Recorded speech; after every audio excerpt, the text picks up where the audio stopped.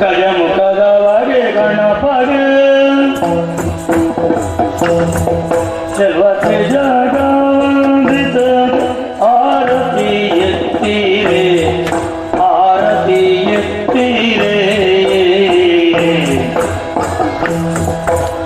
ಗಜಮುಖದ ಬಗೆ ಗಣಪಗೆ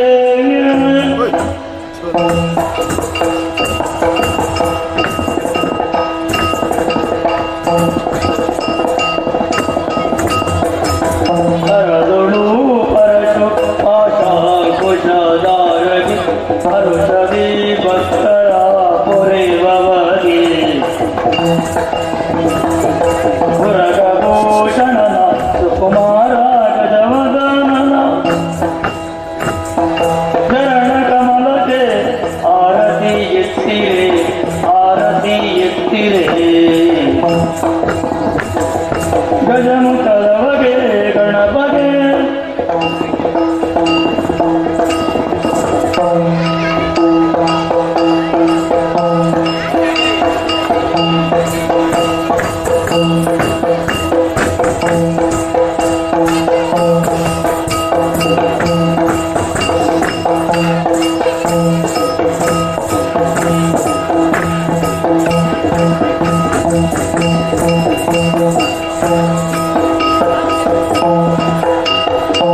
ನನಗಿರೋ ಜನರನ್ನ ಗುಣಯುತನ ಗಣಮೂರ್ತಿ ಮದೂರ ಗಣನಾಥನ ದೇವರ ದೇವ ಕೃಪಾಕರನ ಆ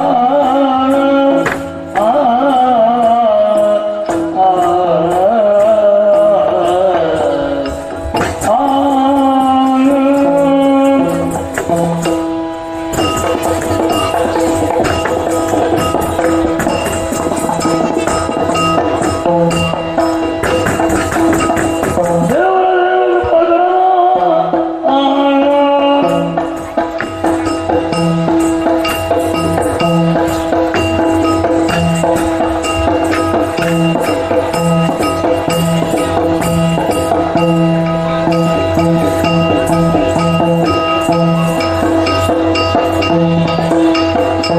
ದೇವರ ದೇವ ಕೃಪಾಕರನ ಪಾವನ ಚರಿತ ಪುಣ್ಯೋದಯನ ಪಾವನ ಚರಿತ ಪುಣ್ಯೋದಯನ ಭಾವದ ವಿಷಯಕ್ಕೆ ಸಿಲುಕದನ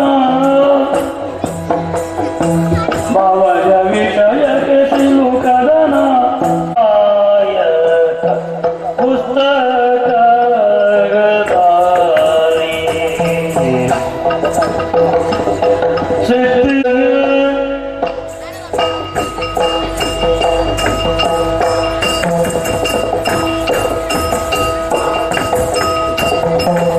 ಆಶಾಂಕುಶಧರನೆ ಹೈ ಜಗದೀಶ ಗಣಾಧಿಪನೆ ಹೈ ಜಗದೀಶ ಗಣಾಧಿಪನೆ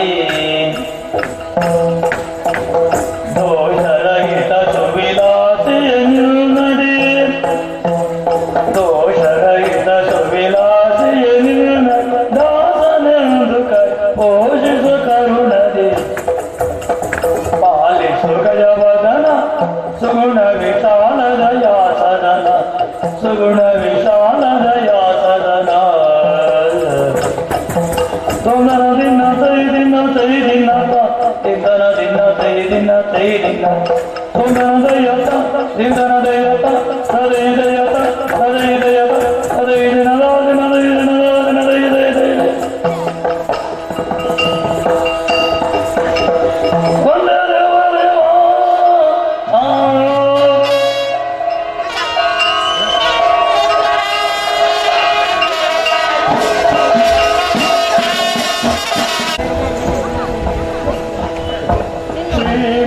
ಶ್ರೀಮಯ್ಯೋನಾಥ ಸ್ವಾಮಿಯ ಭೇಟಿದಾರೆ ಶ್ರೀಮಯ್ಯೋನಾಥ ಸ್ವಾಮಿಯ ಭೇಟಿದಾರೆ ಕಾನನಾಥ ತೆರೆದ ಹರೇ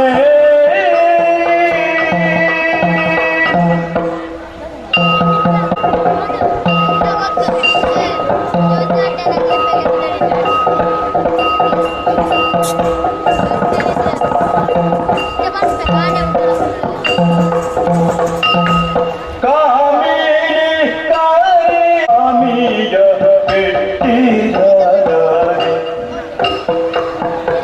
ಮಂಜುನಾಥ ಸ್ವಾಮಿಯ ಬಿಟ್ಟಿರಲಿಗೆ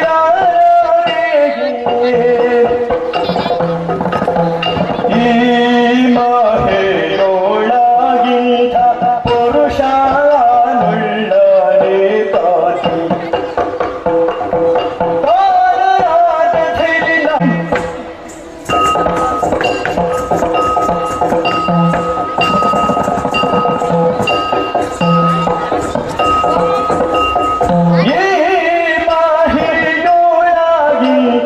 ಪುರುಷ ನುಳ್ಳನೆ ಕಾತಿ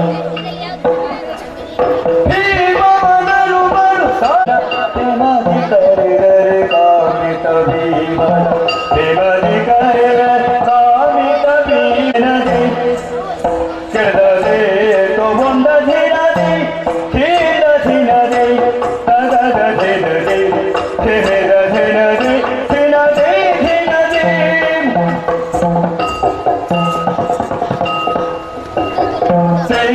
ತಗದ ಧಿನದಿ ಕೆಳದೆ ಧಿಮಿದ ಧಿನದಿ ಕೆಳದೆ ತಗೊಂಡ ಧಿನದಿ ಧೀರ ಧಿನದಿ ತಗದ ಧಿನದಿ ಧಿಮಿದ ಧಿನದಿ ಧಿನದಿ ಧಿನದಿ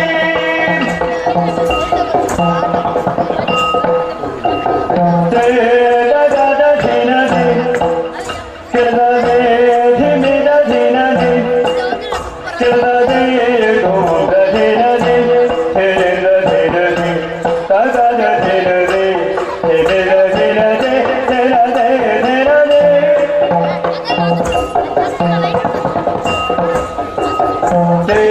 ತಗದ ಧಿನದಿ ಧಿಮಿದ ಧಿನದಿ ತಗೊಂಡ ಧಿನದಿ ಧಿಮಿದ ಧಿನದಿ ಧಿನದಿ ಧಿನದಿ ಕದರ ಗಡಗಡದ ಚಿತ್ತೋಂ ಧಿಮಿದ ಧಿನದಿ ತಗದ ಧಿನದಿ ಧಿಮಿದ ಧಿನದಿ ತಗೊಂಡ ಧಿನದಿ ಧಿಮಿದ ಧಿನದಿ ಧಿನದಿ ಧಿನದಿ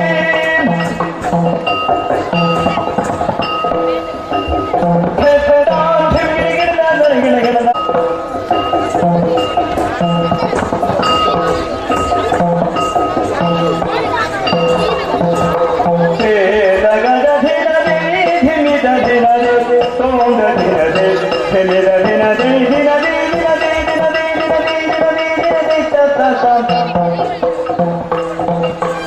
ತಾನನಾಥ ಧೀರಿನ ನನಗೆ ಅಂತಹ ಭಕ್ತರಿಗೆ ಪ್ರೀತಿ ಕೊಟ್ಟಿರುವಂತಹ ಸಿರಿಮುಡಿದಂತಹ ಸದಾಶಿವ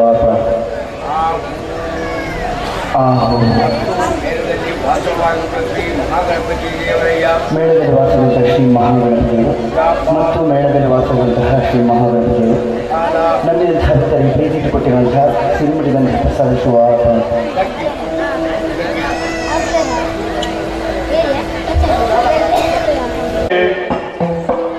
ಸಿಲುಕಿ ಹೀಗೆ ವರ್ಜಿತಿ ಹೋದವಾಗಿ ಸಿಲುಕಿ ಹೀಗೆ ವರ್ಜಿತಿ ಹೋದವಾಗಿ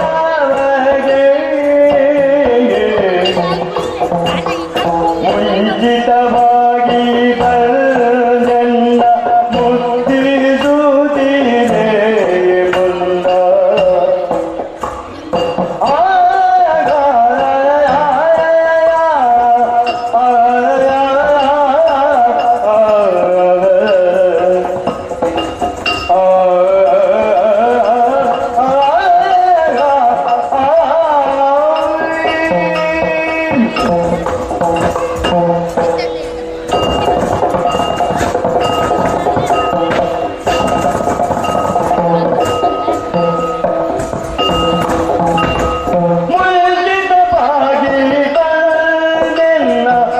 ಮುತ್ತಿಸುತ್ತಿದೆ ಮುಂದ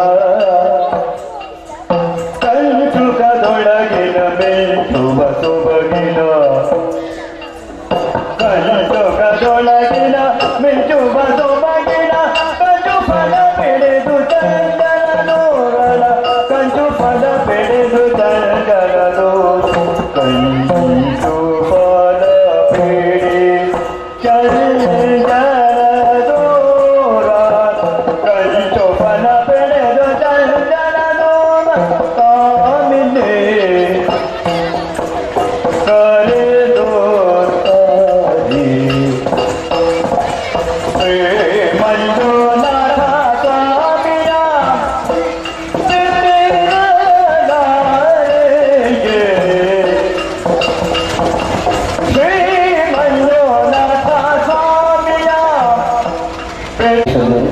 ಮತ್ತು ಅಡ್ಯಾರಶ್ರೀ ಮಹಾಲಿಂಗೇಶ್ವರರು ನಂಬಿದಂತಹ ಭಕ್ತರಿಗೆ ಕೆಟ್ಟುಕೊಟ್ಟಿರುವಂತಹ ಸಿರಿಮುಡಿಗಂತಹ ವಿಶಾಲ ಶುಭಾಪನೆ ದಕ್ಕಿತ್ತು ಸಭೆ ವಂದನೆ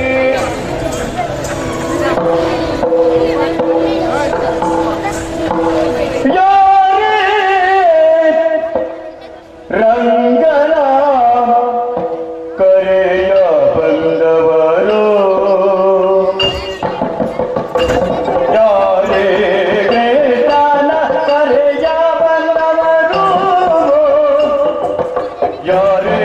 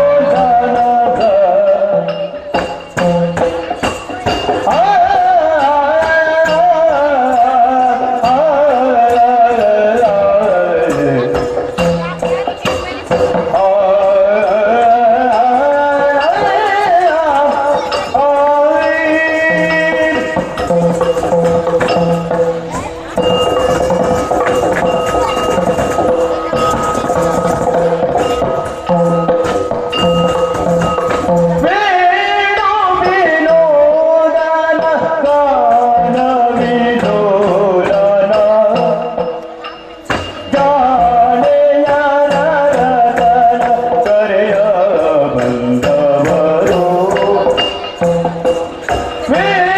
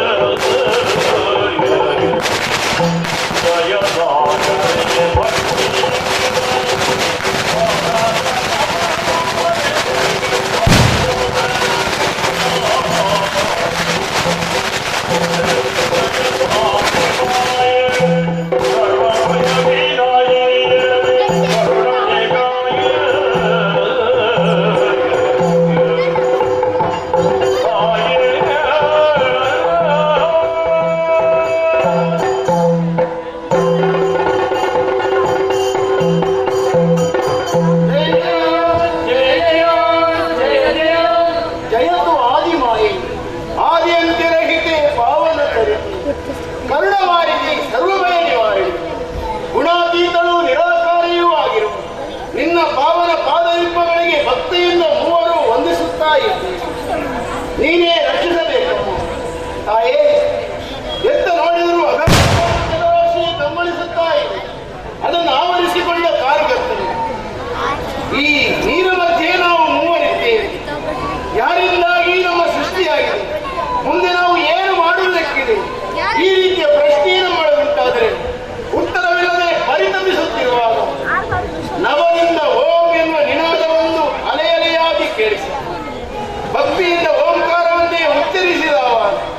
ದಿವ್ಯಾಕಾರದಿಂದ ಸಾಕಾರಗೊಂಡಿದೆ. ನಿನ್ನ ದರ್ಶನ ಮಾತ್ರದಲ್ಲಿ ಎಲ್ಲಿರುವ ಕತ್ತಲೆಲ್ಲ ದೂರ ಸರಿದಿದೆ. ವಿಜ್ಞಾನದ ಬೆಳಕು ನಮ್ಮನ್ನು ಆವರಿಸಿಕೊಂಡಿದೆ. ಇಚ್ಛೆ ಕ್ರಿಯೆ ಜ್ಞಾನಗಳಿಗೆ ನೀನೇ ಆಧಾರಭೂತಳು ಎಂಬುದು ದೃಷ್ಟಾಂತವಾಯಿತಮ್ಮ. ಆದ್ದರಿಂದಲೇ ನಿನ್ನನ್ನೇ ಮರೆಹೊಂದಿದ್ದೇನೆ. ರಕ್ಷಿಸಮ್ಮ.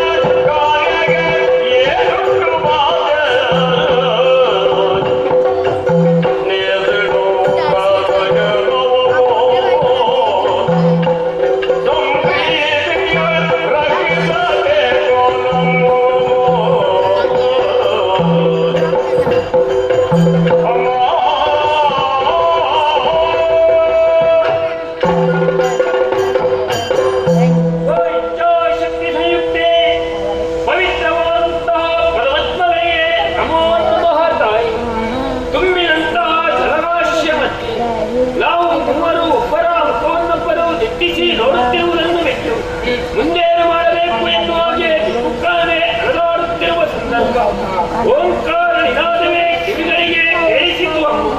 ಅದನ್ನೇ ಆಧಾರವಾಗಿಟ್ಟು ಖುಷಿಪಟ್ಟಾಗ ನಮ್ಮ ಕಣ್ಣ ಮುಂದೆ ಪ್ರತ್ಯಕ್ಷರಾದ ದಿವ್ಯ ಮಂಗಳ ಮನೋರಂಭೃಪೆಯಾದ ನಿನ್ನನ್ನು ಕಂಡಾಗ ನೀನೇ ನಮ್ಮ ಜನನಕ್ಕೆ ಕಾರಣೀಕರ್ತರು ಎನ್ನುವಾಗೆ ವೆಚ್ಚವಾಯಿತು ತಾಯೇ.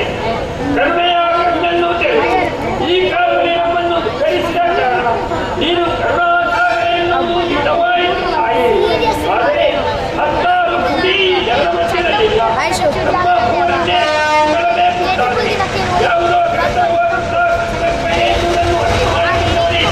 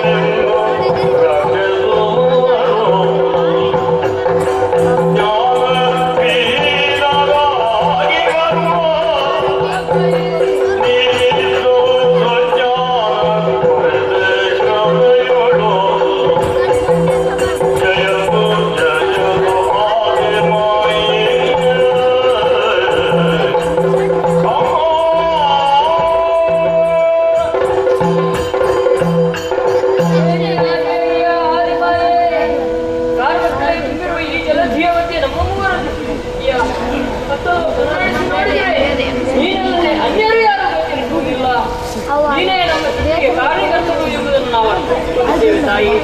ನೀನಲ್ಲದೆ ಅನ್ಯರಿದ್ದಾರೆ ನಮ್ಮ ಈ ಜಲಜೀವನವನ್ನು ಪಡೆಯಲು ಅಜ್ಞಾನವೆಂಬ ಅಂಧಕಾರದಲ್ಲಿ ಮುಳುಗಿಸುವಂತಹ ನಮ್ಮನ್ನು ಹೊರೆದಿದ್ದೀಯ. ಓ ತಾಯೇ, ಇನ್ನು ಮುಂದೆಯೂ ನಮ್ಮ ಉತ್ತರವೇ ಎಂಬುದನ್ನು ಹೇಳು. ಯಾಕೆ ತಿಳಿಸಿದ್ದಿ ಎಂಬುದನ್ನು ತಾಯಿ ಜಯ ಜಯ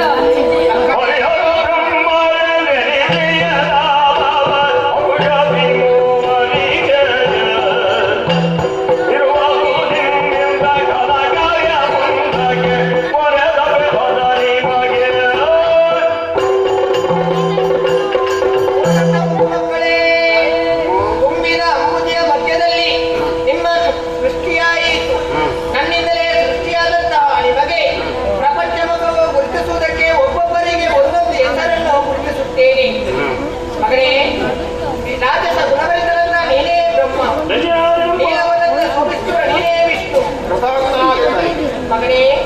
ಮನೆಯಲ್ಲಿ ಹೆಚ್ಚಿನ ಕಟ್ಟಿರುತ್ತ ನೀನೇ ಮಹೇಶ್ವರ.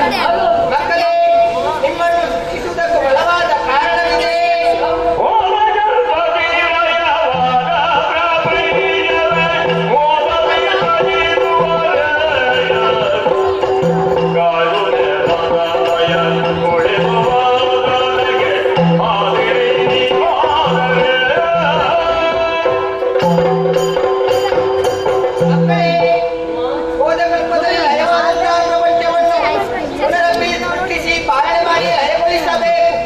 ಅಥವಾ ಮಹತ್ಕಾರ್ಯ ನಿಮ್ಮಿಂದಲೇ ನಡೆಯಬೇಕು ಮಕ್ಕಳೇ. ಆದುದರಿಂದಲೇ ಒಬ್ಬೊಬ್ಬರಿಗೆ ಒಂದೊಂದು ಗುಣ, ಉದ್ಯೋಗ, ವಾಸಸ್ಥಳವನ್ನು ಕಲ್ಪಿಸಿದ್ದೇನೆ.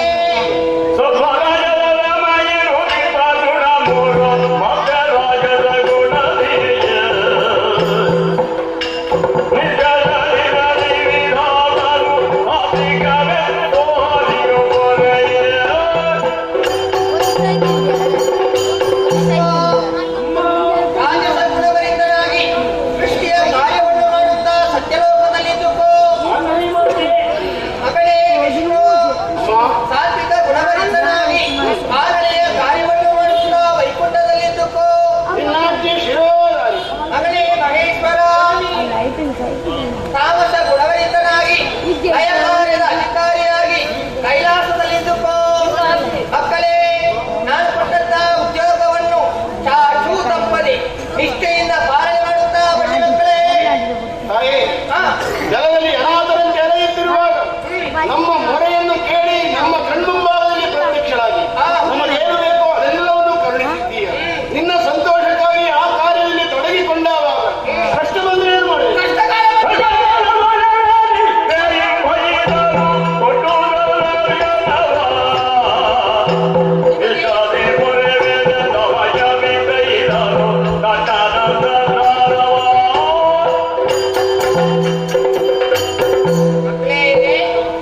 ಕಷ್ಟಕಾಲ ಬಂತು ಅಂತ ಚಿಂತಿಸುವುದು ಬೇಡ. ನಾಸಿಕಾಗ್ರದಲ್ಲಿ ದೃಷ್ಟಿಯಲ್ಲಿಸಿ ತದೇಕ ಚಿತ್ತದಿಂದ ನನ್ನನ್ನೇ ಬದಿಸಿದೆ ಅಂತಾದ್ರೆ ಪ್ರತ್ಯಕ್ಷಯ ಪರೋಕ್ಷವಾಗಿ ಒಳಿಮೆಗೆ ಬಂದಂತಹ ಕಷ್ಟವನ್ನು ದೂರೀಕರಿಸುತ್ತೇನೆ.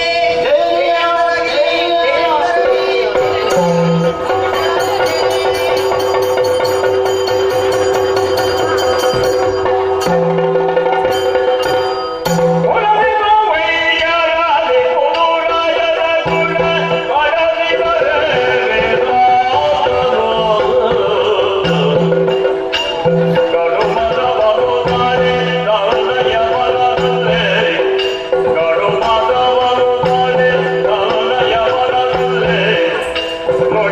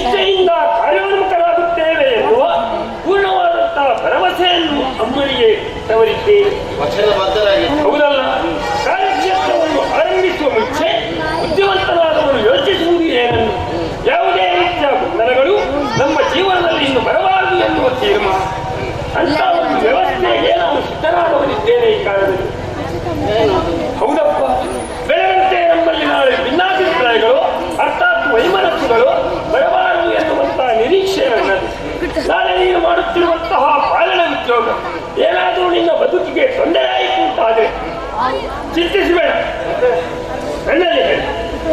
ಅದೇ ಕ್ಷಣದಲ್ಲಿ ಅದನ್ನು ಪರಿಹರಿಸಿ ನಾನು ಕೊಡುತ್ತೇನೆ. ಹಾಗೆ ಹಣ ನೀನು ಮಾಡುತ್ತಿರುವಂತಹ ಲೈನ ಉದ್ಯೋಗ ಸಮಸ್ಯೆ ಬರ್ತದೆ ಎನ್ನುವ ಹಾಗೆ ಅಲ್ಲ, ಬಂದರೂ ಬರಬಹುದು. ಒಂದು ವೇಳೆ ಬಂದರೆ ಕಣ್ಣೀರನ್ನು ಸುರಿಸಬೇಡ, ನನ್ನಲ್ಲಿ ಮಾತನ್ನು ಹೇಳು, ಕಷ್ಟವನ್ನು ನಾನು ನಿವಾರಿಸಿಕೊಡ್ತೇನೆ. ಯಾಕೆ ನಮ್ಮ ಮೂವರಿಗೆ ಕೇಳುವವಳು ಅಮ್ಮ, ನಿಮಗಿಬ್ಬರಿಗೆ ಕೇಳುವವನು ನಾನು. ಇಂಥ ನುಡಿ ಯಾಕೆ? ಮೊದಲು ಸಂಬೋಧಿಸಿದ್ಯಾರು ಅಮ್ಮನ್ನು? ನಮ್ಮನ್ನೆಲ್ಲ ಹೇಳಿದ್ದಾಳೆ. ಹೌದಲ್ಲ? ಹಾಗಾದರೆ ಮೊದಲಾಗಿ ಬ್ರಹ್ಮ ಎನ್ನುವ ಹಾಗೆ ನನ್ನನ್ನೇ ಸಂಬೋಧಿಸಿದ್ದಲ್ಲ ಹೇಳು. ಮತ್ತೆ ಬ್ರಹ್ಮ ಅಂದರೆ ಏನು? ಅದು ಬೃಹತ್ ಅಮಿತವಾದದ್ದು ಎನ್ನುವ ಹಾಗೆ, ಅದಕ್ಕೆ ಕೊನೆಯೇ ಇಲ್ಲ. ಮಾತ್ರವಲ್ಲ, ಶ್ರೇಷ್ಠವಾದ ಸತ್ಯಲೋಕವನ್ನು ಒದಗಿಸಿಕೊಟ್ಟಿದ್ದಾರೆ. ರಾಜಸ ಗುಣವರಿಂದ ಹೊಂದಿದವನಾಗಿದ್ದೇನೆ. ಹಿರಿಯ ಸ್ಥಾನದಲ್ಲಿ ಈ ಕಾಲದಲ್ಲಿ ನಿಮಗೆ ಬರೆಯ ನಾನಿದ್ದೇನೆ. ಆದುದರಿಂದಲೇ ಹರಿಹರರೇ, ನಾನು ಹೇಳಿದಂತೆ ನೀವಿಬ್ಬರು ಕೇಳಬೇಕು.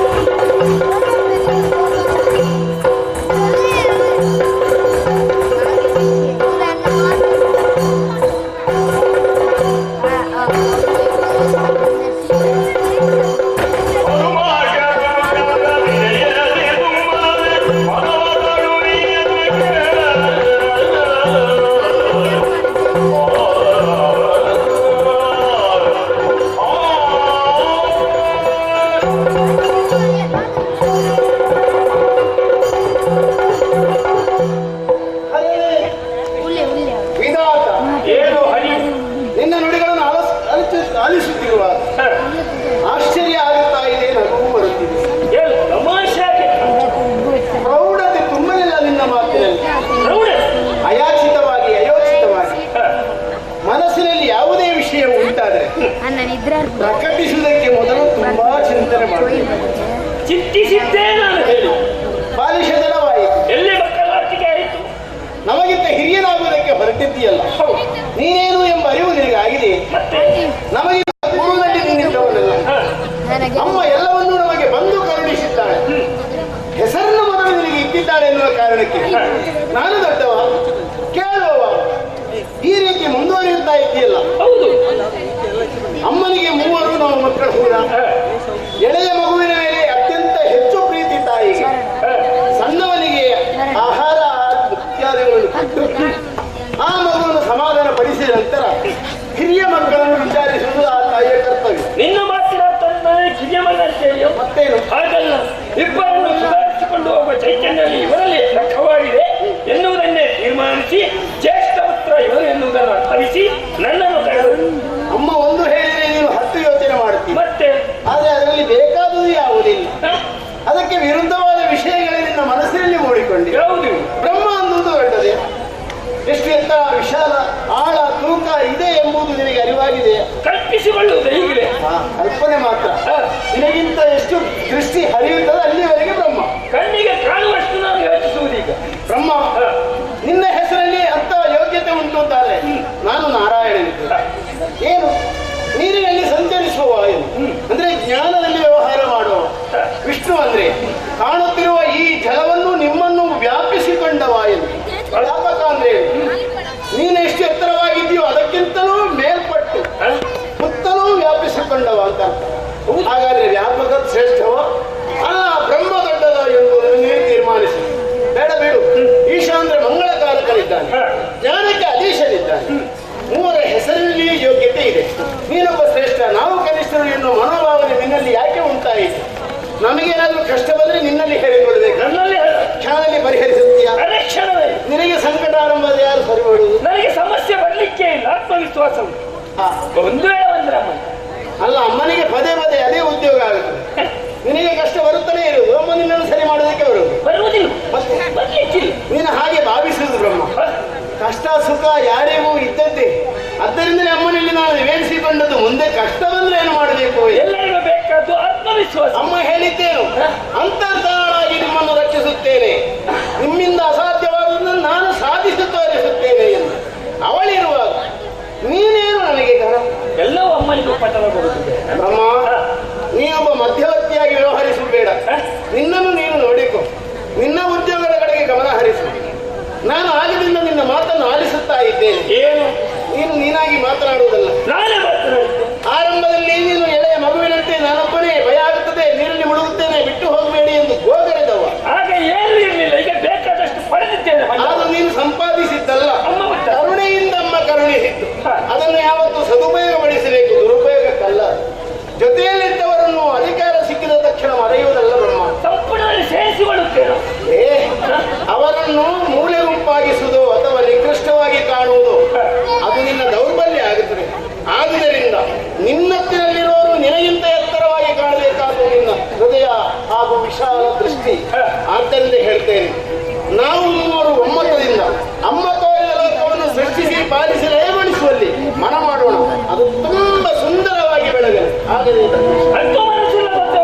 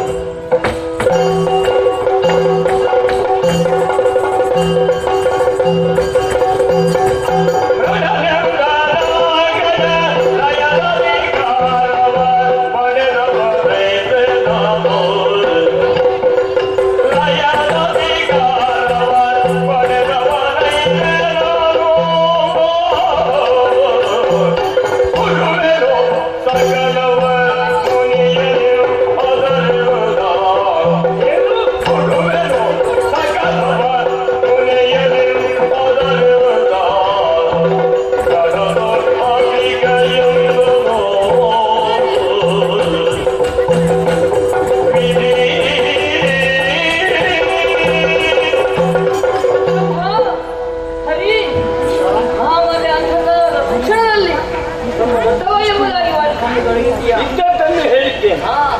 ಇದ್ದದ್ದನ್ನು ನಾವು ಕೂಡ ಹೇಳಬೇಕಾಗ್ತದೆ. ನೀನು ಹೊರಗಡೆ ದೊಡ್ಡವ ಎಂಬುದಾಗಿ ಆಗುವುದಿಲ್ಲ.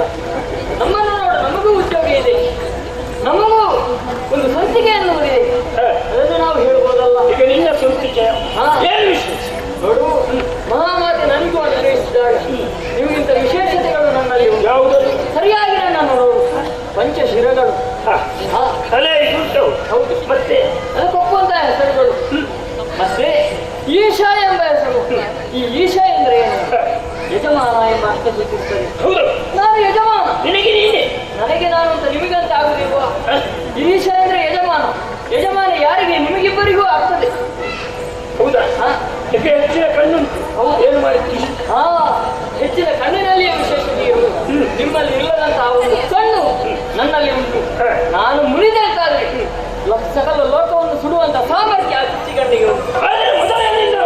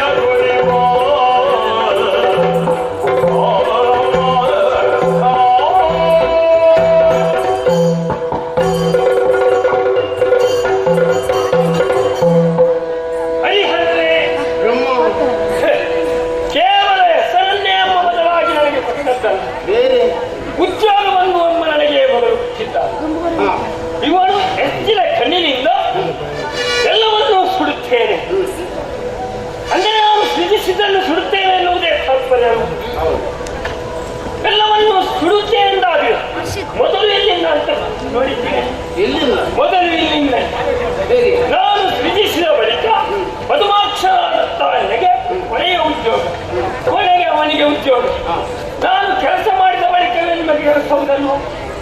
ಮೊದಲು ನೀನು ಕೆಲಸ ಮಾಡಬೇಕಲ್ಲ. ಹೌದಲ್ಲ?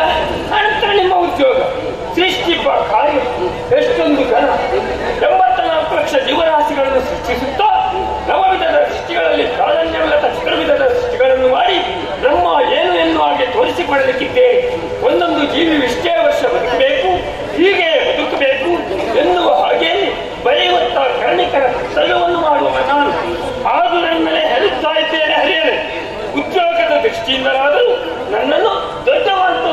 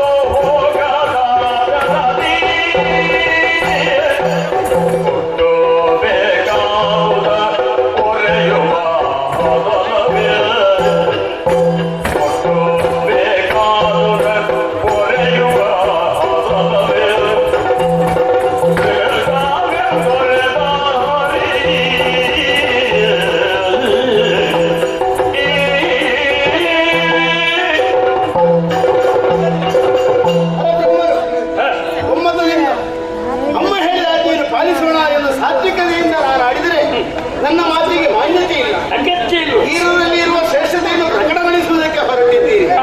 ನೀವಿಬ್ಬರು ದೊಡ್ಡವರಾಗುವುದಕ್ಕೆ ಹೊರಟವರು. ನನ್ನನ್ನು ಬದಿಗೆ ಸರಿಸಿ ನನ್ನ ಅವಶ್ಯಕತೆ ಇಲ್ಲ ಎಂಬುದನ್ನು ನಿರೂಪಿಸುವುದಕ್ಕಾಗಿ ಮುಂದುವರಿತೀರಲ್ವೇ? ನಾನಿಲ್ಲದೆ ನಿಮ್ಮದು ಯಾವುದೂ ನಡೆಯುವುದಿಲ್ಲ ಎಂಬುದನ್ನು ಸರಿಯಾಗಿ ಯೋಚಿಸಿ. ಬ್ರಹ್ಮ ಅವ ಹೇಳಿದ, ಅವರ ಈಶಾನ ಸತ್ಯೋಜಾತ ವಾಮದೇವ ತತ್ಪುರುಷ ಈ ಶಿರಗಳಿವೆ. ಆದರೆ ಯೋಚನೆ ಒಂದೇ, ನಾನು ಶ್ರೇಷ್ಠನೇಗಿಂತ ನೀನು ಸೃಜಿಸಿದನ್ನು ಸುಟ್ಟರು ಹೋಗ್ತೀನಿ. ಸುಟ್ಟು ಬಂದಾಗ ಸುಟ್ಟುರುವುದಕ್ಕಾಗಿ ಆ ನೇತ್ರವಲ್ಲ, ಪ್ರಪಂಚದ ಲಯ ಕಾಯ್ದುಕೊಳ್ಳುವುದಕ್ಕಾಗಿ. ನೀನು ಹೇಳಿದರೆ ನಾನು ನಿಮಗೆ ನಾಯಕ. ಸೃಷ್ಟಿಸುವ ಕಾರ್ಯ ಘನವೇ ಅಲ್ಲ, ಸಣ್ಣವನಾದ ನಿನಗೆ ಆ ಉದ್ಯೋಗ ಘನವೇ?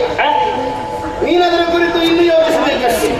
ಚಿಂತನೆ ಮಾಡ್ತಾ ಇದೆಯಾ ನಾನು ಹೇಗೆ ಅದನ್ನು ಸೃಷ್ಟಿ ಮಾಡುವುದು? ಹಾಗೆಲ್ಲ ಸಂತೋಷ ಹೊಂದಿದವರಿಗೆ ಅಮ್ಮ ಹೇಳಿದ್ದು, ಅದಕ್ಕೆ ಸಣ್ಣವನಾದ ನಿನಗೆ ಎಷ್ಟು ಹೊರೆಯನ್ನು ಹೊರುವುದಕ್ಕೆ ಸಾಧ್ಯ ಉಂಟು ಅದನ್ನೇ ಹೊರಿಸುತ್ತೇನೆ ಎಂದು ಅಂದುಲಯಗೊಂಡ ಪ್ರಪಂಚ ಜೀವರಾಶಿಗಳನ್ನು ಧರಿಸುವುದ ಅಧಿಕಾರ ಕೊಟ್ಟಿದ್ದಾಳೆ. ಅದು ನೀನು ಕಲ್ಪಿಸಿಕೊಳ್ಳುವುದನ್ನು ಕಲ್ಪನೆ ಅಲ್ಲ ಬ್ರಹ್ಮ. ನಿನಗೆ ಎಷ್ಟು ಸಾಧ್ಯ ಎಂಬುದನ್ನು ಮೂಲ ವ್ಯಕ್ತಿಯಾದ ಆ ಶಕ್ತಿಯಾದ ಅಮ್ಮ ತಿಳಿದುಕೊಂಡಿದ್ದಾಳೆ. ಆ ಕಾರಣಕ್ಕಾಗಿ ಸೃಷ್ಟಿಸುವ ಕಾರ್ಯ ದೊಡ್ಡದು. ಅಲ್ಲ, ನೀನು ಹೊಸಬಲ್ವಾ? ಅಲ್ಲ, ನಿನಗೆ ಅದರ ಮಾಹಿತಿ ಇಲ್ಲ. ಮತ್ತೆ ಅದು ನಾನು ಜವಾಬ್ದಾರಿ ಸಿಕ್ಕಿದ ಕೂಡಲೇ ಅದು ಇಷ್ಟು ಹೀಗೆ ಇರಬೇಕು ಅಂತ ಯೋಚಿಸಿದ್ದೆ. ಹಾಗಲ್ವೋ?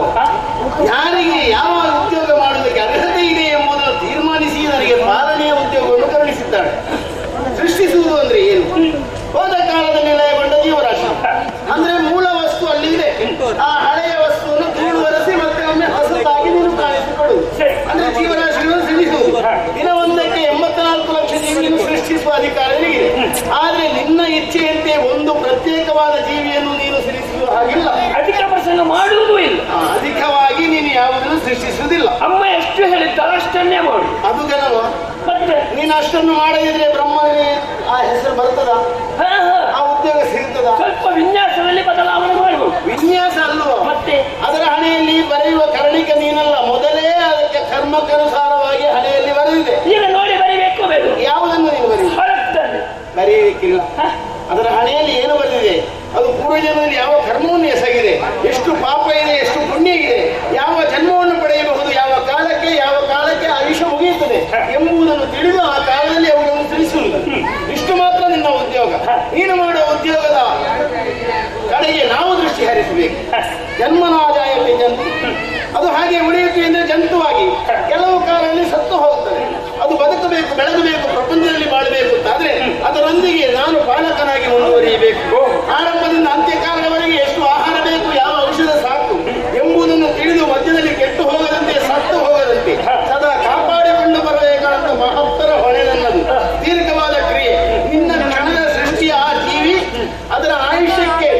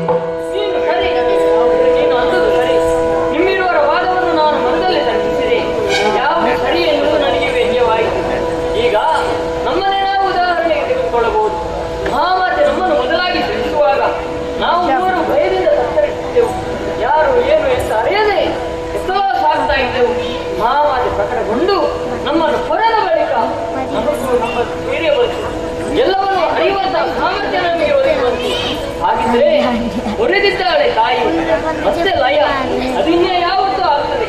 ಅದು ಬೇಡ. ಹಾಗಿದ್ರೆ ಹೊರೆದವಳು ಮಹಾತಾಯಿ ನಮ್ಮನ್ನು ಅನುಗ್ರಹಿಸಿದವಳು. ಹಾಗಿದ್ರೆ ಹೊರೆದ ಬಳಿಕ ನಾವು ನಮ್ಮ ಅತಿಥಿಯನ್ನು ಅಥವಾ ನಮ್ಮ ಧನವನ್ನು ನಾವು ಬೆಳೆಸಿಕೊಂಡಿದ್ದೇವೆ. ಈಗ ನಮ್ಮಿಬ್ಬರಲ್ಲಿ ಶ್ರೇಷ್ಠ ಯಾರು ಎನ್ನುವ ಅಭಿಪ್ರಾಯವನ್ನು ಮಂಡಿಸು. ನೀನು ಶ್ರೇಷ್ಠ ಎಂಬುದನ್ನು ನಾನು ಒಪ್ಪಿದ್ದೇನೆ. ಆದ್ದರಿಂದ ನಾನು ನಿನ್ನಲ್ಲಿ ನಿರತನಾಗಿರುವ ಬಯಸುತ್ತೇನೆ.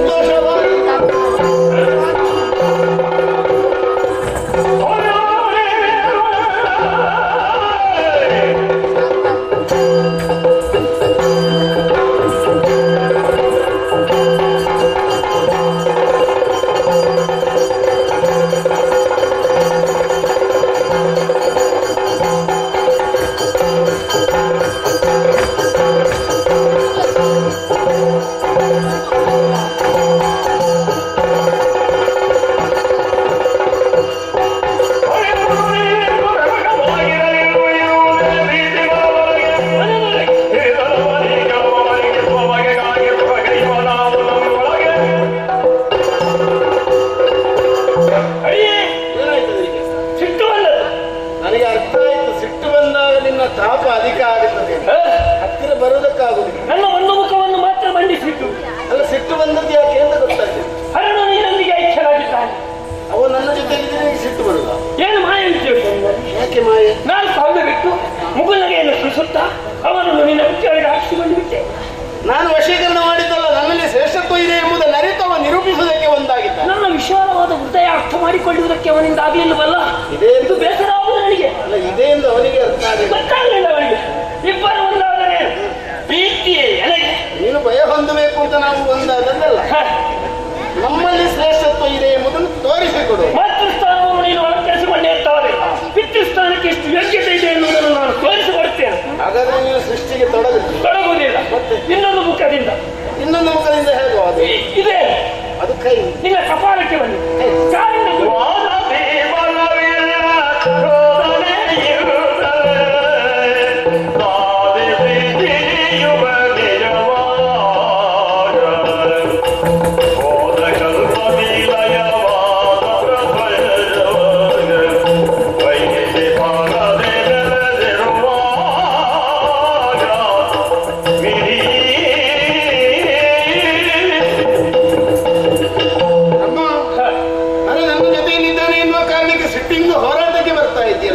ಕ್ಷಣದಿಂದ ಕ್ಷಣಕ್ಕೆ ಬದಲಾಗುತ್ತಾ ಇದೆಯಾ?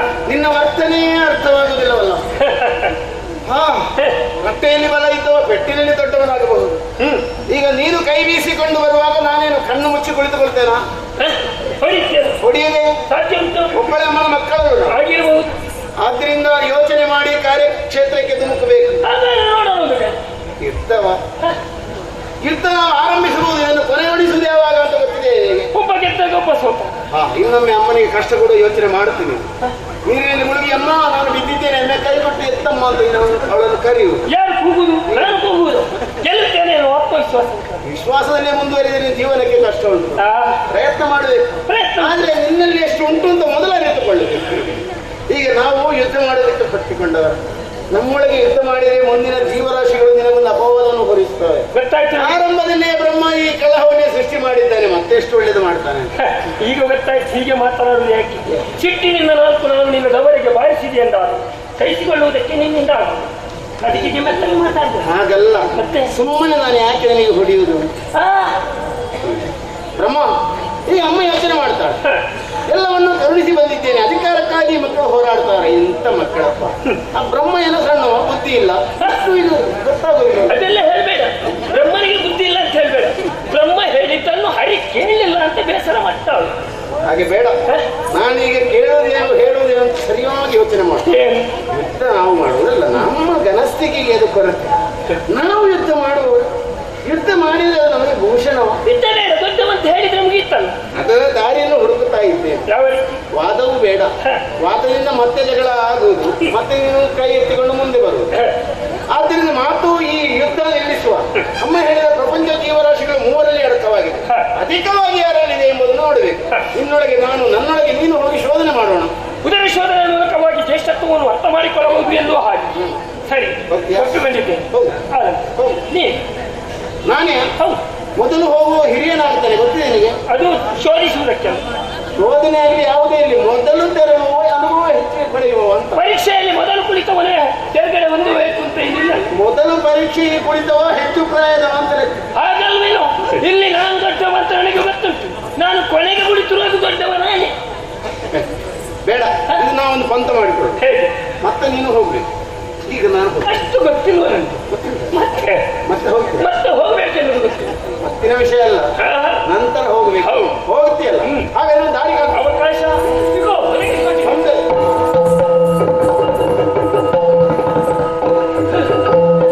ಅಲ್ಲ, ಎರಡನೇ ಶಬ್ದ ಬ್ರಹ್ಮಣಿಯನು ದೊಡ್ಡವು.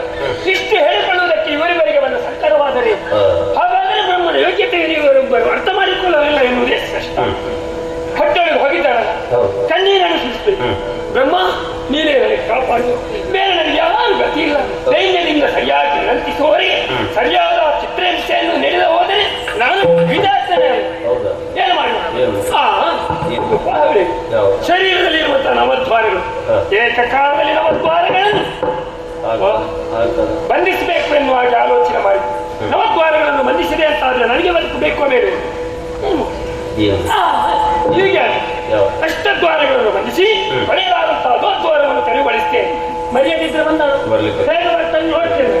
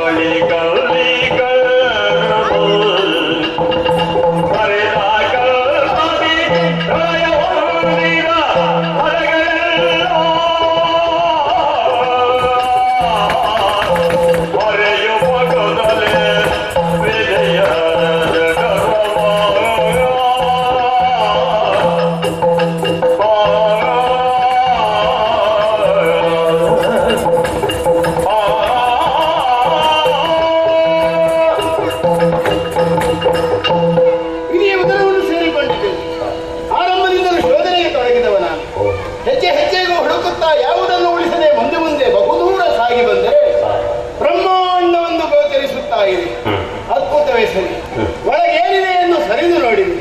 ಅನಂತವಾಗಿ ಜೀವರಾಶಿಗಳು ಅಲ್ಲಲ್ಲಿ ಅಲ್ಲಲ್ಲಿ ಇವೆ, ನಿಸ್ತೇಜಗೊಂಡಿವೆ, ಚಲನೆ ಇಲ್ಲ. ಓ ಅಲ್ಲೇನು ಕಾಣಿಸ್ತದೆ?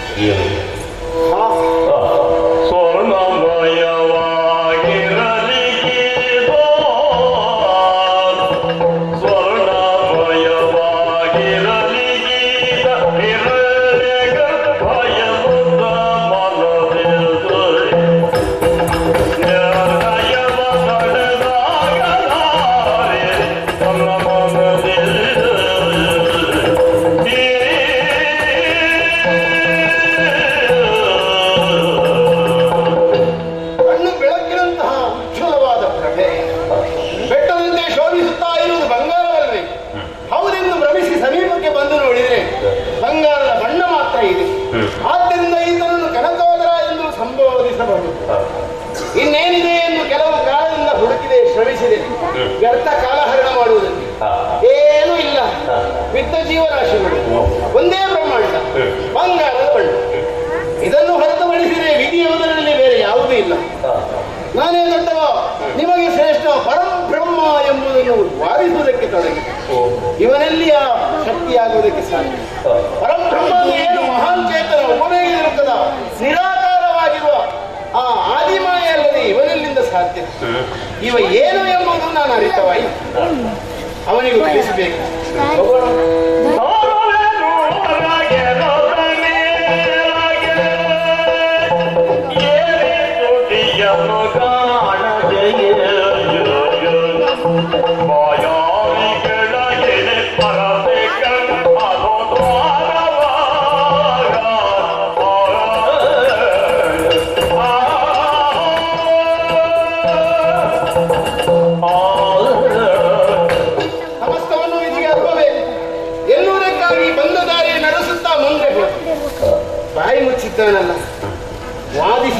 ಸಂತೋಷಗೊಂಡಿರಬಹುದು, ಆಗಿರಲೂಬಹುದು.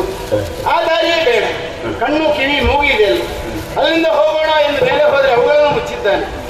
ಉದ್ದೇಶಪೂರ್ವಕವಾಗಿ ಇವುಗಳನ್ನು ಹಾಗೆ ಮಾಡಿಕೊಂಡಿರಬೇಕು. ಏನಾದರೂ ಸಿಗಬಹುದು ಎಂದು ಮೇಲೆ ಮೇಲೆ ಮೇಲೆ ಬಹು ಮೇಲೆ ಹೋದೆ. ಎಷ್ಟು ಏರಿದ್ದೇನೆ ಅಂತ ನನಗೆ ಗೊತ್ತಿಲ್ಲ, ಕೊನೆ ಇಲ್ಲ.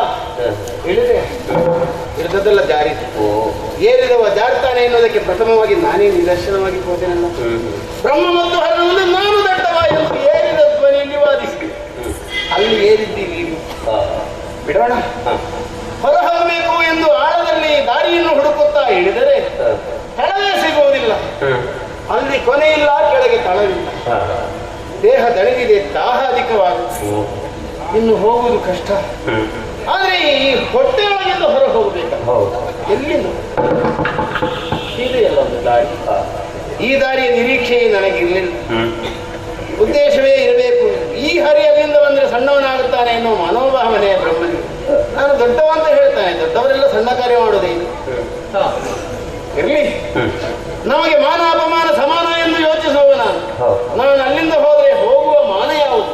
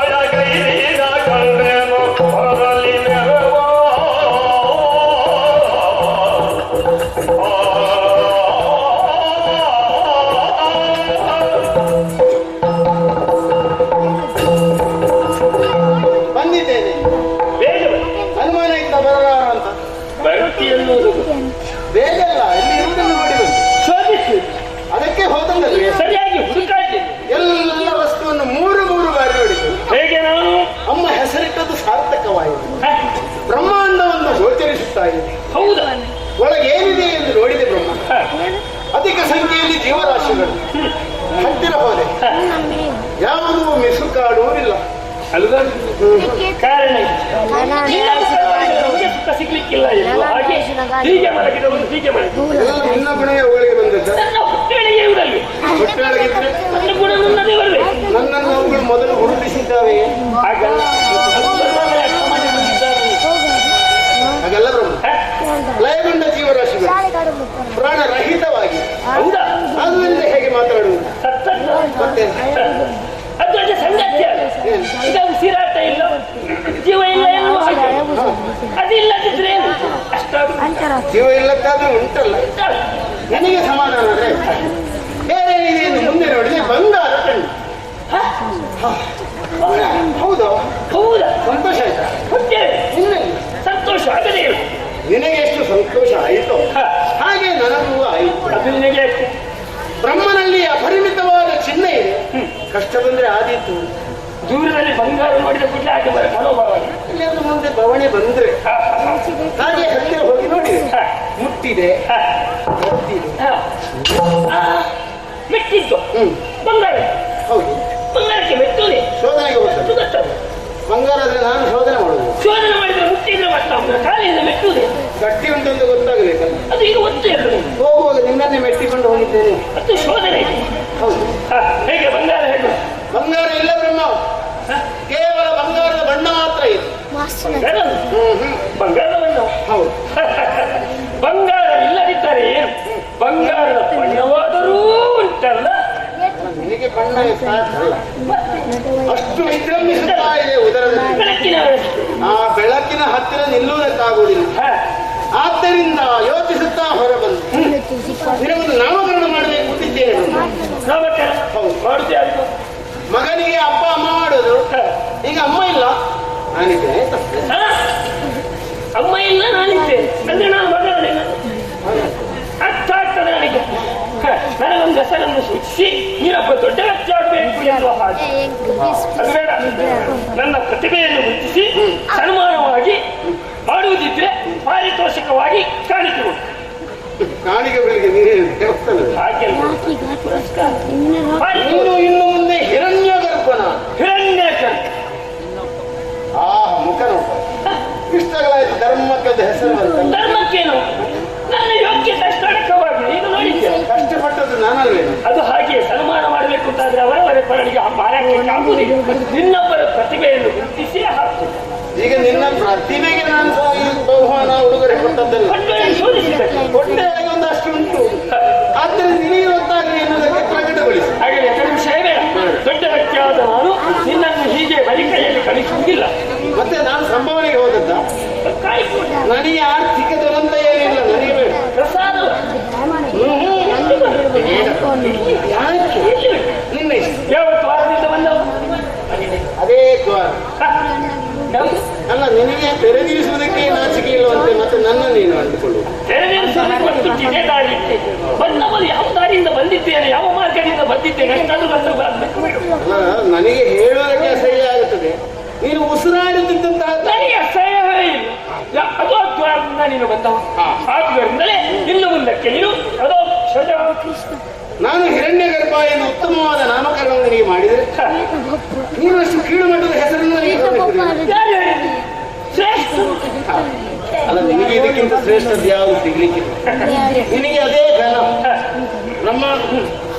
ನೀನು ಈ ಹೆಸರನ್ನು ನನಗೆ ಕೊಟ್ಟಿದ್ದು. ನಾನು ಬೇಡ ಅಂತ ತಿರಸ್ಕರಿಸಿದರೆ ಮಾನಸಿಕವಾಗಿ ನೀನು ಜೀವನ ಪರ್ಯಂತ ಕೊರಗುವುದು. ಪ್ರಥಮವಾಗಿಯೇ ನಾನು ಕೊಟ್ಟದ್ದನ್ನು ಹರಿ ತಿರಸ್ಕರಿಸಿದ ಅಂತ. ಹಾಗೆ ಬೇಡ. ಮತ್ತೆ ನಿನ್ನ ಮೇಲೆ ಒಂದು ಕಣ್ಣಿರು. ಅಲ್ಲ, ಒಂದಲ್ಲ ಎರಡು ಕಣ್ಣು ಇಟ್ಟುಕೊಂಡು ನೀನು ಈ ಹೆಸರಲ್ಲಿ ನಿನ್ನ ಹೆಸರನ್ನು ನನ್ನ ಭಕ್ತರು ಪ್ರಾರ್ಥಿಸಿದವ ಅದೋಕ್ಷಜ ಎಂದು ಕರೆದಾಗ ಪ್ರಸನ್ನನಾಗುತ್ತೇನೆ. ಇರುವುದರಲ್ಲೇ ಹೌದು, ಎಷ್ಟಿದೆ ಎಂಬುದು ಪ್ರಕಟವಾಗಿದೆ. ಅದಕ್ಕಿಂತ ಅಧಿಕವಾಗಿ ನನ್ನಲ್ಲಿದ್ರೆ ನಿನಗೆ ಆ ಸ್ಥಾನ ಬರುವುದಿಲ್ಲ.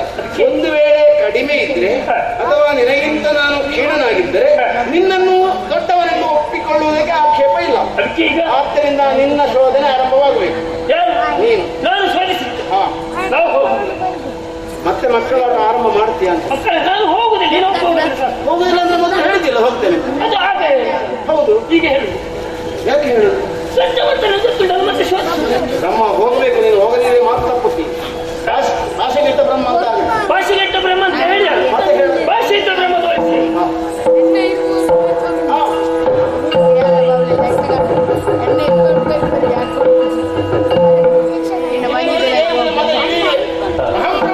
ನಾನೇ ದೊಡ್ಡವ ಎಂದು ವಾದಿಸುತ್ತಾ ಇದ್ದಾನೆ. ಅಲ್ಲ, ನಮ್ಮನ್ನು ಸೇವಕರು ಅಂತ ಭಾವಿಸುತ್ತಾನೆ. ಎಷ್ಟು ಏನೇ ಇರಲಿ ಅವು ಮೊದಲ ಸಾತ್ವಿಕ ಬ್ರಹ್ಮನಾಗಿ ಹೊರಬರಬೇಕು.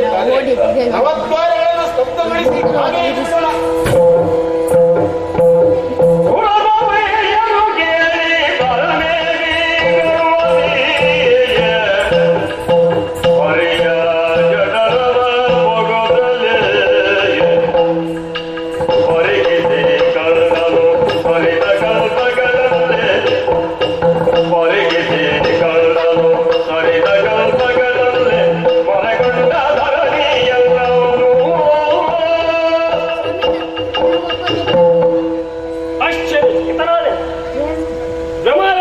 ಕಲ್ಲಿನಾಗಿದ್ದೇನೋ ಎನ್ನುವಾಗಿದೆ. ಏನು ಏನು ನನ್ನನ್ನೇ ನಾನು ಮರೆತಂತೆ ಕಾಣು. ಬದಗರ್ಭಿತನಾಗಿ ಹರಿಯ ಗರ್ಭಾಮುದಿಯನ್ನು ಸೇರಿಸಿ ಸುತ್ತಲೂ ಈತನ ಉದರವನ್ನು ನಾವು ನೋಡಿದ್ದೇವೆ. ಅಮ್ಮನಲ್ಲಿ ಹಾರಾಡುತ್ತಿರುವ ಕವಿಸಂತತಿಗಳನ್ನು ನೆಲದಲ್ಲಿ ಹರಿದಾಡುತ್ತಿರುವ ಸರಿಸಪಗಳನ್ನು ನೋಡುತ್ತಾ ಇದ್ದೇವೆ. ವನದಲ್ಲಿರುವ ವನ್ಯಜೀವಿಗಳನ್ನು ಗುರುತಿಸ್ತಾ ಇದ್ದೇವೆ. ಜಲದಲ್ಲಿರುವ ಜಲಚರ ಪ್ರಾಣಿಗಳನ್ನು ಕಂಡುಕೊಳ್ಳುತ್ತಾ ಇದ್ದೇವೆ. ಒಂದಕ್ಕೊಂದು ಚರಣ ಇದೆ ಎನ್ನುವ ಹಾಗೆ ಇತ್ತಿಂದತ್ತ ಹೋಗುತ್ತಾ ಶಾವಳಿಗಳನ್ನು ಗಮನಿಸ್ತಾ ಇದ್ದೇವೆ. ಏನು ಹರಿ ಹರಿತಾದರೆ ಬ್ರಹ್ಮಾನಿಂದ ಹೊಟ್ಟೆಗಳಿಗೆ ಎಲ್ಲವೂ ಇದ್ದರೂ ಕೂಡ ಒಂದಕ್ಕೂ ಉಸಿರಾಟ ಇಲ್ಲ, ಜೀವ ಇಲ್ಲ ಎಂದ ಇಲ್ಲಿ ಎಲ್ಲ ಒಡಕವಾಗಿದೆ ಮತ್ತು ದೃಷ್ಟಿಯನ್ನು ಆಯಿಸಿದೆ ಎಂದ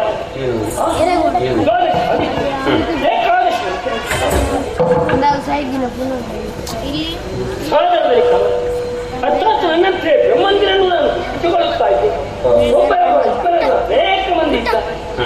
ಹಾಗಾಗಿ ನಾನು ಪಡೆ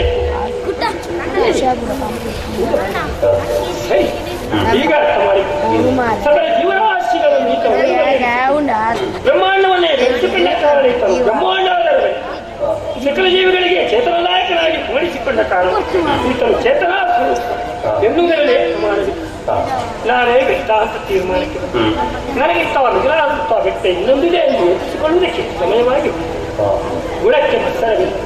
ಅಪರಾಧವನ್ನು ನಾನು ಸಿಗಿದ್ದೇನೆ ಎಂದಿಗೆ ನನಗೆ ಆತ್ಮಸಾಕ್ಷಿಯಾಗಿ ಒಪ್ಪಿಕೊಳ್ಳಲೇಬೇಕು.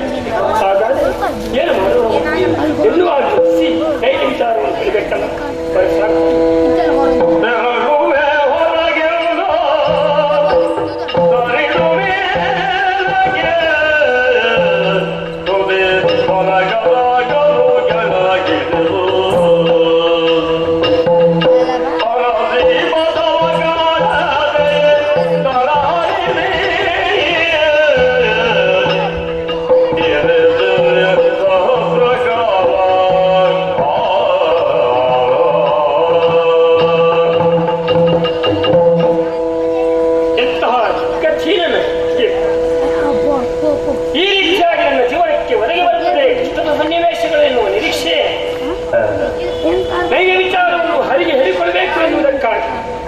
ದಾರಿಯನ್ನು ಹುಡುಕುತ್ತಾ ಮೇಲಕ್ಕೆ ಹೋದೆ. ಈ ಕಾರಣ ಕೆಳಕ್ಕಿಳಿದ ದಾರಿಯ ಒಳಗೆ 1000 ವರ್ಷಗಳೇ ಕಳೆದು ಹೋಯ್ತು ಎನ್ನುವಾಗಿ ಭಾವಿಸಿಕೊಂಡು ಹರಿ ಅನ್ಯ ದಾರಿಯನ್ನು ಸೃಷ್ಟಿಸಿಕೊಳ್ಳಬೇಕು ಎನ್ನುವಾಗಿ ನಾನು ಭಾವಿಸಿಕೊಂಡೆನೋ ಅದು ಜೀವನಕ್ಕೆ ನನಗೆ ಉಳ್ಳಾಗಿ ನನಗೆ ಎದುರಾಟ ಆಗಿ ನಾನು ಮಾಡಿದ್ದೆ ಅಪರಾಧ ಎನ್ನುವುದನ್ನು ನಾನೇ ದೊಡ್ಡ ನನಗಿಂತ ಮಿಲಾವರಿ ದೂರ ಎನ್ನುವಂತ ಯಾಕೆ ಕಲ್ಮಶವನ್ನು ಹೊಂದಿಕೊಂಡಿದ್ದೇನೆ ಎನ್ನುವಾಗಿ ಪಶ್ಚಾತ್ತಾಪವಾಗುತ್ತಾ ಇದೆ.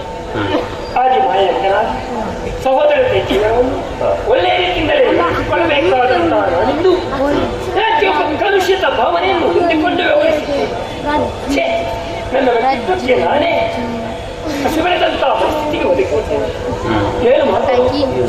ಹಾಗಾದರೆ ಹೊರ ಹೋಗುವುದಕ್ಕೆ ದಾರಿ ಕಣ್ಣೀರನ್ನು ಸೃಷ್ಟಿಸಿಕೊಳ್ಳಲೇಬೇಕು. ಏನು ಯೋಚಿಸುವುದೇ? ಹರಿ ಅಜೋದ್ವಾರದಿಂದ ಹೊಂದಿದ್ದಾರಿಂದ ಆ ಒಂದು ದಾರಿಯಾಗಿ ಇರಬೇಕಲ್ಲ. ನೋಡಿ ಬಿಡೋಣ.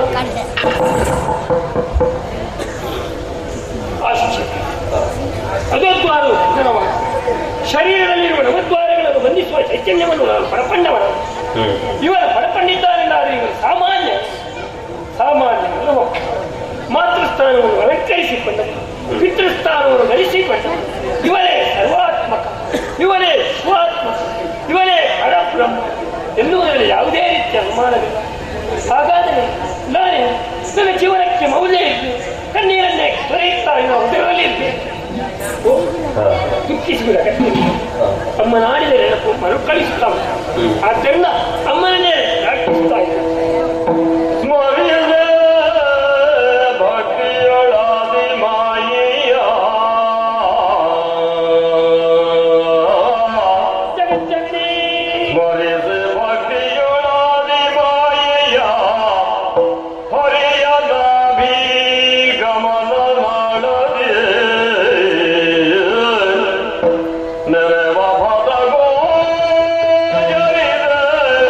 ಹೊರಗಾಗ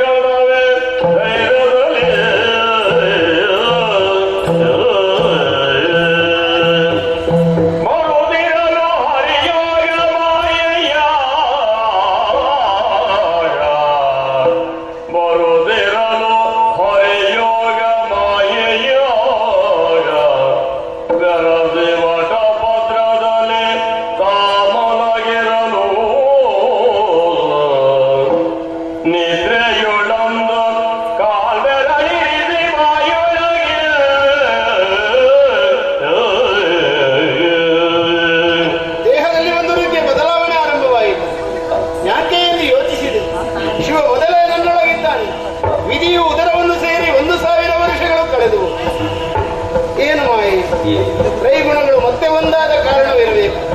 ಈ ರೀತಿಯ ಜಾಡ್ಯತೆ ಆರಂಭವಾಗಿದೆ. ಇದರ ಪರಿಹಾರ ಆಗಬೇಕು ಅಂತಾದ್ರೆ ಒಂದು ಕ್ಷಣ ನಿದ್ದೆ ಮಾಡಬೇಕು, ಕಣ್ಣು ಬಿಡ್ಲಿಕ್ಕಾಗುವುದಿಲ್ಲ. ಯಾರು ಮಲಗೋಣ ಅಂತ ಯೋಚನೆ ಮಾಡಿ ಮುಸುಗುಡುವ ನೀರೇ ಕಾಣಿಸುತ್ತಾ ಇದೆಯಲ್ಲ, ಆಧಾರಕ್ಕೆ ಏನಾದ್ರೂ ಸಿಕ್ಕಿದ್ರೆ ಒಳ್ಳೆ. ಆಲದ ಎಲೆಯೊಂದು ನನ್ನೆಡೆಗೆ ತೇಲುತ್ತಾ ಬರುತ್ತಿದೆ. ಅದಕ್ಕೊಪ್ಪುವಷ್ಟು ದೇಹವನ್ನು ಕಿರಿಲುಗೊಳಿಸಿ ಬಾಲ ಮುಕುಂದನಾಗಿ ಕಾಲ ಹೆಬ್ಬೆರಳನ್ನು ಬಾಯಿಯೊಳಗಿರಿಸಿ ನಿದ್ದೆ ಮಾಡುತ್ತದೆ.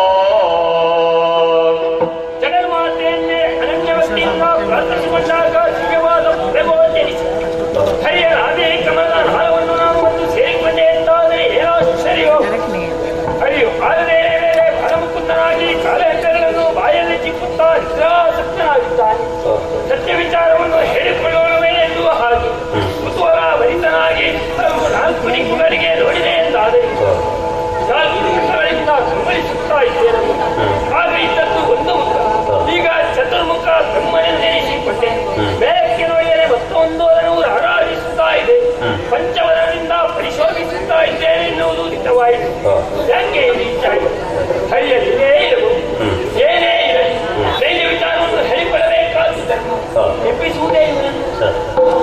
ನಿದ್ರಾ ಮಹಾಪಾಪವನ್ನೇ. ಹಾಗಾದರೆ ಏನು ಮಾಡೋಣ? ಇವರು ಎಚ್ಚರವಾಗುವವರೆಗೆ ಇವರ ಪಾದಾಬ್ಜವನ್ನೇ ಸ್ಮರಿಸುತ್ತಾ ಇರುತ್ತೇನೆ. ಜಯ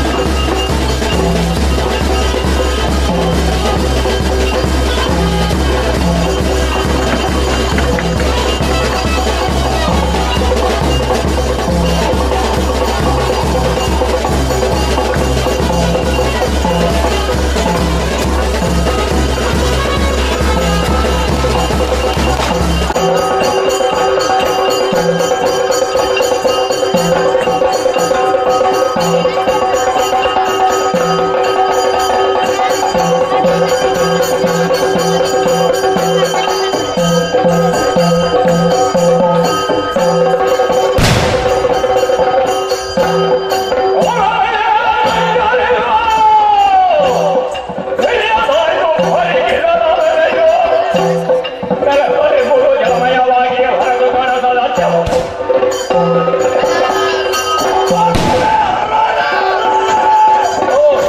ಏನು ವಿಚಿತ್ರವಿದು ಅವರ ಕ್ಷಣದಲ್ಲಿ ಆಶ್ಚರ್ಯಕರವಾದಂತಹ ಸನ್ನಿವೇಶ. ಇದ್ದಕ್ಕಿದ್ದ ಹಾಗೆ ತುಪ್ಪಿದ ಬುದಿಯ ಮಧ್ಯದಲ್ಲಿ ನನ್ನೋರ್ವನ ಉದ್ಭವ. ಯಾಕೆ ಹುಟ್ಟಿಕೊಂಡೆ? ನಾನಿಂದ ಹುಟ್ಟಿಕೊಂಡೆ. ನನ್ನಿಂದ ಮುಂದೆ ಆಗಬೇಕಾದಂತಹ ಕಾರ್ಯಗಳಾದರೂ ಏನು ಹೌದು ಗೊತ್ತಾಗದೆ ಹೋಯಿತಲ್ಲ. ಹುಟ್ಟಿದ್ದೇನೆ ಅನ್ನುವಾಗ ಹುಟ್ಟಿಸಿದಾತ ಬೇಕೇ ಬೇಕು. ಹಾಗಾದರೆ ನನ್ನ ಜನ್ಮದಾತ ಯಾರು? ಇಲ್ಲಿ ಎಲ್ಲಿಯೂ ಕಾಣುವುದಿಲ್ಲವಲ್ಲ. ಎಲ್ಲಿದ್ದಾನೆ ಎಂಬುದನ್ನು ಹುಡುಕುತ್ತಾ ಮುಂದುವರಿಯುತ್ತೇನಂತೆ.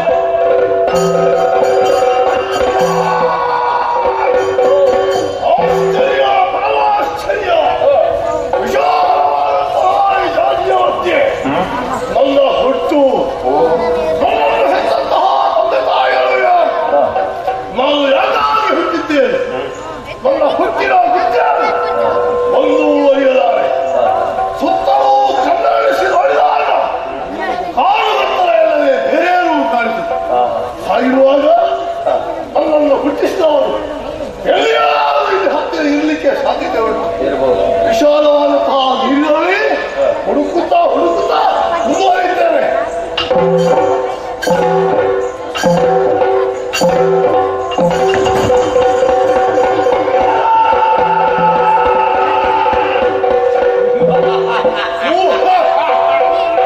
ಮನಸ್ಸಿಗೆ ಬಹಳ ಆನಂದವಾಯಿತು. ಮನದಲ್ಲಿರುವಂತಹ ಸಂಶಯ ಈ ಕ್ಷಣದಲ್ಲಿ ದೂರವಾಗಿ ಹೋಯಿತು. ನೀನು ಸಿಕ್ಕಿದೆಯಾ? ಸಿಕ್ಕಿದ್ದೆ ಅಪ್ಪ. ವಂದಿಸಿಕೊಂಡಿದ್ದೇನಪ್ಪ. ನನ್ನನ್ನು ಯಾಕೆ ಸೃಷ್ಟಿಸಿದೆ? ನಾನು ಮಾಡಬೇಕಾದಂತಹ ಕಾರ್ಯಗಳಾದರೂ ಏನು ನನ್ನಲ್ಲಿ ಹೇಳುವೆಯಾ? ನಾನು ಈಗ ಹುಟ್ಟಿದ. ನೀವು ಈಗಲೇ ಹುಟ್ಟಿದವನೇ? ನಾನು ನನ್ನ ಅಪ್ಪನನ್ನು ಹುಡುಕುತ್ತಾ ಬಂದ. ಹಾಗಾದ್ರೆ ನೀವು ಅಪ್ಪ ಇಲ್ಲ? ನಾನು ಸಿಕ್ಕಿದವ ನೀನು. ನನಗೆ ತಂದೆ ತಾಯಿಗಳು ಯಾರು ಅಂತ ಗೊತ್ತಿಲ್ಲ. ಹಾಗಿರುವಾಗ ನಿನ್ನ ಅಪ್ಪ ನಾನಲ್ಲ. ಹಾಗಾದ್ರೆ ನನ್ನ ತಾಯಿ ಯಾರು? ಯಾರಿಗೆ ಗೊತ್ತು ನನ್ನ ಅಮ್ಮ ಯಾರು ಅಂತ? ಅದು ನಿನಗೆ ಗೊತ್ತಿಲ್ಲ. ನಿನಗೆ ತಂದೆ ಇಲ್ಲ, ನನಗೆ ತಾಯಿ ಇಲ್ಲ. ಇರುವರದ್ದು ಒಂದೇ, ನೋಡ್ಲಿಕ್ಕೆ ಇಬ್ಬರದ್ದು ಒಂದೇ. ನಿನ್ನನ್ನು ನೋಡುವಾಗ ಯಾವುದೋ ಒಂದು ರೀತಿಯ ವಾತ್ಸಲ್ಯ ನನ್ನ ಮನದಲ್ಲಿ ಮೂಡುತ್ತಾ ಇದೆ. ನಿನ್ನ ಮೇಲೆ ಒಂದು ರೀತಿಯ ಕರುಣೆ. ನಿನ್ನ ಚಲನ ವಲನವನ್ನು ನೋಡಿದವಾಗ ಆಲಿಸದನವೇ ಎದ್ದು ಕಾಣುತ್ತಾ ಇದೆಯಲ್ಲ. ಅದು ಯಾಕೆ ಹೀಗೆ? ಅದಕ್ಕೆ ಕಾರಣ ಉಂಟು. ಏನು? ಹೇಗಿರ್ತೀವಲೇ ನಾನು ಹುಟ್ಟಿದ ಕಾರಣ ನನ್ನಲ್ಲಿ ಮಕ್ಕಳಾಟಿಗೆ ಎದ್ದು ಕಾಣುತ್ತಾ ಉಂಟು. ನಾನು ಕೂಡ ಈ ಕ್ಷಣದಲ್ಲೇ ಉದ್ಭವಿಸಿದವ. ನನ್ನಲ್ಲಿಯೂ ಮಕ್ಕಳಾಟಿಗೆ ಇದೆಯೇ? ನೀನು ಈಗ ಹುಟ್ಟಿದವ? ನಿಜ. ಸರಿಯಾಗಿ ನಿಲ್ಲು. ನಿಂತಿದ್ದೇನೆ. ನಿನ್ನ ಈ ಟಿವಿಯನ್ನು ನೋಡುವಾಗ ಎಷ್ಟು ಉದ ಕೊಡ್ತಾ ಉಂಟು ಮನಸ್ಸಿಗೆ. ಈ ಟಿವಿಯನ್ನೇ ನೋಡಿಕೊಂಡಿರು. ಏನು? ನಿನ್ನ ಮುಖದ ಓಜಸ್ಸು ತೇಜಸ್ಸು, ನಿನ್ನ ಗಾಂಭೀರ್ಯವನ್ನು ಕಂಡಾಗ ನಿನ್ನಲ್ಲಿ ಮಕ್ಕಳಾಟಿಕೆ ಇಲ್ಲ. ನಿನ್ನಲ್ಲಿ ಗಾಂಭೀರ್ಯ ಉಂಟು. ಹೌದೇ? ಆದ್ದರಿಂದಲೇ ನಿನ್ನಲ್ಲಿ ನನಗೆ ಭಕ್ತಿ ಉಂಟಾಗುತ್ತಾ ಉಂಟು. ಏನು? ಯಾರೂ ಇಲ್ಲದಂತಹ ನಾವು ನಮ್ಮೊಳಗೆ ಒಂದು ಸಂಬಂಧವನ್ನು ಬೆಳೆಸಿಕೊಂಡರೆ ಮಕ್ಕಳಾಟಿಗೆ ನಿನ್ನಲ್ಲಿ ಎಂದು ಕಾಣುವ ಕಾರಣ ನೀನು ಕಿರಿಯವ ಎಂಬುದೇ ಅರ್ಥ.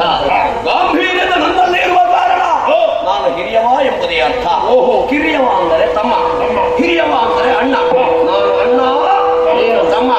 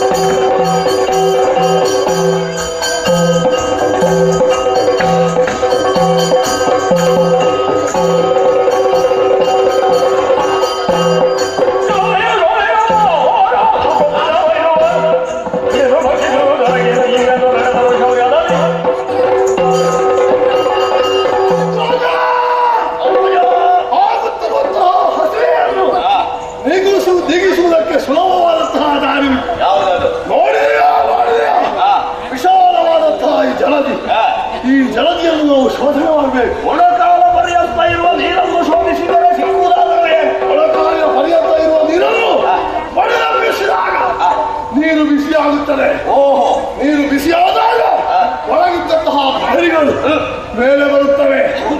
ಮೇಲೆ ಬಂದಾಗ ಪ್ರಾಣಿಗಳನ್ನು ಹಿಡಿದು ತಿನ್ನುವ.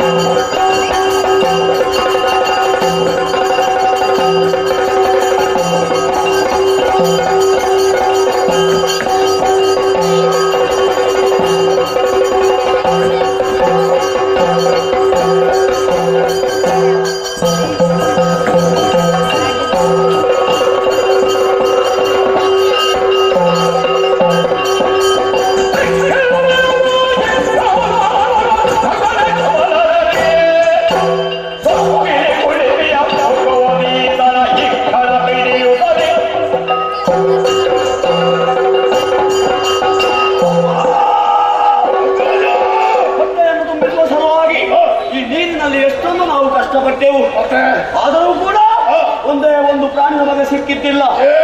ಮನಸ್ಸಿಗೆ ಬೇಸರವಿತ್ತು, ಈಗ ಸಂತೋಷವಾಯಿತು. ಸಿಕ್ಕಿತು ಸಿಕ್ಕಿತು ಕೈಗೆ ಸಿಕ್ಕಿತ್ತಲ್ಲ, ಕಣ್ಣಿಗೆ ಬಿತ್ತು. ಕಣ್ಣಿಗೆ ನೀರು ಬಿದ್ದದಲ್ವ, ದೃಷ್ಟಿಗೆ ಗೋಚರಿಸಿತು. ನಿಜ ನೋಡ್ಬೇಕಾ? ಹಾಗಾದ್ರೆ ತಿರುಗು.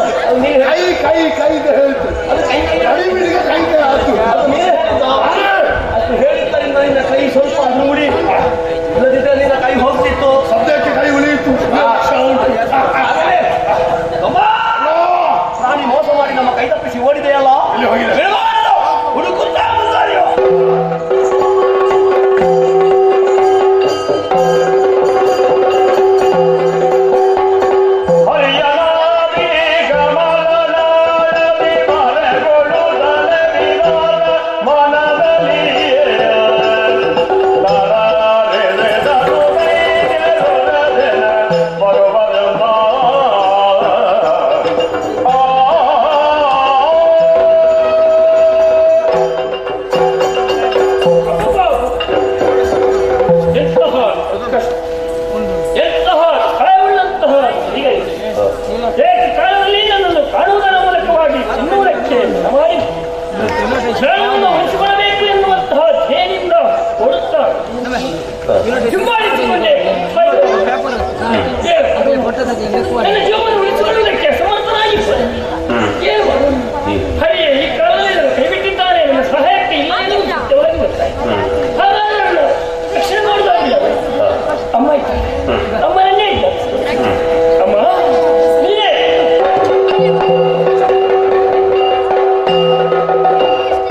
ಮರುಗಲೆಗೆ ವಿರಾಧವನದಲ್ಲಿ ತೊರೆದಿರುವ ಜಾಗೆಲ್ಲ ಈ ಬರೆ ವರಯ ಮಾಡದೆ ಬಲ್ಲ ಕಷ್ಟವ ಅರಿತುಕೊಂಡೆ.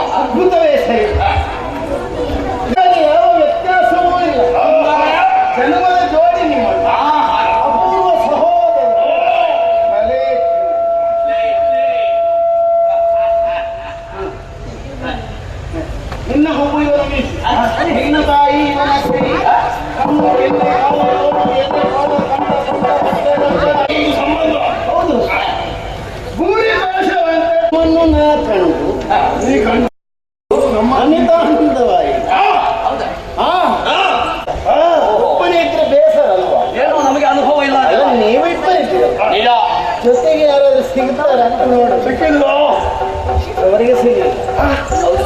ಈಗ ಸಿಕ್ಕಿದ್ರು ಸಿಕ್ಕಿದ್ರು ನನ್ನ ಎಡಭಾಗದಲ್ಲಿ ನೀವು ನನಗೆ ಸಮಗ ಜೊತೆಯವರು ಏಕಪ್ರಾಯ ಸಮರ್ಥರು. ಮಾನಸಿಕ ವ್ಯಥೆಯನ್ನು ಪರಿಹರಿಸುವುದಕ್ಕೆ ಸಾಧ್ಯ ಉಂಟು. ವ್ಯಥೆ ಇಲ್ಲ, ಎಲ್ಲಿಯಾದರೂ ಸುಖ ಸಂತೋಷವನ್ನು ಹಂಚಿಕೊಳ್ಳುವುದಕ್ಕೆ ಜೊತೆಯಾಗಿ ಓ ಎಲ್ಲರ ಮುಂದೆ ನೋಡಿದೆ ತೆರೆಗಳ ಒಬ್ಬರ ಏರಿಳಿತ ಉಪ್ಪು ತಂಕು. ಅಪ್ಪ ಈ ಅಲೆಮಾರಿಗಳು ಇಲ್ಲಿಗೂ ಬಂದ್ರಲ್ಲ. ಅಲೆ ಅಂದ್ರೆ ತೆರೆಗೆ ಹೇಳು, ಮಾರಿ ಅಂದ್ರೆ ದೊಡ್ಡ ತೆರೆ. ನೀವು ಅಲೆ ಮಾರಿ ಬಂದದ್ದು ಹಲವಾರಿಗಳು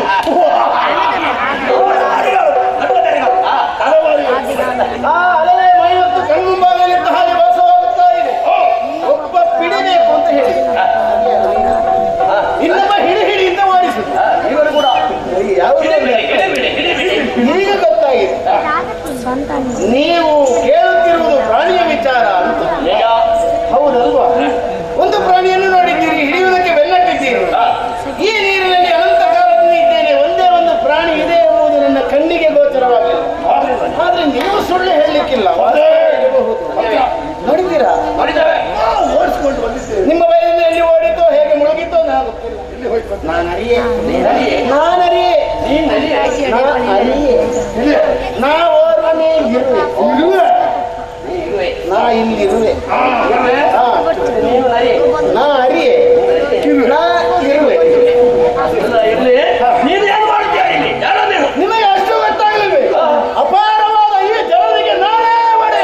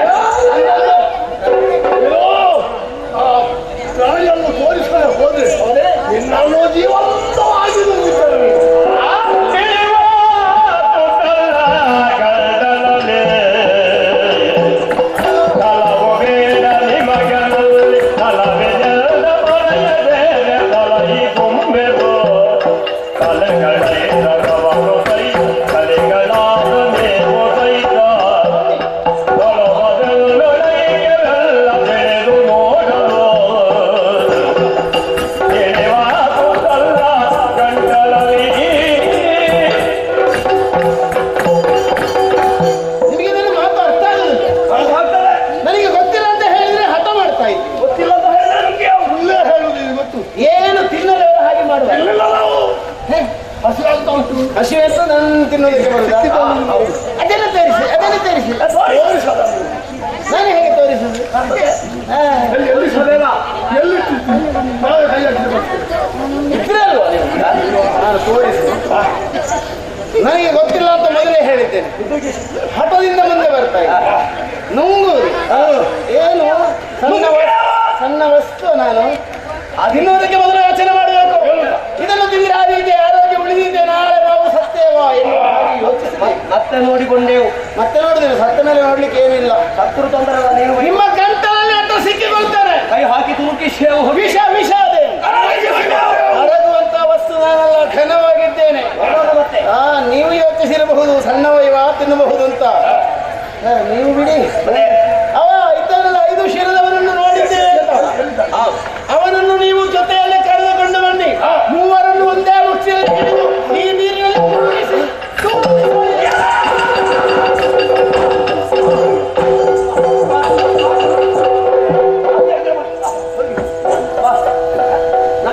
ಅಲ್ಲ, ನೀವು ಇಬ್ಬರು ಮುಳುಗಿಸುವಂತ ಹತ್ತಿರ ಬಂದೆ. ನಾನೇನು ಮುಳುಗಿಸುವ ನೀನು ಇಬ್ಬರು. ಇಷ್ಟವರೆಗೆ ಯಾರನ್ನು ಮುಳುಗಿಸಿದ್ದಿ? ಅಲ್ಲ, ಇಷ್ಟರವರೆಗೆ ನಾನು ಮುಳುಗಿಸಲಿಲ್ಲ. ಇಲ್ವಾ? ಮುಳುಗಿಸಿ ಏನು ಅಂತ ಅನುಮಾನದ ನಾನು ಮನಸ್ಸು ಮಾಡಿದ್ರೆ ಏನು ಮಾಡಿ. ನಾವು ಮನಸ್ಸು ಮಾಡಿದ್ರೆ ನಿನ್ನನ್ನು ಏನು ಮಾಡಿಯೆವು. ಹೌದಾ? ಈಗ ಬೇಡ ಮುಳುಗಿಸುವುದು. ನಾನು ಮುಳುಗಿಸುವುದಿಲ್ಲ, ಆಯ್ತಾ? ಅದು ಯಾಕೆ? ನಿಮ್ಮನ್ನು ನೋಡುವಾಗ ನನಗೊಂದು ರೀತಿಯ ಪ್ರೀತಿ ಉಂಟಾಗುತ್ತೆ. ಹೌದಾ? ಹಾ, ವಾತ್ಸಲ್ಯ. ಯಾವ ವಾತ್ಸಲ್ಯ ಅದು? ಪುತ್ರ ವ್ಯಾಮೋಹ. ಅದು ಯಾರಿಗೆ ಯಾರಲ್ಲಿ ಮೂಡುವುದು? ಅಪ್ಪನಿಗೆ ಮಕ್ಕಳಲ್ಲಿ ಮೂಡುವುದು. ಇಲ್ಲಿ ಅಪ್ಪ ಯಾರು, ಮಕ್ಕಳು ಯಾರು? ಅಪ್ಪ ನಾನೇ, ಮಕ್ಕಳು ನೀವು. ಸಂತೋಷ ಆಯ್ತಾ? ಅಪ್ಪ ಸಿಕ್ಕಿದ ಸಂತೋಷ. ನೀನು ಇರುವುದು ಇಷ್ಟು ಅಂತ ಚೋಟು ಅಂತ. ನಾವು ಹೀಗಲೇ ಹೀಗಳು ನಮ್ಮನ್ನು ಮಗ ಅಂತ ಮಕ್ಕಳು ಅಂತ ಕರೀತಾ ಇದೆಯಲ್ಲ ನೀನು. ಈಗ ಸಣ್ಣಪ್ಪನಿಗೆ ದೊಡ್ಡ ಮಕ್ಕಳಿಲ್ವಾ? ಅದು ಗೊತ್ತಿಲ್ಲ. ಸಣ್ಣಪ್ಪನಿಗೆ ದೊಡ್ಡ ಹಾಗಲ್ಲ. ಈಗ ಮಕ್ಕಳು ಬೃಹದಾಕಾರವಾಗಿ ದೇಹದಲ್ಲಿ ಬೆಳೆದಿರಿತ್ತು. ತಂದೆಗೆ ವಯಸ್ಸಾಗಿ ದೇಹದಲ್ಲಿ ಜರ್ಜರಿತವಾದಾಗ ಅವನನ್ನು ಅಪ್ಪ ಅಂತ ಹೇಳಲಿಕ್ಕೆ ನಿಮಗೆ ನಾಚಿಕೆಯ? ನಮಗೆ ಅನುಭವ ಇಲ್ಲ ಅದೆಲ್ಲ. ನಿಮಗೆ ಬುದ್ಧಿ ಇಲ್ಲ. ಅಲ್ಲ, ನೀವು ಸಣ್ಣವರಲ್ಲ. ಬೆಳೆಯುತ್ತಾ ಬೆಳೆಯುತ್ತಾ ಬುದ್ಧಿ ಪಕ್ವವಾಗುತ್ತೆ. ಇಷ್ಟು ಬೆಳೆದಿದ್ದೇವೆ. ಬೆಳೆದಿದ್ದೀರಿ, ಅದು ಬೆಳೆಯಬೇಕಲ್ಲ. ಹೌದಾ? ಆದ್ದರಿಂದ ಒಂದು ಹೊಂದಾಣಿಕೆ ಮಾಡಿಕೊಳ್ಳೋಣ. ಹೇಗೆ? ನಮ್ಮೊಳಗೆ ದ್ವೇಷ ಬೇಡ. ನೀವು ನಾವು ಒಂದಾಗಿ ಮುಂದಿನ ವ್ಯವಹಾರ ರಂಗಕ್ಕೆ ಇಳಿಯೋಣ. ನೀವು ನನ್ನ ಕಾಲನ್ನು ಹಿಡಿದು ಶರಣಾಗಿ ಸ್ವಾಮಿಯೇ ನೀನೇ ದಾತಾರ ನಮ್ಮನ್ನು ಕೊರೆಯುವ ಎಂದು ಮೊರೆ ಇಟ್ಟರೆ ನಿಮ್ಮನ್ನು ರಕ್ಷಿಸುತ್ತೇನೆ.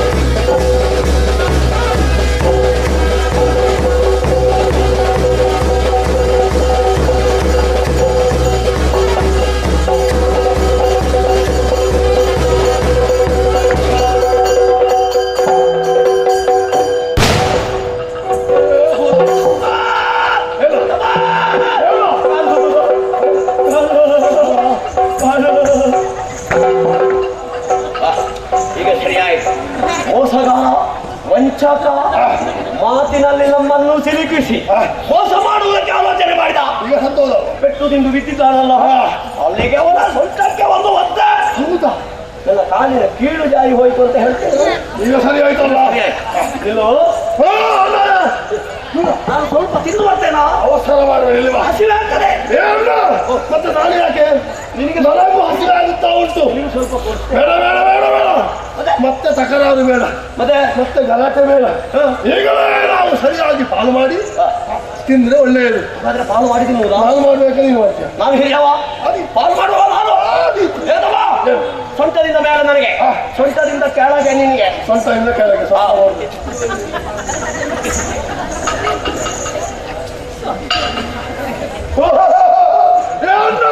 ಏನು? ಬೇಡ ಬೇಡ, ಇದು ಮೋಸ. ಹೇಗೆ ಮೋಸ? ಸೊಂಟದಿಂದ ಕೆಳಗೆ ನೋಡುತ್ತೇನೆ, ಎರಡು ನೀಳವಾದಂತಹ ಕಾಲುಗಳು ಬಿಟ್ಟರೆ ಬೇರೆ ಏನೂ ಇಲ್ಲ. ಏನೂ ಇಲ್ಲ. ನನಗೆ ಬೇಡ. ಸರಿಯಾಗಿ ನೋಡಿದೆಯಾ? ಸರಿ ನೋಡಿದ್ದೇನೆ. ತಿನ್ನುವಂಥದ್ದು ಹೇಳಿದ ನನಗೆ ಬೇಡ, ನನಗೆ ಬೇಡ. ಕಾಲಿನಲ್ಲಿ ಮಾಂಸ ಉಂಟು, ರಕ್ತ ಉಂಟು, ಎಲುಬು ಉಂಟು, ಅದು ಆಡಿಲ್ಲ ನಿನಗೆ. ನನಗೆ ಬೇಡ. ಒಪ್ಪಿಕೊಳ್ಳ. ಬೇಡ. ಪಾಲು ನಾನು ಮಾಡ್ತೇನೆ. ಹೇಗೆ? ಸಮಂಜಸವಾದಂತಹ ಪಾಲು ಆಗಬೇಕು. ಪಾಲು ಮಾಡು. ಅಣ್ಣ, ಮಾಂಸ ಮತ್ತು ರಕ್ತ ನನಗೆ, ಎಲುಬು ಎಲ್ಲ ನನಗೆ. ಎಲುಬು ಎಲ್ಲ ನನಗೆ. ನನಗೆ ಕೇಳಿದ್ರು ನನಗೆ ಕೊಡುವುದಕ್ಕಿಲ್ಲ. ಒಂದು ತುತ್ತು ಅದು ಬೇಡ. ಯಾವುದು? ಇದು ವಂಚನೆ. ಎಲುಬಿನಲ್ಲಿ ಯಾವ ಸತ್ವ ಇದೆಯೋ? ಸತ್ತ ಉಂಟು ಅಂತ ನೀನು ಹೇಳ್ತಲ್ವ? ಯಾರು ಹೇಳಿ? ನಾನು ಹೇಳಲಿಲ್ಲ. ನಾನು ಯಾವಾಗ ಹೇಳಿದ್ದು? ಪಾಲು ಮಾಡಿದ ಮಾತು. ಆಹಾ, ನನ್ನನ್ನು ವಂಚಿಸುವ ಆಲೋಚನೆ ಮಾಡ್ತೀಯ ನೀನು. ರಕ್ತ ಮಾಂಸ ನನಗೆ, ಎಲುಬೆಲ್ಲ ನಿನಗೆ. ಬೇಡ, ನನಗೆ ಬೇಡ, ನನಗೆ ಬೇಡ ಅಂತ ಮೊದಲೇ ನಾನು ಹೇಳಿ ಆಗಿ. ನನಗೂ ಬೇಡ. ಮತ್ತೇನು ಮಾಡುದು? ಎಲುಬಂದು ಏನು ಮಾಡುದು? ಒಂದು ಉಪಾಯ ಮಾಡುವ.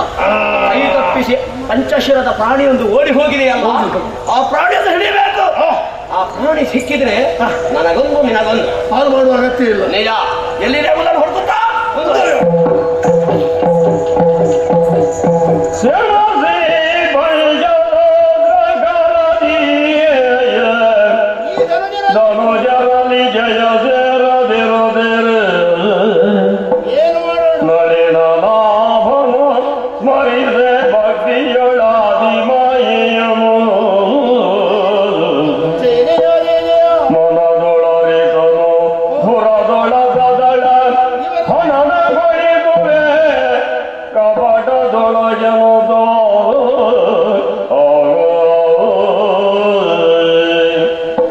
ಕೂಳರೊಡನೆ ಕಾಳಗವನ್ನು ಸಗಿ ಜಲದಲ್ಲಿ ಬೀಳುವ ಸ್ಥಿತಿ ಆಯಿತಲ್ಲ. ಪ್ರಬಲರೇ ಇದ್ದಾರೆ, ಕೆಲವೊಂದು ಹೇಗೆ ಸಾಧಿಸಿ? ಕಷ್ಟ ಆಯಿತು. ಅಮ್ಮ ಹೇಳಿದ್ದಾಳೆ, ಕಷ್ಟ ಬಂದಾಗ ನನ್ನನ್ನೇ ಪ್ರಾರ್ಥಿಸಿಕೊಳ್ಳಿ ಮಕ್ಕಳೇ. ಪದ್ಮಾಸನ ಸ್ಥಿತಿದೇವಿ ಪರಬ್ರಹ್ಮ ಸ್ವರೂಪಿಣಿ ಪರಮೇಶಿ ಜಗನ್ಮಾತಾ ಮಹಾಮಾಯೆ ರಕ್ಷಿಸುತ್ತಾಯೇ. ಉಪಾಯವನ್ನು ಹೊಳೆಯುತ್ತಾರೆ. ಶಕ್ತಿವಂತರನ್ನೇ ನಾವು ಕಾಳಗವನ್ನು ಕೊಡುವುದಿಲ್ಲ, ಯುಕ್ತಿಯಿಂದ ಗೆದ್ದುಕೊಳ್ಳಬೇಕು. ಉಪಾಯ ಮಾಡಿ ಅದನ್ನು ಸೋಲಿಸುವ ಮಾರ್ಗವನ್ನು ಅನುಕೂಲಗೊಳಿಸುವ ನೋಡೋಣ.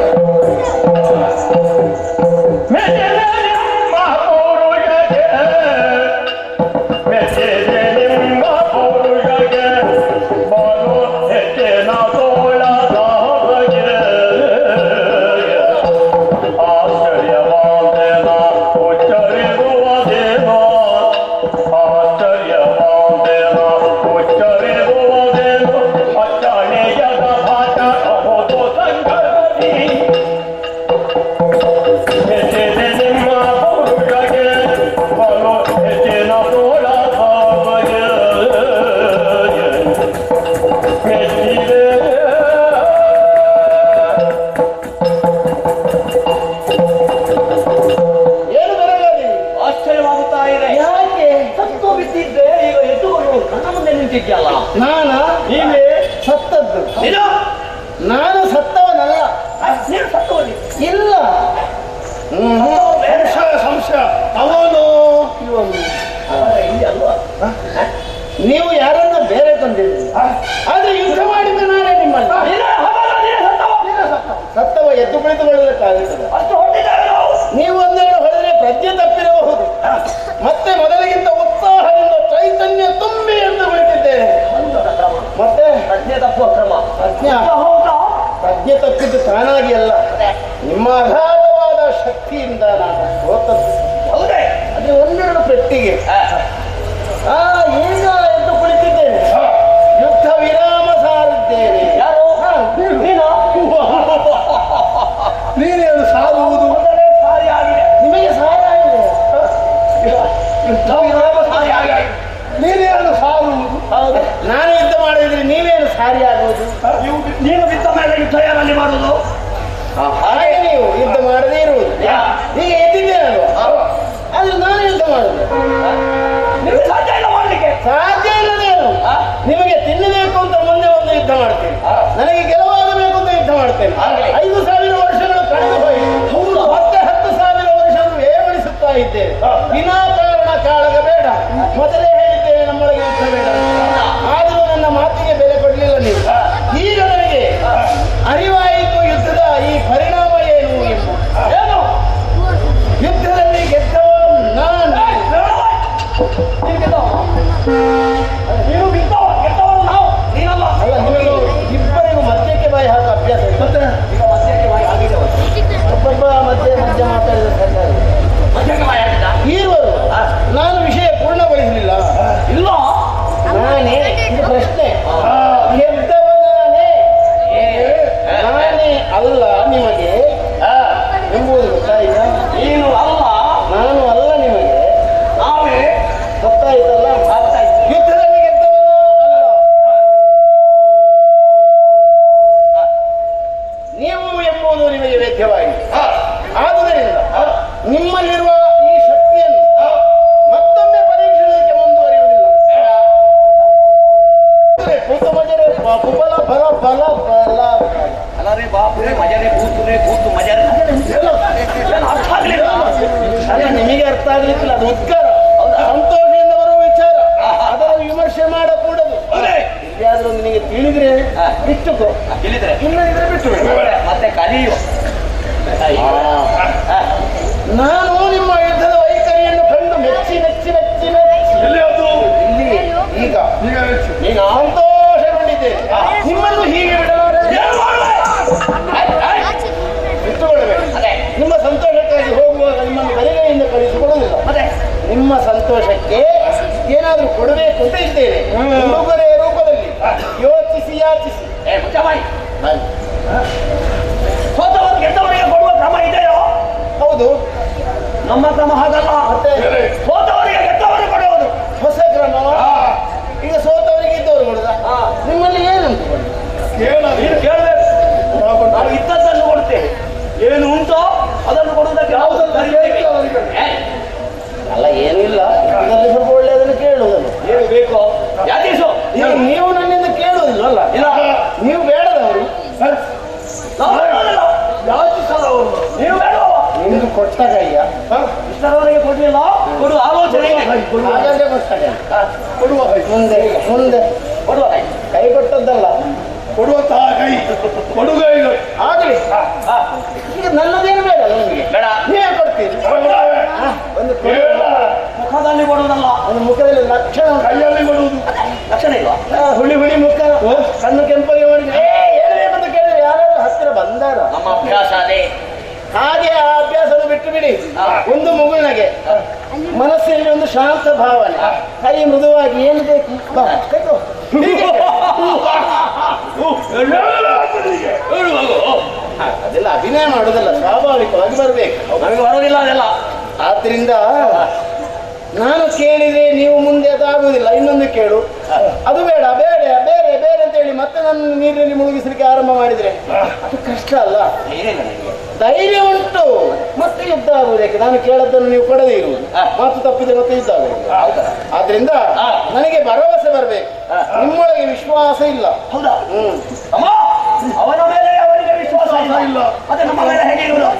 ಅದಕ್ಕೆ ಏನ್ ಮಾಡ್ಬೇಕು? ತ್ರಿಕರಣ ಪೂರ್ವಕವಾಗಿ ಕಾಯೇನ ವಾಚ ಮನಸ ಕರ ತಟ್ಟಿ ನಂಬಿಕೆ ಕೊಡಿ. ಅಷ್ಟೇಯೋ? ಏತಮ್ಮ? ತ್ರಿಕರಣ ಪೂರ್ವಕ ಕರ ತಟ್ಟಿ ಭಾಷೆ ಕೊಡ.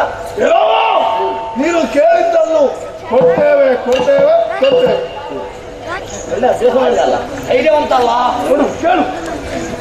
ಕರ ತಟ್ಟಿ ಆಗ ಕರ ತಟ್ಟಿ ಅವ ಕರ ತಟ್ಟೋಣೆ ಅಲ್ವಾ? ಸರಿಯಾಗಿಲ್ವಾ? ಆಗ ಕರ ತಟ್ಟಿ ಶಬ್ದ ಕೇಳಿದ್ದು. ಶಬ್ದ ಕರ ಶಬ್ದ ಹೊಡೆದಲ್ಲ. ಹೌದಾ? ನೀವಿರೋರು ನನ್ನ ಕರ ಸ್ಪರ್ಶಿಸಿ ಹೇಳಬೇಕು. ಈಗ ಒಂದು ಕರ ಸಾಕಾಗುದಿಲ್ಲ ನಿನಗೆ. ನನಗೆ ಎರಡು ತರಬೇಕು. ಇರೋರು ಕೂಡ ಪರಸ್ಪರ್ಶಿಸಿ ಸಂವಾದನೆ. ನೀನು ಯಾವುದನ್ನು ಯಾಚಿಸುತ್ತೀಯೋ ಅದನ್ನು ನಾವು ಕೊಡುತ್ತೇವೆ ಕೊಡ್ತೇವೆ ಕೈಯೊಳಗೆ ಕೈಯೊಳಗೆ ಬರು ಸೊಚ್ಚಿನ ಕರೆ ನಿಮಗೆ ಸ್ವಗಿಲಿಗಳ ಎಲ್ಲವ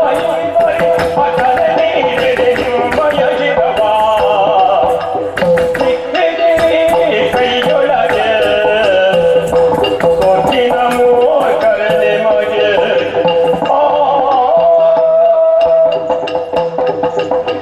ಸಿಕ್ಕಿದ್ರಿ ಮುಷ್ಟಿಯಲ್ಲಿ ಯಾವಾಗ ಸಿಗ್ಲಿಕ್ಕೆ ನಿಮ್ಮ ದೇಹ ಸಿಕ್ಕಿದ್ದಲ್ಲ ಮೂರ್ಖರೆ. ಅದೇ ಮಾತಿನ ಬಲೆಯೊಳಗೆ ಸಿಲುಕಿಕೊಂಡಿದ್ದೀರಿ. ಯಾವ ಸಿಲುಕಿಕೊಳ್ಳಿಕ್ಕೆ ಭಾಷೆ ಅಂತ ನಿಮಗೆ ಇದೆ. ಕೊಟ್ಟ ವಚನ ಉಳಿಸಿಕೊಳ್ಳಬೇಕಿರೋ ಪ್ರತಿ ಇದೆ. ಹೇಳಿದ್ರಲ್ಲ ಕೇಳಿದ್ದನ್ನೇ ಕೊಡ್ತೇವೆ ಅಂತ. ನನಗೆ ಬೇಕು ನಿಮ್ಮಿಬ್ಬರ ಪ್ರಾಣ.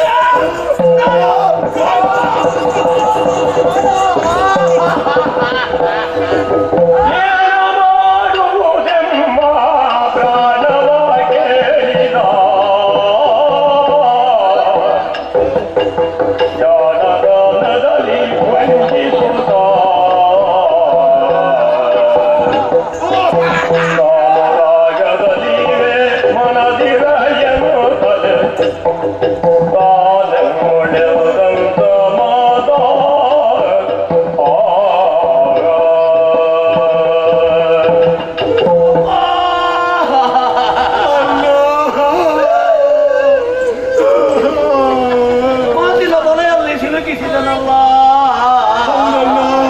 ಪ್ರಾಣವನ್ನೇ ಕೇಳಿದನಲ್ಲ ತಮ್ಮ. ಹೀಗೆ ಕೇಳುತ್ತಾಳೆ ಭಾವಿಸಿರ್ಲಿಲ್ಲ. ಅಮ್ಮ, ನೀನು ನನ್ನ ಪ್ರೀತಿಯ ಅನುಜನಲ್ವೇ? ಹೌದಲ್ಲ, ನಿನಗೆ ಭಕ್ತಿ ಇರುವೆ. ಬೇಕಾದಷ್ಟು ನನಗೊಂದು ಉಪಕಾರ ಮಾಡುವೆ ತಮ್ಮ. ಬದುಕುವ ದಾರಿ ನನಗೆ ಸಾಯುವುದಕ್ಕೆ ಮನಸ್ಸಿಲ್ಲ. ಮಾತು ಕೊಟ್ಟ ಪ್ರಕಾರ ನನ್ನ ಬದಲಿಗೆ ನೀನೇ ಪ್ರಾಣವನ್ನು ಕೊಡು.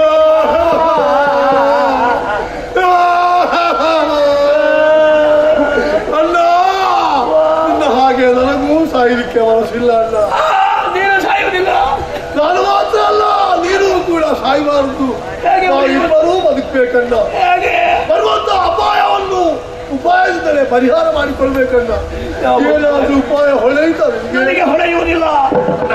ಏನು? ನನಗೊಂದು ಉಪಾಯ ಹೊಳೆಯುತ್ತದೆ. ಉಪಾಯ ಏನದು? ಇದೋ ಕೇಳು. ಯಾವುದು ಉಪಾಯ? ಕೇಳು. ಹೊಳೆಯು. ಏನೋ? ಕೊಡಿ ಕೊಡಿ ಕೊಡಿ. ನಾವು ಕೊಟ್ಟ ಮಾತಿನಂತೆ ನೀನು ಕೇಳಿದ ಪ್ರಕಾರ ನಾವು ಪ್ರಾಣವನ್ನು ಕೊಡುವುದಕ್ಕೆ ಸಿದ್ಧರಿದ್ದೇವೆ. ಆದರೆ ಒಂದು ಮಾತನ್ನು ಮಾತ್ರ ನೆರವೇರಿಸಿ ಕೊಡಬೇಕು. ಕೊನೆಯ ಕ್ಷಣದಲ್ಲಿ ಏನು ಯಾಚನೆ? ತುಂಬಿದ ಜಲರಾಶಿಯ ಮಧ್ಯದಲ್ಲಿ ಒಂದು ಬಿಂದು ಕೂಡ ನೀರು ಸೋಕದ ನೆಲದಲ್ಲಿ ನಮ್ಮ ಶಿರವನ್ನು ಕಡಿದು ಮರಳವೆನುವುದಲೆ ಕರುಣಿದೆ ಜ್ಞಾನ ದೃಷ್ಟಿಯನು ಮೆರೆಯಲು ವಿಶ್ವರೂಪದೊಳಗೆ ರಮ ರಮಣ ನಾರಾಯಣ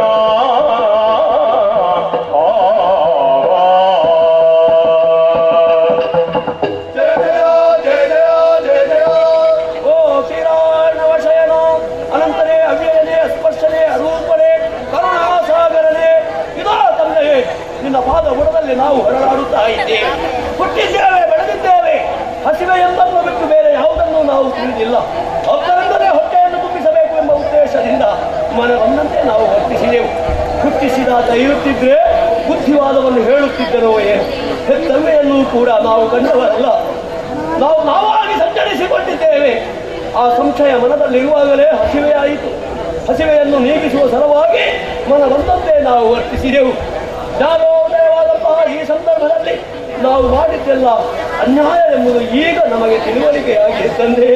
ನಾವು ಯಾಕೆ ಹುಟ್ಟಿದ್ದೇವೆ, ಯಾರಿಂದ ಹುಟ್ಟಿದ್ದೇವೆ, ಮುಂದೇನು ಮಾಡಬೇಕು ಎಂಬುದನ್ನು ತಿಳಿಸುವ ಜೊತೆಯಲ್ಲಿ ಓ ದೇವ, ಸಂಚಾರ ಎಂಬಂತಹ ಗಾಢಾಂಧಕಾರದಲ್ಲಿ ನಡೆಸುತ್ತಿರುವಂತಹ ಸಂಚಾರ ಎಂಬಂತಹ ಜ್ಯೋತಿಯನ್ನು ಗಮನಿಸುವವಾಗ ನಿನ್ನದಾದಂತಹ ವಿಶ್ವರೂಪ ದರ್ಶನವನ್ನು ಕಂಡ ನಂತರ ನಮಗೆ ಬದುಕಬೇಕೆಂಬಂತಹ ಆಶೆ ಆಕಾಂಕ್ಷೆ ಆದ್ರೆ ವೀರಾದಂತಹ ನಾವು ಹುಟ್ಟಿದ್ದೇವೆ ಎನ್ನುವುದಕ್ಕೆ ಸಾಕ್ಷಿಯಾಗಿ ಅದು ಆ ಸೂರ್ಯ ಚಂದ್ರನು ಇರುವಲ್ಲಿವರೆಗೆ ನಮ್ಮ ಕೀರ್ತಿ ಉಳಿಯುವ ಹಾಗೆ ಕರುಣೆ ತೋರಬೇಕು. ಕರುಣೆ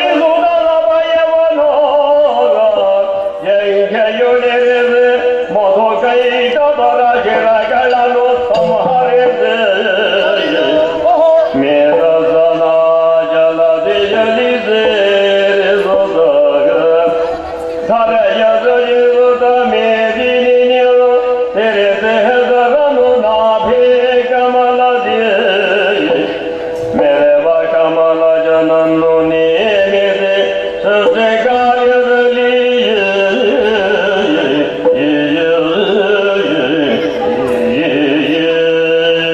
ಅನ್ಯಥಾ ಶರಣಂ ನಾಸ್ತಿ ತ್ವಮೇವ ಶರಣಂ ಮಮ ದೇವದೇವ ಎನ್ನುವ ಪಾದಕಾನತರಾಗಿದ್ದೀರ. ಈರುವರ ಕರ ಹಿಡಿದು ಹೇಳುತ್ತಿದ್ದೇನೆ, ನೀವು ಅನ್ಯರಲ್ಲ, ಅನಾಥರಲ್ಲ, ನನ್ನ ಮಕ್ಕಳು. ಪೂರ್ವದಲ್ಲಿ ಕರ್ಣ ಪ್ರೇರಣೆಯಿಂದ ಆಗಮವಾಗಿದೆ, ಅಜ್ಞಾನಿಗಳಂತೆ ವರ್ಧಿಸಿದ್ದೀರಿ. ತಿನ್ನುವುದಕ್ಕೆಂದು ಬಂದವರು ನೀವು. ನನ್ನ ವಿರಾಟ್ ರೂಪವನ್ನು ಕಂಡು ಈ ದೇಹ ಪ್ರಾಣ ಶಾಶ್ವತವಲ್ಲ, ಸಾಹಿತ್ಯವನ್ನು ಕರುಣಿಸು ತಂದೆ ಎಂದು ಬೇಡುತ್ತಾ ಇದ್ದೀನಿ. ನಿಮಗೆ ದೇವರಾಗಿ ತಂದೆಯಾಗಿ ಅದನ್ನು ಕರುಣಿಸುವುದಕ್ಕೆ ನಾನು ಸಿದ್ಧನಿದ್ದೇನೆ. ಮಕ್ಕಳೇ, ಹರಿಯ ಮಕ್ಕಳು ಹೀಗೆ ಹುಟ್ಟಿ ಹಾಗೆ ಸತ್ತರು ಎಂದು ಮುಂದೆ ಲೋಕ ಹೇಳಬಾರದು. ನಿಮಗೊಂದು ಹೆಸರು ಬೇಕಪ್ಪ. ಏನಪ್ಪ? ಮೃದುವಾಗಿ ನಿನ್ನ ದೇಹ ಸ್ಪರ್ಶಿಸುವ ಅನುಭವ. ಕಾಂತಿಯಿಂದ ಬೆಳೆಯುತ್ತಾ ಇರುವ ನೀನು ಮಾತು, ಧನ್ಯವಾದ ತಂದೆ. ಗಟ್ಟಿ ದೇಹದ ಕರ್ಕಶ ಧ್ವನಿಯ ನೀನು ಕೈಟಬ. ಇದು ಕೈಟಬರೇ ಅಪ್ಪ. ಜಲಸರ್ಗದಂತೆ ನಮ್ಮ ಪ್ರಾಣವನ್ನು ತೆಗೆದುಕೋ ಎಂದು ಆಡಿದೆ. ಆ ಮಾತನ್ನು ನಾನು ಉಳಿಸಿಕೊಳ್ಳುತ್ತೇನೆ. ವಿಶಾಲವಾದ ಜಲದಲ್ಲಿ ಪದ್ಮಾಸನವನ್ನು ಬರೆದು ಕುಳಿತುಕೊಳ್ಳುತ್ತೇನೆ. ನೀರನ್ನು ಬಿಟ್ಟು ಜಂಗೆಯನ್ನು ಏರಿಕೊಳ್ಳಿ ಮಕ್ಕಳೇ, ನಿಮಗೆ ಮೋಕ್ಷ ಕೊಡಿ.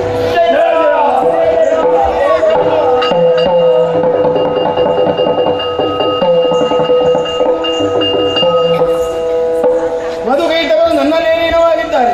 ಮಧುಸೂದನ ಕೈಟಬಾರಿ ಎನ್ನುವ ಹೆಸರನ್ನು ಧರಿಸಿಕೊಂಡಿದ್ದೇನೆ. ಅವರ ಮೇಧಸ್ಸನ್ನು ಈ ನೀರಿನಲ್ಲಿ ಸುರಿದು ಧರೆಯ ನಿರ್ಮಾಣವನ್ನೇ ಮಾಡಿದೆ. ಮೇದಿನಿ ಎನ್ನುವ ನಾಮಕರಣವಾಗಲಿ. ನಾಭಿ ಕಮಲದಲ್ಲಿ ವಿಜೃಂಭಿಸುತ್ತಿದ್ದಂತಹ ಬ್ರಹ್ಮನು ಕೆಳಬಂದು ನೀನೇ ಸರ್ವಶ್ರೇಷ್ಠ ಪರಬ್ರಹ್ಮ ಎಂಬುದನ್ನು ಒಪ್ಪಿಕೊಂಡಿದ್ದಾನೆ. ಶರಣಾದವನು ಸತ್ಯಲೋಕವನ್ನು ಸೇರಿಕೊಂಡನಲ್ಲಿ ಶಿವನು ಹೊರಬಂದು ಆಜ್ಞೆಯನ್ನು ಪಡೆದು ಕೈಲಾಸ ಕಡೆಗೆ ಮುಖ ಮಾಡಿ ನಿಂತಿದ್ದಾನೆ. ಮುಂದಿನ ಜೀವಕೋಟಿಗಳನ್ನು ಪಡೆಯುವುದಕ್ಕಾಗಿ ವೈಕುಂಠದ ಕಡೆಗೆ ನಡೆಯೋಣ.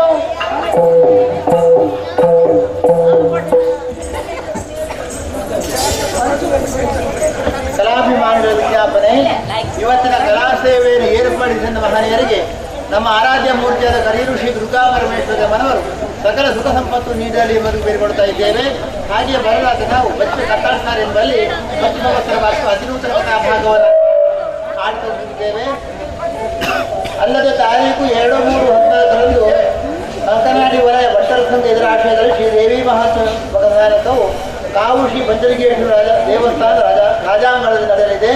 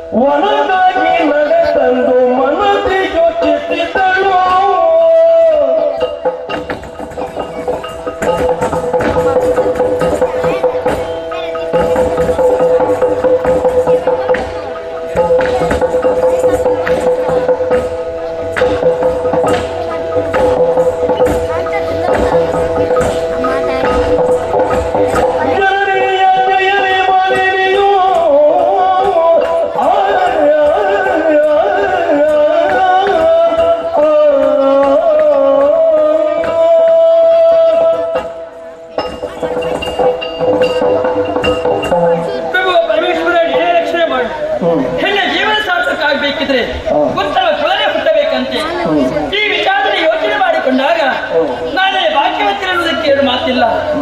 ಕಶ್ಯಪ ಬ್ರಹ್ಮನಿಗೆ 13 ಮಂದಿ ಮಾಡಿದಂತೆ ಹೆರಿಯುವಂತ ನನ್ನ ತಾಯಿಯ ದೇವಿ ಇಳಿವಿಲಿ ಬೇಕಾದಂತಹ ವಿದ್ಯೆಯನ್ನು ಕಲಿದಕ್ಕಾಗಿ ಗುರುಮಠಕ್ಕೆ ಕಲಿಕೊಟ್ಟಿದ್ದಾರೆ.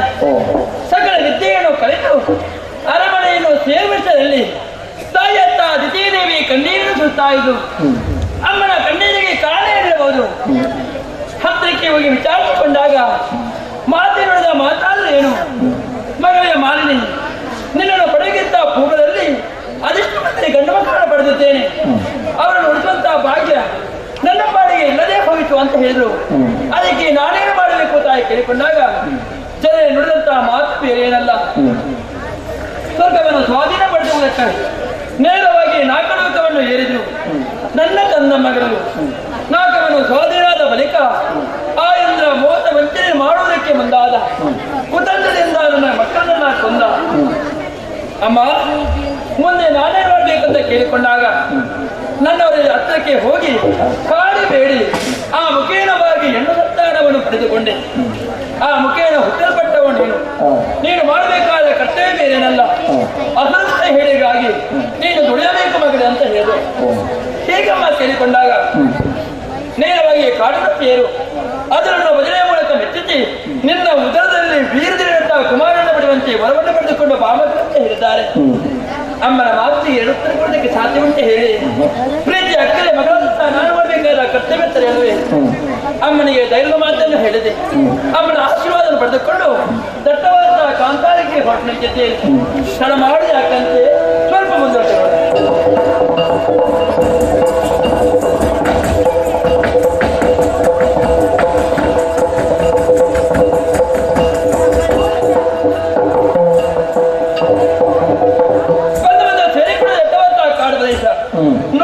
ನೋಡಬಾರದೆ ಎಷ್ಟು ಎದೆಗಾಲಿಕೆ ಇದ್ದವರಿಗೆ ಕೂಡ ಈ ಕಾಡಿಗೆ ಬರುವುದಕ್ಕೆ ಹೆದರಿಕೆ. ಯಾಕೆಂದ್ರೆ ಸೂರ್ಯ ರಶ್ಮಿಯಂತೆ ಕಾಡಿಗೆ ಗೋಚರಿಸುವುದಿಲ್ಲ.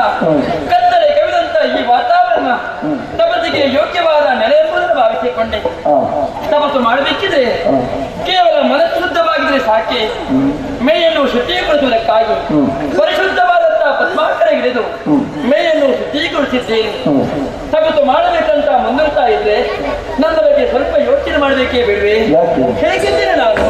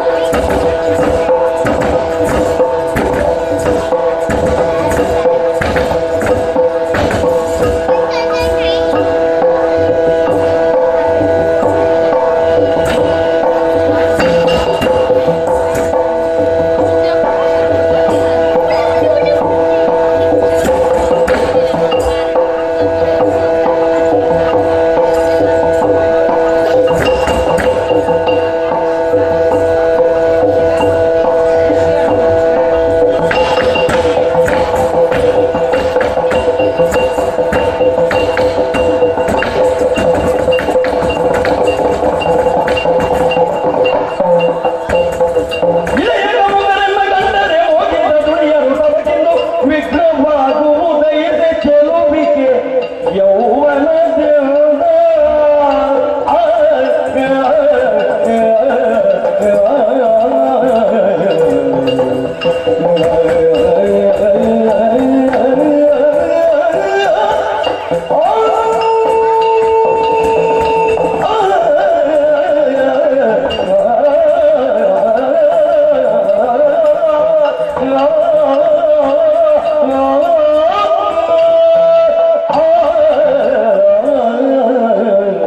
ಸರಿ ಸರಿ, ತಮ್ಮದಿಗೆ ಎಷ್ಟು ವರ್ಷ ನೆನಪದ ಭಾವಿಸಿಕೊಂಡು ನೇರವಾಗಿ ಬಂದುತ್ತೇನೆ ತೆಗೆದುಕೊಂಡೆ.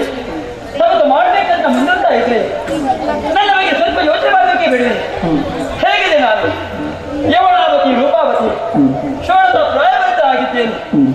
ಈ ಒಂದು ಈ ಕಾಡಿನಲ್ಲಿ ಇದೇ ರೀತಿಯಾಗಿ ಕುಳಿತು ತಪಸ್ಸನ್ನು ಮಾಡಿದೆ ಅಂತಾದರೆ ಏನಾದಿತು? ಇದೇ ಕಾಮಕರು ಕಂಡಾಗ ನನ್ನನ್ನು ಸಂಬಳ ಬಿಡಲಿಕ್ಕೆ ಸಾಧ್ಯ ಉಂಟೆ? ಯಾಕೆ ಗೊತ್ತೇ? ಯಾವುದೋ ಒಂದು ಚಂಡದ ಹೆಣ್ಣುಗಳು ಕೈಗೆ ಸಿಕ್ಕಿದ್ರೆ ಕಾಮಕರು ಸಂಬಳ ಬಿಡ್ತಾರೆ ಹೇಳಿ ತನ್ನ ಕಾಮ ತೃಷವನ್ನು ನೀಗಿಸ್ತಾರೆ. ಆ ಮುಖೇನವಾಗಿ ಆಕೆಯ ಶೀಲವನ್ನೇ ಹೊಳೆಗೊಳಿಸುತ್ತಾರೆ. ಕಾಮಕರ ವಿಚಾರದಲ್ಲಿ ಒಂದು ರೀತಿಯ ಭಯ ನನ್ನನ್ನು ಆವರಿಸಿಕೊಂಡಿದೆ. ಸತ್ಯ ತಪಸ್ಸು ಮಾಡಬೇಕಂತ ಯೋಚನೆ ಮಾಡಿಕೊಂಡೆ. ತಪಸ್ಸು ಮಾಡುವುದಕ್ಕೆ ಆಗುವುದಿಲ್ಲಲ್ಲ. ಕಾಮಕರ ವಿಚಾರದಲ್ಲಿ ಒಂದು ರೀತಿಯ ಭಯವನ್ನು ಅಂಟಿಕೊಂಡಿದ್ರು ಕೂಡ ಮತ್ತೊಂದು ಬಗೆಯಲ್ಲಿ ಸುರಮ್ಮ ಹಾಗೆಗಳಾಗಿ ಕರೋ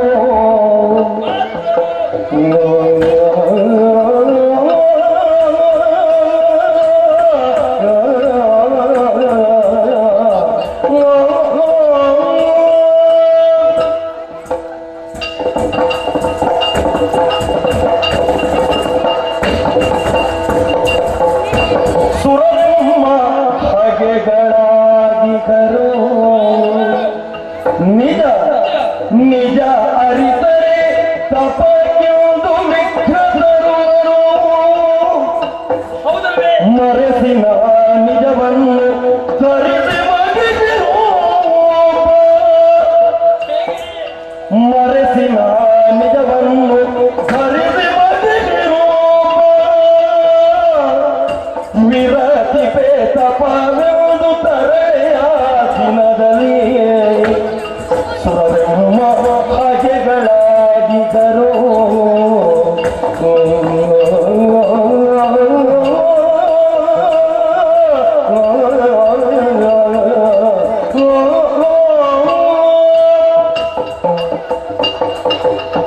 ಕಾಮಕರ ವಿಚಾರದಲ್ಲಿ ಒಂದು ರೀತಿಯ ಭಯ ನನ್ನನ್ನು ಅಂಟಿಕೊಂಡಿದ್ರು ಕೂಡ ಮತ್ತೊಂದು ಬಗ್ಗೆ ಯೋಚನೆ ಮಾಡು. ಯಾರು ಗೊತ್ತೇ ಕೊಂಡು ಹೆಚ್ಚವೂ ಕೂಡ ನಮ್ಮಲ್ಲಿ ಸೇಡು ತಿನ್ನುವುದಕ್ಕಿರ್ತಾರೆ.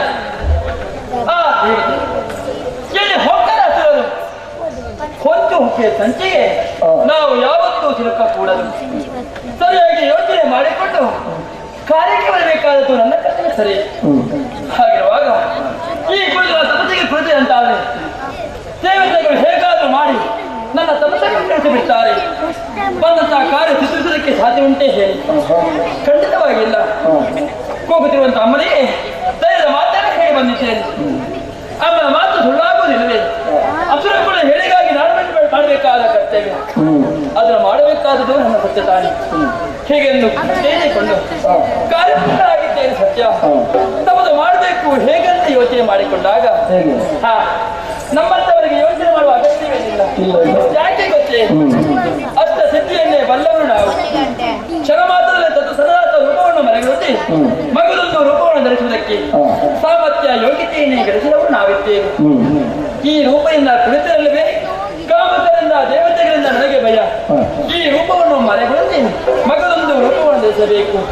ಯಾವುದಾಯಿತು? ಈ ಕಾರಣದಲ್ಲಿ ಕೂದಲದ ರೂಪವನ್ನು ಧರಿಸಿಕೊಂಡು ತಪಸ್ಸನ್ನು ಮಾಡಿದಂತಾರೆ. ಯಾರಿಗೂ ತಿಳಿಯುವುದಕ್ಕೆ ಸಾಧ್ಯ ಉಂಟೆ? ಆಗುವುದಕ್ಕಿಲ್ಲ. ಈ ಯಕ್ಷಮಾತ್ರ ಕಾಡಲ್ಲಿ ಅತ್ಯಂತ ಸಂಚಾರವಾಗಿರುವಂತಹ ಉಲಗ ಗರುಡ ಉಲಗವನ್ನು ಕಂಡ ಅಕ್ಷರವೇ ಕೊಕ್ಕಿರಳಿ ಕುಕ್ಕಿ ಎತ್ತರಕೊಂಡು ಹೋಗಿ ಬಿಸಾಡಿದ್ರೆ ಮಾರಿಗಾದತ್ತ ನಾನು ಸಾಯುವುದಿಲ್ವೇ? ಇತ್ತು ಸಾಧಿಸಬೇಕಾದ ಕರ್ತವ್ಯ ನನ್ನದು. ಮತ್ತೆ ಹೇಗೆ ನೋಡಬಾರದೆ? ಸುತ್ತಲ ನೋಡುವಾಗ ಅದೆಷ್ಟೋ ಪ್ರಾಣಿಗಳು ಕಾಣ್ತಾ ಇದೆ. ಮೃಗಪಕ್ಷ ರೂಪವನ್ನು ಧರಿಸಿಕೊಂಡು ತಪಸ್ಸನ್ನು ಮಾಡಿದೆ ಅಂತ ಅಂತಾದ್ರೆ ಇಲ್ಲಿರುವಂತಹ ಕಾಮಕರಿಗೆ ದೇವತೆಗಳನ್ನು ತಪಸ್ಸು ಮಾಡುತ್ತಾ ವಿಚಾರ ತಿಳಿಯುವುದಕ್ಕೆ ಕಷ್ಟ. ಹೌದಲ್ಲ, ಸರಿಯಂತ ಹೊತ್ತಿಗೆ ನಾನು ಎಚ್ಚರಿಸಿದ್ದೀನಿ. ಈ ದಟ್ಟವಾದ ಕಾಡಿಗೆ ಭೇಟಿ ಮಾಡುವುದಕ್ಕೆ ಬರ್ತಾರೆ, ಕಾರ್ಯಕ್ರಮದಲ್ಲಿ ಬರ್ತಾರೆ. ಯಾವುದೋ ಒಂದು ಬಲವಾದಂತಹ ಪ್ರಾಣಿ ನನ್ನ ಕೈಗೆ ಸಿಕ್ಕಿಯನ್ನು ಬಾಳವನ್ನು ಪ್ರಯೋಗಿಸಿ ಬಿಟ್ಟರೆ ಮಾಲಿನ್ಯ ಗತಿ ಅಧೋಗತಿ ಆಗುತ್ತದೆ. ಹಾಗಾಗಿ ಇದು ಅನೇಕಾದ ಕರ್ತವ್ಯ ಅಷ್ಟೂ ಇದೆ. ಹೀಗೆಂದು ಯೋಚನೆ ಮಾಡಿ ನೋಡಬಾರ್ದೆ, ನನ್ನ ಸಿಗೆ ತಕ್ಕೆತ್ತಿಕೊಂಡು ಇರ್ತಾ ಇದ್ರೆ ದೂರನೇ ಮಹಿಷಿಗಳ ಹೆಣ್ಣೊಂದು ಇತ್ತಗಳಿಗೆ ಧಾವಿಸಿ ಬರ್ತಾ ಇದ್ರು. ಸ್ವತಂತ್ರವಾಗಿ ಮೈತಿರುವಂತಹ ಮಹಿಷಿಗಳು ಮತ್ತೊಬ್ಬರ ಪಡಲಿಕ್ಕೆ ಹೋಗುವುದಿಲ್ಲ. ಯಾಕೆ ಏನಂತೆ ಅದರ ದಂಡೆಗೆ ಯಾರು ಹೋಗುವುದಿಲ್ಲ. ಕೊಳಚೆ ನೀರಲ್ಲೇ ಬೆತ್ತುಕೊಂಡು ಇರ್ತಾರೆ. ಹತ್ತಿರಕ್ಕೆ ಹೋದ್ರೆ ವಾಸನೆ ಮೂಗಿಗೆ ಬೆಳೀತಾರೆ. ಅದಕ್ಕಾಗಿ ಯಾರು ಒಪ್ಪಡಲು ಕೊಡುವುದಿಲ್ಲ, ಯಾರ ತಂಟೆಗೆ ಅದು ಹೋಗುವುದಿಲ್ಲ. ಸರಿ ಸರಿ, ಮೈಸೂರುಪವನ್ನು ನಾನು ತಪಸ್ಸನ್ನು ಕೈಗೊಂಡಂತಾದ್ರೆ ಎಲ್ಲೇನಿರುತ್ತಾ ಯಾರಿಗೂ ಮಾರಿನ ತಪಸ್ಸು ಮಾಡುತ್ತಾ ವಿಚಾರ ತಿಳಿಯುವುದಕ್ಕೆ ಕಷ್ಟ. ತಡ ಮಾಡಲಾರೆ, ಆದಷ್ಟು ಶೀಘ್ರವಾಗಿ ಮೈಸೂರುಪವನ್ನು ಅಂತ ಬರ್ತೇವೆ.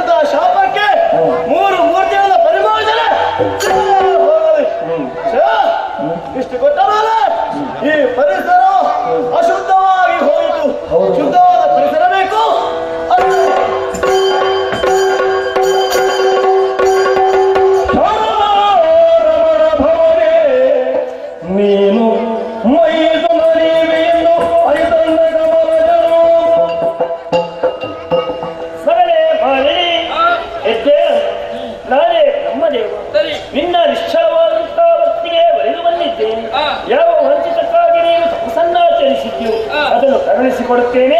ಏನು ಬೇಕು ಕೋರಿ ತಪಸ್ಸನ್ನು ಬಿಡಬೇಕಿದಂತೆ. ಓ ಕರುಣಸಾಗರ ದೇವ ಪರಮೇಶಿ ಕೇಳಯ್ಯ. ಕರುಣಸಾಗರ ದೇವ ಪರ ಕೇಳಯ್ಯ ಹರೋಜದಿಂದಲೇ ಮನ ದಿರವ ಹರೋಜದಿಂದಲೇ ಮನ ದಿರವ ಸುರಧೀರನಾಗಿಗ ತರಳನ ಪೇಟೆಯು ಸುರಧೀರನಾಗಿಗ ತರಳನ ಪೇಟೆಯು ವಿರದಿದೆವು ಘೋರ ಕರ್ಮದಾಗ ದೇವ ಪರಮೇಶ್ವರ ಕೆಳಗೆ ಹರ್ಷದಿಂದಲೇ ಮನ ದಿರವ ಧ್ವನಿಯಾಗಿದ ತರಳನ ಪೇಟೆಯು ವಿರದಿದೆವು ಘೋರ ಕರುಣದ ದೇವ ಪರಮೇಶ್ವರ ಕೇಳಯ್ಯ ದೇವ ದೇವ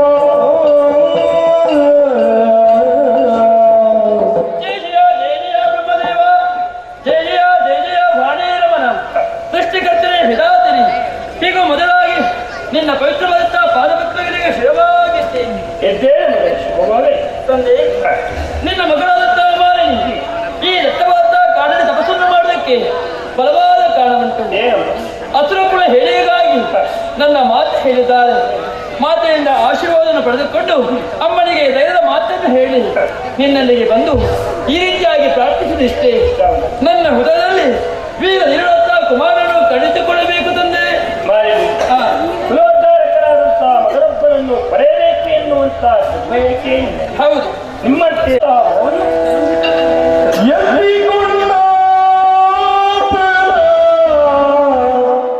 ಮೊಲೆ ಉಣಿಸುವುದೆಂತು ಎತ್ತಿಕೊಂಡಾತನ ಮೊಲೆ ಉಣಿಸುವುದೆಂತು ಹೊತ್ತುತ್ತಿ ಉಣಿಸಿ ಚೋರುಳಪಾಡುವುದು ಹೇಗೆ ಏನು ಹೊತ್ತುತ್ತಿ ಉಣಿಸಿ ಚೋರುಳಪಾಡುವುದು ಹೇಗೆ ಎನ್ನ ಚಿತ್ತಕ್ಕೆ ಅರಿಯದಾದುದು ವಿಧಿಯೇ ಎನ್ನ ವಿಧಿಯೇ ವಿಧಿಯೇ ತಂದೆ ಮರುಗದಿರು ಮಾಲಿನಿಯೇ ಮಾಲಿನಿಯೇ ಕ್ರಮಿಗೆರಿಸಿ ಕೈ ಜಗದಲ್ಲಿ ಮೆರೆಯುವನು ಘನ ಕೀರ್ತಿಯಿಂದಲೇ ಮರೆಯ ಮಾತಲ್ಲ ಇದು ವಿಧಿಯ ಮಾತು ಮರುಗದಿರು ಮಾಲಿನಿಯೇ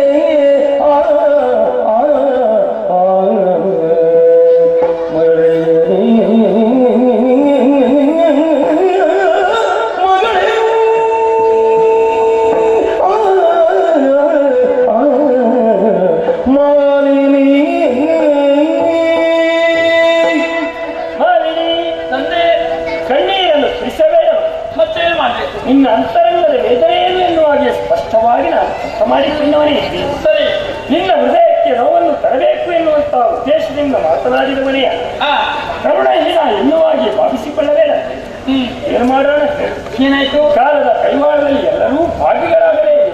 ಹೇಗೆ ಆ ಕಾಲಕ್ಕೆ ನೀನು ಹೊರತಾದವರಲ್ಲ. ಸರಿ ಇವತ್ತು ನಿನ್ನದಾದಂತಹ ಈ ಸ್ಥಿತಿಗೆ ನೀನೇ ತಂದೆ ನಿನ್ನ ಮಾತನಾಡಿಸಲಿಕ್ಕೆ ಕಷ್ಟವಾಗ್ತಾ ಇದೆಯಲ್ಲ ಮೈಸೂರೊಬ್ಬರ ಮಗನನ್ನ ಪಡೆಯುವುದಕ್ಕೆ ನಾನೇ ಕಾರಣೀಕರ್ತರು ಅಂತಾದೆ ಇದಕ್ಕೆ ಕರ್ತವ್ಯ ಹೇಳಿ ಯಾವ ರೀತಿ ಹೇಗೆ ತಂದೆ ಮಾಡಿ ಆ ನೀನು ನಿಜ ರೂಪವನ್ನು ಬಿಟ್ಟು ಮಹಿಷಿ ರೂಪದಲ್ಲಿ ಹಾ. ಈ ಕಾಂತಾರದಲ್ಲಿ ತಪಸ್ಸನ್ನಾಚರಿಸಿದವಳಲ್ಲ. ಸತ್ಯ ತಪಸ್ಸಿನ ಮುಂದೆ ಹಾ. ಪ್ರಭಾವ ಪರಿಣಾಮಗಳ ಬಗ್ಗೆ ನೀನು ಆಲೋಚನೆ ಮಾಡಲಿ. ಹೌದೇ ಅದರಿಂದಲಾಗಿ ನಿನ್ನ ತಪೋಶಕ್ತಿಯ ಪ್ರಭಾವ ಹೆಚ್ಚಾದ ಕಾರಣ ಆ ಹತ್ತಿರದಲ್ಲಿದ್ದಂತಹ ಸುಪಾರ್ಶಿಕ ಮುನಿವರನ ತಪಸ್ಸು ಭಂಗವಾಗಿ ಆ ಸಿಟ್ಟುಗೊಂಡಂತಹ ಮುನಿವರ ಇದಕ್ಕೆಲ್ಲ ಕಾರಣವು ನೀನೇ ಎನ್ನುವುದನ್ನು ತಿಳಿದು ನಿನ್ನ ಹೊಟ್ಟೆಯಲ್ಲಿ ಸೋಲಿನೇ ಗೆಲ್ಲಿಸಲಿ ಎನ್ನುವಾಗಿ ತಂದೆ ಮುಡಿಯ ಶಾಪದಿಂದಾಗಿ ಈ ರೀತಿಯಾಗಿ ವರವನ್ನು ಪಡೆಯೋದಕ್ಕೆ ಸಾಧ್ಯವಾಗಿ ಹೋಯ್ತೆ ನನ್ನ ಹೃದಯದಲ್ಲಿ ಹುಟ್ಟುವ ಮಗು ಕೋಲನಾಗಿರುವುದಕ್ಕೆ ಮುನಿರ್ಬಲ ಶಾಪವೇ ನಿನ್ನ ಮಾತನ್ನು ಕೇಳುವಾಗ ನಗು ಬರ್ತಾ ಇದೆ. ಮೂರು ಮೂರ್ತಿಗಳಲ್ಲಿ ನೀನೊಬ್ಬನು ತಾನೆ ಸೃಷ್ಟಿಗೆ ಅಧಿಪತಿಯಾದಂತಹ ಬ್ರಹ್ಮದೇವ ಪ್ರತಿಯೊಂದು ಜೀವರಾಶಿ ಹಣೆಯಲ್ಲಿ ಬರೆಯುವಂತಹ ಸಾಮರ್ಥ್ಯ ಮತ್ತು ಯೋಗ್ಯತೆಯನ್ನು ಪಡೆದುಕೊಂಡವನೇ ನಾಗಿದ್ದೆ. ಕೇವಲ ಮುಡಿಪ ಸಾಧ್ಯವಂತೆ ಆ ಶಾಪವನ್ನು ಸುಳ್ಳಾಗಿಸಿ ವಿಶಾಪವನ್ನು ಕೊಟ್ಟು ನನ್ನನ್ನು ಉತ್ತರಿಸಬೇಕು, ಅನುಗ್ರಹಿಸಬೇಕು. ಅಸಾಧ್ಯ ಮಗನೇ. ಕೆಲವೊಂದು ಸಂದರ್ಭಗಳಲ್ಲಿ ಗುರುಮೂರ್ತಿಗಳು ಸಂಕಷ್ಟವಾದಂತಹ ಸ್ಥಿತಿಯನ್ನು ಅನುಭವಿಸಿದ್ದಾರೆ ಎಂಬುದಕ್ಕೆ ಕೆಲವಾರು ನಿದರ್ಶನಗಳಿವೆ. ಹೇಗೆ? ಇಲ್ಲಿಯೂ ಹಾಗೆ ಮಗನು. ನಿನ್ನದಾದಂತಹ ಸಮಸ್ಯೆಯನ್ನು ಹೋಗಲಾಡಿಸುವುದಕ್ಕೆ ಅಸಮರ್ಥನಾದಂತಹ ಸ್ಥಿತಿಯಲ್ಲಿ ನಾನಿದ್ದೇನೆ. ಮುನಿವರ ನಿನ್ನ ಬದುಕಿಗೆ ಶಾಪ ಕೊಟ್ಟಾಗ ಮತ್ತೊಂದು ವಚನವನ್ನು ತಿಳಿಸಿದವನೇ ಇದ್ದಾನೆ. ಯಾವ ರೀತಿಯ ವಚನ? ತಾನು ಪಟ್ಟಂತಹ ಶಾಪಕ್ಕೆ ಗುರುಮೂರ್ತಿಗಳಿಂದಲೂ ಪರಿಹಾರವು ಲಭ್ಯವಾಗದೆ ಹೋಗಲಿ ಎನ್ನುವ ಹಾಗೆ. ಹಾಗಿದ್ರೆ ಮುಂದೆ ದಾರಿ ತಂದೆ ಇಷ್ಟಕ್ಕೆ ನೀರನ್ನು ಬಿಡಿಸಬೇಕೆ? ಕಣ್ಣೀರನ್ನು ದುಡ್ಡದೆ ಮತ್ತೇನು ಮಾಡಿ ಹೇಳಿ. ಜನಿಸಿದಂತಹ ಮಗುವಿನ ರೂಪ ಆಕಾರ ಮುಖ್ಯವಲ್ಲ. ಪ್ರಾಮುಖ್ಯವಾದದ್ದು ಬೇಕಾದ್ದು ವಿಶಾಲವಾದಂತಹ ಗುಣ. ಸರಿ, ಕೋಣನಾದರೂ ಜಾಣನೆಂದೆನಿಸಿಕೊಳ್ಳುತ್ತಾನೆ, ಪ್ರವೀಣನೆಂದೆನಿಸಿಕೊಳ್ಳುತ್ತಾನೆ. ಮೂರು ಲೋಕದಲ್ಲಿ ಅದ್ವೈತವಾದಂತಹ ವ್ಯಕ್ತಿತ್ವವನ್ನು ಸಂಪಾದಿಸುವ ಪುತ್ರನಾಗುತ್ತಾನೆ. ನಿನ್ನ ಹಾಗೂ ನಿನ್ನ ತಾಯಿಯ ಮನದಾಸೆಯನ್ನು ಈಡೇರಿಸುವ ಕನ್ನನಾಗುತ್ತಾನೆ. ಕನಕ ಗರ್ಭನೇ ಮೋಹಗೊಂಡು ಮಾಲಿನಿ ಮನದಿ ಸಂತಸತಾಳೆ ಕ್ಷಣದಲ್ಲಿ ನಿಜ ರೂಪವನ್ನು ತಳೆದ ಕಣ ಮರೆಗೈದಿ ಜನನಿರಲಿ ನೊಂದರೆಯುವುದಕ್ಕಾಗಿ ತೆರಳಿರುವ ಈವರೆಗೆ ಬಂದುದಿಲ್ಲ ಎನ್ನುತ್ತ ದಿದಿಯು ಜಯ ನಮೋ ಜಗತ್ರಕ್ಷಕ, ಕಾಪಾಡು ತಂದೆ ಕಾಪಾಡು. ಶೋಣಿತ ಅಂದ್ರೆ ರಕ್ತ ಎಂಬುದಾಗಿ ನಮ್ಮವರೆಲ್ಲ ರಕ್ತವನ್ನೇ ನಿರ್ಣಯಿಸಿ ನಿರ್ಮಿಸಿದ ಪುರವಿದು ಶೋಣಿತಾಪುರ ಎಂಬುದಾಗಿ ಇಲ್ಲಿಯ ಮಹಾರಾಣಿಯಾಗಿ ಮೆರೆಯುತ್ತಾ ಇದ್ದೇನೆ. ಅದೆಲ್ಲ ಯೋಚಿಸುತ್ತಿರುವುದು ನಾನು. ಕೌಮಾರಿ ಕಳೆದು ಯೌವನದ ಹೊಸ ಹೊತ್ತಿಗೆ ಕಾಲಿಸಿದ ನನ್ನ ಮಗಳ ಮುಖವನ್ನು ಕಂಡು ಸಂತೋಷ ಪಡಬೇಕಾಗಿತ್ತು. ಅದರ ಬದಲಾಗಿ ದುಃಖಿಸುತ್ತಿರುವಂತಹ ಸಂದರ್ಭದಲ್ಲಿ ಮಗಳಾದ ಮಾರಣಿಯು ಸಮಾಧಾನದ ಮಾತುಗಳನ್ನು ಹೇಳಿ ಕಾಮಿನಿಯಾದ ನನ್ನ ಮಗಳು ಕನಕಗರ್ಭನನ್ನು ಕುರಿತು ತಪಸ್ಸನಾಚರಿಸಕ್ಕೆ ಕಾರಣವನ್ನು ಸೇರಿದ್ದಾಳೆ. ಹೋದಂತಹ ಮಗಳು ಬರಬೇಕಿತ್ತು, ಕಾರ್ಯ ಸಿದ್ಧಿಯಾಗಬೇಕಿತ್ತು. ಯಾಕೆ ಬರಲಿಲ್ಲ? ಏನು ಬರಲಿಲ್ಲ? ಬೈಬಿಯೇ ಕಂದ ಹೇಗೆ ಬಾ? ನಿನ್ನನ್ನು ಕಾಣದೆ ಅದೆಷ್ಟೋ ಸಮಯಗಳ ಆಗೋಯ್ತು. ಹೌದೇನೆ? ಹೋದಂತಹ ಕಾರ್ಯ ಏನಾಯ್ತು? ಅಮ್ಮ, ನಿನ್ನ ಮಗಳವೇ ಹೋದ ಕಾರ್ಯ ಗಂಡ ಹಾಕಿಬಿಟ್ಟಮ್ಮ. ಹೌದೇನೆ? ನೇರವಾಗಿ ಕಾಡಿಗೆ ಹೋದೆ, ನಿನ್ನ ಆಶೀರ್ವಾದ ಪಡೆದುಕೊಂಡು ಅದನ್ನು ಭಜನೆ ಮೂಲಕ ಮೆಚ್ಚಿಸಿಕೊಂಡೆ. ಆ ಮುಖೇನವಾಗಿ ಪ್ರಥಮೀಕರಿಸಲು ನಾನು ಹಾಕಿದ್ದೇನೆ. ಪ್ರತ್ಯಕ್ಷಗೊಂಡಂತ ಬ್ರಹ್ಮ ನುಡಿದ ಮಾತಾದ್ರೂ ಏನು? ನನ್ನ ಹೃದಯದಲ್ಲಿ ಹುಟ್ಟುವ ಮಗು ವೈಶ್ಯನಾಗಿರುತ್ತಾನೆ. ಏನಿದು ಮಾಲಿನಿ? ನಿನ್ನ ಬುದ್ಧಿಗೆ ನಾನು ಏನ್ ಹೇಳ್ಬೇಕು ಹೇಳು? ಹೋಗಿ ಹೋಗಿ ಇಂತಹ ವರವನ್ನು ಪಡೆದುಕೊಂಡು ಬಂದಿದೆಯಲ್ವೇನೆ? ಏನು ನಿನ್ನ ತಪಸ್ಸಿಗೆ ಬಲವಿಲ್ಲದೆ ಆಯ್ತಲ್ವೇನೆ? ಅಮ್ಮ, ಏನು ದುಃಖಿಸಬೇಡ, ಕಣ್ಣೀರಿಸಬೇಡ. ಕಣ್ಣೀರಿನಾಗಿ ಬಾಧವನ್ನುಡುತ್ತದೆ ಕಾಡಿದೆ ಬೇಡ ಬ್ರಹ್ಮದೇವನ ಕುರಿತು ಬ್ರಹ್ಮದೇವನ ಮಾತ್ರ ಹೇಳಿದ್ದಾರೆ. ಏನೇ ಹುಟ್ಟುವ ಮಗು ವೈಶ್ಯನಾಗಿದ್ರು ಕೂಡ 3 ಲೋಕವನ್ನು ಗೆಲ್ಲುತ್ತಾನಂತೆ, ದೂರಧೀರನಾಗಿ ಮೆರೆಯುತ್ತಾನಂತೆ. ಅದು ಮಾತ್ರವಲ್ಲಮ್ಮ, ಏನೇ ನಿನ್ನ ಕೀರ್ತಿಯನ್ನು ಬೆಳಗಿಸುತ್ತಾನಂತೆ. ಹೌದೇನೆ? ಹೆತ್ತ ತಾಯಿಗೆ ಹೆಕ್ಕರವಾದ ಮುದ್ದಂತೆ. ನನಗೆ ಆಕಾರ ಮುಖ್ಯವಲ್ಲ, ಅಧಿಕಾರ ಮುಖ್ಯ ಅಲ್ವೇ? ನೀನೇನು ಚಿಂತಿಸಬೇಡ. ಮುಂದೇನಾಗ್ಬೇಕು ಎಂಬುದರ ಬಗ್ಗೆ ನಾನು ಆಲೋಚಿಸ್ತೇನೆ. ಹೋಗಿ ಒಳಗಿಟ್ಟು. ಏನೇ ನನಗೆ ಗೊತ್ತುಂಟು ನೀನು ಯೋಚನೆ ಮಾಡ್ತೀಯ ಅಂತ. ಏನು ಆದ್ರೆ ಒಂದು ಇದಾಗಬೇಕಾ? ಅದು ಬೇಡಮ್ಮ, ಅದ್ರ ಬಳಿಕೆ ಮುಂಟು ಆದ್ರೆ ಈಗ ಹೋಗಿ ಸಂತೋಷ. ಅಮ್ಮ, ಸ್ವಲ್ಪ ತಡೆ ಅಮ್ಮ, ನಿನಗೆ ಅವಸರ ಯಾಕೆ? ಆಯ್ತಮ್ಮ. ಏನು ಬೇರೇನಲ್ಲ, ಏನು ನಿನ್ನ ಮುಚ್ಚಿನ ಮಗಳಾದ ಮಾಲಿನ್ಯ ಬಗ್ಗೆ ಸ್ವಲ್ಪ ಯೋಚನೆ ಮಾಡ. ತುಂಬಾ ಆಲೋಚಿಸ್ಬೇಕು. ಒಳಗಿದ್ದು ಕೇಳಿದ್ದೀರಾ? ಮೊದಲೇನೋ ವರವನ್ನು ಪಡೆದುಕೊಂಡು ಬಂದಿದ್ದಾಳೆ. ಹಾಗೆಂದು ನಾನಿನ್ನು ಸುಮ್ಮನಿರುವುದೇ ಇಲ್ಲ. ಮುಂದೆ ನಡೆಯುವ ಕಾರ್ಯದ ಬಗ್ಗೆ ಆಲೋಚಿಸ್ಬೇಕು. ಮಗಳಿಗೆ ಮದುವೆಯನ್ನು ಮಾಡಬೇಕು. ಮಗಳಿಗೆ ಮದುವೆ ಮಾಡುದು ಸರಿ, ಹುಡುಗನಾಗ್ಬೇಡ್ವೆ? ಯಾರಿದ್ದಾರೆ? ಯಾರಿದ್ದಾರೆ? ಇವರೆಲ್ಲ ಆಗಲಿಕ್ಕಿಲ್ಲ. ನಮ್ಮ ಯೋಗ್ಯತೆಗೆ ತಕ್ಕ ಹುಡುಗನಾಗ್ಬೇಕು. ಯಾರು ಯಾರು? ಕೇಳಿ ತಿಳಿದಿದ್ದೇನೆ. ಆಕಾಶದಲ್ಲಿ ಅದೆಷ್ಟೋ ನಕ್ಷತ್ರಗಳ ಮಧ್ಯೆ ಚಂದ್ರಮ ಹೇಗೆ ಶೋಭಿಸ್ತಾನೋ ಅಂತೆಯೇ ಪಾತಾಳ ಲೋಕದಲ್ಲಿ ಅದೆಷ್ಟೋ ರಾಕ್ಷಸ ವೀರರ ಜೊತೆ ವಿದ್ಯುನ್ಮಾಲೆ ಎಂಬಾತ ಮೆರೆಯುತ್ತಾ ಇದ್ದಾರೆ. ತಡ ಮಾಡುವುದಿಲ್ಲ, ಗೋಡೆ ಎಂದರೆ ಬರೆದು ದೂತರ ಮೂಲಕ ಕಳಿಸ್ತೇನೆ.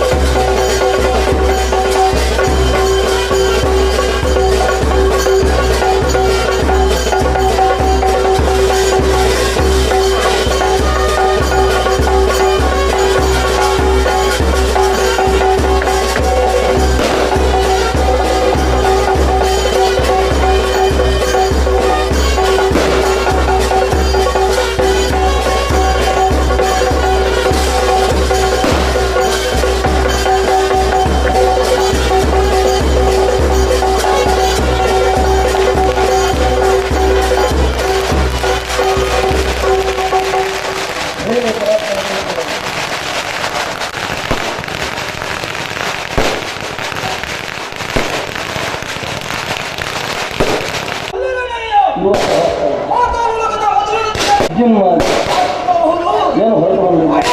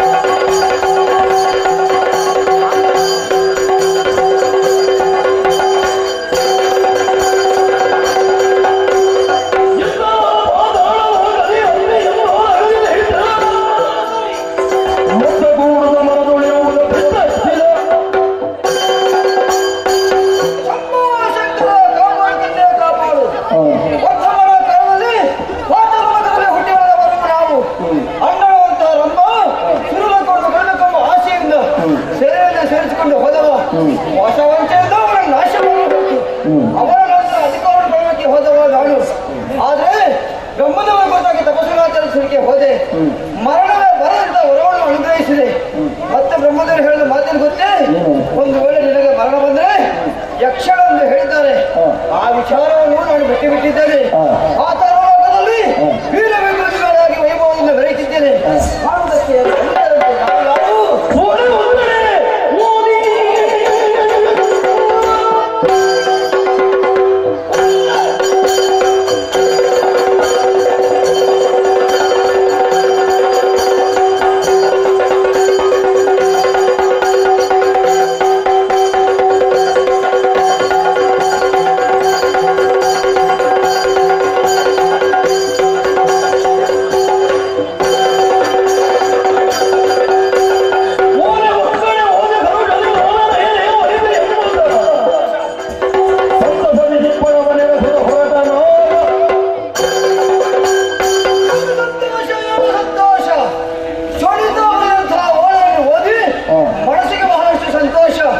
ತಿಥಿಪುತ್ರಿಯಾದಂತಹ ಅವರ ಮಗಳಂತಹ ಮಾಲಿನ್ಯನು ಮದುವೆ ಮಾಡಿಕೊಡ್ತೇನೆ ಎಂದು ಹೇಳಿದ್ದಾರೆ. ಸಮಯಕ್ಕೆ ಸರಿಯಾಗಿ ಹೋಗಬೇಕು. ಹಾಗಾಗಿ ನಮ್ಮನ್ನು ಬರಮಾಡಿಸಿಕೊಳ್ತೇನೆ.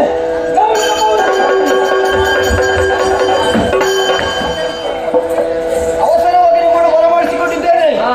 ಶೋಣಿತ ಅವರ ದ್ವಿತೀಯ ಮಗಳಂತಹ ಮಾಲಿನ್ಯನು ಮದುವೆ ನಿರ್ಧಾರವನ್ನು ಮಾಡಿದ್ದೇನೆ. ಈ ಸಮಯದಲ್ಲಿ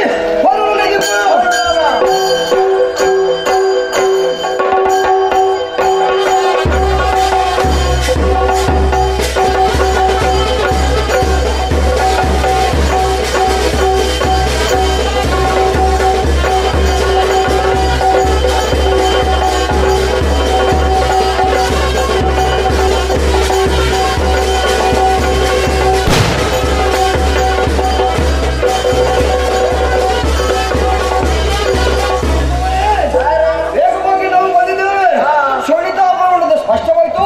ನೋಡೋಣ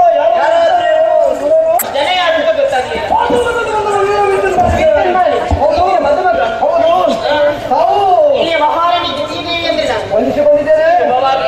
ಎತ್ತರವಾದ ಪೇಟೆಗೆ ಅಲಂಕರಿಸಿದೆ.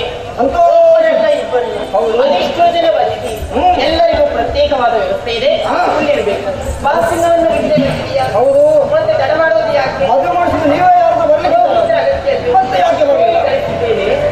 ಬರ್ಬೇಕಿತ್ತು, ಯಾಕೆ ಬರಲಿಲ್ಲ? ಎಲ್ಲ ಕಡೆಗೂ ನಾನೇ ಹೋಗಿ ಬರ್ಬೇಕಲ್ಲ. ಹೌದು, ಅಲ್ಲಿಗೂ ನಾನೇ ಇಲ್ಲಿಗೂ ನಾನು ಒಳ್ಳೆದಾಗ್ಲಮ್ಮ. ಏನಿದು ನಿಮ್ಮ ದಾರಿ ನಿರೀಕ್ಷೆ ಇದ್ದವರು ಒಂದು ಬೊಜ್ಜ ಮುಗಿಸುವಂತದ್ದಲ್ವಾ? ಏನಿದು ಸ್ವಾಮಿ, ಶುಭ ಕಾರ್ಯದಲ್ಲಿ ಅಪಶುಭ್ರ ಮಾತಾಡ್ತಾ ಇದ್ದೀರಲ್ಲ, ಆಯ್ತಲ್ವಾ? ಅದೇನು ಹೇಳಿದ್ರಿ? ನಾವು ಹೋಗಿ ಬಂದ ಬೊಜ್ಜಕ್ಕೆ ಹಾಗೆ ಮತ್ತೆ ಹೋಗುವ ಎಲ್ಲ ಕಡೆಗೂ ನಾನೇ ಅಲ್ವಾ? ನಾನು ಇಲ್ಲಿಗೂ ನಾನೇ ಅಲ್ವಾ? ಹೋಗನೇ ಇರ್ತಲ್ಲ, ಕೆಲವು ಇದ್ದಾರೆ. ಆದ್ರೆ ಈ ಅಭಿಮಾನಿಗಳು ಕೆಲವುಂಟಲ್ಲ, ಉಪಾಯ ಇಲ್ಲ ಅಂತ ಆಗಿದೆ. ಹೇಳ್ತಾರೆ ಕೆಲವರಿಲ್ಲ. ಪುರೋಹಿತರೇ, ಏನು ಕೆಲಸ ಇಲ್ಲ ನಿಮಗೆ, ಬೇರೆಯವರು ಇದ್ದಾರೆ, ಅದು ಹೋದ್ರದ್ದು ಸಮಾಧಾನ. ಅವರ ಮನಸ್ಸಿಗೆ ಸಮಾಧಾನ, ಸಂತೋಷ.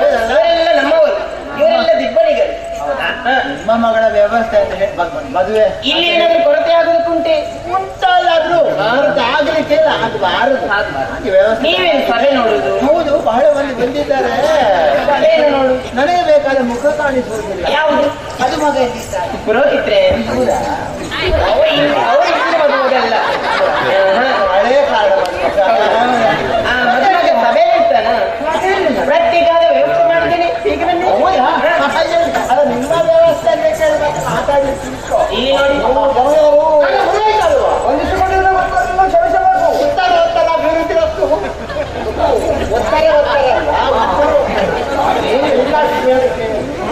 25 ಅಲ್ಲ 50 ಆರೋಗ್ಯವಾಗಿ ಇದ್ದರೆ ಇನ್ನೇ ನಮ್ಗೆ ಆರೋಗ್ಯವಾಗಿ ಕ್ಷೇಮ ಕ್ಷೇಮವಾಗಿ ಚಂದ ಮಾಡ್ಬೇಕಿಲ್ಲ ಎಂತದು ಕ್ಷೇಮವಾಗಿ ಇತ್ತು ಅಂತ ಹೇಳಿ ಹಾಗೆ ಆಯ್ತು. ಹಾಗಾದ್ರೆ ಮುಹೂರ್ತ ಹತ್ತಿರಕ್ಕೆ ಬಂತು, ಆದಷ್ಟು ಬೇಗ ಮದುವೆ ಮುಗಿಬೇಕು. ಮದುವೆ ಮುಗಿಬೇಕು, ನಾವು ಹುಡುಗಿ ನೋಡ್ಬೇಕಾ ಮಾಡುವ? ಹುಡುಗಿ ನೋಡಿಲ್ಲ ಯಾವಾಗ? ನನಗೆ ಹೇಗೆ ಬಂದದ್ದು? ಅವರೇ ಪತ್ರ ಹೊರದು ಮಾತ್ರ ನಮಗೆ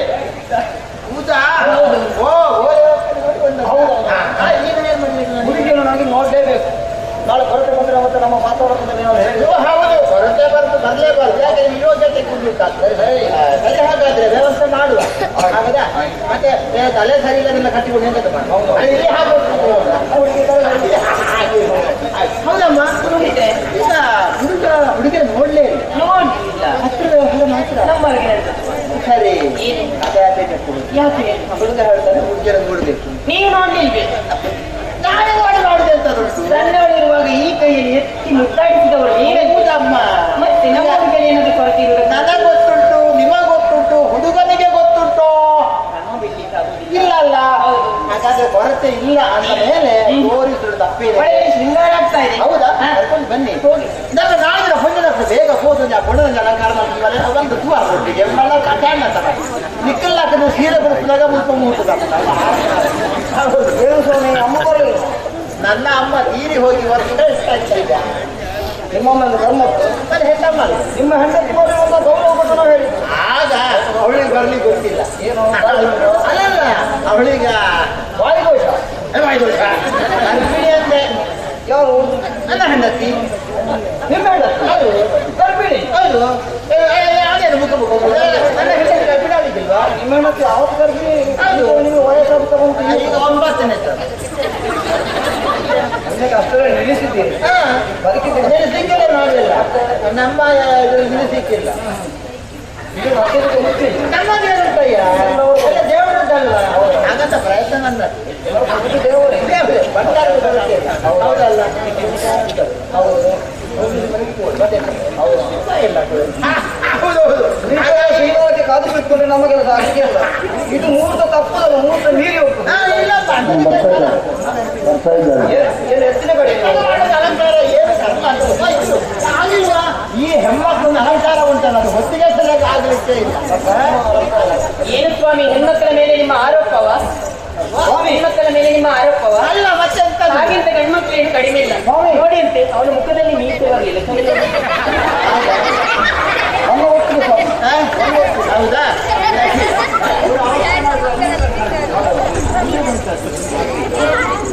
ಹೌದು, ಸರಿ. ಹಾಗಾದ್ರೆ ಹುಡುಗಿ ಇಲ್ಲಿ ಬನ್ನಿ. ಇನ್ನು ಇಲ್ಲಿ ಅಲಂಕಾರ ಎಂತದ್ದು ಆಯ್ತಾ? ಈಗ ಹುಡುಗನಿಗೆ ಹುಡುಗಿ ಆದೀತು ಅಂತ ಆಗಿದೆ. ಹುಡುಗಿಯಲ್ಲಿ ಕೇಳ್ತೇನೆ. ಮತ್ತೆ ಕೇಳಲೇಬೇಕು. ನನ್ನ ನಿಮ್ಮ ಒಪ್ಪಿಗೆ ಆಗುದಿಲ್ಲ. ಮತ್ತೆ ಅಲ್ಲ, ಹಿರಿಯರ ಮಾತಿಗೆ ಒಪ್ಪಿಕೊಂಡು ಮದುವೆ ಆಗುವರು ಇರ್ತಾರೆ, ಇಲ್ಲ ಅಂತಲ್ಲ. ಹಾಗಂತ ನಾಳೆ ಒಲ್ಲದ ಮದುವೆ ಅಂತ ಆದ್ರೆ ಹಗ್ಗವೋ ಕೆರೆಯೋ ಬಾವಿಯೋ ನೋಡಿದ್ರೆ ಬಹಳ ಕಷ್ಟ. ನಿಮ್ಮ ಮಗಳಿಗೆ ರೋಗದ ಸ್ಥಿತಿಯ ಬಗ್ಗೆ ಹೇಳಿದ್ರು. ಹೆಣ್ಮಕ್ಕಳ ಮನಸ್ಥಿತಿ ಅರ್ಥ ಮಾಡಿಕೊಳ್ಳುವುದೇ ಕಷ್ಟ. ಹಾಗಾಗಿ ಈ ರೀತಿ ಆಯ್ತಾ ನಾಲ್ಕದಲ್ಲಿ ಕಾರು ಹಲವಾರು ಮಂದಿ ಉಂಟು. ಅಳಲುವ ಸುದ್ದಿಗಳ ಕಣ್ಣೀರಿಗೆ ವರ ಪಿತ ಪುರೋಹಿತ ಸಾಹಿತ್ಯ ನಿಮ್ಮೊಂದು ವಿಲಾಸ ಮೊದಲು ಕೊಡಿ. ಯಾಕೆ ನಿಮ್ಮ ಹೆಣ್ಣ ಕಲಿಸ್ಬೇಡ? ಮತ್ತೆ ನೀವೀಗ ಸಾಯ್ತೀರಲ್ಲ.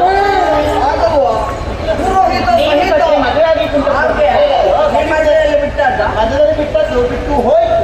ಹಾಗೆ ಬಿಡಬೇಡಿ, ಈಗ ಬಿಡುದಿಲ್ಲ ಆಯ್ತಾ? ಹಾಗಾಗಿ ಕೇಳುವ ಮಗ ಹುಡುಗ ನೋಡಿದ್ಯಲ್ಲ? ಹಾಗೆ ಹುಡುಗ ಆದೀತಾ? ಅಮ್ಮನಿಗೆ ಅದು ಅದು ಅಮ್ಮನಿಗಾದ್ರೆ ಮತ್ತೆ ನಿನಗಿಲ್ಲ ಮಾಂಸದ ಊಟ. ಅದು ಹಾಗಲ್ಲ. ತುಂಬಿದ ಸಭೆ ಅಂತ ಹೇಳಿದ್ರೆ ಜನ ಏನು ಹೇಳಿದರು? ನಾಚಿಕೆಯಲ್ಲಿ ಒಪ್ಪಿಗೆ ಏನು ಅಂತ ನಾನು ಬಿಟ್ಟದ್ದಲ್ಲ, ಆ ಕಾಳು ಬಿಟ್ಟದ್ದು. ಅವರ ತೊಂದರೆ ಅಲ್ಲ. ಆಗಲ್ಲ ಸ್ವಾಮಿ, ಮದುಮಕ್ಕಳು ನಾಚಿಕೆಯಲ್ಲಿ ಶಬ್ದ ಬಿಡ್ತಾರೆ. ಈಗ ನೀವು ಹಾಗೆ ನೀವು ಹೋಯ್ತು, ನಿಮ್ಮ ಮನೆ ಒಂದು ಶಬ್ದ ತಪ್ಪಬಾರ್ದು. ಬರ್ತಾ ಇದ್ರು ಸರಿ. ಹಾಗಾದ್ರೆ ಹೋಯ್ ಹುಡುಗ ಹುಡುಗಿ ಬಳಸ್ಕೊಟ್ಟಾಯ್ತಲ್ಲ. ಹೌದು, ತಡ ಮಾಡುದು ಯಾಕೆ? 30 ಹತ್ತಕ್ಕೆ ಬಂತು, ಇಲ್ಲ ನೀವು ಹೊರಗೆ ಹೋಗಿ ಆಯ್ತಾ? ಮತ್ತೆ ಮದುವೆಯವರಿಗೆ ನಿಮಗೆ ಮತ್ತೆ ಹೊರಗೆ ಹೋಗ್ತಾರೆ ಮಠ ಹಿಡಿತಾ ಇನ್ನು ಪ್ರವಾಸ ಆಗ್ಲಿಕ್ಕಿಲ್ಲ. ಹೌದು, ಎಲ್ಲಿ ಅತ್ತ ನೀನು ಎಲ್ಲಿ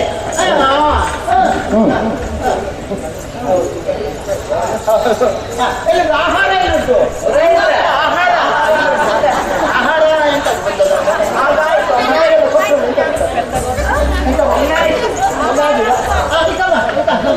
ಹಿಡ್ಕೋ. ಇದು ಕುತ್ತಿಗೆಗೆ ಹಾಕ್ಲಿಕ್ಕೆ ಯಾರ ಕುತ್ತಿಗೆ ಅಲ್ಲ, ನಿನ್ನ ಹುಡುಗನ ಕುತ್ತಿಗೆ ಆಯ್ತಾ? ಹಿಡ್ಕೊಳ್ಳಿ. ಎಲ್ಲಿಗೆ ಹೋಗ್ಬೇಕು? ಅದು ಮಾರಿಬಿಡಿಗೆ ಹೋಗಿ ಮದುವೆ ಮಂಟಪದಲ್ಲಿ ಹೂವಿನ ಹಾರ ಕೈ ಕೊಟ್ಟರೆ ಎಲ್ಲಿಗೆ ಹೋಗ್ಬೇಕು? ಏನು ಹಠ ಅಲ್ಲ ಕೊಟ್ಟಿದ್ರಿ ಸ್ವಾಮಿ, ಏನು ಮಾಡ್ಬೇಕು, ಎಲ್ಲಿಗೆ ಹೋಗ್ಬೇಕಂತ ಹೇಳಿಲ್ಲ ನೀವು. ಅಷ್ಟು ಗೊತ್ತಾಗುದಿಲ್ಲ ನನಗೆ. ಕುತ್ತಿಗೆಗೆ ಹಾಕಿದ್ರೆ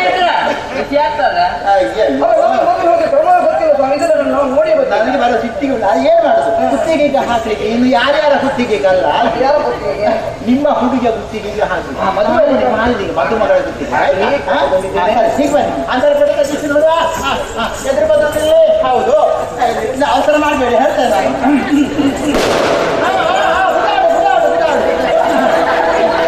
ಓಂ ಭೋಗದಲ್ಲಿ ಇಂದ್ರನಂತೆಯೂ ರೂಪದಲ್ಲಿ ಭದ್ರನಂತೆಯೂ ಐಶ್ವರ್ಯ ಕುಬೇರನಂತಿರುವಂತಹ ವಿದ್ಯುನ್ಮಾಲಿ ಎಂಬವನಿಗೂ, ಓಂ ರೂಪದಲ್ಲಿ ನದಿಯಂತೆಯೂ ಗುಣದಲ್ಲಿ ಹೆಜ್ಜೆಯಂತಿರುವಂತಹ ಮಾಯಲಿ ಎಂಬ ಮದುವಿನ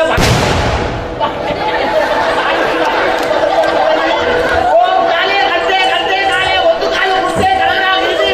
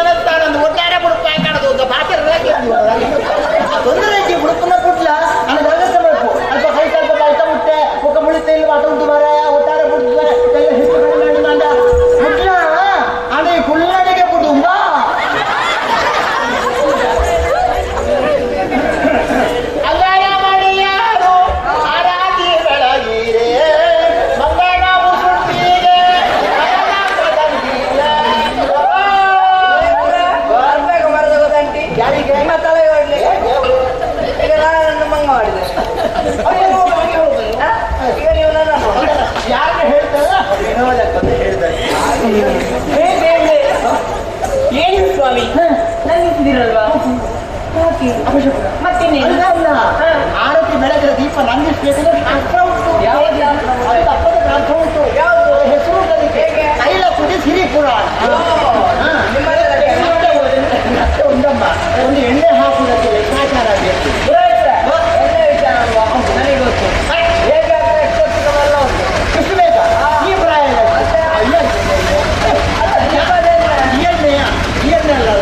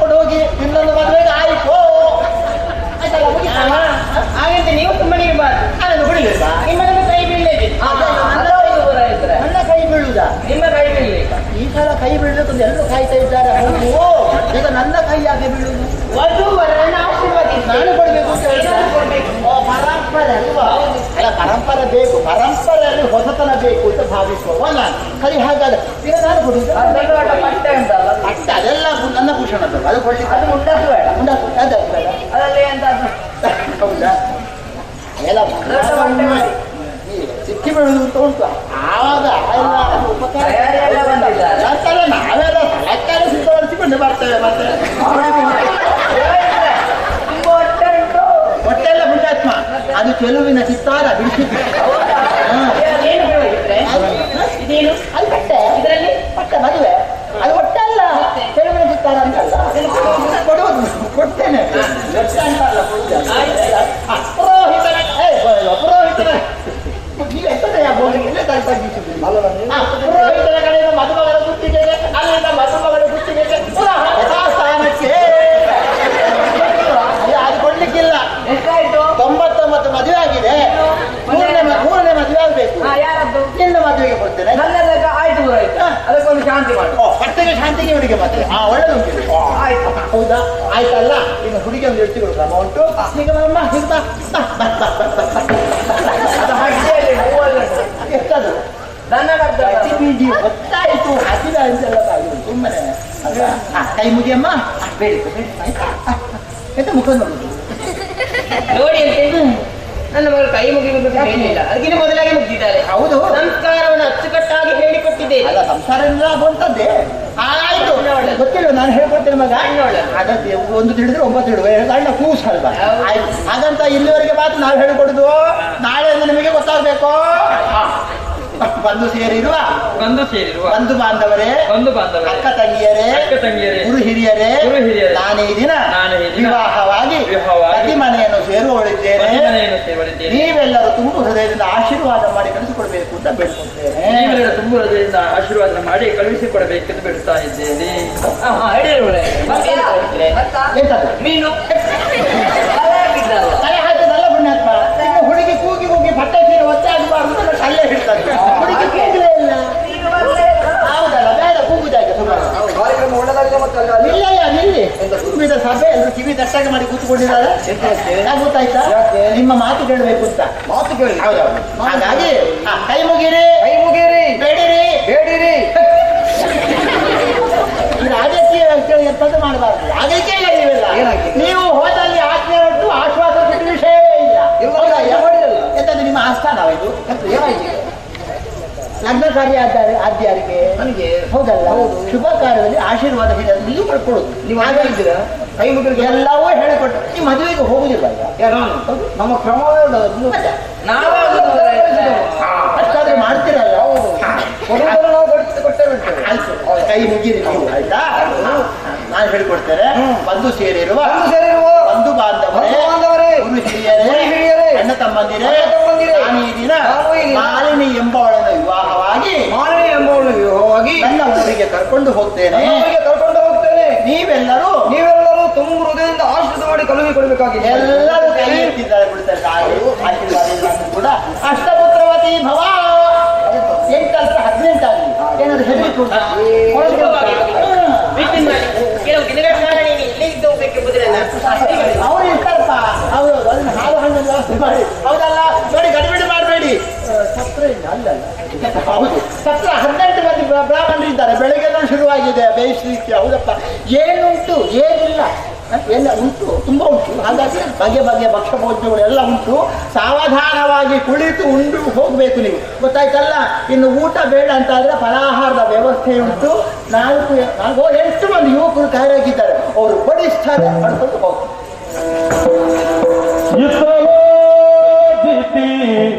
ಒಂದು ದಿನ ಪುತ್ರರನು ನೆನೆಯುತ್ತ ಮನದಿ ವ್ಯರ್ಥವಾದುದು ಎನ್ನ ಬಾಳೆ ವ್ಯರ್ಥ ಎನ್ನುತ್ತ ಮರುಗಿ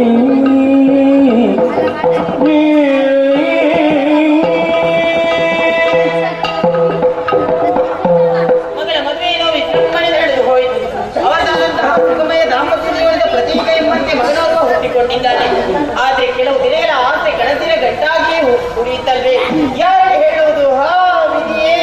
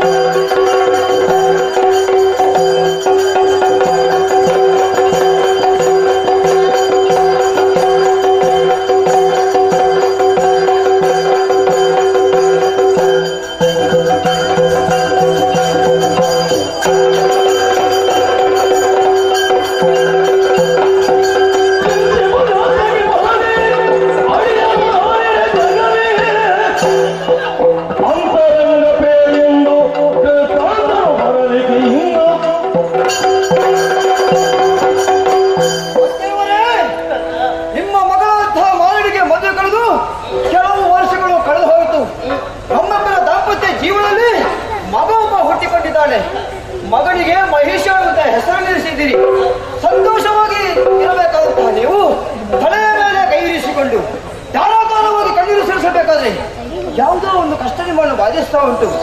ಯಾರಿಂದ ಕಷ್ಟ ಬಂತು? ಏನು ಕಷ್ಟ ಇಲ್ಲ? ಜನಿಸಿದ ಪುತ್ರರವ ಸುರಪುರವ ಬಯಸಿ ಯಮಸದನವ ಸೇರಿದರು ಮಗನೇ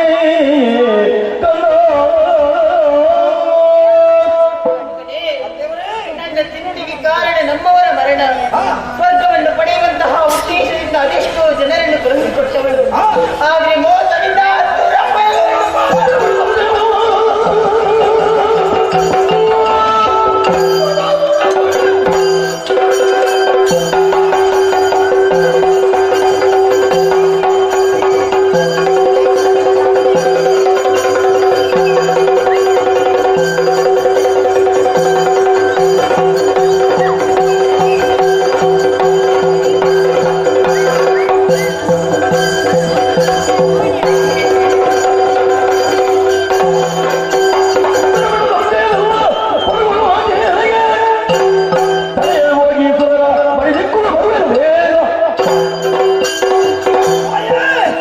ಸಿರುಲೋಕವನ್ನು ಬಯಸಿ ಹೋದಂತ ನಿಮ್ಮ ಮಕ್ಕಳು ಪುನರಪಿ ಯಾರು ಬರಲಿವೆ? ಮೋಸವಂತೆಯನ್ನು ನಾಶ ಮಾಡಿದ್ದಾರೆ. ಸತ್ತು ಹೋದಂತ ನಿಮ್ಮ ಮಕ್ಕಳು ಆತ್ಮಕ್ಕೆ ಶಾಂತಿ ಸಿಗಬೇಕಾದ್ರೆ ಸಿರುಲೋಕವನ್ನು ನಾನು ಸೇರಬೇಕು. ಅಲ್ಲಿಯೂ ಅಧಿಕಾರಗಳು ನಾನು ಮಾಡಬೇಕು. ಆ ಚಂದ್ರವನ್ನು ನೀವು ನೋಡಬೇಕು. ಖಂಡಿತವಾಗಿ ಆಶೀರ್ವದಿಸಬೇಕು. ಕಂದ, ನಿನ್ನ ವೀರತನದ ಮಾತುಗಳನ್ನು ಕೇಳಿ ಮನಸ್ಸಿಗೆ ಆನಂದವಾಯಿತು. ಬಂಗಾರದ ತೊಟ್ಟೆಯಲ್ಲಿ ರಣವೀರ್ಯವನ್ನು ಇಟ್ಟಿದ್ದೇನೆ. ಜಯ ಶ್ರೀರಾಗಿ ಮಾತಂದ.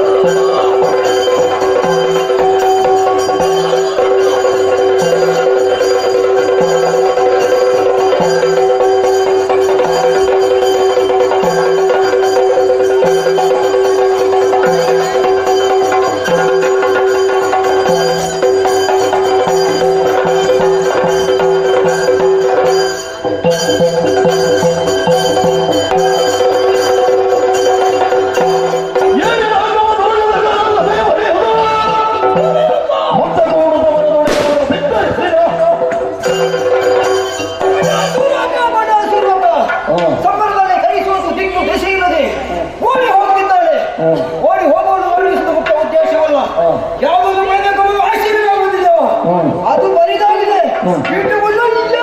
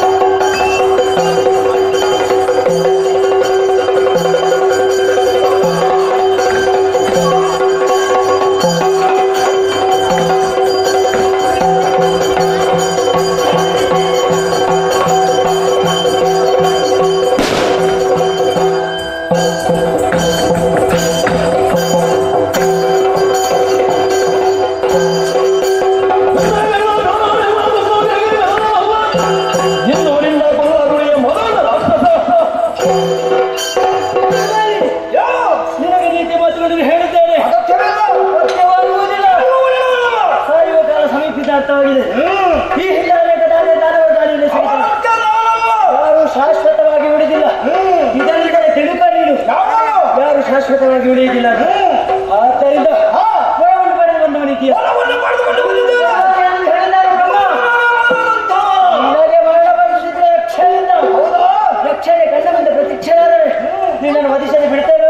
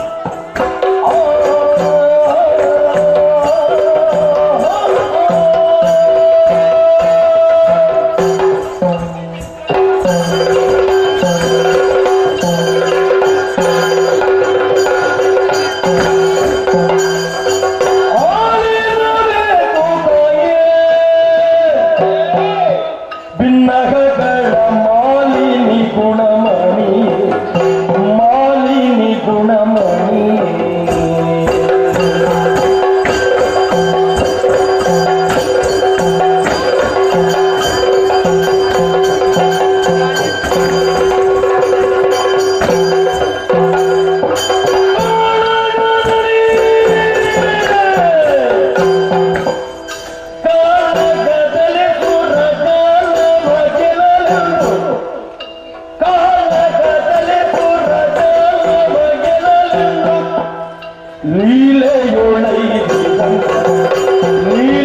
ಲೀಲೆಯೊಳೈದಿದಂತ ನಿಮ್ಮಯ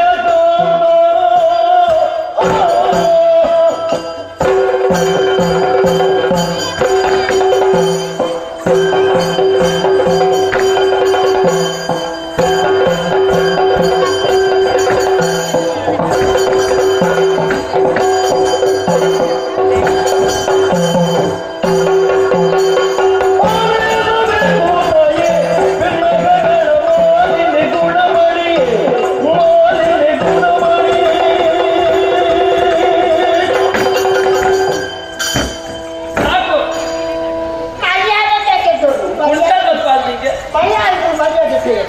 ಮರೆ ತೆಗಿಲಿಕ್ಕಿಲ್ಲ ಇವರು ಹೇಳಿಕೊಟ್ಟರು ಮುಂದಾಸಿನ ಅವರು ನಮ್ಮವರು ಹೌದಾ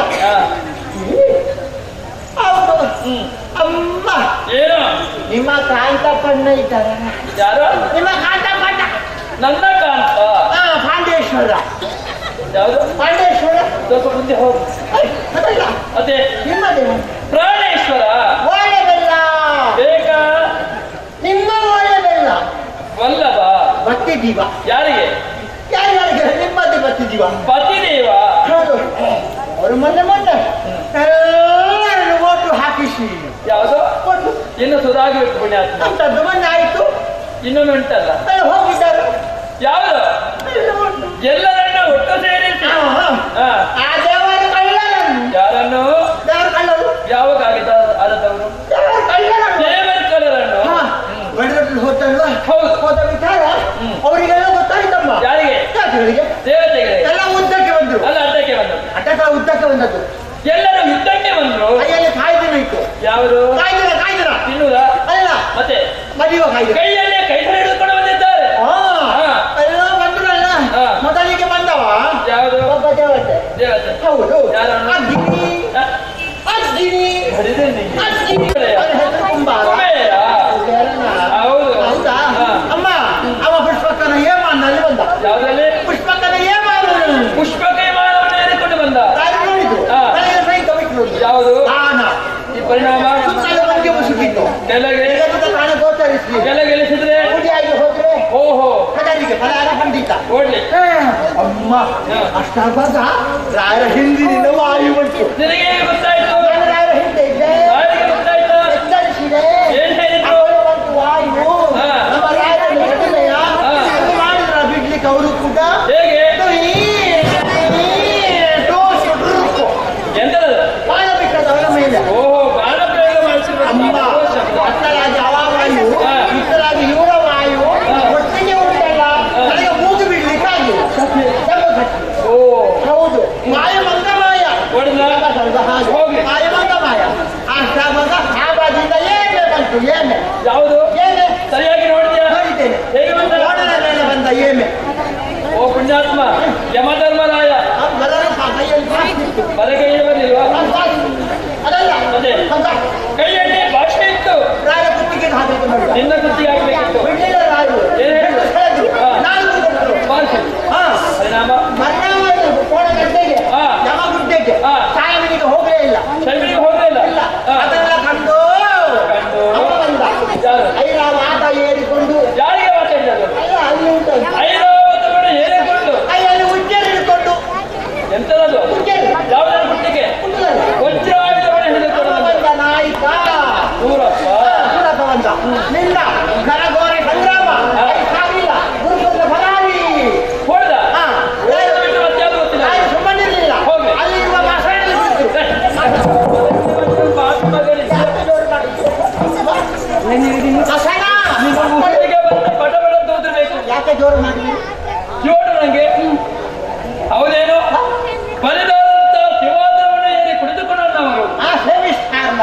ಯಾವುದು?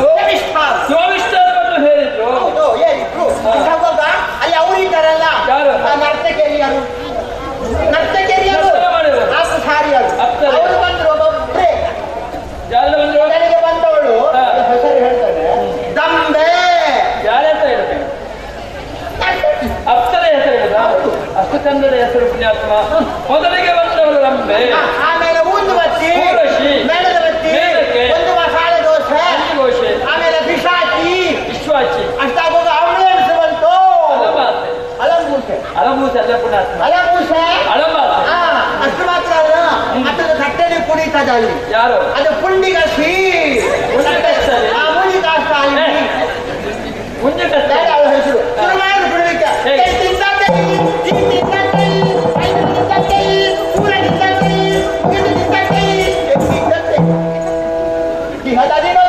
ಯಾವ್ದದು? ತಾಳದಲ್ಲಿ ಕುಂತದ್ದಪ್ಪ. ಅಮ್ಮ ಅದನ್ನು ನೋಡಿ ನಿಮ್ಮ ರಾಯಿಯೇ. ಯಾಕೆ ಕೂಗುದು? ಯಾರ ಇಷ್ಟು ನಲ್ಕುದ ವಿಚಾರ ಹೇಳುವಾಗ ಯಾರ್ದು ಕೂತಾರೇನೋ? ನಗುತ್ತ ಹೇಳು. ಅಗಬಾರ್ದ ಅಗಬಾರ್ದ ನಗುತ್ತ ಹೇಳು ಅಂತ ಹೇಳಿ. ಅಗಬಾರ್ದ. ಹೌದಾ? ವ್ಯತ್ಯಾಸ ಆಗ್ತದಲ್ಲ? ಅಗಬೇಕಾ? ಏ, ನಗುದು ಮಾತ್ರ ವಿಷಯಗಳು ಬರಬೇಕು. ಉಂಟು. ಯಾವುದು? ಬರ್ಲಿಲ್ಲ. ಬರ್ಲಿಲ್ಲ. ಉಂಟು. ಏನು ಕಾರಣ? ಅವರ ಪೀಠದಲ್ಲಿ ಹತ್ತಿರಕ್ಕೆ ಹಾರಾಡಿ ಬಂತು. ಏನು ಬಡಗಿಂದ ಬಂದವನ? ಕಡಕೈ ಹಾರಾಡಲ್ಲ. ಯಾರು? ಕೇಳವ. ಯಾರು? ಅವರ ಹೆಸರು ಲಕ್ಷ ಲಕ್ಷ ಲಕ್ಷ ಯಾರು? ಲಕ್ಷ ಲಕ್ಷ. ಯಕ್ಷರಾಜ ಲಿಂಗರಾಜ. ಅಲ್ಲನಿಂದ ನಿಂದ. ಯಾರಿಗೆ ಜೋರು ಮಾಡಿದ, ಹಾ. ಯಾರು ಮಾತಾಡಲೇ ಇಲ್ಲ. ಹತ್ತಿರಕ್ಕೆ ಬಂದ.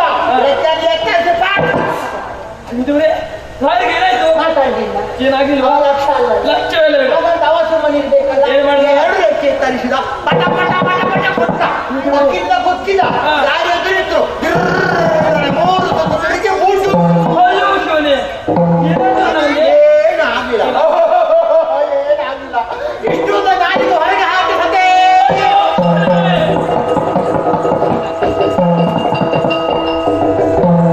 ಕೇಳ್ತಾ ಇದ್ದೀನಿ.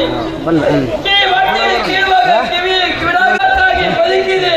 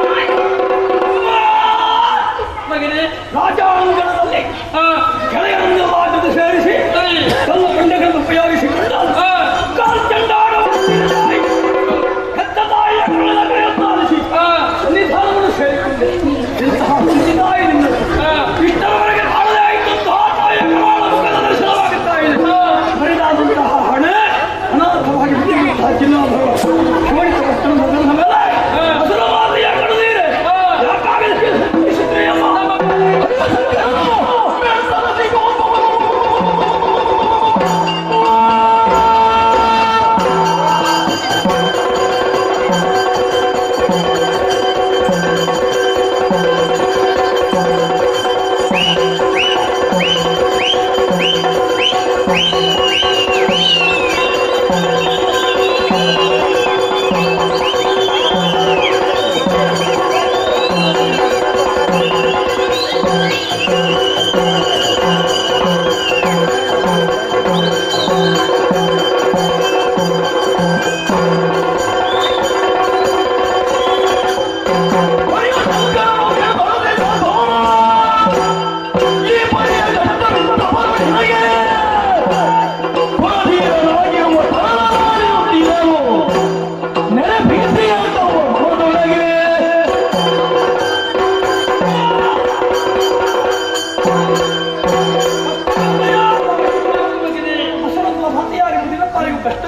ಸತ್ಯ ಹರಿಯ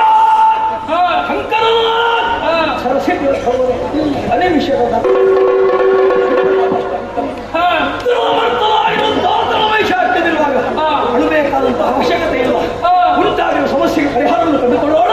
ಏನಾಯಿತು ನಾನು ಹೇಳ್ತೇನೆ.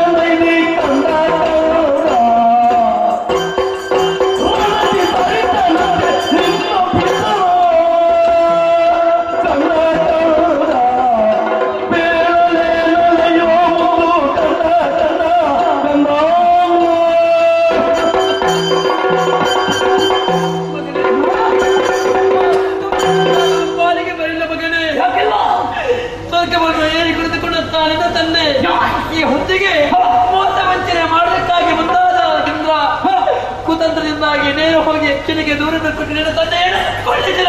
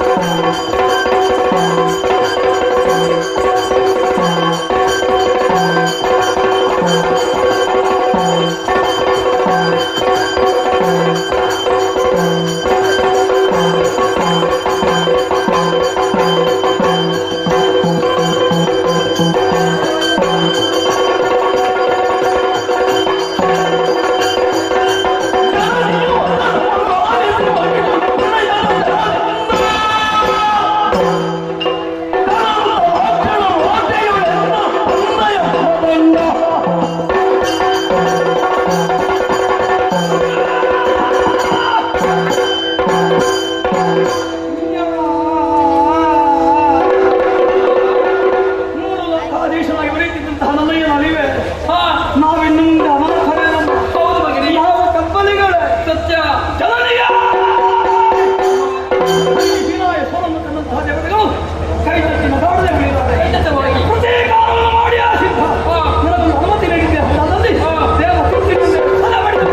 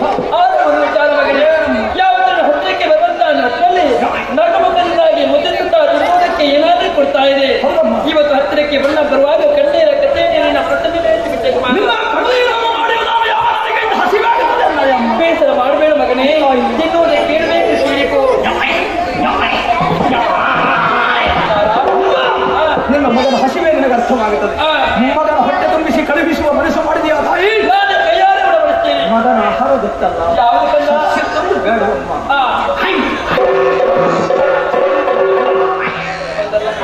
ಅರ್ಥೈಸಿಕೊಂಡಿದ್ದೇನೆ. ಪ್ರತಿನಿತ್ಯವೊಂದಿಗೆ ತಯಾರಿಸಿರುವುದು ಅದನ್ನು ಚೆನ್ನಾಗಿ ಯೋಚನೆ ಕೊಟ್ಟು ಇವತ್ತು ಕೂಡ ಸಿದ್ಧತೆ ಪಡಿಸಿದ್ದೇನೆ. ಆಗ ಒಂದು ವಿಚಾರ ಎಂದು ಹುಟ್ಟು ನೀನು ನೇರವಾಗಿ ಹೋಗಬೇಕು ಕಾಡಿಗೆ ಹೋಗುವಂತಹ ಹೊತ್ತಿನಲ್ಲಿ ಯಾವುದೇ ರೀತಿಯಲ್ಲಿ ಕಷ್ಟವನ್ನು ಹೋಗುವುದಕ್ಕೆ ಸಾಧ್ಯತೆ ಉಂಟು. ಆ ಕಷ್ಟವನ್ನು ದೂರೀಕರಿಸುವುದಕ್ಕಾಗಿ ಈ ಚಂದ್ರಾಯಣ ಮಗನೇ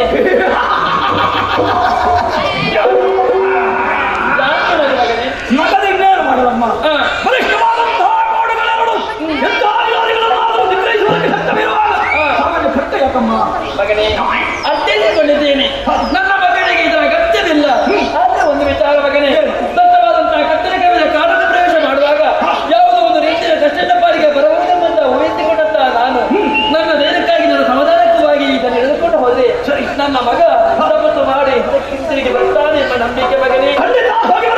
ಧೈರ್ಯವಾಗಿರು, ಹೋಗಿ ಮಗನೇ.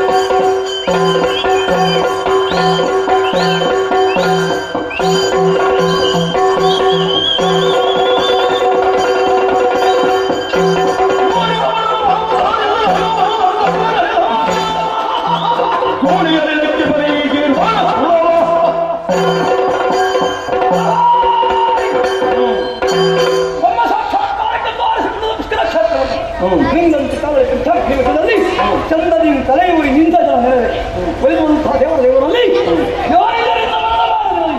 ತ್ರಿಮೂರ್ತಿಗಳನ್ನು ಸರಳ ಇರುವ ಹಾಗೆ ಅನುಗ್ರಹಿಸಿದರೆ ಹಿಂದೊಂದು ಅವಶ್ಯಕ ತಪಸ್ಸಿನಿಂದ ಚೂಣೆಯಲ್ಲಿನ ಕಿರ್ಮಾಣ ಸುಲಭ ಅಮ್ಮನ ವಿಷಯವನ್ನು ಅನುಭವಬೇಕು.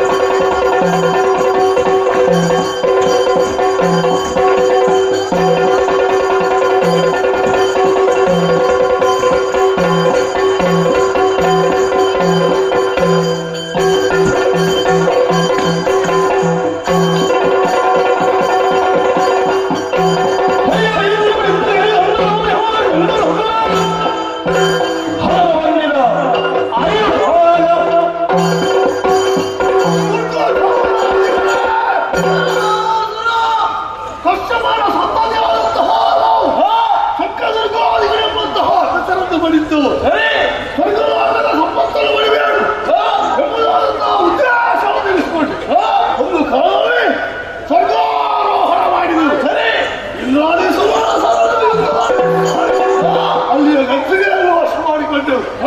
ಆದರೆ ಅದು ನಮ್ಮ ಬಾರಿಗೆ ಪ್ರಾಪ್ತವಾದರೂ ಕೂಡ ಹೆಚ್ಚು ಸಮಯ ಉಳಿಯಲಿಲ್ಲ. ದೇವಾದಿ ದೇವತೆಗಳ ಮರೆಯನ್ನು ಗಾಣಿಸಿದಂತಹ ಹರಿಯು ತನ್ನದಾದ ಚಕ್ರಮುಖೇನವಾಗಿ ನಮಗೆ ಬೇಕಾದಂತಹ ಕೆಲಸವನ್ನು ಕೊಟ್ಟ. ಒಬ್ಬರಿಗೆ ವೃತ್ತ ಇಲ್ಲ, ಮತ್ತೊಬ್ಬರಿಗೆ ಕಾಲಿಲ್ಲ, ಇನ್ನೊಬ್ಬರಿಗೆ ಕೈ ಇಲ್ಲ. ಈ ರೀತಿಯ ಕಷ್ಟದ ಸಂಖ್ಯೆಗಳು ವಿಕರಾಂತ ನಮ್ಮ ಹಾಲಿಗೆ ಪ್ರಾಪ್ತವಾಯಿತು. ಆದರೆ ಇದು ಒಂದು ಹೊಸ ಅರ್ಥ.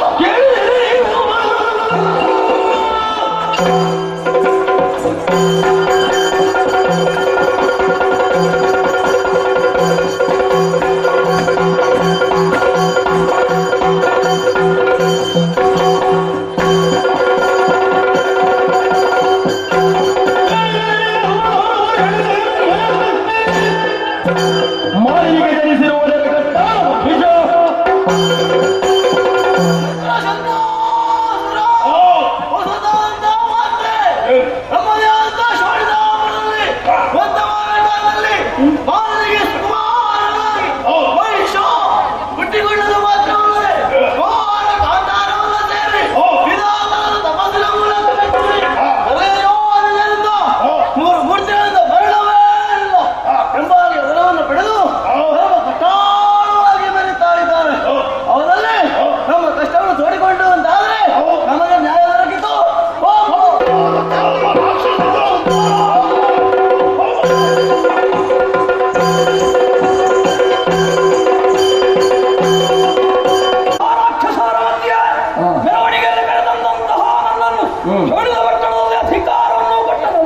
ಸಂತೋಷದಿಂದ ಅಧಿಕಾರವನ್ನು ಕೈಗೆತ್ತಿಕೊಂಡಿದ್ದೇನೆ. ರಾಕ್ಷಸಾಭಿವೃದ್ಧಿಗಾಗಿ ಖಳಮಹಿಷನ ಜೀವನ ಮುಡಿಪಾಗಿರಿಸಿದೆ. ದರ್ಶನಾಕಾಂಕ್ಷಿಗಳು ಬನ್ನಿ.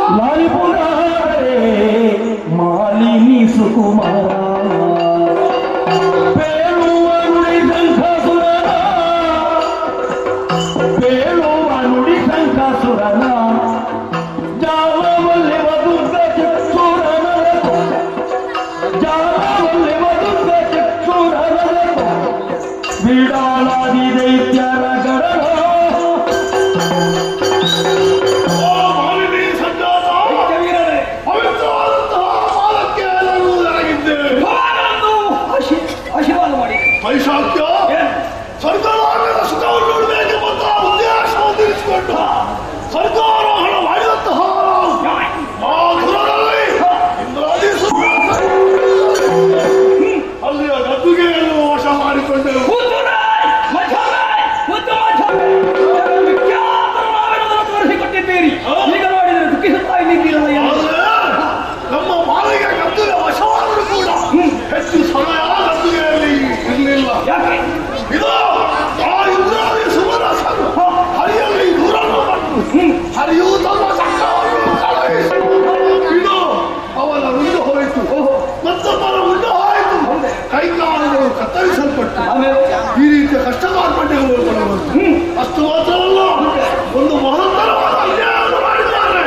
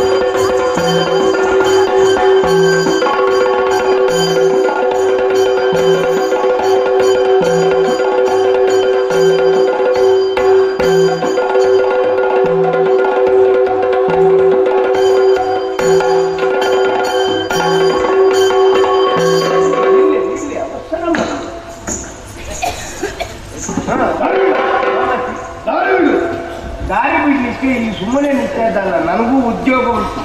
ಬಂದವರನ್ನು ವಿಚಾರಣೆ ಮಾಡಿ ಹೇಳಿ ಹಿತವಂತ ಆದ್ರೆ ಮಾತ್ರ ಒಳಗೆ ಬಿಡು. ದ್ವಾರಪಾಲಕರು ಮರ್ಯಾದೆ ಕೊಟ್ಟು ಮರ್ಯಾದೆ ತಗೊಳ್ಬೇಕು. ಅಲ್ಲ, ಅವರ ಇವರ ಹತ್ರ ಹೇಳಿದ್ರೆ ಏನು ಮರ್ಯಾದೆ ಹೋಗುವುದಿಲ್ಲ. ಬಟರು ಅಷ್ಟು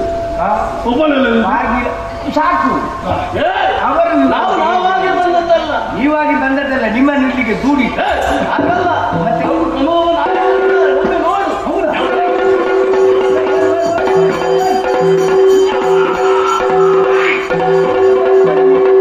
ಮತ್ತೆ ನೀವು ಹಕ್ಕೆ ತಕ್ಕೊಳ್ಳಿ ಅಂತ ಕಟ್ಟಿ ಹಾಕಿ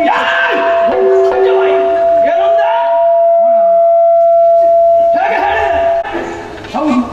ಮೇಲೆ ಕೊಡು, ಕೆಳಗೆ ಮನುಷ್ಯ ಮೇಲೆ ಕೊಡು. ನನ್ನನ್ನು ಮಾಡಿ ನೀನು ಮೇಲೆ ಕೆಳಗೆ ಮೇಲೆ ನಾನು ಯಾರು? ಹೊಸಮುಖ. ಯಾಕೆ ಬಂದೆ? ಯಾರಂತ ಗೊತ್ತಿಲ್ಲ. ಯಾಕೆ ಅಂತ ಉದ್ದೇಶ ಏನು? ಏನ ಮತ್ತೆ ನನಗೆ ಗೊತ್ತಿರುವುದಂತದ್ದು. ಅಲ್ಲ, ನೀವು ಹೊಸಮುಖ ಆದ್ರಿಂದ ಈವರೆಗೆ ನಿಮ್ಮಂತವರು ನೋಡ್ಲಿಲ್ಲ. ಹಳೆ ಮಕ್ಕಳವರ ಪರಿಚಯ ಉಂಟಾ? ಓ, ಇವ್ರದ್ದೇನು ಪರಿಚಯ ಇದೆ? ನಿಮ್ಮ ನೀವು ಉಂಟಾ? ಅವರು ಕೆಚ್ಚಿ ಒದ್ದು. ಹೌದು. ಎಷ್ಟು ತಿಂತಿ ದಿನಕ್ಕೆ? ಅಲ್ಲ, ಮೂಗ ಕೆಚ್ಚಿ ಒದ್ದು ಇಲ್ಲಿಗೆ ಬಂದಿದ್ರು. ಓಹೋ, ಹಾಗೆ ನನ್ನ ಸವಿವರವನ್ನು ಇವರು ಹೇಳುವುದಕ್ಕಿದ್ದಾರೆ. ಇವರ ಹೋಗಿ ನಿನ್ನೊಡೆಯರಿಗೆ ಹೇಳೇನು?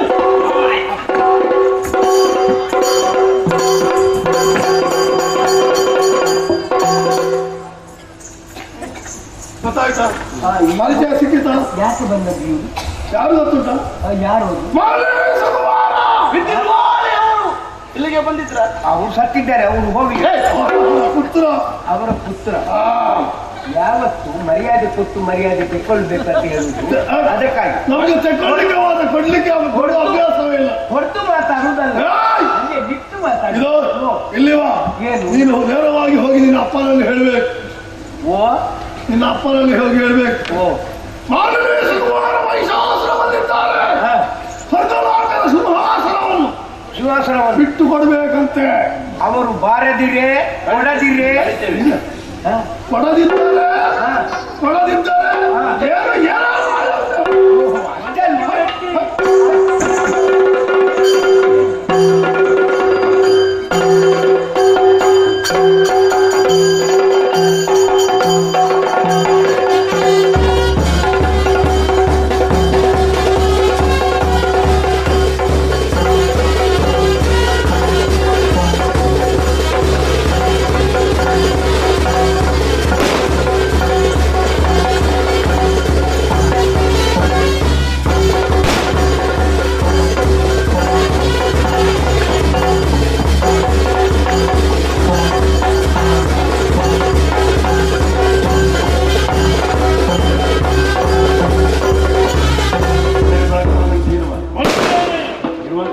ಸ್ವರ್ಗ ಸಾಮ್ರಾಜ್ಯದ ಸರ್ವಾಧಿಕಾರಿ ಯಾರೆಂಬ ಹಾಗೆ ಇರುತ್ತಿದ್ದೀರಿ. ಹಾಲನ್ನು ಕೊಳ್ಳಬಹುದು. ಅನೇಕ ಇದೆ.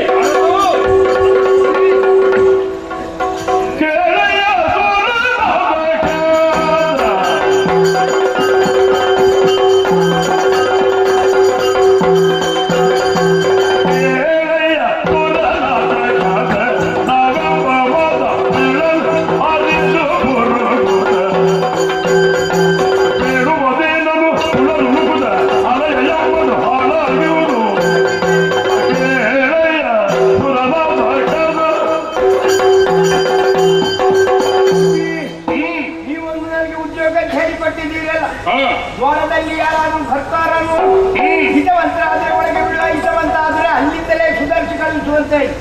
ದ್ವಾರದಲ್ಲಿ ಇರುವಾಗಲೇ ರಕ್ಕಸರ ಪಡೆ ಅಲ್ಲಿಗೆ ಬಂತು.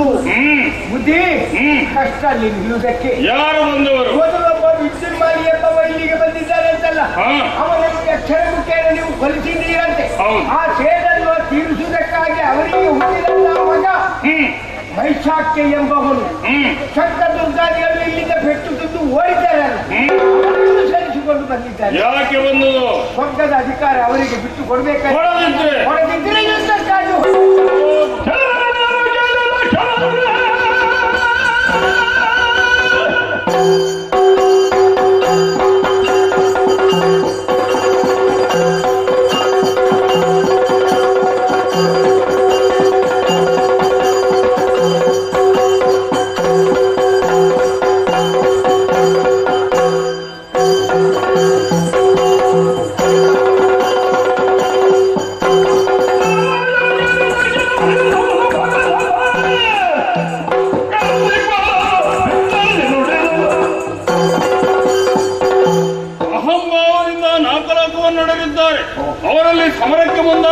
ಆಗಿದೆ. ಸುರಧೀರ ಸಮರ್ಥರಾದಂತಹ ದೇವತೆಗಳು ಬನ್ನಿ.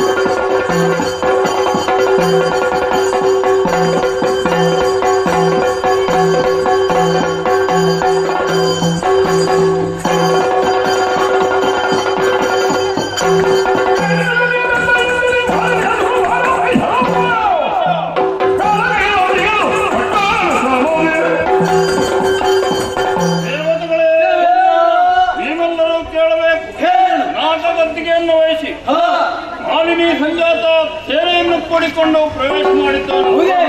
ಅವನಲ್ಲಿ ಸಮರಕ್ಕೆ ಹೋಗಬೇಕಾಗಿದೆ. ನಿಮ್ಮ ನಿಮ್ಮ ವಾಹನವನ್ನು ಅಡಗಿಕೊಳ್ಳಿ.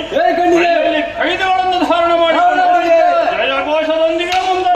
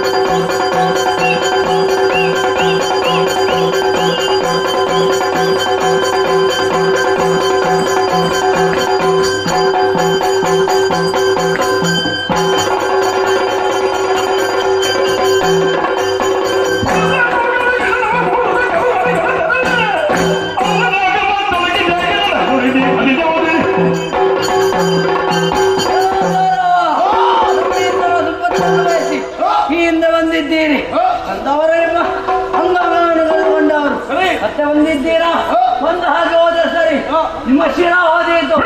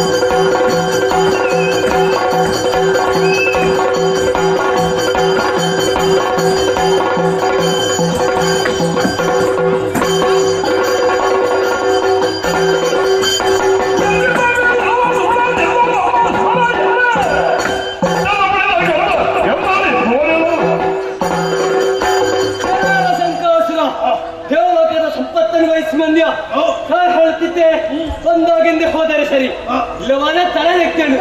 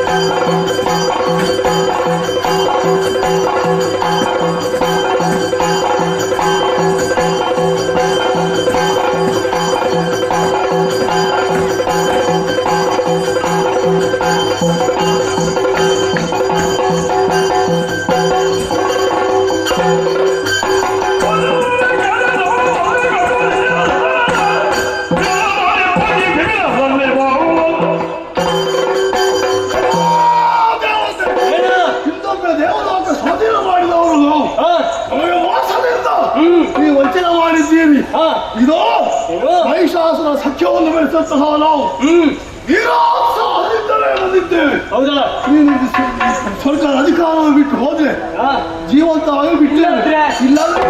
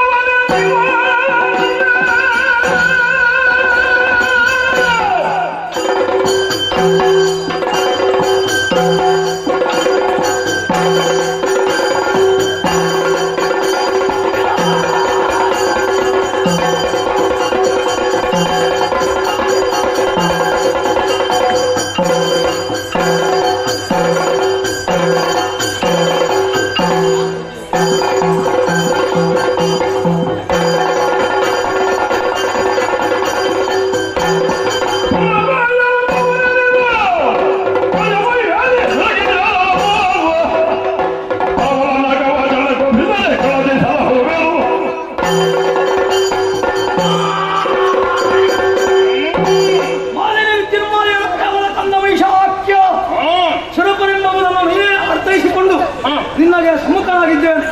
ನನ್ನ ಏನನ್ನು ಕೊಂದಂತಹ ಸೇಡು, ಶಂಕರಕಾದರಿಗೆ ಪಟ್ಟಂತಹ ಪೀಡೆ, ಇಷ್ಟರಿಂದಲೇ ನಿನ್ನನ್ನು ದ್ರೋಹಿ ಎನ್ನುವ ಹಾಗೆ ವೃದ್ಧಿಸಿದ್ದೇನೆ. ನಿನ್ನ ಪ್ರಾಣ ಉಳಿದುಕೊಳ್ಳುವುದಕ್ಕೆ ದಾರಿಯನ್ನು ಸೂಚಿಸ್ತೇನೆ. ಕಾಲ ಹಿಡಿಯುವುದಕ್ಕೆ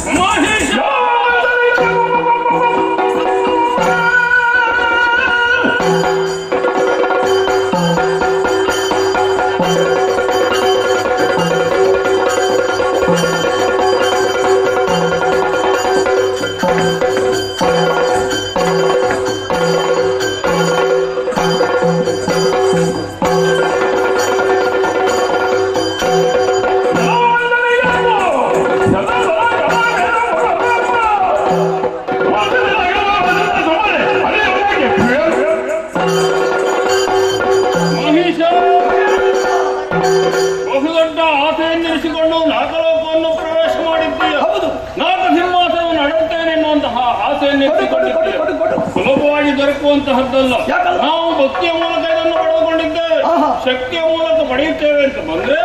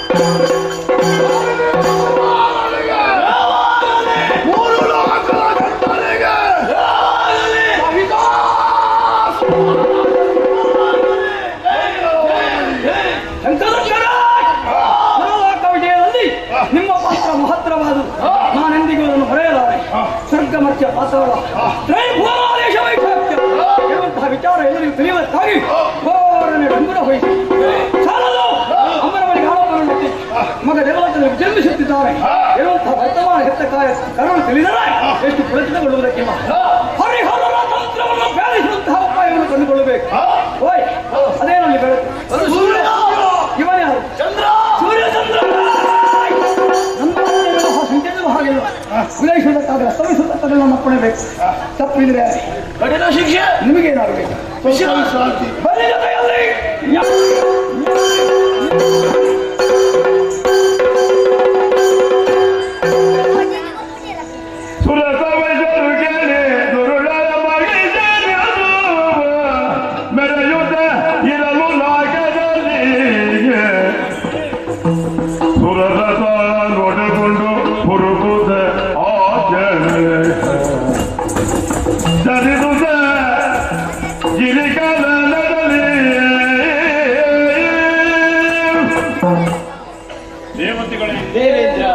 ನಮ್ಮ ಸ್ಥಿತಿ ಇಲ್ಲಿವರೆಗೆ ಉಂಟದೆ ಎನ್ನುವ ಹಾಗೆ ಭಾವಿಸಿಕೊಂಡವರಲ್ಲ. ನಿಜ ಮನುಷ್ಯನ ದಾಳಿ ಉಂಟಾದಾಗ ನಾವು ಸುಮ್ಮನೆ ಕೈಕಟ್ಟಿ ಕುಳಿತುಕೊಳ್ಳಿಲ್ಲ, ಸಮರಕ್ಕೆ ಹೋದೆವು, ಸಮರದಲ್ಲಿ ಸೋಲನ್ನೇ ಅನುಭವಿಸಿದೆವು. ಹೋದಂತಹ ನಾವು ನಾಗಲೋಕದಲ್ಲಿ ಇರುವುದಕ್ಕಾಗದೆ ನಾಗಲೋಕವನ್ನು ಬಿಟ್ಟು ಕಾಡನ್ನು ಸೇರಿಕೊಂಡಿದ್ದೇವೆ. ಈಗ ಆಲೋಚನೆ ಮಾಡುವುದಕ್ಕೆ ಹೊರಟಂತೆ ಯಾಕೆ ಹೀಗಾಯಿತು? ಆತ ಒಂದು ಮಾತು ಹೇಳಿದ್ದಾನೆ, ನಮ್ಮ ದೇವರಿಂದ ಹೊರ ಪಡೆದುಕೊಂಡು ಬಂದಿದ್ದೇನೆ ಅಂತ. ವರದ ಬದುಕಿಗಾಗಿ ನಾವು ಸೋತಿದ್ದೇವೆ, ಆತ ಗೆದ್ದಿದ್ದಾನೆ. ಹಾಗಾದ್ರೆ ಪರಿಹಾರದ ದಾರಿ ಬ್ರಹ್ಮದೇವನಲ್ಲಿಯೇ ಹೋಗಿ ಹೇಳಿಕೊಡ್ಬೇಕು. ಹಣ ಕೊಟ್ಟು ಅನುಗ್ರಹ ಮಾಡಿದ್ದು ಬ್ರಹ್ಮದೇವರಲ್ವೇ? ಆದ ಕಾರಣ ನಾವೆಲ್ಲ ಸತ್ಯಲೋಕಕ್ಕೆ ಹೋಗೋಣ.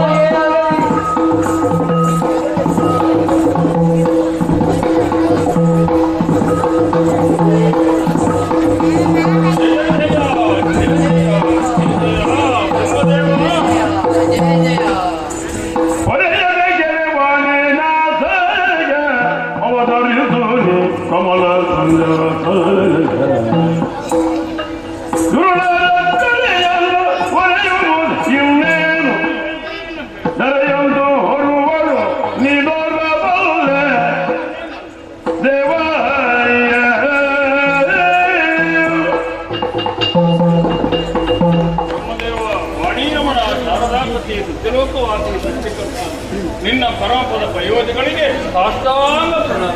ಎಲ್ಲರಿಗೂ ಶುಭವಾಗಲಿ. ದೇವೇಂದ್ರ ದೇವಮತ್ತವನ್ನೆಲ್ಲ ನೆನೆಯಿಕೊಂಡು ಕಣ್ಣೀರದಾರಿಯಿಂದ ಇಷ್ಟವನ್ನೇ ಅಲ್ಲ ಏನು ಬಂದೆ ನಮ್ಮ ಸಂಕಷ್ಟವನ್ನು ಏನೆಂದು ಹೇಳದ ದೇವ. ನಾಗಲೋಕದಲ್ಲಿ ನಾವೆಲ್ಲರೂ ಸುಖವಾಗಿರುವ ಹೊತ್ತಿಗೆ ಮನುಷ್ಯನ ದಾಳಿ ಉಂಟಾಯಿತು. ಸಮರಕ್ಕೆ ಹೋದರೆ ಸೋಲನ್ನೇ ಅನುಭವಿಸಿದ್ದೇವೆ. ಕಾರಣ ಏನು ಅಂತ ಚಿಂತಿಸಿದಾಗ ವರ ಕೊಟ್ಟು ಅನುಗ್ರಹ ಮಾಡಿದ್ದು ತಾವು ಅಂತ ತಿಳಿಯಿತು. ಆದ್ರಿಂದಲೇ ಸನ್ನಿಧಾನಕ್ಕೆ ಬಂದಿದ್ದೇವೆ. ನಮ್ಮ ಕಷ್ಟವನ್ನು ಪರಿಹರಿಸಿಕೊಡಬೇಕು ದೇವ. ಚಿಂತಿಸಬೇಕು. ಆದರೆ ತೋರಬೇಕಾದೆಯನ್ನೊಂದನು ಮಾಧವನೊಲ್ಲಿಗೆ ಹೋಗುವುದು ಆದುದನ ಮಧುಸೂದನ ನದಿಯಲ್ಲಿ ಸಾದರದಲ್ಲಿ ವಿನಯಿಸುವ ದೇವೇಂದ್ರ ಬ್ರಹ್ಮದೇವ, ನಿಮ್ಮ ಬದುಕಿಗೆ ಒದಗಿದಂತ ಈ ಕಷ್ಟದ ಸ್ಥಿತಿಗೆ ಪರೋಕ್ಷ ನಾನೇ ಕಾರಣನೂ ಹೌದು. ಏನು ಮಾಡೋಣ ಹೇಳು. ತಪಸ್ಸಿನ ಮೂಲಕವಾಗಿ ಮಹಿಷಾನನ್ನು ಮೆಚ್ಚಿಸಿಕೊಂಡ, ಭಕ್ತಿಗೆ ಒಲಿದಂತ ನಾನು ಮರವನ್ನು ಕೊಟ್ಟು ಬಿಟ್ಟೆ, ಧರ್ಮ ಕಾರ್ಯಕ್ಕಾಗಿ ಕೊಟ್ಟಂತ ವರವನ್ನು ವಿನಿಯೋಗಿಸಿಕೊಳ್ಳುತ್ತಾನೆ ಎನ್ನುವ ಹಾಗೆ ಭಾವಿಸಿಕೊಂಡೆ ಅಂತಾದರೆ ಅಧರ್ಮಕ್ಕೆ ಮನಮಾರಿ ಬಿಟ್ಟ ಲೋಕಕಂಟಕನಾದಂತ ಅಂತ ಕಣನನ್ನು ಸರಬಡಿಯಬೇಕಾದ್ದು ಕರ್ತವ್ಯವೇ ಹೌದಾದರೂ ನನ್ನಿಂದ ಸಾಧ್ಯ. ಮತ್ತೆ ನಮಗೇನು ಗೊತ್ತಿದೆ ಅವರೇ? ಪರಿಹಾರಾರ್ಥವಾಗಿ ದಾರಿಯನ್ನನ್ನು ನಾನು ಸೂಚಿಸಿದ್ದೇನೆ. ಎಲ್ಲರಕ್ಕೂ ಸಮರ್ಥ ಆ ನಾರಾಯಣ. ನಾವೆಲ್ಲರೂ ಕೈಕೊಂಡಂತ ಆ ಕಡೆಗೆ ಹೋಗೋಣ.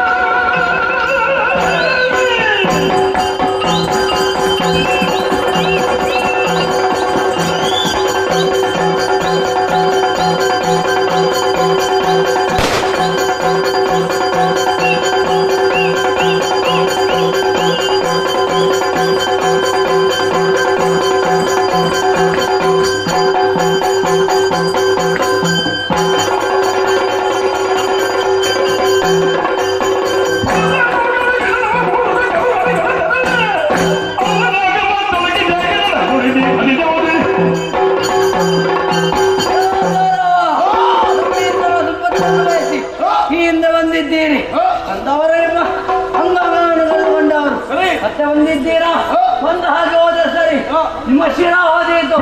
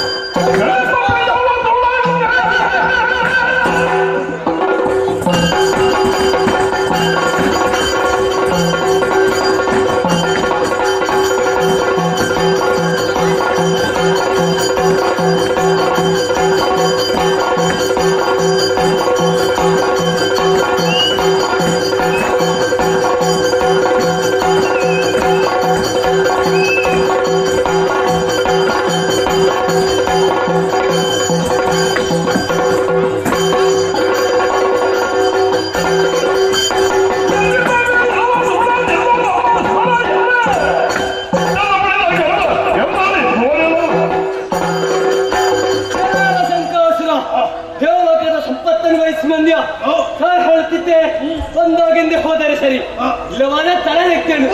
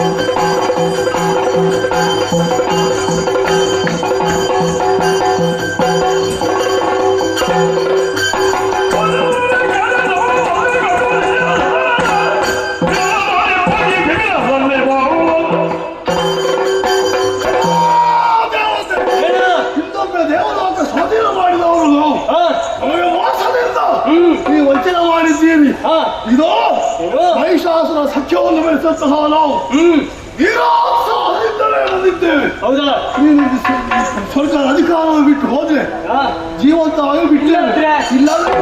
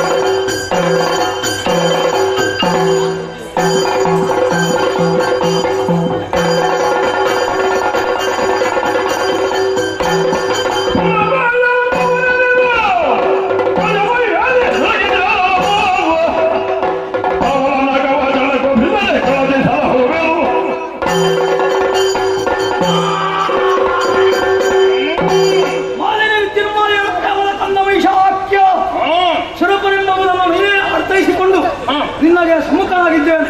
ನನ್ನ ಏನನ್ನು ಕೊಂದಂತಹ ಸೇಡು, ಶಂಕದುರ್ಗಾದರಿಗೆ ಕೊಟ್ಟಂತಹ ಪೀಡೆ, ಇಷ್ಟರಿಂದಲೇ ನಿನ್ನನ್ನು ದ್ರೋಹಿ ಎನ್ನುವ ಹಾಗೆ ವರ್ತಿಸಿದ್ದೇನೆ. ನಿನ್ನ ಪ್ರಾಣ ಹಿಡಿದುಕೊಳ್ಳುವುದಕ್ಕೆ ದಾರಿಯನ್ನು ಸೂಚಿಸುತ್ತೇನೆ. ಕಾಲು ಹಿಡಿಯುವುದಕ್ಕೆ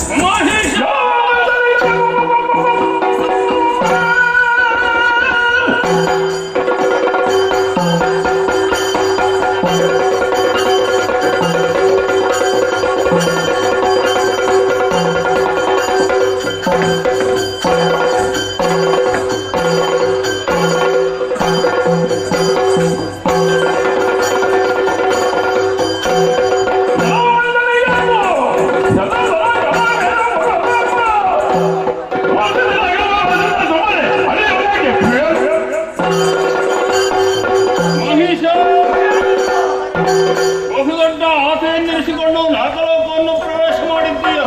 ನಾಗ ಸಿಂಹಾಸನವನ್ನು ಅಡುತ್ತೇನೆ ಎನ್ನುವಂತಹ ಆಸೆಯನ್ನಿರಿಸಿಕೊಂಡಿದ್ದೀಯ. ಸುಲಭವಾಗಿ ದೊರಕುವಂತಹದ್ದಲ್ಲ. ನಾವು ಭಕ್ತಿಯ ಮೂಲಕ ಇದನ್ನು ಪಡೆದುಕೊಂಡಿದ್ದೇವೆ. ಶಕ್ತಿಯ ಮೂಲಕ ಪಡೆಯುತ್ತೇವೆ ಅಂತ ಬಂದ್ರೆ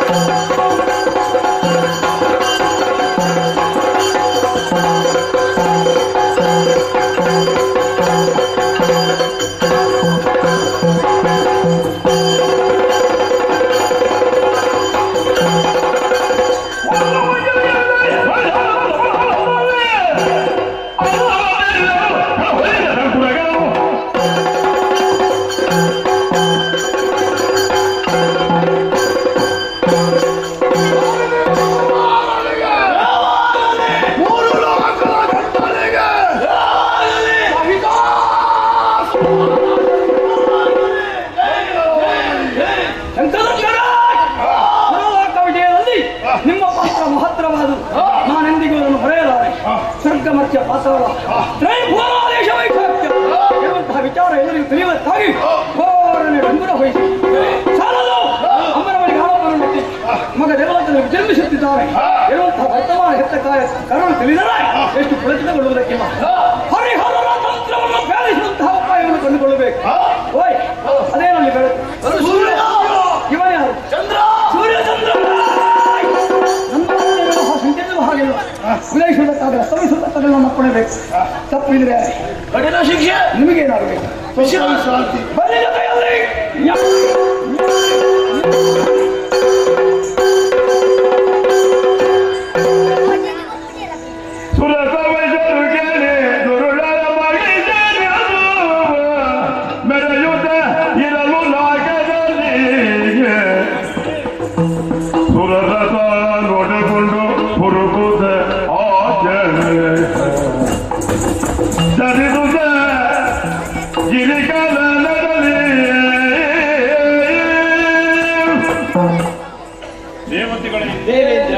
ನಮ್ಮ ಸ್ಥಿತಿ ಇಲ್ಲಿವರೆಗೆ ಉಂಟದೆ ಎನ್ನುವ ಹಾಗೆ ಭಾವಿಸಿಕೊಂಡವರಲ್ಲ. ನಿಜ. ಮನುಷ್ಯನ ದಾಳಿ ಉಂಟಾದಾಗ ನಾವು ಸುಮ್ಮನೆ ಕೈಕಟ್ಟಿ ಕುಳಿತುಕೊಳ್ಳಲಿಲ್ಲ. ಸಮರಕ್ಕೆ ಹೋದೆವು, ಸಮರದಲ್ಲಿ ಸೋಲನ್ನೇ ಅನುಭವಿಸಿದೆವು. ಸೋತಂತಹ ನಾವು ನಾಗಲೋಕದಲ್ಲಿ ಇರುವುದಕ್ಕಾಗದೆ ನಾಗಲೋಕವನ್ನು ಬಿಟ್ಟು ಕಾಡನ್ನು ಸೇರಿಕೊಂಡಿದ್ದೇವೆ. ಈಗ ಆಲೋಚನೆ ಮಾಡುವುದಕ್ಕೆ ಹೊರಟಂತೆ ಯಾಕೆ ಹೀಗಾಯಿತು? ಆತ ಒಂದು ಮಾತು ಹೇಳಿದ್ದಾನೆ, ನಮ್ಮ ದೇವರಿಂದ ಹೊರ ಪಡೆದುಕೊಂಡು ಬಂದಿದ್ದೇನೆ ಅಂತ. ವರದ ಬದುಕಿಗಾಗಿ ನಾವು ಸೋತಿದ್ದೇವೆ, ಆತ ಗೆದ್ದಿದ್ದಾನೆ. ಹಾಗಾದ್ರೆ ಪರಿಹಾರದ ದಾರಿ ಬ್ರಹ್ಮದೇವನಲ್ಲಿಯೇ ಹೋಗಿ ಹೇಳಿಕೊಡ್ಬೇಕು. ಹೊರ ಕೊಟ್ಟು ಅನುಗ್ರಹ ಮಾಡಿದ್ದು ಬ್ರಹ್ಮದೇವರಲ್ವೇ? ಆದ ಕಾರಣ ನಾವೆಲ್ಲ ಸತ್ಯಲೋಕಕ್ಕೆ ಹೋಗೋಣ.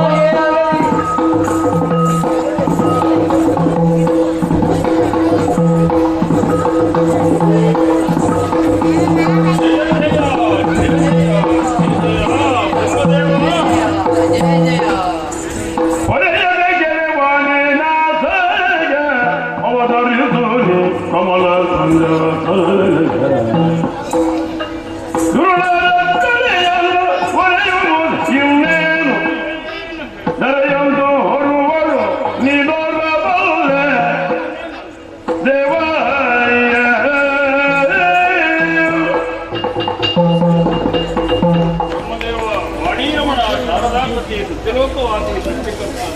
ನಿನ್ನ ಪರಮಪದ ಪ್ರಯೋಜನಗಳಿಗೆ ಸಾಷ್ಟಾಂಗ ಪ್ರಣಾಮ.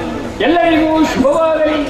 ದೇವೇಂದ್ರ ದೇವಮತ್ತವನ್ನೆಲ್ಲ ನೆನೆಯಿಕೊಂಡು ಕಣ್ಣೀರದಾರಿಯಿಂದ ಇತ್ತವನ್ನೇ ಅಲ್ಲ ಏನು ಬಂದೇ ನಮ್ಮ ಸಂಕಷ್ಟವನ್ನು ಏನೆಂದು ಹೇಳದೆ ದೇವ. ನಾಲ್ಕಲೋಕದಲ್ಲಿ ನಾವೆಲ್ಲರೂ ಸುಖವಾಗಿರುವ ಹೊತ್ತಿಗೆ ಮನುಷ್ಯನ ದಾಳಿ ಉಂಟಾಯಿತು. ಸಮರಕ್ಕೆ ಹೋದರೆ ಸೋಲನ್ನೇ ಅನುಭವಿಸಿದ್ದೇವೆ. ಕಾರಣ ಏನು ಅಂತ ಚಿಂತಿಸಿದಾಗ ವರ ಕೊಟ್ಟು ಅನುಗ್ರಹ ಮಾಡಿದ್ದು ತಾವು ಅಂತ ತಿಳಿಯಿತು. ಆದ್ರಿಂದಲೇ ಸನ್ನಿಧಾನಕ್ಕೆ ಬಂದಿದ್ದೇವೆ. ನಮ್ಮ ಕಷ್ಟವನ್ನು ಪರಿಹರಿಸಿಕೊಡಬೇಕು ದೇವ. ಚಿಂತಿಸಬೇಕು. ಆದರೆ ತೋರಬೇಕಾದೆಯ ನೊಂದನು ಮಾಧವನೊಲ್ಲಿಗೆ ಹೋಗುವುದು ಆದುದನ ಮಧುಸೂದನ ನದಿಯಲ್ಲಿ ಸಾದರದಲ್ಲಿ ವಿನಯಿಸುವ ದೇವೇಂದ್ರ ಬ್ರಹ್ಮದೇವ, ನಿಮ್ಮ ಬದುಕಿಗೆ ಒದಗಿದಂತ ಈ ಕಷ್ಟದ ಸ್ಥಿತಿಗೆ ಪರೋಕ್ಷ ನಾನೇ ಕಾರಣನೂ ಹೌದು. ಏನು ಮಾಡೋಣ ಹೇಳು. ತಪಸ್ಸಿನ ಮೂಲಕವಾಗಿ ಮಹಿಷಾನನ್ನು ಮೆಚ್ಚಿಸಿಕೊಂಡ. ಭಕ್ತಿಗೆ ಒಲಿದಂತ ನಾನು ವರವನ್ನು ಕೊಟ್ಟು ಬಿಟ್ಟೆ. ಧರ್ಮ ಕಾರ್ಯಕ್ಕಾಗಿ ಕೊಟ್ಟಂತ ವರವನ್ನು ವಿನಿಯೋಗಿಸಿಕೊಳ್ಳುತ್ತಾನೆ ಎನ್ನುವ ಹಾಗೆ ಭಾವಿಸಿಕೊಂಡೆ ಅಂತಾದರೆ ಅಧರ್ಮಕ್ಕೆ ಮನಮಾರಿ ಬಿಟ್ಟ. ಲೋಕಕಂಟಕನಾದಂತ ಅಂತ ಕಳನನ್ನು ಸರಬಡಿಯಬೇಕಾದ್ದು ಕರ್ತವ್ಯವೇ ಹೌದಾದರೂ ನನ್ನಿಂದ ಸಾಧ್ಯ. ಮತ್ತೆ ನಮಗೇನು ಗೊತ್ತಿದೆ ಅವರೇ? ಪರಿಹಾರಾರ್ಥವಾಗಿ ದಾರಿಯೊಂದನ್ನು ನಾನು ಸೂಚಿಸಿದ್ದೇನೆ. ಎಲ್ಲರಕ್ಕೂ ಸಮರ್ಥ ಆ ನಾರಾಯಣ. ನಾವೆಲ್ಲರೂ ಕೈಕೊಂಡಂತ ಆ ಕಡೆಗೆ ಹೋಗೋಣ. ಹೊರತೆಗಿದರೆ ಪದದೊಳಗಿದಿರಾಗಿ ಮುರಗದ ನಗತರನು ಚರಣಗೆ ಹರುದಿದೆ ಹರಿಗರ ಒಂದಾಗಿ ದುರುಳನ ಗಜನದೊಳು. ಮಹಾದೇವನಿಗೆ ನಮಸ್ಕಾರ. ಪ್ರತಿ ನಮಸ್ಕಾರ. ನಿನ್ನನ್ನು ಕಾಣಬೇಕೆಂದು ಕೈಲಾಸ ಕಡೆಗೆ ಹೊರಟವನ. ನಿನ್ನನ್ನೇ ನೋಡಬೇಕು ಅಂತ ವೈಕುಂಠದ ಕಡೆಗೆ ಬಂದವ. ಈರುವರು ತುಹಿನಗಿರಿಯಲ್ಲಿ ಒಂದಾಗಿದ್ದೇನೆ. ದುರುಳನ ವಿಚಾರವಾಗಿ ಮಾತನಾಡುವುದು ತುಂಬಾ ಇದೆ. ಇಲ್ಲಿ ಬೇಡ. ಮತ್ತೆ ಇಲ್ಲಿ ಚಂದ್ರಕಾಂತ ಶಿಲೆ ಕಾಣ್ತದೆ. ಉಳಿದವರು ಚಂದ್ರಕಾಂತ ಜಿಲೆಯೊಳಗಾಗಿ ನಾವು ಈರುವರು ಕಳನ ವರ್ಧಿಸುವ ಯತ್ನ ಯೋಚಿಸುತ್ತ ಜಿರಲಿತ ಹೀಗೆ ಮಾಡಿದರೆ ಹೇಗೆ ನೋಡಿದ ಸುರದ ನೋಡಿಕೊಂಡು ನಡೆಸುವುದು ವೈಕುಳಿದನು ಕಾಣದೆ ಹೊಳಿಗೆ ಅಶರೀರವಾಣಿಯಿಂದರಿತು ಬಳಿ ಬಂದು ಹೊಲಿಗೆ ಸಕಲರು ದುರುಳ ಮಗಿಸಾಸುರದ ಬಾಧೆಯ ಹೊಲಿಗರ ಕೊಸಲಿ ಜೀವೆ ನಮ್ಮನ್ನು ಹೊರನು ಎನಸುವ ಹರಿಹರೇ.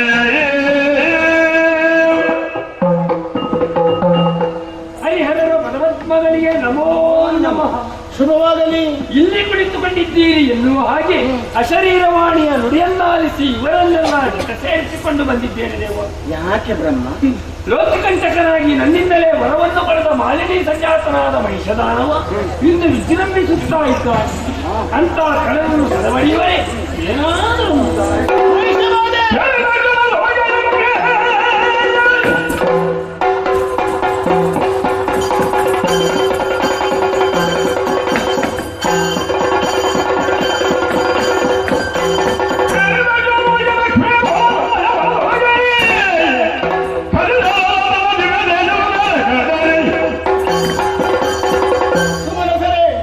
ಕಳಮಹಿಷನ ವಧೆಗಾಗಿ ನನ್ನಲ್ಲಿ ಸುತ್ತವಾಗಿರುವಂತಹ ದಿವ್ಯ ತೇಜಸ್ಸನ್ನು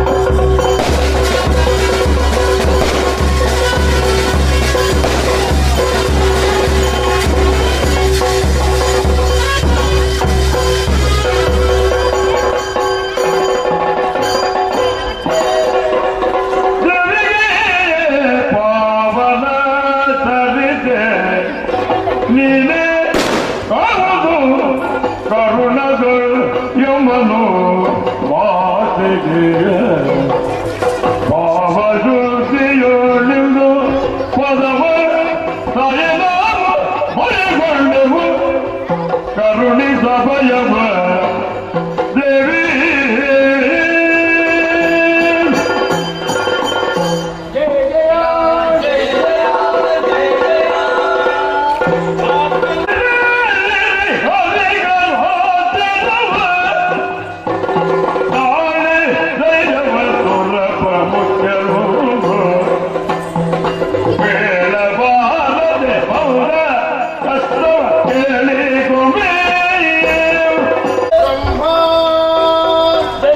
ಪರಮೇಶ್ವರ ಇಂದ್ರಾದಿ ಸುಮನಸರೇ ಅಭಯಪ್ರದನಾಗಿದ್ದೇನೆ. ಏಳಿ ಮಕ್ಕಳೇ, ಎದ್ದೇಳಿರಿ. ನೀವೆಲ್ಲರೂ ಧೈರ್ಯ ತಾಳಿ. ಶರಣರೇ, ನೀವೆಲ್ಲರೂ ಒಂದಾಗಿ ನಿರಾಕಾರಳು, ಅಪ್ರಮೇಯಳು, ಆದಿ ಮಧ್ಯ ಅಂತ್ಯರಹಿತಳೂ ಆದಂತಹ ನನ್ನನ್ನು ತದೇಕ ಚಿತ್ತದಿಂದ ಪ್ರಾರ್ಥಿಸಿಕೊಂಡಿರ ಮಕ್ಕಳೇ. ಪ್ರೀತಳಾದೆ, ಸಂಪ್ರೀತಳಾದೆ, ಪ್ರತ್ಯಕ್ಷಳಾದೆ. ನನ್ನ ಮಗಳಿರ ನಿಮ್ಮ ಮುಖಾವಲೋಕನ ಮಾಡಿದಾಗ ಅದಾವುದೋ ಸಂಕಷ್ಟಕ್ಕೀಡಾಗಿದ್ದೀರಿ ಎಂಬುದು ಸ್ಪಷ್ಟವಾಗುತ್ತದೆ. ಯಾರಿಂದ ಬಂದಂತಹ ಭವನೆ, ಯಾಕೆ ಈ ಭೀತಿ? ನಿರ್ಭೀತಿಯಿಂದ ತಿಳಿಸಿ ಮಕ್ಕಳೇ. ಮೊದಲಿಂದು ಕೆಲವರಿಗನು ವಿಧಾನ ನಿತ್ಯಗ ಬಲ ಸುಲಭದವೆಲ್ಲವನೆದೆಗೆ ಪ್ರೀತಿಯೂ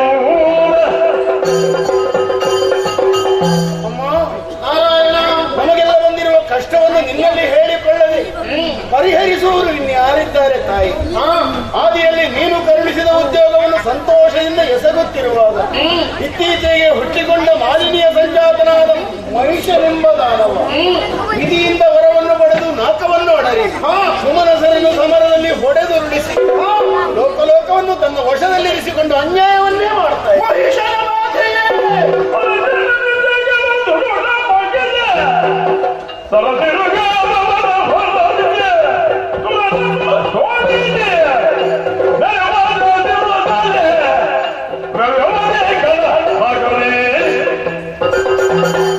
ಆಂಗ್ಲಕ್ಕೆ ಮಸಿ ಬಳಿಯುತ್ತಿರುವಂತಹ ದೊಡ್ಡ ಮನುಷ್ಯನನ್ನು ಸಂಹರಿಸಿ ನಿಮ್ಮೆಲ್ಲರನ್ನು ನಾನು ಬರೆಯುತ್ತೇನೆ. ಧೈರ್ಯಸ್ಥರಾಗಿ ಶಂಕದುರ್ಗ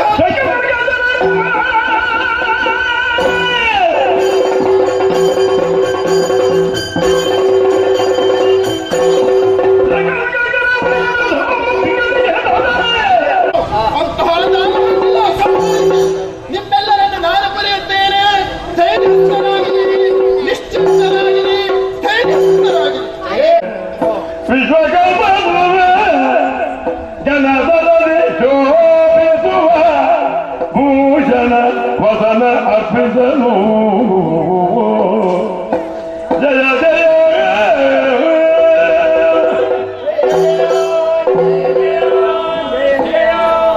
ದೇವೇಂದ್ರ, ಶ್ರೀಮನ್ನಾರಾಯಣ. ನಮ್ಮೆಲ್ಲವರ ಮುಖದಿಂದ ಹೊರಟಂತಹ ದಿವ್ಯ ತೇಜಸ್ಸು ಒಂದಾಗಿ ನಾರಿಯಾಕೃತಿಯನ್ನು ತಳೆದು ಧರೆಗಿಳಿದು ಆಕಾಶವನ್ನು ಮೀರಿ ಹತ್ತಂಗುಲ ಬೆಳೆದು ನಿಂತಳಲ್ಲದೆ ವಿಶ್ವವನ್ನೇ ವ್ಯಾಪಿಸಿ ಅಮ್ಮನಾಗಿ ನಮಗೆ ಅಭಯವನ್ನೇ ಕರುಣಿಸುತ್ತಾಳೆ. ಧೈರ್ಯ ಬಂತಲ್ಲ? ಸಂತೋಷವಾಯಿತು. ದಿಗಂಬರಿಯಾದ ಶ್ರೀದೇವಿಯನ್ನು ಅಲಂಕರಿಸುವುದಕ್ಕೆ ದೇವಶಿಲ್ಪಿಯಾದ ವಿಶ್ವಕರ್ಮನು ಘನತರದ ವಸನ ಆಭರಣಾದಿಗಳನ್ನು ಭಕ್ತಿಯಿಂದ ತಂದುಕೊಟ್ಟಿದ್ದಾರೆ. ದೇವನಾರಿಯರು ಅಮ್ಮನನ್ನು ಶ್ರದ್ಧೆಯಿಂದ ಶೃಂಗಾರ ಮಾಡಿದ್ದಾರೆ. ಸರ್ವಾಲಂಕೃತ ಭೂಷಿತಳಾಗಿದ್ದಾಳೆ ಸರ್ವೇಶ್ವರಿ. ನಮ್ಮ ಈ ಆಯುಧಗಳ ಪಾವನತೆಗೆ ಶ್ರೀದೇವಿಗೆ ಒಪ್ಪಿಸೋಣ. ವನಜನಾಭನು ಕರದ ಚಕ್ರವ ಪ್ರಣಯನಗ ತ್ರಿಶೂಲವನುದಗೆ ಕನಕಗಮನು ಪ್ರಮದಳವ ಇತ್ತುವಂದಿಸಲು ವಿನಯದಿಂದಲೇ ಸುಲಭಗೊಳಿಸವ ಅರಿವಿಸಲು ಶಕ್ತಿಯುಡಗ ಮಣಿದು ಮಾತೆಯ ಪದದೊಳಿಸುತ್ತ ನುತಿಸಿದರು ಪಯದೀನಿಯಗೆ ಜಯ ಜಯ ಜಯ ಜಯ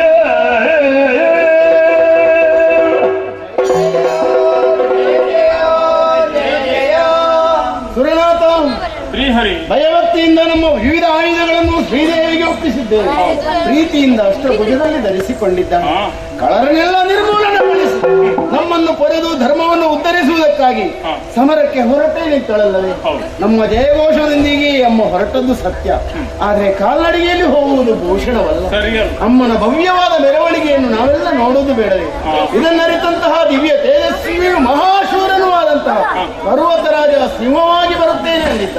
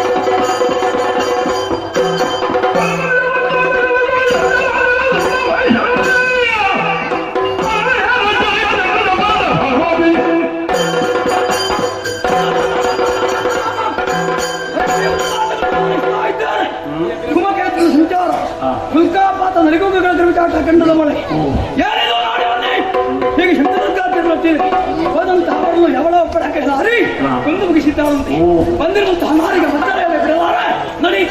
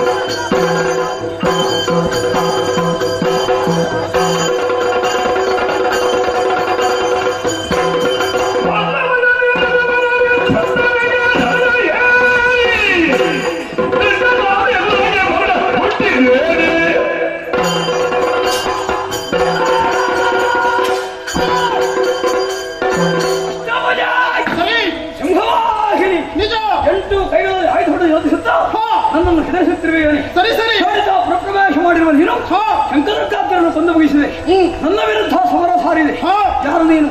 ಯಾಕೆ ಬಂದೆ? ಅಗತನ ಯಾರು?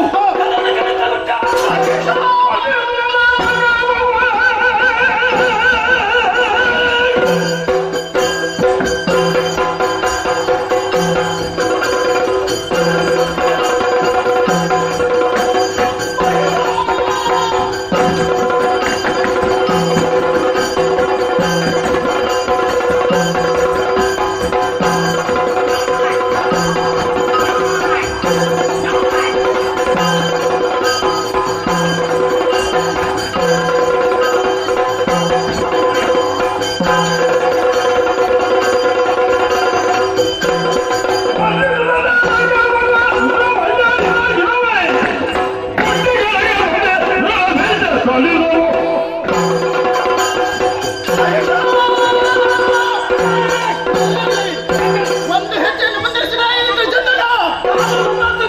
ವಿಧಿ ವರಬಲದಿಂದ ಕೊಟ್ಟಿದಂತಹ ನೀನು ನೇರವಾಗಿ ಸ್ವರ್ಗಲೋಕವನ್ನು ಸೇರಿಕೊಂಡೆಯೋ?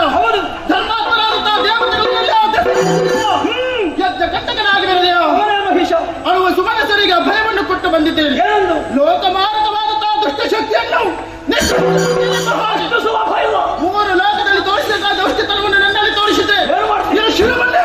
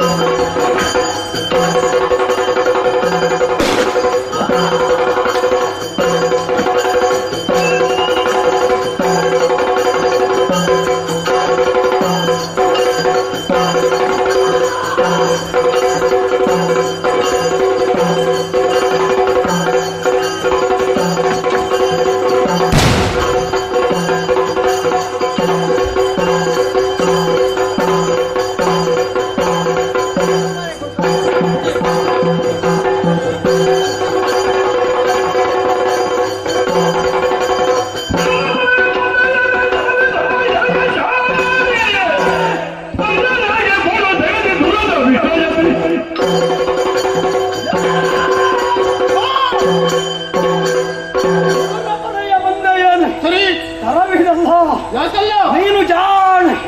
ಆದ್ರೆ ನಿನ್ನನ್ನು ಕಳುಹಿಕೊಟ್ಟಿಲ್ಲ ದೇವತೆಗಳು. ಬುದ್ಧಿಯ ಸಂತಾನ ಇಲ್ಲ. ಯಾಕದು? ವಿಷಯದಲ್ಲಿ ಹರಿಹರ ಬ್ರಹ್ಮರನ್ನು ಲೆಕ್ಕಿಸಲು ತ್ರಿದಶರನ್ನು ಬಡಿದ ತದನ ಭಕ್ತಾಳು ಮಹೇಶ ಮತ್ತು ಕೆಳಗಿದ್ರೆ ನಿನ್ನ 8 ಕೈ ಅಷ್ಟ ದಿಕ್ಕುಗಳಲ್ಲಿ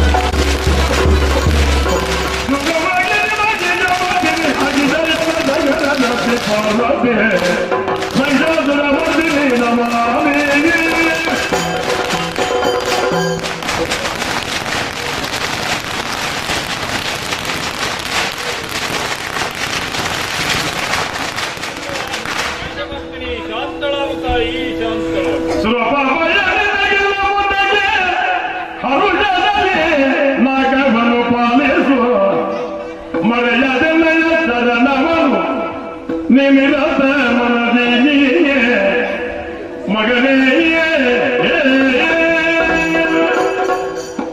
ಸುರಪಾಲ ಖಳನಾದಂತಹ ಮಹಿಷನೊಡನೆ ಹೋರಾಡಿದಂತಹ ನನ್ನನ್ನು ಶಾಂತಗೊಳಿಸುವುದಕ್ಕಾಗಿ ವಿಧ ವಿಧವಾಗಿ ಭಜಿಸಿದೆಯಾ ಮರೆ ಇದು ಶಾಂತನಾಗಿದ್ದೆ ಆ ಮಹಿಷನೊಡನೆ 9 ದಿವಸಗಳ ಪರ್ಯಂತರ ಹೋರಾಡಿದ ನಾನು ಈ ದಿವಸವನ್ನು ನವರಾತ್ರಿಯ ಹಾಗೆ ಆಚರಿಸಿಕೊಂಡು ಬರಲಿ 10ನೇ ದಿವಸದಂದು ಮೂಢವರ್ಷಗಳನ್ನು ಕೊಂದು ನಿಮಗೆಲ್ಲರಿಗೂ ಕ್ಷೇಮವನ್ನು ತಂದುಕೊಟ್ಟಿದ್ದೇನೆ ಆದ್ದರಿಂದ ಈ ದಿವಸವನ್ನು ವಿಜಯದಶಮಿ ಎಂಬ ಹಾಗೆ ಆಚರಿಸಿಕೊಂಡು ಬರಲಿ ನವರಾತ್ರಿ ಹಾಗೂ ವಿಜಯದಶಮಿಯಂದು ಶ್ರದ್ಧಾ ಭಕ್ತಿಯಿಂದ ನನ್ನನ್ನು ಭಜಿಸಿದಂತಹ ಭಜಕರ ಬಾಳಿನಲ್ಲಿ ಭಾಗ್ಯೋದಯವನ್ನು ಒದಗಿಸಿಕೊಡ್ತೇನೆ ಅಲ್ಲದೆ ಕಳೆದುಕೊಂಡಂತಹ ಸ್ವರ್ಗಲೋಕವನ್ನು ನಿನ್ನ ಪಾಲಿಗೆ ಸ್ಥಿರಪಡಿಸಿದ್ದೇನೆ ಸತ್ಯ ಧರ್ಮದಿಂದ ಪರಿಪಾಲಿಸಿಕೊಂಡು ಬಾ ಮಗ ಸಂಕಷ್ಟ ನಿವಾರಣೆ ಆಯಿತು ಮುಂದೆ ಎಲ್ಲಾದ್ರೂ ದೃಢದಿಂದ ಕಷ್ಟ ಬಂದ್ರೆ ಆ ಕಾಲದಲ್ಲಿ ಏನು ಮಾಡಬೇಕು ನೇರವಾಗಿ ತುಹಿರಾತ್ರಿ ತಪ್ಪಲು ಪ್ರದೇಶವನ್ನು ಸೇರಿ ಅನನ್ಯ ಭಕ್ತಿಯಿಂದ ನನ್ನನ್ನು ಪ್ರಾರ್ಥಿಸಿಕೊಂಡೇ ಸಾಕು ನಿನ್ನ ಭಕ್ತಿಗೆ ಮೈದಾರಿ ಬಂದಂತಹ ಕಷ್ಟಗಳನ್ನೆಲ್ಲ ಪರಿಹಾರ ಮಾಡಿಕೊಂಡು ಇದು ಅದೃಶ್ಯನಾಗುತ್ತೇನೆ ಅದೃಶ್ಯನಾಗುತ್ತೇನೆ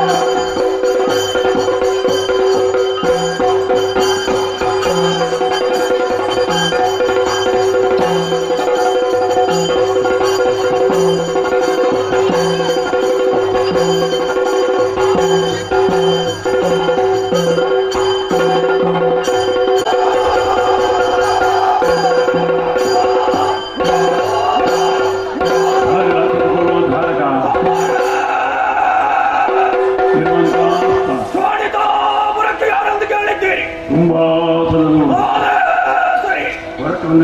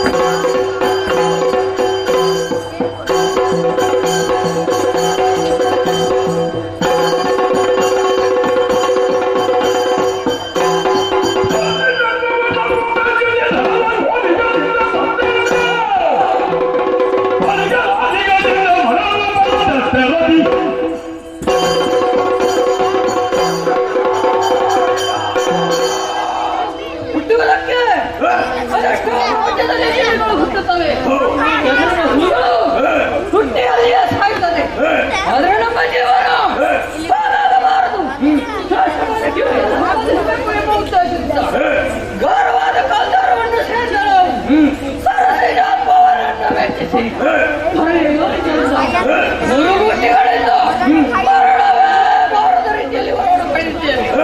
ಆಮೇಲೆ ನಾವು ಯುದ್ಧ ಸಾಧಿಸುವುದೆಯ ಮೊದಲಾಗಿ ಮಾತಾಡಲು ನಗಾದಿಗಳ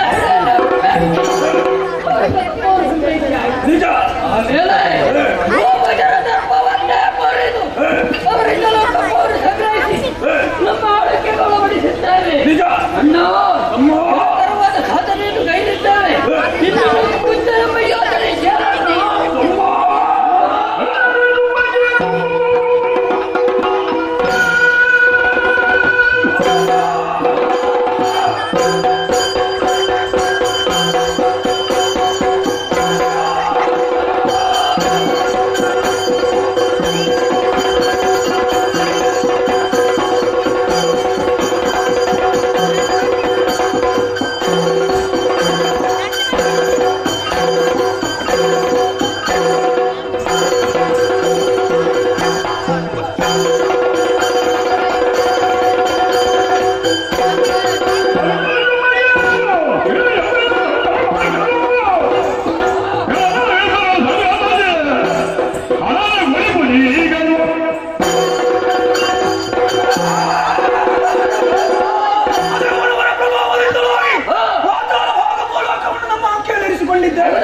ಇಷ್ಟಾದ್ರೆ ಸಾಕೆ.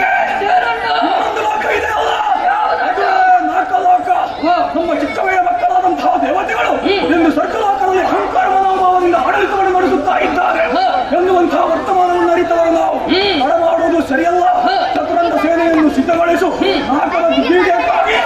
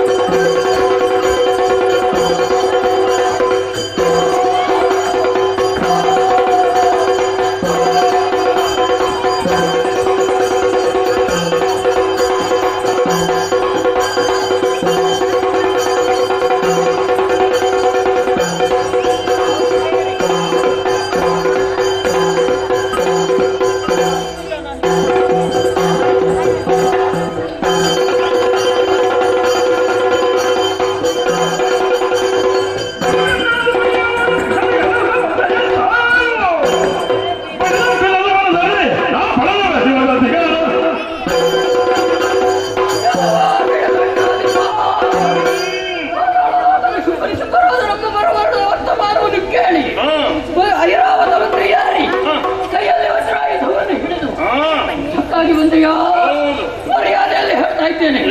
ಶುಂಭನ ತಮ್ಮನಿ ಶುಂಭನು ಸ್ವರ್ಗವನ್ನ ಬೆಟ್ಟಗಳು.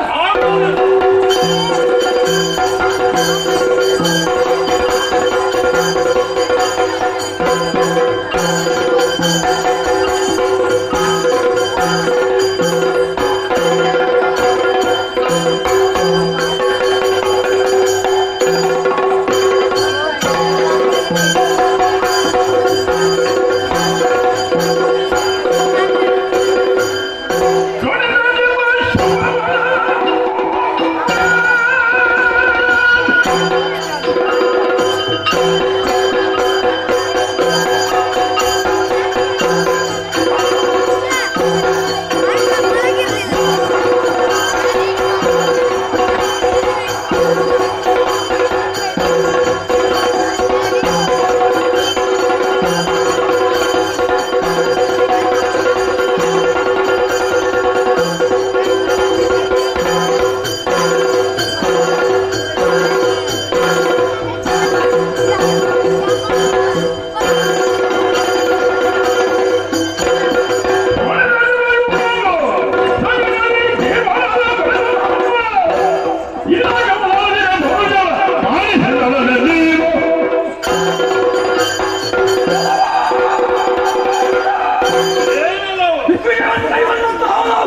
ಸ್ವರ್ಗಲೋಕವನ್ನು ಏರಿದ್ದೇ ತಡ ಕೈಯಲ್ಲಿ ಕೈದುಗಳನ್ನು ಹಿಡಿದು ನೇರವಾಗಿ ರಣಾಂಗಣವನ್ನು ಪ್ರವೇಶ ಮಾಡಿದವ. ಎಲ್ಲ ಬಂದವನೇನು ಸಾಮಾನ್ಯ ಎಂದು ಭಾವಿಸಿದರು. ಸ್ವಾಮಿತಾವನ ಅಧಿಕಾರಿ ಶುಂಭಾಸುರ ಮರ್ಯಾದೆಯಾಗಿ ಸ್ವರ್ಗದ ಪೀಠವನ್ನು ನನಗೆ ಒಪ್ಪಿಸಿದ್ಯಾ? ಬದುಕುವುದಕ್ಕೆ ಅವಕಾಶವನ್ನು ಕಲ್ಪಿಸಿಕೊಟ್ಟೆ. ಇಲ್ಲ ನಿನ್ನ ಹಲವಾರು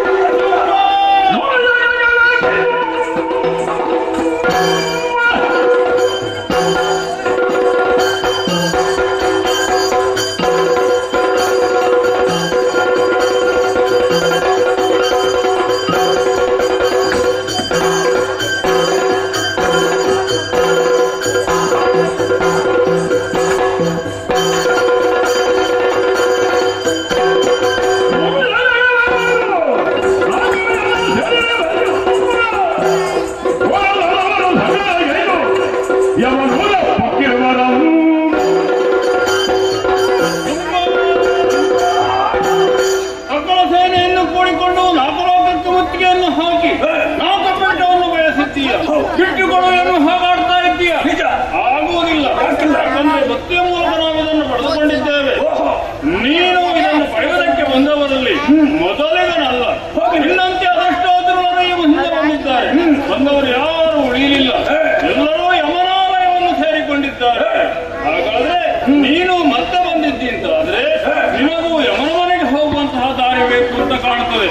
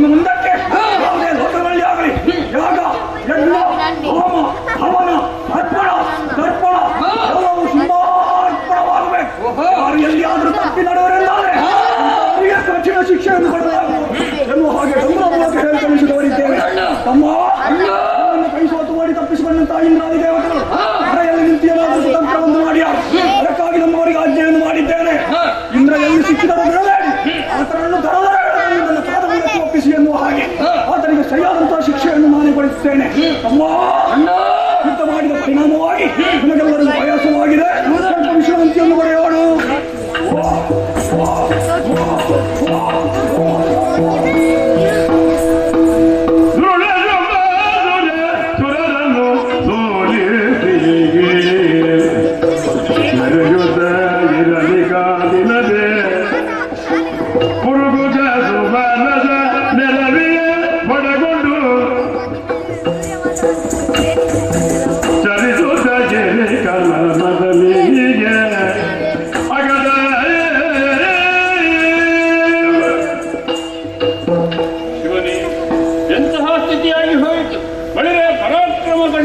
ತಂದೆಯನ್ನು ಹಾಗೆ ಹೊಗಳಿಸಿಕೊಳ್ಳುತ್ತಾ ಇದ್ದವ ನಾನು. ರಂಭಾದಿ ನಾರಿಯರ ನರ್ತನ ಏನು, ಎಂತಹ ವೈಭವದ ಸಭೆ ದೇವೇಂದ್ರನ. ಆದ್ರೆ ಈಗ ಯಾವುದೂ ಇಲ್ಲ. ವಜ್ರಾಯುಧ ಹಿಡಿಯುವುದಕ್ಕೆ ಈಗ ಕೊಂಕಣಡಿಯಲ್ಲಿ ಇಡಬೇಕಷ್ಟೆ. ಅಂದ್ರೆ ದುರುಳರಿಂದ ಕೈ ಸೋತಿದ್ದೇನೆ. ದಾರಿ ಕಾಣದೆ ಕಾಡನ್ನು ಸೇರಿಕೊಂಡು ಅಲ್ಲಲ್ಲಿ ಅಡಗಿ ಕುಳಿತುಕೊಳ್ಳುವಂತಹ ದುಸ್ಥಿತಿಯನ್ನು ನಾವು ಹೊಂದಿದ್ದೇವೆ. ದೇವತೆಗಳೇ ಬನ್ನಿಂತ ಕರೆದು ಯಾರೂ ಧೈರ್ಯದಿಂದ ಹೋಗುವುದಕ್ಕೆ ಸಾಧ್ಯ ಇಲ್ಲ. ಎಲ್ಲರೂ ಹೆದರಿಕೊಂಡಿದ್ದಾರೆ. ಒಂದು ಆಜ್ಞೆಯನ್ನು ಹೊರಡಿಸಿದ್ದಾರಂತೆ, ದೇವತೆಗಳಲ್ಲಿದ್ದರೂ ಹಿಡಿದುಕೊಂಡು ಬನ್ನಿ, ಅವರಿಗೆ ಕಠಿಣವಾದಂತಹ ಶಿಕ್ಷೆಯನ್ನು ಕೊಡ್ತೇವೆ ಅಂತ. ಆದ್ದರಿಂದಲೇ ದೇವತೆಗಳು ಯಾರು ಹೊರಗೆ ಬರುವುದು? ಏನು ಮಾಡೋಣ? ದೇವತೆಗಳನ್ನೆಲ್ಲ ಸೋಲಿಸಿದ್ದೇವೆ ಅಂತ ಅರ್ಥ ಇದ್ದಾರಂತೆ. ಸೋಲಿಸಿದ್ದಲ್ಲ, ನಾವು ಸೋತದ್ದು. ಅಂದ್ರೆ ವರದ ಬಲುಹಿಗಾಗಿ ನಾವು ಸೋತಿದ್ದೇವೆ. ಮುಂದೇನು ಮಾಡುವುದು? ದಾರಿ ಕಾಣದೆ ದೇವತೆಗಳನ್ನೆಲ್ಲ ಒಟ್ಟುಗೂಡಿಸಿದ್ದೇನೆ. ಯಾರಲ್ಲಿ ಪ್ರಶ್ನೆ ಕೇಳಿದ್ರು ಉತ್ತರ ಕೊಡುವ ಸ್ಥಿತಿಯಲ್ಲಿ ಯಾರೂ ಇಲ್ಲ. ಎಲ್ಲರೂ ಮೌನಿಗಳಾಗಿದ್ದಾರೆ. ಹಾಗಾದ್ರೆ ಏನು ಮಾಡುವುದು? ನಾನೇ ಚಿಂತಿಸುವುದಕ್ಕೆ ಹೊರಟೆ. ಆಗ ಒಂದು ವಿಚಾರ ಮನಸ್ಸಿಗೆ ಹೊಳೆಯಿತು. ಬಹಳ ಹಿಂದೆ ನಮ್ಮಮ್ಮ ಹೇಳಿದಂತಹ ಮಾತು, ಮಕ್ಕಳೇ ನಿಮ್ಮ ಪಾಲಿಗೆ ಮುಂದೆ ಸಂಕಷ್ಟ ಒದಗಿದ್ರೆ ಸುಹಿನಾದ್ರಿಯ ತಪ್ಪಲ ಪ್ರದೇಶವನ್ನು ಸೇರಿಕೊಂಡು ಭಕ್ತಿಯಿಂದ ನನ್ನನ್ನು ಧ್ಯಾನಿಸಿದರೆ ಮೈದೋರಿ ಸಂಕಷ್ಟವನ್ನು ಪರಿಹರಿಸಿಕೊಡ್ತೇನೆ ಅಂತ ಒಂದು ಅಭಯವಾಕ್ಯವನ್ನು ನುಡಿದಿದ್ದಾಳೆ. ಆ ಮಾತು ಸತ್ಯವೇ ಹೌದು. ಅದಕ್ಕಾಗಿಯೇ ದೇವತೆಗಳನ್ನೆಲ್ಲ ಉಳಿಸಿಕೊಂಡು ಸುಹಿನಾದ್ರಿಯ ತಪ್ಪಲನ್ನು ಸೇರಿದ್ದೇನೆ. ಅಂಬಿಕೆಯನ್ನು ಭಕ್ತಿಯಿಂದ ಧ್ಯಾನಿಸ್ತೇನೆ. ಅಮ್ಮ ಜಗಜೀವಾಣಿಯ ಪರಭವನಿ ನೀಲಾಳಸಿ ಸಿರಿ ಕಾಲಿವಾಣಿ ಫಲ ಮೇಲೈಸಿ ಗತಿ ಬಿಜಾಳಿ ವಿರುದ್ಧೆಯೇ ಅಮ್ಮ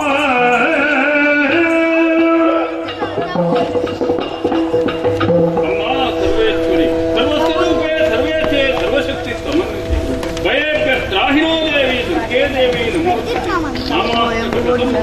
ಉಮಾಯಾಣಿ ಮಹಾಸನ್ಮೋಹಿನಿ ದೇವಿ ದುರ್ಗೇ ದೇವಿ ನಮೋಸ್ತುತೆ ಸರ್ವಯಂತ್ರಾತ್ಮಿಕೆ ಸರ್ವಮಂತ್ರಾತ್ಮಿಕೆ ಸರ್ವಾತ್ಮಿಕೆ. ಅಮ್ಮ ಆಶ್ರಯದಾತಳು ಶುಭಗಳು ದಯಾಪೂರ್ಣವಾದಂತಹ ನಿನಗೆ ಎಲ್ಲರೂ ಒಲಿಸಿರುವ ಕಾಲವಂತಹ ಓ ಜಗನ್ಮಾತೆ, ನಿನ್ನ ಪರಮ ದೇವತೆಗಳಿಗೆ ಸಾಷ್ಟಾಂಗ ಪ್ರಣಾಮ. ನನ್ನನ್ನು ಉದ್ದೇಶವೇ ತಾಯಿ ಕಾಪಾಡಬೇಕು. ಸುರಫಲ ಸುರಫಲ ಗೋಳು ಕೊಟ್ಟುವ ಜಯ ಪುಳ ಬಡಿದ ನ್ಯೂಮನು ಸೋಲಿಸಿರಗವ ಅರುತ್ತಿರಲು ಕಲನಾಲಯ ಕಟ್ಟಿರೆನು ಎಳೆಯ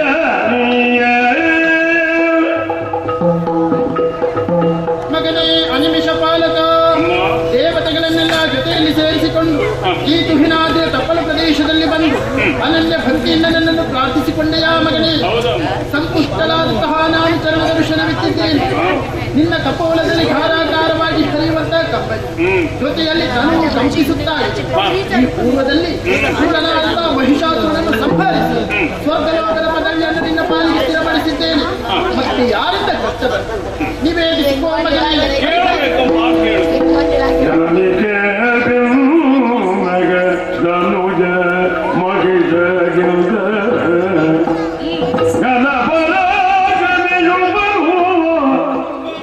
ಅನುವರಾಗಲೇ ಸುರರನು ಸೋಲಿಸುದ ಮಗವನ್ನು ಪಾಲಿಸುವ ಕಳನು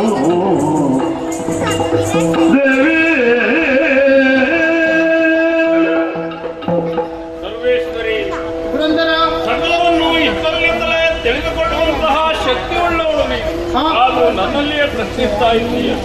ಹೇಳುವುದಕ್ಕೆಂದೇ ನಿನ್ನನ್ನು ಸನ್ನಿಕರಿಸಿಕೊಂಡಿದ್ದೇನೆ ತಾಯಿ. ನಾಲ್ಕಲೋಕದಲ್ಲಿ ನಾವೆಲ್ಲರೂ ಸುಖವಾಗಿರುವ ಹೊತ್ತಿಗೆ ಧನುದೇವಿಯ ಪುತ್ರರಂತೆ ಶುಂಭಾರಿ ಶುಂಭ ಎನ್ನುವ ದಾನವರು ತಮ್ಮ ಬಳಗವನ್ನು ಕೂಡಿಕೊಂಡು ಮತ್ತಿಗೆಯನ್ನು ನಿಲ್ಲಿಸಿದರು. ಸುಮ್ಮನೆ ಕೈ ಕಟ್ಟಿ ಕುಳಿತುಕೊಳ್ಳಿಲ್ಲ, ಸಮರಕ್ಕೆ ಹೋದರು. ಆದ್ರೆ ಏನು ಮಾಡೋಣ, ಸಮರ ಮುಖದಲ್ಲಿ ನಮ್ಮ ಪಾಲಿಗೆ ಸೋದಂತಹ ನಾವು ನಾಲ್ಕಲೋಕವನ್ನು ಬಿಟ್ಟು ಕಾಡನ್ನು ಸೇರಿ ಅಲ್ಲಲ್ಲಿ ಅಡಗಿಕೊಳ್ಳುವಂತಹ ದುಸ್ಥಿತಿಯನ್ನು ಹೊಂದಿದೆ. ಮುಂದೇನು ಮಾಡುವುದು ಅಂತ ಚಿಂತಿಸಿದಾಗ ನಿನ್ನ ಅಭಯವಾಕ್ಯ ನೆನಪಾಗಿ ನಿನ್ನನ್ನು ಸಾಕ್ಷಾತ್ಕರಿಸಿಕೊಂಡಿದ್ದೇನೆ ತಾಯಿ. ದುರ್ಡರು ಮೂರು ಲೋಕದಲ್ಲಿಯೂ ದುರಾಡಳಿತವನ್ನು ನಡೆಸ್ತಾ ಇದ್ದಾರೆ. ಹೋಮ ಹವನಾದಿಗಳಿಗೆ ಅವಕಾಶವಿಲ್ಲ. ಗೋವುಗಳಿಗೆ ಬ್ರಾಹ್ಮಣಿಗೆ ಕಷ್ಟಪಡ್ತಾ ಇದ್ದಾನೆ. ಪತಿವ್ರತ ನಾರಿಯರು ದಾರಿಯ ಮೇಲೆ ನಡೆಯುವುದಕ್ಕೆ ಸಾಧ್ಯವಿಲ್ಲ. ಆಮೇಲೆ ದೇವತೆಗಳಂತಹ ನಮ್ಮ ಸ್ಥಿತಿಯನ್ನು ಹೇಳತೀರದು. ಮೂರು ಲೋಕಕ್ಕೂ ಖಂಡಿತ ಪ್ರಾಯರಾಗಿದ್ದಾರೆ ದುರುಳರು. ಅಂತವರನ್ನು ಕುಮ್ಮರಿಸಿ ಲೋಕಕ್ಕೂ ನಮಗೂ ಶಾಂತಿಯನ್ನು ಒದಗಿಸಿಕೊಡಬೇಕು ತಾಯಿ. ಭಯ ಪಡಬೇಡ.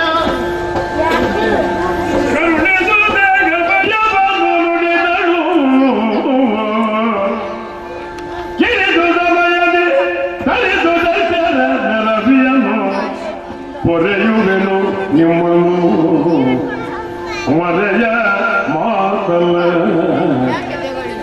ಮರೆಸಿ ನಿಜವನು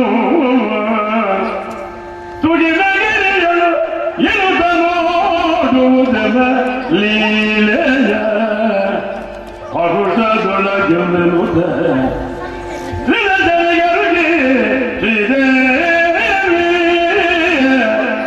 ದೇವಿ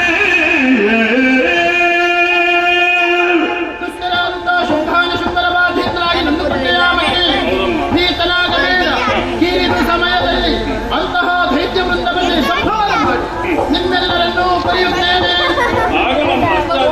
ಆಗಲೇ ಒಂದು ವಿಚಾರ, ಇದೇ ರೂಪದಿಂದ ಅಲ್ಲಿ ಇಲ್ಲಿ ಸ್ವೀಕಾರ ಮಾಡುವ ಹಾಗಿಲ್ಲ. ದಾನವರಿಂದ ಕಷ್ಟ ಎಂಬುದು ತಪ್ಪಿದ್ದ. ಆದ್ದರಿಂದ ನಿಮ್ಮ ನಿಜವನ್ನು ಮರೆಪಡಿಸಿ ಮಹಿನಾದ್ರಿಯ ತಪ್ಪಲ ಪ್ರದೇಶದಲ್ಲಿ ಇಟ್ಟುಕೊಂಡು ದಾನವರನ್ನೆಲ್ಲ ಸಂಹಾರ ಮಾಡುವಂತಹ ಸಂಹಾರ ಸೇನೆಯನ್ನು ಕಂಡು ಪ್ರಾರ್ಥರಾಗಿರುತ್ತೇವೆ. ನಿಮಗೆಲ್ಲರಿಗೂ ಶುಭವಾಗಲಿ. ಬರುವ ಸುಮನಸರಿಗೆ ಭಯವನ್ನು ಕೊಟ್ಟು ಕಳುಹಿಸಿಕೊಟ್ಟ ಹಾಗಾಯಿತು. ಇನ್ನು ದಾನವರ ಮದುವೆ ಎಂದು ಯೋಚಿಸಿ ಮಗಮ್ಮ ಯೋಚಿಸಿ ಎಂದು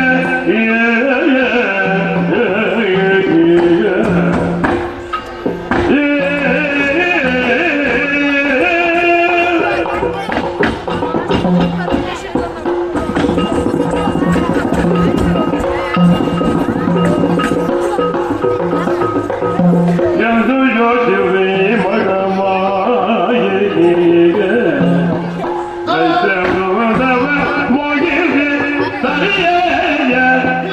ದೈತ್ಯ ಬೃಂದವ ಮುಗಿಸಿ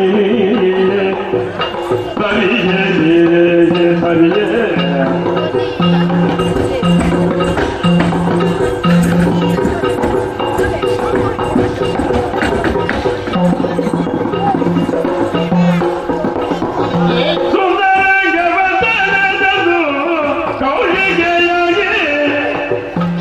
ಸುಂದರಾಂಗವ ತಳೆದೊಂದು ಕೌಶಿಕೆಯಾಗಿ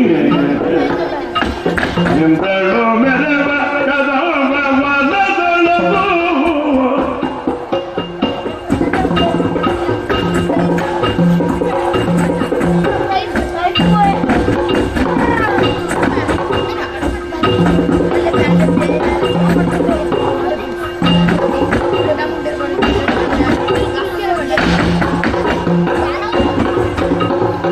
ಸುಂದರಂಗವ ತಳೆದೊಂದು ಕೌಶಿಕೆಯಾಗಿ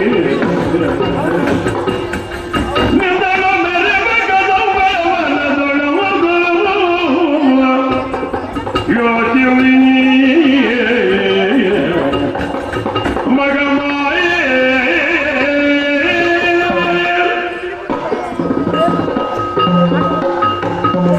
ದಾನವನ್ನೆಲ್ಲ ಸಂಹಾರ ಮಾಡಿಕೊಡ್ತೇನೆ ಎಂಬ ಹಾಗೆ ಸುಮನಸರಿಗೆ ಭಯವನ್ನು ಕೊಟ್ಟಿದ್ದೇನಲ್ಲ.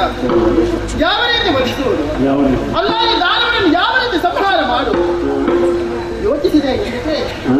ಇಚ್ಛಾಶಕ್ತಿ ಸಮಾಜದಿಂದ ನಾನು ಇಚ್ಛಿಸಿದ ಕ್ಷಣ ಮಾತ್ರದಲ್ಲಿ ಆ ದಾನವನ್ನೆಲ್ಲ ಸಂಹಾರ ಮಾಡುವುದಕ್ಕೆ ನನ್ನಿಂದ ಎಲ್ಲ ಕಷ್ಟವಾಗಿದೆ. ಆದರೂ ಕೊಲ್ಲುವುದೊಂದೇ ಉದ್ದೇಶ ನನ್ನದಲ್ಲ. ಅಸುರರಾದ್ರೆ ಏನು, ನನ್ನ ಮಕ್ಕಳೇ ಅಲ್ಲವೇ? ಅವರಲ್ಲಿರುವಂತಹ ಆಸುರಿ ಸ್ವಭಾವದಿಂದ ಅವರನ್ನು ಬೇರ್ಪಡಿಸಬೇಕಿರುವಂತಹ ಉದ್ದೇಶದಿಂದ ಬಂದವ. ಅದರಲ್ಲಿಯೂ ಶುಭ್ರನಾದವ ಯಾವ ರೀತಿ ವರಗಳನ್ನು ಪಡೆದುಕೊಂಡಿದ್ದಾನೆ.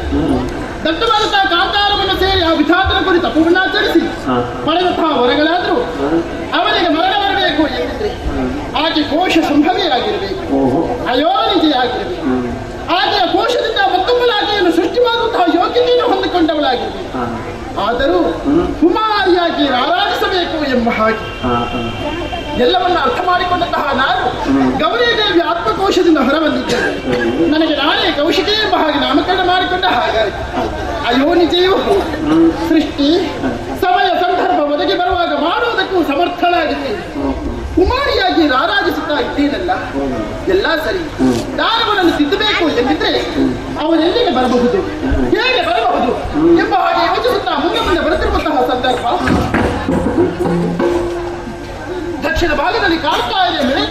ಕದಂಬಾವನ ಪ್ರಸನ್ನವಾದಂತಹ ವಾತಾವರಣಗಳನ್ನು ತುಂಬಿಕೊಂಡಿದೆ. ಫಲಭರಿತವಾದಂತಹ ವೃಕ್ಷಗಳು, ಪುಷ್ಪಗಳಿಂದ ಮೂಡಿರುವಂತಹ ಬಳ್ಳಿಗಳು, ಎಲ್ಲೆಲ್ಲಿ ನೋಡಿದರಲ್ಲಿಯೂ ಕದಂಬ ವೃಕ್ಷಗಳೇ ಎದ್ದು ಕಾಣುತ್ತಾರೆ. ಎಲ್ಲಿಗೆ ದಾನವರು ಮೃಗಬೇಟೆಗಾಗಿ ಅಥವಾ ಇನ್ಯಾವುದಾದ ಉದ್ದೇಶವನ್ನಿರಿಸಿಕೊಂಡು ಬರುವುದಕ್ಕೆ ಸಾಧ್ಯವಿದೆ. ಅವರು ಬರುವಲ್ಲಿ ತನಕ ನನಗೆ ಕುಳಿತುಕೊಳ್ಳೋದಕ್ಕೆ ಒಂದು ಆಸನ ಬೇಕಲ್ಲ. ಇಲ್ಲಿ ಇಲ್ಲಿ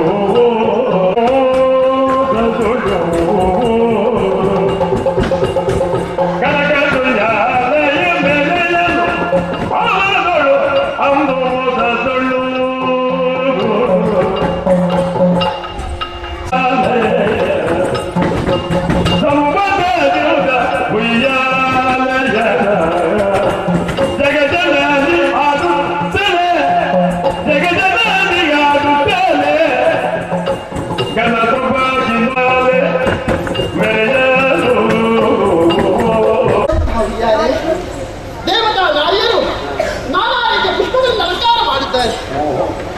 ಆದಿ ಮಧ್ಯ ಅಂತರಹಿತವಾದಂತಹ ನನಗೆ ಅದುವೇ ಯೋಗ್ಯ ಎಂಬ ಹಾಗೆ ಭಾವಿಸಿಕೊಂಡಿದ್ದೇನೆ. ಇಲ್ಲ ಸರ್, ಅದರಲ್ಲಿ ಕುಳಿತುಕೊಂಡು ಮಾಡುವುದಾದರೆ ಏನು? ಮಾಡಿಕೊಂಡು ನನ್ನ ಪಾಲಿಗೆ ಬಲಿದಾಗಿ ಆತನ್ನು ಕೊರೆಯುವಂತಹ ತಾಯಿ ಆಗ್ತೀನಿ. ಒಂದೊಮ್ಮೆಗೆ ನನ್ನನ್ನೇ ಕಾಮಿಸುವುದಕ್ಕೆ ಮುಂದಾದ ಇಲ್ಲಿದೆ. ಅಂತಹ ದಾನಗಳನ್ನು ಜಗನ್ನಾಥಿ ಅಂತ ನನ್ನ ಕರ್ತವ್ಯ. ಏನದು ಪ್ರವೇಶವಾಗುತ್ತದೆ ಎನ್ನುವುದರಲ್ಲಿ ಅನುಮಾನವಿದೆ. ಅವರು ಬರುವುದಕ್ಕಿಂತ ಮುಂಚಿತವಾಗಿ ಕಾಂಚನದ ಉಯ್ಯಾಲೆಯಲ್ಲಿ ಸಂಗೀತವನ್ನು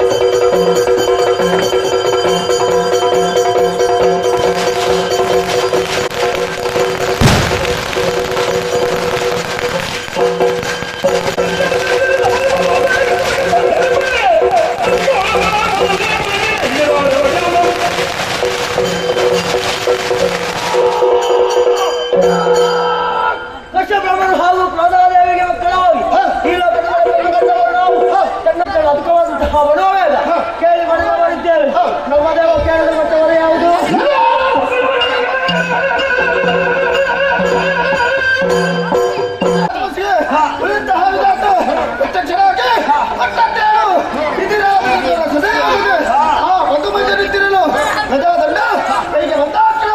ನಮ್ಮ ಉಭಯ ಬಾಹುಗಳಲ್ಲಿ ಶಕ್ತಿ ಭೂಮಂಡಲವಲ್ಲೇ ಪಡೆದು ಲೋಕಕ್ಕೆ ಹೋಗಿ ಉರಾಗಾದಿಗಳ ಹೆಡೆಯಲ್ಲೇ ಪಡೆಯೋದಕ್ಕೆ ಮುಂದೆ ಹೋದವಾಗ ಸುಮ್ಮನೆ ಸುಮ್ಮನೆ ಬರಲಿ. ಮುಂದೆ ಹೋದವಾಗ ನಾರದರ ಆಗಮನ ಸಂಧಿ ಮಾಡಿಕೊಳ್ಳಿ ಎಂದು ಆ ಮಾತಿನ ಪ್ರಕಾರ ಹಳ್ಳಿಗೆ ಬಂದು ಬಿಗಿದಪ್ಪಿ ಕೊಟ್ಟದ್ದು.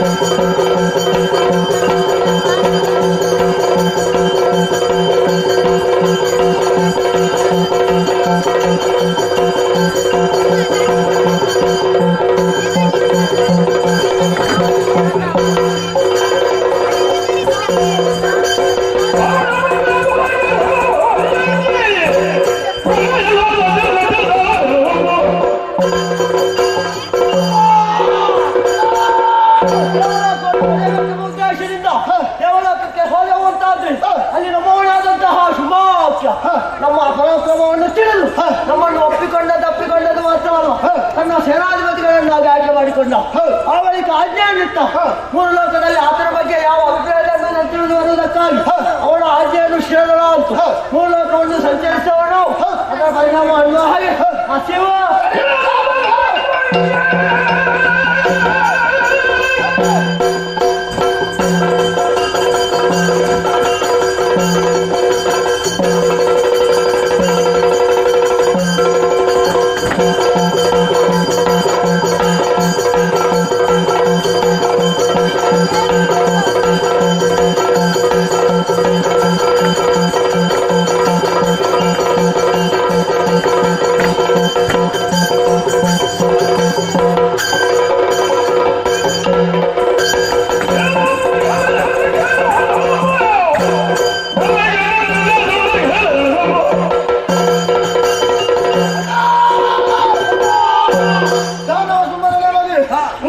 ಸಂಚಾರ ಮಾಡಿದ್ದೇವೆ ಆ ದಿಶೆಯಿಂದಾಗಿ ಹಸಿಯ ಬಾಯಾರಿಕೆ ತಡೆಯುವುದಕ್ಕೆ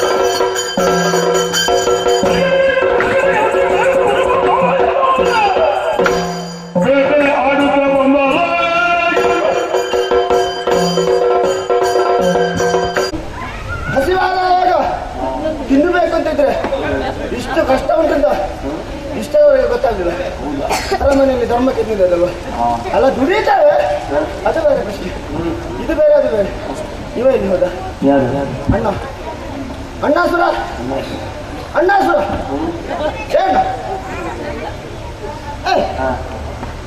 ಅಣ್ಣ ಇದೊಂದು ಒಂದಲ್ಲ ಅಣ್ಣ ಇಲ್ಲಿ ಸ್ವರವಿಲ್ಲ ಅಣ್ಣ ಸರ್ ಬಾ ಬಾ ಬಾ ಅಣ್ಣ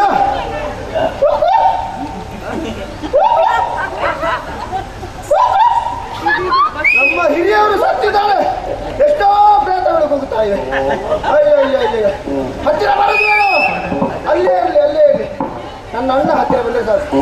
ಅಣ್ಣ ಅಣ್ಣ ಅಪ್ಪ ಇದ್ದಾನೆ ಇದ್ದಾನೆ ಬಹಳ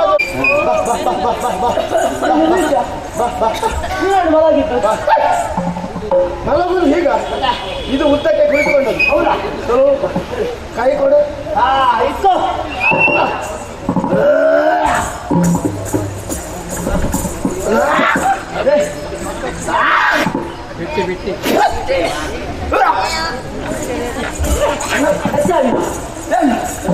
ಯಾಕೋ ತಲೆ ತಿರುಗುತ್ತಾ ಇದೆ? ಹೌದು, ಹೊಟ್ಟೆಯ ಒಳಗೆ ತಲಮ ಹೀಗೆಲ್ಲ ಆಗೋದಕ್ಕೆ ಕಾರಣ ಕಾಂತು ಏನು? ಬೇಟೆಯಾಡಿ ಅದೆಷ್ಟೋ ದಿವಸವಾಯಿತು. ಹೌದು ಮಾಂಸ ತಿನ್ನದೆಷ್ಟು ದಿವಸ ಆಯ್ತು. ಹೌದು ಹಾಗಾಗಿ ಮಾಂಸ ತಿನ್ನುವಾಗ ನಿನ್ನ ಉದರದಲ್ಲಿರುವಂತಹ ಹುಳಗಳೆಲ್ಲ ಬರ್ಲಿ ಬರ್ಲಿ ಅನ್ನುವಾಗ ಸ್ವಾಗತ ಕೊಡ್ತಾ ಇದ್ದೆ. ಹುಳಗಳು ಹೌದು ನೃತ್ಯ ಮಾಡ್ತಾ ಇದ್ದೆ. ಹಾಗಾಗಿ ನಿನ್ನ ಹೊಟ್ಟೆ ತಲಮವ ಅದಲ್ಲ ಧರ್ಮಕ್ಕೆ ಸಿಕ್ಕಿದ್ದಲ್ವ ಕುಡಿದ್ರೆ ತಿಂದೆ ಹೀಗೆಲ್ಲ ಆಗ್ತದೆ ಅಂತ ಯಾರಿಗೆ ಗೊತ್ತು? ಹೌದು. ಮತ್ತೆ ನೀನು ಕುಡಿಯುವುದಕ್ಕೆ ಕುಳಿತೆ ಎಷ್ಟು ಹೊತ್ತಾಗ್ತದೆ ಅಂತ ಗೊತ್ತಾಗುತ್ತೆ. ಎಂತದ್ದ ತಿರುಗಾಟ ಹೊರಟೆ ನಾವು ನಮ್ಮ ಬಗ್ಗೆ ಯೋಚನೆ ಮಾಡಿಲ್ಲ. ಬಿಸಿ ಬಿಸಿ ರಕ್ತ ಹೊಟ್ಟೆಯ ಒಳಗೆ ಯೋಚನೆ ಮಾಡಿಲ್ಲ. ಧರ್ಮಕ್ಕಲ್ವಾ ಸರಿಯಾಗಿ ಕುಡಿದದ್ದು ಸರಿಯಾಗಿ ತಿಂದದ್ದು ತಲೆಗೆ ಇರ್ತದೆ ಅಂತ ಯಾರು ಗೊತ್ತು? ಹೀಗೆಲ್ಲ ಆಗ್ತದೆ ಅಂತ ಯಾರು ಗೊತ್ತು? ಅನುಭವ ಆಯ್ತು. ಇರುವಾಗ ಬೇಟೆಯಾಡುವುದಕ್ಕೆ ಬಂದವರು ಏನು ಕಳ್ಳೆ ಏನು ತಿಂದೆ ಅಣ್ಣ ನಿನ್ನಿಂದ ಬೇರ್ಪಟ್ಟು ಈ ದಾರಿಯಾಗಿ ಮುಂದೆ ಹೋದವಾಗ ಸೂಕರಗಳ ಹೆಣ್ಣು ಸೂಕರ ನನ್ನನ್ನು ನೋಡಿ ಹಾಯಾಗಿ ಮಲಗಿದ್ದಾವೆ. ಹೋದೆ ಒಂದೊಂದರ ಕಾಲಲ್ಲಿ ಹಿಡಿದು ಎಳೆದು ನೆಲಕೊಂಡೇ ಬಿಟ್ಟು ಹೌದಾ? ಹೌದು ಅಪ್ಪಚ್ಚಿ ಅಪ್ಪಚ್ಚಿ ಅಪ್ಪಚ್ಚಿಯಾಗಿ ಹೋಯ್ತು. ಹೌದಾ? ಬಿಡ್ಲಿಲ್ಲ. ಏನು ಮಾಡಿದ್ರು? ರಕ್ತ ಬೇರೆ ಮಾಂಸ ಬೇರೆ ಬೇರೆ ಬೇರೆಯಾಗಿ ಇದ್ದಾವಾಗ ಆ ರಕ್ತವನ್ನು ಅಂಗೈಯಲ್ಲಿ ಹಿಡಿದೆ ಕುಡಿದೆ ಮಾಂಸದ ಮುದ್ದೆ ಎಲುಬಿನ ತುಂಡಿಲ್ಲ. ಹೌದಾ? ಬಾಯೊಳಗೆ ಹಾಕಿದ್ದು ಗುಳುಮ್ಮನೆ ನುಂಗಿದೆ. ಮುಖ್ಯ ಸಿಕ್ಕಿದೆ ಬಿಡುವ ಯಾಕೆ ಬಿಡಬೇಕು? ಆ ಎಲುಬನ್ನು ದವಡೆ ಏಟೆಗೆ ಸಿಕ್ಕಿಸಿ ಕಡಿದು ನುಂಗಿದ್ದೇನೆ. ಇಲ್ಲಿ ಎಂತ ನೋವು ಆಗ್ತದೆ. ಹೌದಾ?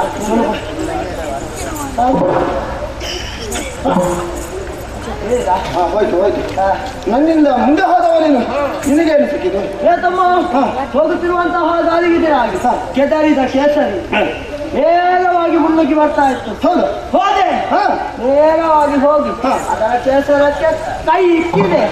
ಹಿಂದಕ್ಕೆಳೆದೆ ಮುಂದಕ್ಕೆಳೆದೆ ಹಿಂದೆ ಹಿಂದೆ ಹಿಂದೆ ಎಂತದ್ದು ಮರ ಬರಿದ್ದಾರೆ ಮತ್ತೆ ಅದನ್ನು ಆಯಾಸಗೊಳಿಸಿ ಹಿಡಿದಂತಹ ಕೈಯಿಂದ ಎತ್ತಿ ಒಂದೇ ಎಂತದಾಯ್ತು?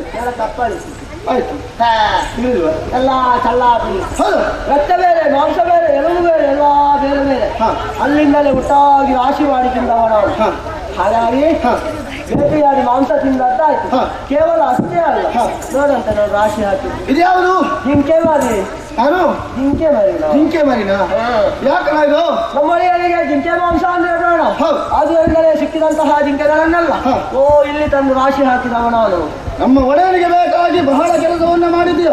ಆದ್ರೆ ನಿನ್ನ ಪೆಟ್ಟಿನಲ್ಲಿ ವ್ಯತ್ಯಾಸವಾಗಿ ಹೋಗಿದೆ. ನನ್ನ ಪೆಟ್ಟಿನಲ್ಲಿ ವ್ಯತ್ಯಾಸ ಸರಿಯಾಗಿ ಕೊಡಬೇಕು. ಕೊಟ್ಟ ಮೇಲೆ ಹೇಳಬಾರದು. ಹಾಗಿರ್ಬೇಕು. ಇದು ಹಾಗಾಗಿದೆ ನೋಡಂತೆ.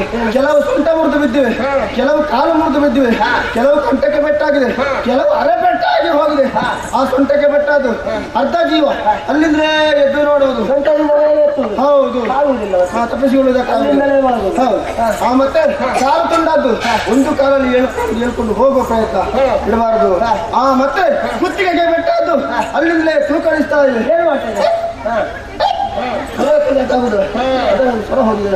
ಹಾಗಾಗಿ ಇಷ್ಟೆಲ್ಲ ಉಂಟಲ್ಲ. ಕೆಲವು ಎದ್ದುಕೊಂಡು ಹೋಗಿ ಆಗಿದೆ, ಕೆಲವು ಹೋಗ್ತಾ ಇವೆ ನೋಡು. ಸರಿಯಾಗಿ ಇನ್ನು ಇವುಗಳನ್ನು ಹೋಗುವುದಕ್ಕೆ ಬಿಡಬಾರದು. ನಮ್ಮವರಿಗೆ ಒಂದು ಆಜ್ಞೆ ಮಾಡುವ. ಎಲ್ಲರೂ ಬರಲಿ, ಗಂಟು ಕಟ್ಟಿಕೊಂಡು ಹೋಗಿ ಒಬ್ಬ ಆಸ್ಥಾನಕ್ಕೆ ಕೊಂಡು ಹೋಗಲಿ. ಆಯ್ತು ಹೋಗಲಿ ಹೋಗಲಿ ಹೋಗಲಿ. ಏನು ಸ್ವಲ್ಪ ನೀನಲ್ಲಿ ಬರ್ತೀರ? ನೀನು ನೀನು ಕೂಡ ಒಟ್ಟು ಬಂದಿದ್ಯಾ? ನೀನು ಬೇರೆ ಕಡೆ, ನಾನು ಬೇರೆ ಕಡೆ. ಈರುವರೆಗೂ ಆಯಾಸವಾಗಿ ಅಲ್ಲ, ನಾನು ಸಣ್ಣವಲ್ಲ, ಹಾಗಾಗಿ ನನಗೆ ಆಯಾಸ ಆಗಿದೆ. ದೊಡ್ಡವರಿಗೆಲ್ಲ ಆಯಾಸ ಆಗುದಿಲ್ಲ. ಅದೇ ದೊಡ್ಡವರಿಗೆ ಆಯಾಸ ಆಗಿದೆ. ಅಲ್ಲ, ಅದು ಶಕ್ತಿ ಅಂತ ಇದೆ. ಅದೆಲ್ಲ ಬಿಡೋಣ. ಈರುವರೆ ಸೇವೆಯನ್ನು ಮಾಡುವಾಗ ಏನೋ ಗಾಡಿ ಕಟ್ಟಿಸ್ಕೊಂಡು ಹೌದೌದು, ಸೇವೆ ಮಾಡ್ಬೇಕಿದ್ರೆ ಇಬ್ಬರು ಬೇಕಲ್ಲ. ಇಬ್ಬರು ಬೇಡ, ಒಬ್ಬನೇ ಆಗ್ಬೇಕು. ಗಾಳಿಯ ವ್ಯವಸ್ಥೆ ಆಗ್ಬೇಕು. ಏನು ಮಾಡುದು? ಈ ತಪ್ಪಲಲ್ಲಿ ಗಾಳಿ ಇಲ್ಲ, ಒಂದು ಎಲೆ ಅನ್ನಾಡುವುದಿಲ್ಲ. ಹಾಗಿದ್ರೆ ಗಾಳಿಯಲ್ಲಿಲ್ಲ. ಒಂದು ಉಪಾಯ ಏನು ಅವ ಇದ್ದಾನಲ್ಲ ದೇವಲೋಕದಲ್ಲಿ ಮಾರುತ ವಾಯು ಅವನಿಗೊಂದು ಆಜ್ಞೆ ಮಾಡುವುದು. ಬೇಕಾದಲ್ಲಿ ಎಷ್ಟು ಬೇಕು ಅಷ್ಟು ಬೀಸುತ್ತಾನೆ. ಅದಕ್ಕೆ ಬೇಕಾಗಿ ಅವನಿಗೆ ಆಜ್ಞೆ ಮಾಡುವ. ನಾವು ಇಲ್ಲಿ ಬೇಡ, ಇಲ್ಲಿಗೆ ಕಷ್ಟ ಅದಕ್ಕೆ ಬೀಸಲಿಕ್ಕೆ ಮೇಲ್ಮುಖವಾಗಿ ಹೋಗ್ಬೇಕು. ಮಾರುತ ಬೇರೆ ಚೆನ್ನಾಗಿ ಬೀಸು, ಹಾಗೆ ಬೇಡ ಕೃಷ್ಣಾದ್ಯ ಸುತ್ತ ತುದಿಗೆ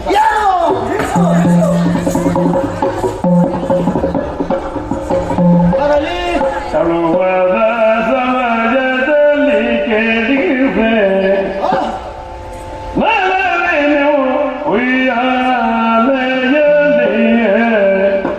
ಆ ಕುಳಿತು ದೇವಿಯು ಪಾಡೋದಿಗೆ ಗಾಯನವ ಆಲಿಸುತ್ತ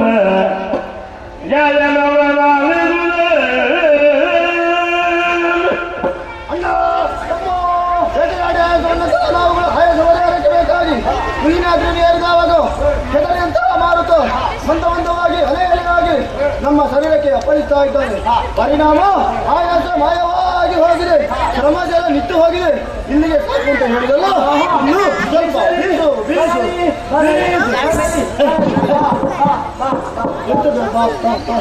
ನಾನು ನಿಲ್ಲಿಸಿದ್ದೇನೆ, ಸರಿಯಾಗಿ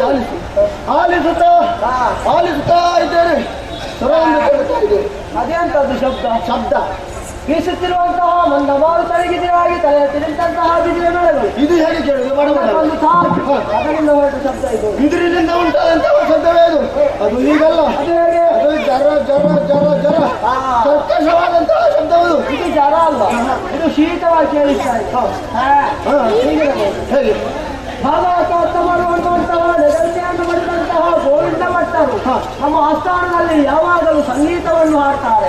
ಅಂತಹ ಗೋವಿಂದ ಭಟ್ಟರು ಭಾಗವತಿಗೆಯನ್ನು ಮಾಡಿರಬಹುದಾ? ಎಲ್ಲಿ ಈ ಕಾಡಿಗೆ ಬಂದು ಅವರಲ್ಲಿಗೆ ಬರ್ಲಿಕ್ಕಿಲ್ಲ, ಇಲ್ವಾ? ಬರ್ಲಿಕ್ಕೆ ಇಲ್ಲ. ಹಾಗಿದ್ರೆ ಮತ್ತೊಬ್ಬ ಇದ್ದಾರಲ್ಲ, ಯವನಿಗ ನಮ್ಮ ಸಂಗೀತಗಾರ ಅವ ಬಂದದ್ದು. ಸಂಗೀತಗಾರ ಸಂಗೀತಗಾರನಿಗೆ ಸ್ವರ ಇಲ್ಲ. ಸಂಗೀತಗಾರ ಹಾಡುವುದಕ್ಕೆ ಇದು ಶಾಸ್ತ್ರೀಯವಾದ ಸಂಗೀತ. ಶಾಸ್ತ್ರೀಯವಾಗಿ ಕೇಳ್ತಾ ಇದ್ದೇವೆ. ಅವರೇ ಬಂದರು. ಹಾಗಾದ್ರೆ ಶಾಸ್ತ್ರೀಯವಾದ ಹಾಡಿದ್ದಾರೆ. ಅವರು ಮೃದಕವಾದಕರು. ಮೃದಕವಾದಕರು ಅವರಿಗೆ ಹಾಡೋದಕ್ಕೆ ಬರ್ತದೆಲ್ಲ ಗೊತ್ತಿಲ್ಲ. ಹಾಗೆ ಅವರಲ್ಲ. ಹಾಗಾದ್ರೆ ಯಾರು ಅಂತ ಗೊತ್ತಾಯ್ತು? ಯಾರು? ಇದು ಸಂಗೀತಗಾರ ಅಲ್ಲ, ಮತ್ತೆ ಸಂಗೀತಗಾರ್ತಿ. ಸಂಗೀತದ ಅವರೇ ವಿನಯ ಬಿಡಿದಿರ್ಬ ವಾಣಿ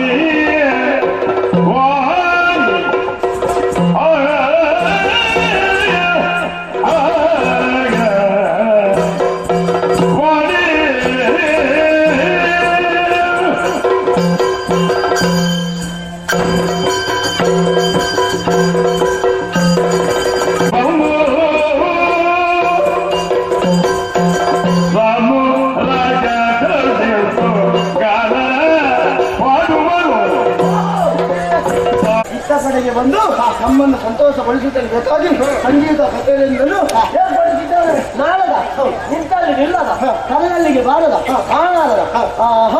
ನಾರದ ಬರುವ ಹಾಗಿಲ್ಲ, ಅವನಿಗೆ ಶಾಪ ಉಂಟು. ಹೇಗೆಂದು? ನಿಂತಲ್ಲಿ ನಿಲ್ಲದೆ ಹೋದ ಮಗನೇ, ನಿನ್ನ ಜೀವಮಾನವನ್ನೇ ತಿರುಗಾಟದಲ್ಲಿ ಕಳೆ. ಈಗ ಅವನು ತಿರುಗಾಟದಲ್ಲಿದ್ದಾನೆ.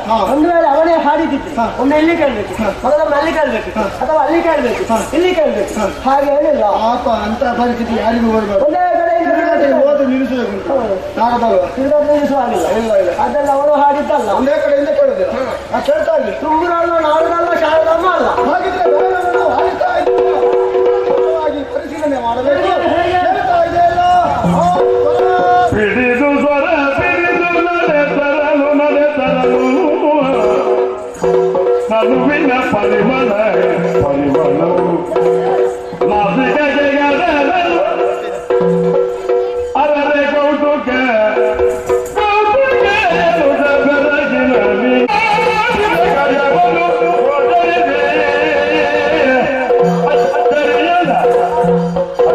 ಶೋಧಿಸಿ ಶೋಧಿಸಿ ಶೋಧಿಸಿ ಪರ್ವತ ಕಂಡರು ಕಂಡರು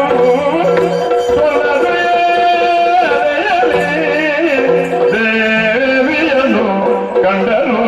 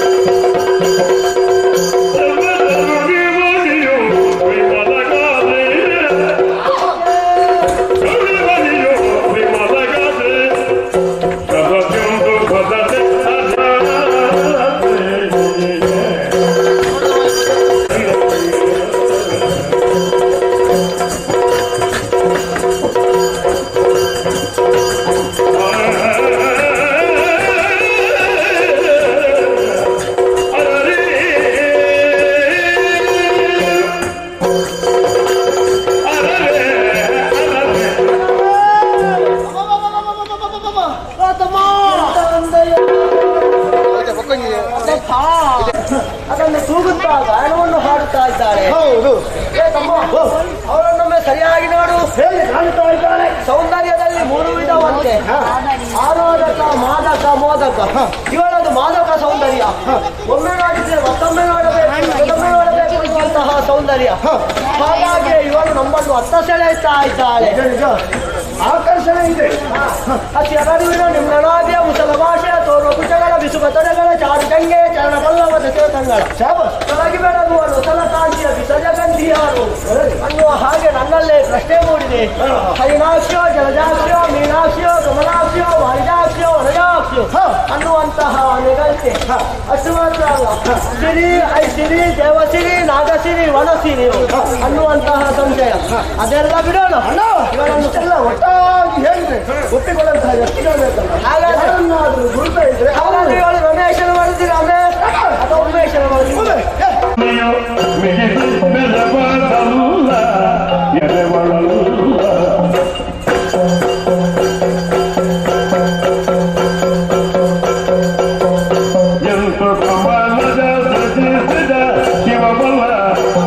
ಸದಾ ಶಿವಬಲ್ಲ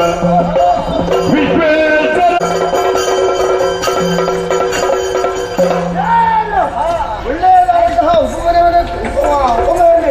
ಉಪವನಿಕೆಯ ಬೇಟೆಯಾಡಿ ಆಯತಗೊಂಡಂತಹ ನಾವುಗಳು ಪರಿಹಾರದ ಆ ಸಮಯದಲ್ಲಿ ಕೇಳಿಸಿದ್ದು ಆಕರ್ಷಿತ ಪರಿಗಳು ಆ ಮತ್ತೆ ಕಂಡದ ಬೆಳಕು ಮೂರನ್ನು ಪರೀಕ್ಷೆ ಮಾಡುವುದಕ್ಕೆ ಬೇಕು.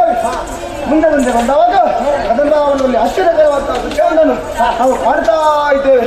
ಬೆಳಕು ಎಲ್ಲಿಂದ ಆಕೆಯ ಮುಖದಿಂದ ಹೊರಟಂತಹ ಬೆಳಕು ಕದಂಬ ವನವನ್ನೇ ಆವರಿಸಿಕೊಂಡಿದೆ. ಮತ್ತೆ ಕದಂಬ ವನವನ್ನು ವ್ಯಾಪಿಸಿದ್ದು ಆ ಮೈಯ ಅನುಗಂಧ ಅದನ್ನೇ ನಾವು ಆಗ್ರಹಿಸಿದವರಿಗೆ ಮತ್ತೆ ಕೇಳಿದವರ ಗಾಯನ ಸ್ತುತಿ ತಾಳ ಲಯಬದ್ಧವಾಗಿ ಕೃಷ್ಣಾವ್ಯವಾಗಿ ಸಂಕೇತಿಸಲ್ಪಡುವಂತಹ ಆ ಮಾತು ಈಕೆಯದ್ದು. ಹಾಡಿದ್ದು ಇವಳೆ, ಹಾಡಿದ್ದು ಇವಳೆ, ಕೇಂದ್ರದಿಂದ ಇವಳೆ. ಹೌದು, ಕೇಂದ್ರದಲ್ಲಿ ಇವಳೆ ಇರುವುದು. ಅವರಿದ್ದರೆ ಒಳ್ಳೆಯದಾಗ್ತದೆ. ಮತ್ತೆ ಹುಡುಕುತ್ತಾ ಬಂದಾಗ ಅವಳ ಸೌಂದರ್ಯವನ್ನು ನೋಡುತ್ತೆ. ಮೇಲಿನಿಂದ ಇಳಿಬಿಟ್ಟಿದ್ದಾರೆ ಚಿನ್ನದ ಸರಪಳಿ. ಆ ಚಿನ್ನದ ಉಜ್ಜಾಲ ಹುಡುಕುತ್ತಾ ಇದ್ದಾರೆ. ಕೆಲವು ಕಡೆಯಲ್ಲಿ 100, ಮತ್ತೊಂದು ಕಡೆಯಲ್ಲಿ 50, ಮತ್ತೊಂದು ಕಡೆಯಲ್ಲಿ 10 ಹೀಗೆಲ್ಲ ಅಲಂಕಾರವನ್ನು ಮಾಡಿದ್ದಾರೆ. ನಾವು ದ್ರವ್ಯಗಳಿಂದ ಅಲಂಕರಿಸಿದ ಚಿನ್ನದ ಉಜ್ಜಾಲ ಹುಡುಕುತ್ತಾ ಪಾಡುತ್ತಾ ಇದ್ದಾರೆ. ಯಾರು ರಮೇಶ್ ಖಂಡಿತ ಅವರ ಮರೋದಿಲ್ಲ, ಕೇಳ್ತಾರೆ ಸಾಯ್ತಾರೆ.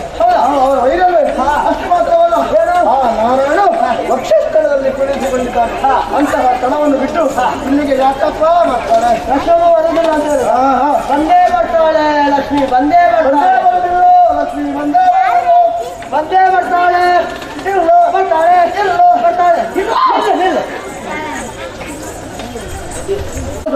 ಎಂತದ್ದು ಹೌದು? ಲಕ್ಷ್ಮಮ್ಮನ ಗಣೇಶ ವಿಶೇಷ ಅನ್ನೋದು ಹೌದು. ಇವಳು ನೀಲ ಕೇಶರಾಶಿ ಹೊಂದಿದ್ದಾರೆ, ಹಾಗಾಗಿ ನಾಗವೇ ನೀವು ಹೇಳಬೇಕು. ಲಕ್ಷ್ಮಮ್ಮ ಅಲ್ಲ. ಬರುವುದಿಲ್ಲ. ಅವರು ಅಲ್ಲ. ಯಾಕಂದ್ರೆ ಅರ್ಧ ಶರೀರವನ್ನು ಬಿಟ್ಟು ಅರ್ಧ ನಾರೀಶ್ವರನು ಹಾಗೆ ಹೆಸರನ್ನು ಬೆಳೆಸಿಕೊಂಡಿದ್ದಾರೆ. ಮತ್ತೊಂದು ಒಬ್ಬರಿಗನ್ನವರಿದ್ದ ಮತ್ತವರ ಶಿರದಲ್ಲಿ ಹೊತ್ತ ಅನ್ನು ಹಾಗೆ ಭಕ್ತಾದಿಗಳು ಕೊಂಡಾಡ್ತಾ ಇದ್ದಾರೆ. ಅಂತಹ ಭಕ್ತರಿಗೆ ಹೆಸರಿಗೆ ಪಾತ್ರರಂತಹ ಅವರು ಅಳಿಸುವುದಿಲ್ಲ. ಬರ್ತಾರೆ ಬರ್ತಾರೆ ಬರ್ತಾರೆ ಬರೋದಿಲ್ಲ.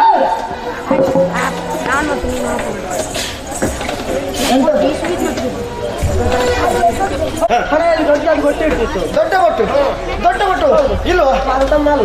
ಮನೆಯಲ್ಲಿ ನೋಡು ಇಷ್ಟು ದೊಡ್ಡ ಮುಖ ಅಷ್ಟು ಅಂದ ಗಂಧವಾಗಿ ಕಾಣ್ತಾ ಇದೆ. ಇದಕ್ಕೆ ಇಷ್ಟು ಸಣ್ಣ ಬೊಟ್ಟು ಹಾಕಲಿಲ್ಲ ಹೇಗಪ್ಪ?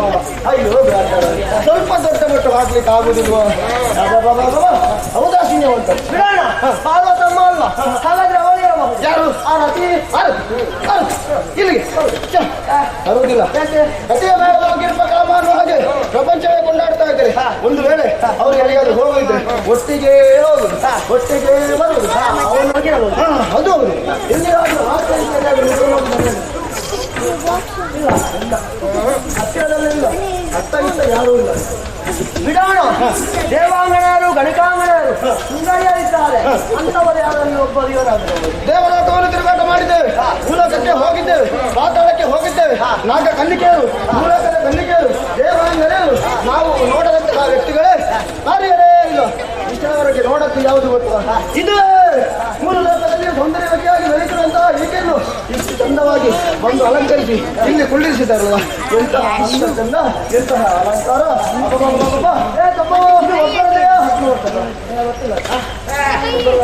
ನೋಡುವ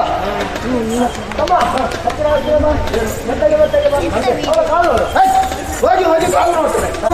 ಆದರೂ ಇವಳು ಒಬ್ಬಂಟಿಯಾಗಿ ಬಂದಿದ್ದಾಳೆ ಅನ್ನುವುದನ್ನು ನಂಬುವುದಕ್ಕಾಗುವುದಿಲ್ಲ. ಗಂಡನೇ ಇಲ್ಲಂತಹ ಚಂದ ಉಂಟರೆ ಹೆದರಿಕೊಳ್ಳುವಂತಹ ಈ ಪ್ರದೇಶ ಸುಂದರಿಯಾದಂತಹ ಈಕೆಯವರ ಬಳಿ ಬರುವುದಕ್ಕುಂಟ ಖಂಡಿತವಾಗಿಯೂ ಸಾಧ್ಯವಿಲ್ಲ. ಒಬ್ಬಳಲ್ಲ, ಸ್ತ್ರೀ ಸಮೂಹ ಇರಬಹುದು. ಎಲ್ಲಿಗಾದ್ರೂ ಆಚೆ ಈಚೆ ಹೋಗಿದ್ದಾರೇನೋ, ಅದಕ್ಕಾಗಿ ವ್ಯವಸ್ಥೆ ಮಾಡುವುದಕ್ಕೆ ಬಂದಂತ ಅವರಲ್ಲಿ ಹೇಳಿದ್ರೆ ಅಲ್ಲ, ಅವಳು ಒಬ್ಬಳೇ ಇಷ್ಟು ವ್ಯವಸ್ಥೆ ಮಾಡುವುದಕ್ಕಿಲ್ಲ. ಇಲ್ಲ, ಯಾರಾದ್ರೂ ವ್ಯವಸ್ಥಾಪಕರು ಬರಲೇಬೇಕು. ಇಲ್ಲಿನ ವ್ಯವಸ್ಥಾಪಕರು ಯಾರು? ವ್ಯವಸ್ಥಾಪಕರನ್ನು ಹುಡುಕಿದ್ರೆ ಗೊತ್ತಾಗ್ತದೆ ಎಲ್ಲಿದ್ದಾರೆ. ಯಾರು ಕಾಣುವುದು ಕಾಣೋದಿಲ್ಲ, ಏನು ಮಾಡುದು? ಇವಳು ಯಾರು? ತಮ್ಮ ಎಲ್ಲಿಂದ ಬಂದಿದ್ದಾಳೆ? ಎಲ್ಲಿಗೆ ಹೋಗುದು? ಯಾವಾಗ ಹೋಗ್ತಾಳೆ? ಈಗ ಹೋಗ್ತಾಳ, ಮತ್ತೆ ಹೋಗ್ತಾಳೆ, ಇಲ್ಲೇ ಇರ್ತಾಳ. ಇಲ್ಲೇ ಇರ್ತಾಳೆ. ನೀವು ತಿಳಿಬೇಕಲ್ಲ. ಹೌದು ಹೌದು, ಬೇಡ. ಯಾರಿದ್ದಾರೆ? ಯಾರು ಕಾಣುವುದಿಲ್ಲ. ಯಾರಿದ್ದಾರೆ? ಸುತ್ತಮುತ್ತ ಯಾರು ಇಲ್ಲ. ನಾನು ನೀನು ಇಲ್ಲಿ ಅಲ್ಲ, ಅವರಿಗೆ ಗೊತ್ತಿರ್ಬೋದು. ಯಾರಿಗೂ ಗೊತ್ತಿರುತ್ತೆ, ಒಬ್ಬನಿಗೆ ಗೊತ್ತಿದ್ರೆ ಮಾತ್ರ. ಸರಿ. ನಮ್ಮ ದೇವ ಕೈಲಾಸದ ನಮ್ಮ ಕುಲದೇವ ವಿಶೇಷ, ಅವನಿಗೆ ಎಲ್ಲ ಗೊತ್ತಿರ್ತದೆ. ಗೊತ್ತಿದ್ರು ಸುಮ್ಮನೆ ಇರುವುದು. ಹಾಗಿದ್ರೆ ನಾವು ಹೋಗಿ ಕೇಳಿದ್ರೆ ಹೇಳ್ತಾರೆ ಅವರು. ನಮ್ಮ ಅನುಮಾನ ಪರಿಹಾರ ಆಗ್ತದೆ. ಹೌದು, ವಿಶೇಷ ಅವಸರ ಮಾಡಬೇಡ. ಮನೋವೇಗದಲ್ಲಿ ಹೋಗಿ ಬರ್ತೀರಿ. ಈಗ ಇಲ್ಲೇ ನಿಲ್ಲು. ಎಲ್ಲಿಂದ ಬಂದಿದ್ದಾರೆ? ನಾಳೆ ಎಲ್ಲಿಗೆ ಹೋಗ್ತಾರೆ? ನಾಳೆ ಎಷ್ಟು? ಅದೆಲ್ಲ ಕೇಳುವುದು ಬೇಡ. ಮತ್ತೆ ಏನು? ಅದೆಲ್ಲ ಯಾಕೆ ಕೇಳುವುದು? ಮತ್ತೆ ನಾವೇ ಪರಿಹರಿಸಿಕೊಳ್ಳೋಣ. ನಾವು ಪರಿಹಾರ ಮಾಡಬೇಕಿದ್ರೆ ಅವಳಲ್ಲಿ ಮಾತಾಡ್ಬೇಕಲ್ಲ. ಮಾತಾಡುದು ಯಾರು ಮಾತಾಡುದು? ನಾನು ಮಾತಾಡ್ದ? ನೀನು ಮಾತಾಡ? ನಾನು ಕೆಂಪು ಕೆಂಪು ಕೆಂಪು ಕೆಂಪು ಮುಖ ಕಣ್ಣು. ಆ ಕೆಂಪು ಕೆಂಪು ಮುಖ ಕಣ್ಣಾದ್ರೂ ಎಷ್ಟು ಅಂದಚಂದವಾಗಿ ಕಾಣ್ತದೆ. ಬೇಡ ಮಾತಾಡುವುದು. ಮತ್ತೆ ಇವಳದೊಂದು ಭಾವಚಿತ್ರವನ್ನು ನಮ್ಮ ಕಣ್ಣಲ್ಲಿ ತುಂಬಿಕೊಂಡು ಹೋಗೋಣ. ಆಯ್ತು ಆಯ್ತು ಆಯ್ತು. ಹೋಗಿ ನಮ್ಮ ಅಣ್ಣನಿಗೆ ತೋರಿಸುವುದು. ನಮ್ಮ ಅಣ್ಣನಿಗೆ ತೋರಿಸುವುದು. ಭೂಲೋಕದ ಗಂಡನಮ್ಮನ ಗಟ್ಟಿಯನ್ನು ಪಡೆದಂತಹ ನಮ್ಮ ಅಣ್ಣ ಶುಂಭಾಚಾರ್ಯರಿದ್ದಾರೆ. ಅವನಿಗೆ ಇವಳ ವಿಚಾರವನ್ನು ತಿಳಿಸಿದೆ ಹೋದಾದ್ರೆ ಖಂಡಿತ ಆತ ಏನಾದ್ರೂ ವ್ಯವಸ್ಥೆ ಮಾಡ್ತಾನೆ. ಈ ಮನೋಹರಿಯ ವಿಷಯವನ್ನು ನಮ್ಮ ಮನೋಹರನಿಗೆ ಹೇಳಿದ್ರೆ ಅವ ಸರಿಯಾದಂತಹ ವ್ಯವಸ್ಥೆ ಮಾಡಿ ನಮಗೆ ಬೇಡ. ಯಾಕೆ? ಅಖಂಡವಾದ ಬ್ರಹ್ಮಚರ್ಯ ವ್ರತವನ್ನು ಪಾಲಿಸ್ತಾ ಇದ್ದವನು ಈಕೆಯಲ್ಲಿ ಮಾತನಾಡಿದ್ರೆ ಬ್ರಹ್ಮಚರ್ಯ ಹಾಳಾಗಿ ಹೋಗ್ತದೆ. ನಾವು ಸತ್ತೇ ನಾನು ಮುಂದೆ ಯಾವ ಕಡೆ ಹೋದಿರಿ, ಯಾವ ಸಮಾಚಾರವನ್ನು ತಂದಿರಿ ಹೇಳು.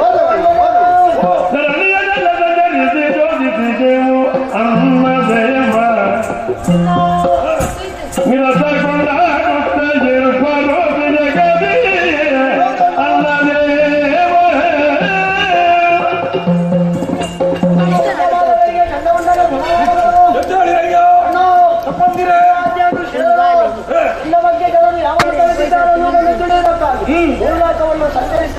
ಹೌದೇ? ಎಲ್ಲಿಯೂ ನಿನ್ನ ಬಗ್ಗೆ ಬೇಡವಾದ ಮಾತೇ ಇಲ್ಲ. ಮತ್ತೆ? ಶುಂಭಾಯ ನಮಃ ಅನ್ನುವ ರೀತಿಯಲ್ಲಿ ಹೋಮ ಹವನಾದಿಗಳಲ್ಲಿ ಯಾಗ ಯಜನಾದಿಗಳಲ್ಲಿ ಹವಿಸ್ಸನ್ನು ನಿನಗೆ ಕೊಡ್ತಾ ಇದ್ದಾರೆ. ಬಹಳ ಸಂತೋಷ.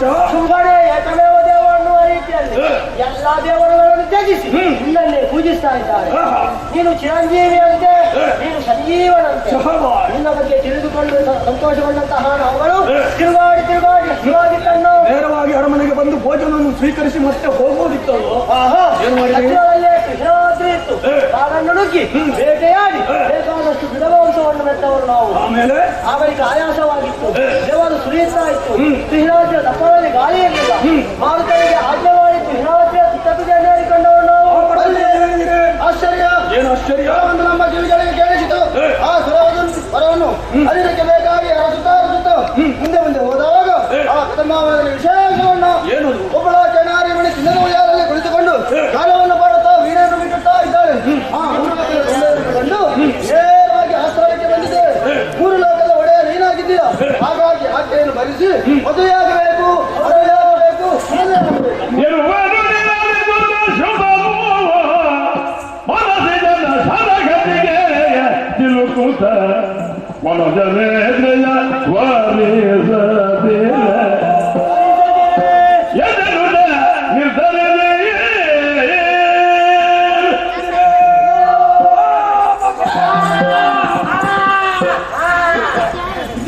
ಅದು ಸಭೆ ಇದರಿಂದ ತಲೆಗೆ ಬರಿಗಳು ಇದ್ಯಾಕೆ ಬಂದಿರೇ?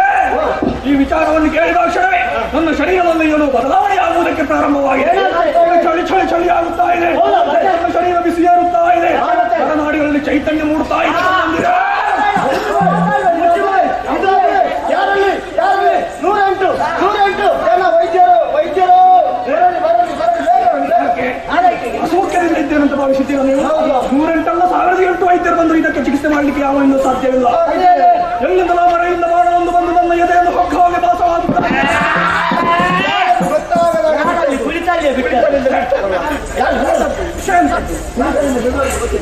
ಕಣ್ಣಿಗೆ ಗೋಚರಿಸಿದಂತ ಒಂದೊಂದು ವೈಮನವನ್ನು ಮನ್ಮಥನ ಶರಹತ್ತಿಗೆ ಸಿಲುಕಿದನೋ ಎನ್ನುವ ಹಾಗೆ ಭಾಸವಾಗುತ್ತಾ ಇದೆ ತಮ್ಮಂದಿರೇ.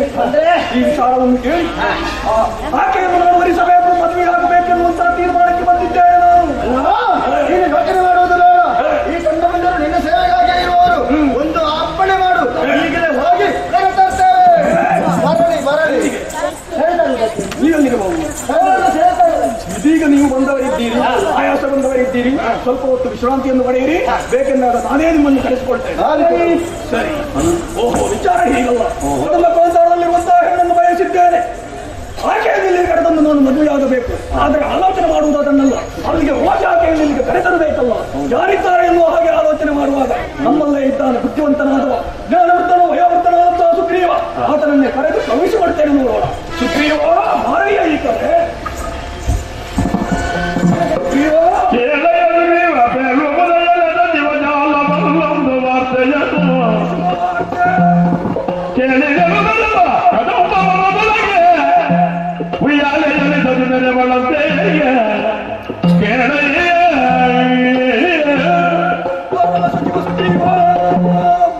ನಿನ್ನನ್ನು ಕರೆಯುವುದಕ್ಕೆ ಬಲವಾದಂತಹ ಕಾರಣವಿದೆ. ಭಾಗಕ್ಕೆ ಹೋದಂತಹ ಚಂಡಮುಂಡರು ಹೊಸ ವಾರ್ತೆಯನ್ನು ತಂದು ಮುಟ್ಟಿಸಿದ್ದಾರೆ. ನಮ್ಮದಾದಂತಹ ಕನಕ ಕಾಂತಾರದಲ್ಲಿ ಹೆಣ್ಣಪ್ಪಳ ಚಿನ್ನದ ಉಯ್ಯಾಲೆಯನ್ನು ಮಾಡುತ್ತಾ ಇದ್ದಾರೆ ಎನ್ನುವಂತಹ ವಿಚಾರವನ್ನು ಕೇಳಿದಾಗ ಕ್ಷಣವೇ ಆಕೆಯನ್ನು ವರಿಸಬೇಕು, ಮದುವೆಯಾಗಬೇಕು ಎನ್ನುವಂತಹ ತೀರ್ಮಾನಕ್ಕೆ ಬಂದಿದ್ದೇವೆ. ಈ ಕ್ಷಣವೇ ಅಲ್ಲಿಗೆ ಹೋಗಿ ಸಂಧಾನ ಮೂಲಕ ಆಕೆಯ ಮನ ನೋಯದಂತೆ ಎಲ್ಲಿಗೆ ಕರೆದುಕೊಂಡು ಬಾ. ಇದು ಶುಂಭನಾಜ್ಞೆ.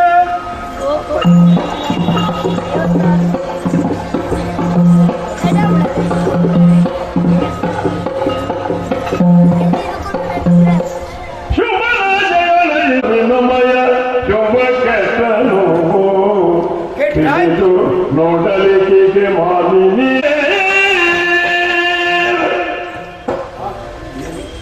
ಏನಿದು ವಿಚಿತ್ರ. ಇವತ್ತೇನು ಹತ್ತುವುದಿಲ್ಲ. ಹಾಗಿದ್ರೆ ಇವತ್ತು ಈ ಒಡವೆ ಪ್ರಕಾಶಮಯವಾಗಿ ಕಾಣ್ತಾ ಇದೆ. ಇದು ವಿಚಿತ್ರ. ಶುಂಭ ಈಕೆಯನ್ನು ಬಯಸಿದರೆ ಶಿವ ಶಿವ, ಈಕೆಯನ್ನು ಬಯಸಿ ನಮ್ಮ ಶುಂಭ ಕೆಟ್ಟ ರಕ್ಕಸ ಕುಲಕ್ಕೆ ಮಾರಿ ದೇವತೆಯೇ ಬಂದಂತಾಯ್ತು. ಆಹ್ವಾನಿಸಿದ್ದವ ಬೇರೆ ಏನು ಅಲ್ಲ. ಅಲ್ಲಿ ಯಾವ ಹುಟ್ಟದಲ್ಲಿ ಯಾವ ಹಾವು ಇದೆ ಅಂತ ಹೇಳಿಕ್ಕೆ ಸಾಧ್ಯ ಇಲ್ಲ. ಅವನ ಮನಸ್ಸೇ ಆಗುಂಟು. ಇವಳ ಚಿತ್ತ ಏನಿದೆಯೋ ಅದು ಹೇಳಲಿಕ್ಕೆ ಸಾಧ್ಯ ಇಲ್ಲ. ಓಹೋ, ಪಸರಿಸಿತು ತಂಬೆಲ್ಲರು, ಬೀಳ್ತುದು ಬಿಸಿಲ ಬಿಕ್ಕ, ಸರ್ವಕ್ಕೆ ಸಂತತಿ ಮುಸುಳಿದವು, ಮದವೇರಿ ಮೆರೆದವು ತಾರಕ ವಿವಾಹ, ಒಸರಿದುದು ಶಶಿಕಾಂತ, ನೈದಿಲ ಹಸರ ಹರಿದುದು, ಚಕ್ರವಾಕದ ಬೆಸುಗೆ ಸಡಲಿತು, ಚಾರು ಚಂದ್ರಾನಯ ಇರವಿನಲ್ಲಿ ಅರ್ಥಾತ್ ಬರವಿನಲ್ಲಿ ಅಂತ ಹೇಳಿದ್ರು ತಪ್ಪಾಗ್ಲಿಕ್ಕಿಲ್ಲ. ನಾವು ಮತ್ತು ಮುಂಗುಸಿ ಬದ್ಧ ವಿರುದ್ಧ ಕಣ್ಣಲ್ಲಿ ತಿರ್ತದೆ. ಆದ್ರೆ ಈಗ ಏಕಾಂತದಲ್ಲಿವೆ. ಅಲ್ಲಿ ದನ, ಇಲ್ಲಿ ಹುಲಿ, ಎಷ್ಟು ಹತ್ತಿರದ ಬಾಂಧವ್ಯ ಅವುಗಳಿಗೆ. ಜಿಂಕೆ ನೋಡಿ ಅಲ್ಲಿ ಹತ್ತಿಂದತ್ತ ಇಟ್ಟಿಂದತ್ತ ಚಿನ್ನದ ಉಯ್ಯಾಲೆಯಲ್ಲಿ ಹೇಳಿ ಅದರಲ್ಲಿ ಕುಳಿತು ಸಂಗೀತನ ಆ ನಿಂತು ಸಂತೋಷ ಈಕೆ ಮಾರಿಣಿಯೇ ಬಯಸಿದ್ದಾರೆ. ಏನೋ ಒಂದು ಮಹತ್ವವಾದ ಶಕ್ತಿ ಈಕೆಯಲ್ಲಿದೆ ಎಂಬುದನ್ನು ಊಹಿಸುವುದಕ್ಕೆ ಸಾಧ್ಯತೆ ಇದೆ. ಅದನ್ನು ಚಿಂಬ ನೋಡಿದ್ದಾನೆ, ಈಕೆಯನ್ನು ನೋಡದೆ ಭ್ರಮೆ ಹೋದ. ಹಾಕಿದ್ರೆ ಕಡೆಗಾಲ ಬಂತು ನಮ್ಮ ರಕ್ಕಸರಿಗೆ ಎಂಬುದಕ್ಕೆ ಯಾವ ಸಂಶಯವೂ ಇಲ್ಲ. ಇವಳ ಮುಖದಿಂದ ಹೊರಡುವ ಈ ಬೆಳಕು ಶೋಭಾಯಮಾನವಾಗಿ ಕಾಣುತ್ತಾ ಇದೆ. ಅದು ಸಂತೋಷ. ಸದಾ ಈಕೆಯನ್ನು ನೋಡಿ ಬೆಳಿಗ್ಗೆ ಎದ್ದು ಈಕೆಯ ಕಾಲು ತೊಳೆದು ಆ ತೀರ್ಥವನ್ನು ಕುಡಿಯುವುದು ಒಳ್ಳೆಯದಿತ್ತು. ಆ ಭಾಗ್ಯ ಅವರಿಗಿಲ್ಲ. ಈಕೆಯನ್ನು ನೋಡುವ ಭಾಗ್ಯ, ಈಕೆಯನ್ನು ಮಾತಾಡುವ ಆ ಪುಣ್ಯ ನನ್ನ ಪಾಲಿಗೆ ಬಂದಿದೆ. ಯಾವ ಜನ್ಮದಲ್ಲಿ ಮಾಡಿದ ಪುಣ್ಯದ ಫಲವೋ ಏನು ನನಗೆ ಸಿಕ್ಕಿದೆ, ಅದು ಒಳ್ಳೆಯದು. ಆದರೆ ತುಂಬ ನಮಗೆ ಅರಸ, 3 ಲೋಕದ ಅರಸು, ಅವನ ಮಾತನ್ನು ಉಲ್ಲಂಘಿಸುವುದಲ್ಲ. ಅವನ ಅನುಮತಿಯಂತೆ ನಾನು ಇಲ್ಲಿವರೆಗೆ ಬಂದಿದ್ದೇನೆ. ಅವನ ಮಾತು ಮೀರಿದರೆ ನನಗೆ ದೋಷ ಬಂದಿತ್ತು. ರಾಜದ್ರೋಹಿ ಆಗ್ತೇನೆ. ಬಂದ ವಿಷಯವನ್ನು ತಾಯಿಯಲ್ಲಿ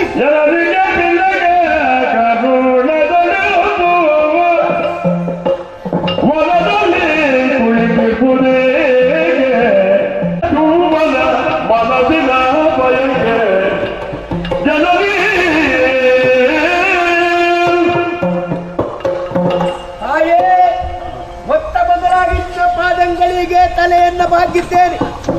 ಅಮ್ಮ, ನಿನ್ನದೇ ಕರುಣೆ ನನ್ನ ಮೇಲೆ ಸದಾ ಇರಲಿ ಅಮ್ಮ. ಅದು ನನಗೆ ಬೇಕಾದ್ದು, ಬೇರೆ ಏನೂ ಬೇಡ ನನಗೆ. ತಾಯೇ, ಚಿನ್ನದ ಉಯ್ಯಾಲೆಯನ್ನು ಏರಿದ್ಯಾ? ಚಿನ್ನದ ಆ ಉಯ್ಯಾಲೆಯ ಬಳ್ಳಿ ಎಲ್ಲಿಂದ ಬಾಯಿ ಇಳಿದಿದೆ? ಕಣ್ಗಳಿಗೆ ನೋಡ್ಲಿಕ್ಕೆ ಸಿಕ್ಲಿಕ್ಕಿಲ್ಲದು. ಅಮ್ಮ, ಈ ವನಕ್ಕೆ ಯಾರೂ ಬರುವುದಿಲ್ಲ. ಅಂತ ಸ್ಥಳದಲ್ಲಿ ಚಿನ್ನದ ಉಯ್ಯಾಲೆಯಲ್ಲಿ ಕೂತು ಸಂಗೀತವನ್ನು ಹಾಡ್ತಾ ಇದೆಯಲ್ಲಪ್ಪ, ಯಾಕಮ್ಮ? ಇದು ನಿನಗೆ ಸನುಮತ ಅಲ್ಲ ಅಮ್ಮ. ತಾಯೇ, ನಾನು ನಾನಾಗೆ ಬಂದದ್ದಲ್ಲ. ನನ್ನ ಅರಸ 3 ಲೋಕಕ್ಕೂ ಒಡೆಯ ಶಕ್ತಿಶಾಲಿ ತುಂಬ ನನ್ನನ್ನು ಇಲ್ಲಿವರೆಗೆ ಅಟ್ಟಿದ್ದಾನೆ. ಈಗ ಬೇರೆ ಯಾರೂ ಸಿಕ್ಕಲಿಲ್ಲ ಅಂತ ಕಾಣ್ತಾನೆ. ಈ ಮುದುಕನೇ ಸಿಕ್ಕಿದ, ನನ್ನನ್ನು ಹತ್ತಿದ, ನಾನು ಬಂದೆ. ಆದರೆ ಅವ ಹೇಳಿದ ಮಾತನ್ನು ಹೇಳಬೇಕಲ್ಲ. ಆತ ನಿನ್ನನ್ನು ಬಯಸಿದ್ದಾನೆ ಅಮ್ಮ. ಆದ್ರಿಂದ ನೀನು ನನ್ನ ಜೊತೆಯಲ್ಲಿ ಬಂದು ಆತನ ಕೈ ಹಿಡಿದು ಬಾಳಬೇಕಂತೆ ಅಮ್ಮ. ಬರುವೆಯಾ ನನ್ನ ಜೊತೆಯಲ್ಲಿ?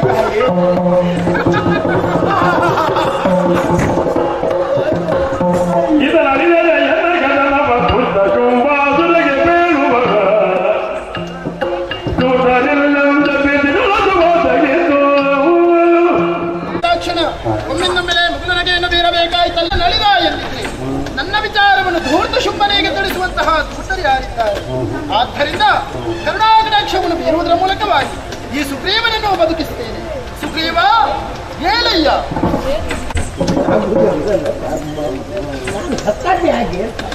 ಅಲ್ಲ, ಎಚ್ಚರದಲ್ಲಿ ಅಲ್ಲ, ಕನಸು ಕಾಣ್ತಾ ಇದ್ದೇನೆ, ನನಗೆ ಅರ್ಥವಾಗುವುದಿಲ್ಲ. ಇದು ಇರ್ಲಿಲ್ಲ ಅವ ಈಗ ಬಂತು ಎಲ್ಲಿಲ್ಲ ಓ ಹೋ ಹೋ ಹೋ ಹೋ ಈಗ ಗೊತ್ತಾಯ್ತು ನಾನು ಸತ್ತವ ಸ್ವರ್ಗವನ್ನರಿದ್ದೇನೆ ಅಲ್ಲಿ ಇದ್ದದ್ದು ನನ್ನ ಅಪ್ಪ ನನ್ನ ಅಮ್ಮ ನನ್ನ ಅಜ್ಜ ನನ್ನ ಪಿಜ್ಜ ಎಲ್ಲವರು ಇದ್ರು ನೀನು ಯಾಕೆ ಬಂದದ್ದು ಕೇಳಿದ್ರು ಬಂದದ್ದು ಹೀಗೆ ಸತ್ತ ಮೇಲೆ ಮತ್ತೆ ಎಲ್ಲಿಗೆ ಹೋಗುದು ನಾನು ಅಲ್ಲಿಗೆ ಹೋಗುದು ಓ ಪುಣ್ಯ ಮಾಡಿದವರು ಮಾತ್ರ ಸ್ವರ್ಗವನ್ನು ಎರುಗುದಂತೆ ಹಾಗಿದ್ರೆ ನಾನು ಪುಣ್ಯ ಮಾಡಿದವ ಅಂತ ಹೇಳಿ ಗೊತ್ತಾಯ್ತು ಇರ್ಲಿ ಇಲ್ಲೇ ನಿಲ್ಲು ಅಂತ ಹೇಳಿದ್ರು ಆಗ್ಲಿಲ್ಲ ನನ್ನ ಕರ್ಮ ಇನ್ನೂ ಅನುಭವಿಸಲಿಕ್ಕೆ ಉಂಟು ಅದೆಲ್ಲ ಮುಗಿದ ಮೇಲೆ ಎಷ್ಟು ಬೇಗ ಬರ್ತೇನೆ ಅದು ಹೇಳಲಿಕ್ಕೆ ಸಾಧ್ಯ ಇಲ್ಲ ನನಗೆ ಅಂತ ಹೇಳಿ ಬಂದಿದ್ದೇನೆ ಹಾ ಇದು ಅಮ್ಮನ ಪ್ರಸಾದ ಸಾಯಿಸುವುದಕ್ಕೂ ಅರ್ಹತೆ ಇದ್ದವಳು ಬದುಕಿಸುವುದಕ್ಕೂ ಅರ್ಹತೆ ಇದ್ದವಳು ಇದನ್ನು ನಾನು ತಿಳ್ಕೊಂಡೆ ಬರುವ ಜನ್ಮದಲ್ಲಿ ಕೂಡ ನಿನ್ನ ಸಾನ್ನಿಧ್ಯವನ್ನು ಸೇರುವಂತ ಆ ಶಕ್ತಿ ನನಗಿರ್ಲಪ್ಪ ಅಮ್ಮ ಅಮ್ಮ ನೆಗಡಬೇಡ ತಮ್ಮಯ್ಯ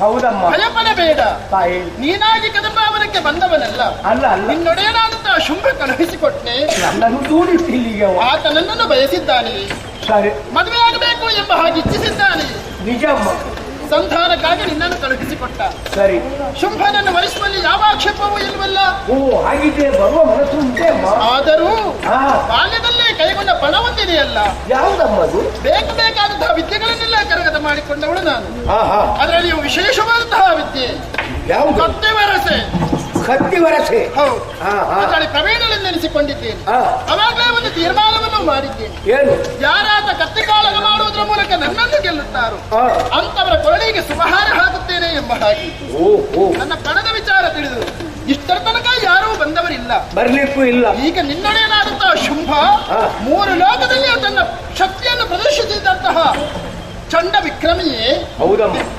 ಶುಂಭನಾಗಲಿ ನಿಶುಂಭನಾಗಲಿ ಬರಲಿ ಸಮರಕ್ಕೆ ಓ ಒಂದೊಮ್ಮೆಗೆ ಪ್ರತ್ಯಕ್ಷವಾಗಿ ಶಂಭುವೇ ಧರಣಿದು ಬಂದರೂ ಕೂಡ ಹೆದರುವಂತಹ ಹೆಣ್ಣು ನಾವಿಲ್ಲ ಇದಿಷ್ಟನ್ನು ನಿನ್ನೊಡೆಯನಿಗೆ ತಿಳಿಸಿದೆ ಹಾಗೆ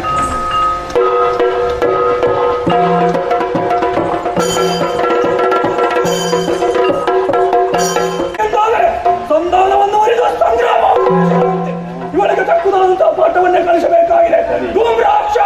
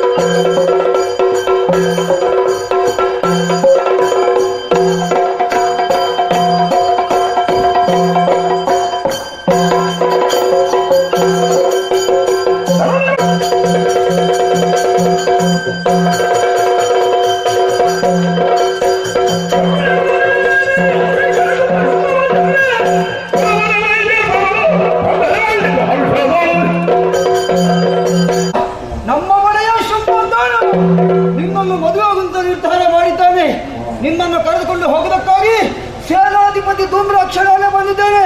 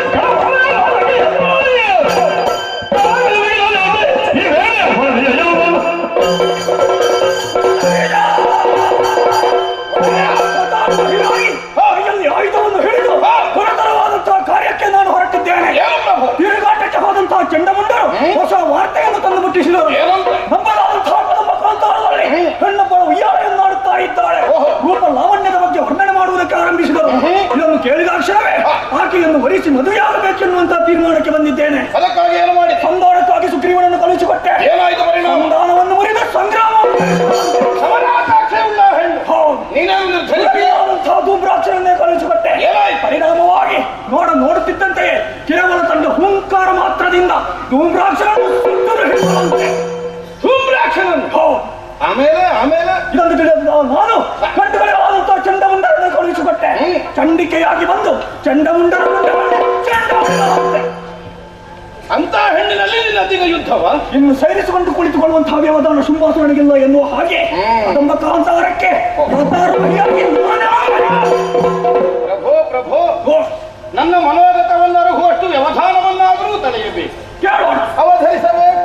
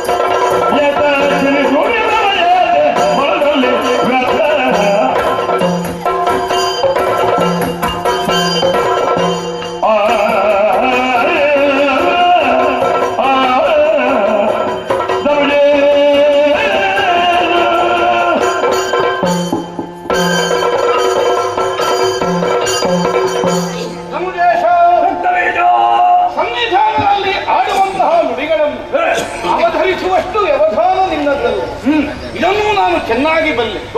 ಕಾರ್ಯಾವಸರದಿಂದ ಹೊರಟವ ಇಂದು ನಿಶ್ಚಯಿಸಿದ್ದನು ನಾಳೆಗಿಡುವ ಜಾಯಮಾನದ ಮಲ್ಲಾನಿ. ಖಂಡಿತವಾಗಿ ನಿನ್ನ ಜೀವನ ಚರಿತೆಯನ್ನು ಬಲ್ಲೆ. ಸ್ವಯಂ ನಿರ್ಣಯವನ್ನು ಕೈಗೊಂಡು ತತ್ಕ್ಷಣದಲ್ಲೇ ಕಾರ್ಯಗತಗೊಳಿಸಿ ಈ ತನಕ ಲೋಕಾತ್ತರವಾದಂತಹ ಯಶವನ್ನು ನೀನು ಸಂಪಾದಿಸಿಕೊಂಡ. ಯಾರ ಹೇಳಿಕೆ ಇನ್ನಾರ ಕೇಳಿಕೆ ಹಿಂದೆ ಸರಿಯುವಂತಹ ಪ್ರವೃತ್ತಿಯೇ ನಿನ್ನದ್ದಲ್ಲ. ನಿಜ. ಆದರೂ ಪ್ರಭು ಇಂದೀಗ ಹಳೆಯ ಶುಂಭಾಂಗಾನಿ ಚತುರ್ದಶ ಭುವನದೊಳತ್ವವನ್ನು ಹೊಂದಿದ್ದು ಅತುಲ ದಾನವ ಸಾಮ್ರಾಜ್ಯದ ನೇತಾರನಾಗಿ ಸಮಷ್ಟಿಯಲ್ಲಿ ಎಲ್ಲರನ್ನೂ ಸುಖ ಸಂತೋಷದಿಂದ ಕಾಪಿಡಬೇಕಾದಂತಹ ಹೊಣೆಯನ್ನೂ ಹೊಂದಿದವು. ವ್ಯಕ್ತಿಯಾದವನಿಗೆ ಹೊಣೆಗಾರಿಕೆ ಇಲ್ಲದೇ ಇರುವಾಗ ಕರ್ತವ್ಯದಲ್ಲಿ ಅಷ್ಟೊಂದು ಹಿಡಿತನವೇನು ಬರುವುದಿಲ್ಲ. ಯಾವನಿಗೆ ದೃಢವಾದಂತಹ ಹೊಣೆ ಇದೆ ಅವನು ಕೈಗೊಳ್ಳುವಂತಹ ಒಂದೊಂದು ಕಾರ್ಯವನ್ನು 10 ಸಲ ಯೋಚಿಸಿ ಕೈಗೊಳ್ಳಬೇಕಾಗುತ್ತದೆ. ಪ್ರಭು ನಿನ್ನೊಬ್ಬನ ನಿರ್ಣಯ ಅದರ ದಾನವ ಸಾಮ್ರಾಜ್ಯಕ್ಕೆ ಪರಿಣಾಮವನ್ನು ಒದಗಿಸಿ ಬರುವಂತಹ. ಆದ್ದರಿಂದಲೇ ಕೇವಲ ನಿನ್ನ ನಿರ್ಣಯ ಅನ್ನುವ ಹಾಗೆ ಅಂಗೀಕರಿಸುವುದಕ್ಕಾಗುವುದಿಲ್ಲ. ಕೈಗೊಂಡವನು ನೀನಾದರೂ ದಾನವ ಸಾಮ್ರಾಜ್ಯದ ಪ್ರಾತಿನಿಧಿಕವಾದಂತಹ ವ್ಯಕ್ತಿತ್ವ ನಿನ್ನದಾದ್ದರಿಂದ ಸಮಸ್ತ ದಾನವ ಸಮುದಾಯಕ್ಕೆ ಅದರ ಪರಿಣಾಮ ತಟ್ಟುತ್ತದೆ. ಆದ್ದರಿಂದ ಲಾಭವಾಗಲಿ ನಷ್ಟವಾಗಲಿ ಎಲ್ಲರೂ ನಾವು ಸಮಷ್ಟಿಯಲ್ಲಿ ಅನುಭವಿಸಬೇಕಾದಂತಹ ಬಗೆಯು ಈ ತನಕ ಧೀಮಂತ ನಾಯಕನಾಗಿ ದಾನವ ಸಾಮ್ರಾಜ್ಯವನ್ನು ಮುನ್ನಡೆಸುವಲ್ಲಿ ನಮ್ಮ ವಿರೋಧಿಗಳಿಗೂ ಆದರ್ಶವಾಗಬಹುದಾದ ನಿರ್ಣಯವನ್ನು ನೀನು ಕೈಗೊಂಡು ವ್ಯವಹರಿಸಿದ. ಬುದ್ಧಿವಂತರಲ್ಲಿ ಬುದ್ಧಿವಂತರು ಅಲ್ಲ, ಹುಟ್ಟಿದ್ರೆ ಹುಟ್ಟಬೇಕು ತುಂಬದಂತಹ ಬುದ್ಧಿಶಕ್ತಿ ಇದ್ದವು, ಕಟುಶಕ್ತಿ ಇದ್ದವು, ಸಂಘಟನಾ ಚಾತುರ್ಯ ಇದ್ದವು. ಹೀಗೆ ನಿನ್ನನ್ನು ಬೆರಳೆತ್ತಿ ಮೂಗಿಗೆ ಇಳಿಸಿ ಕೊಂಡಾಡುವ ಬಗೆಯಿಂದ ನಿನ್ನನ್ನು ನೀನು ಕಾಣಿಸಿಕೊಳ್ಳ. ನಿಜ. ಆದರೆ ಅದೇ ಶುಂಭ ಎಂತಹೋ ನಿನ್ನ ನಿರ್ಣಯ ಕೇವಲ ಚಂಡಮುಂಡರ ವಚನವನ್ನು ಕೇಳಿ ಮನ್ಮಥನ ಶರಕ್ಕೆ ಈಡಾಗುವಂತಹ ಸಾಮಾನ್ಯ ಭಂಡರೋಪಾದಿಯಲ್ಲಿ ಕ್ರಮಾಬುದ್ಧಿಯಿಂದ ಆ ಹೆಣ್ಣಿನ ಕೈ ಹಿಡಿಯುವಂತಹ ನಿರ್ಣಯಗಳಿಗೆ ಭಕ್ತಿಯಲ್ಲಾದರೆ ಪ್ರಭೋ ನಿನ್ನನ್ನು ಅರ್ಥ ಮಾಡಿಕೊಂಡ ನಾವು ತಪ್ಪೇವೋ ಅಥವಾ ನಮಗೆ ನೀನು ಅರ್ಥವಾಗಿದ್ದೆ ಅನ್ನುವುದೇ ನಮ್ಮ ತಪ್ಪೋ ಏನುಂತ ನನಗೆ ಅಯ್ಯ ರಕ್ತವೀಜ ಕಾಂತಾರದಲ್ಲಿರುವಂತಹ ಹೆಣ್ಣು ಒಬ್ಬಳು ತರುಣಿ ಎನ್ನುವ ಕಾರಣಕ್ಕೆ ಮದುವೆಯಾಗುವುದಕ್ಕೆ ನಾನು ಹೊರಟಿದ್ದೇನೆ. ಇದರಲ್ಲಿ ತಪ್ಪೇನಿದೆ ಅದನ್ನು ಹೇಳು. ಅವಳು ತರುಣಿಯೇ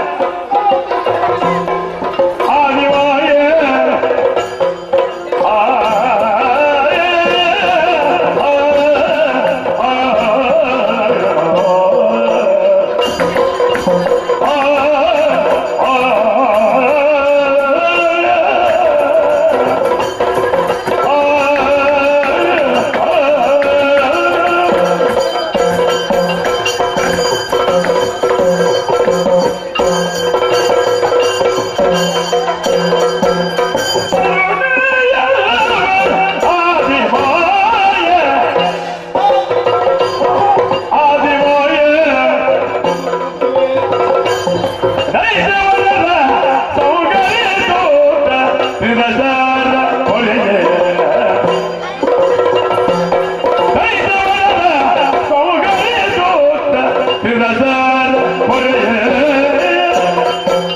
ನೆರೆಗೋಚರಿಸುವಳು ದೊರೆಯೇ ನೆರೆಗೋಚರಿಸುವಳು ದೊರೆಯೇ ಸರ್ವೇಶ್ವರಿಯೇ ಮೋಗ ಬೀರುವುದಿದು ಸರಿಯೇ ಇದು ಸರಿಯೇ ಅದರೊಡೆ ಕೇಳಮ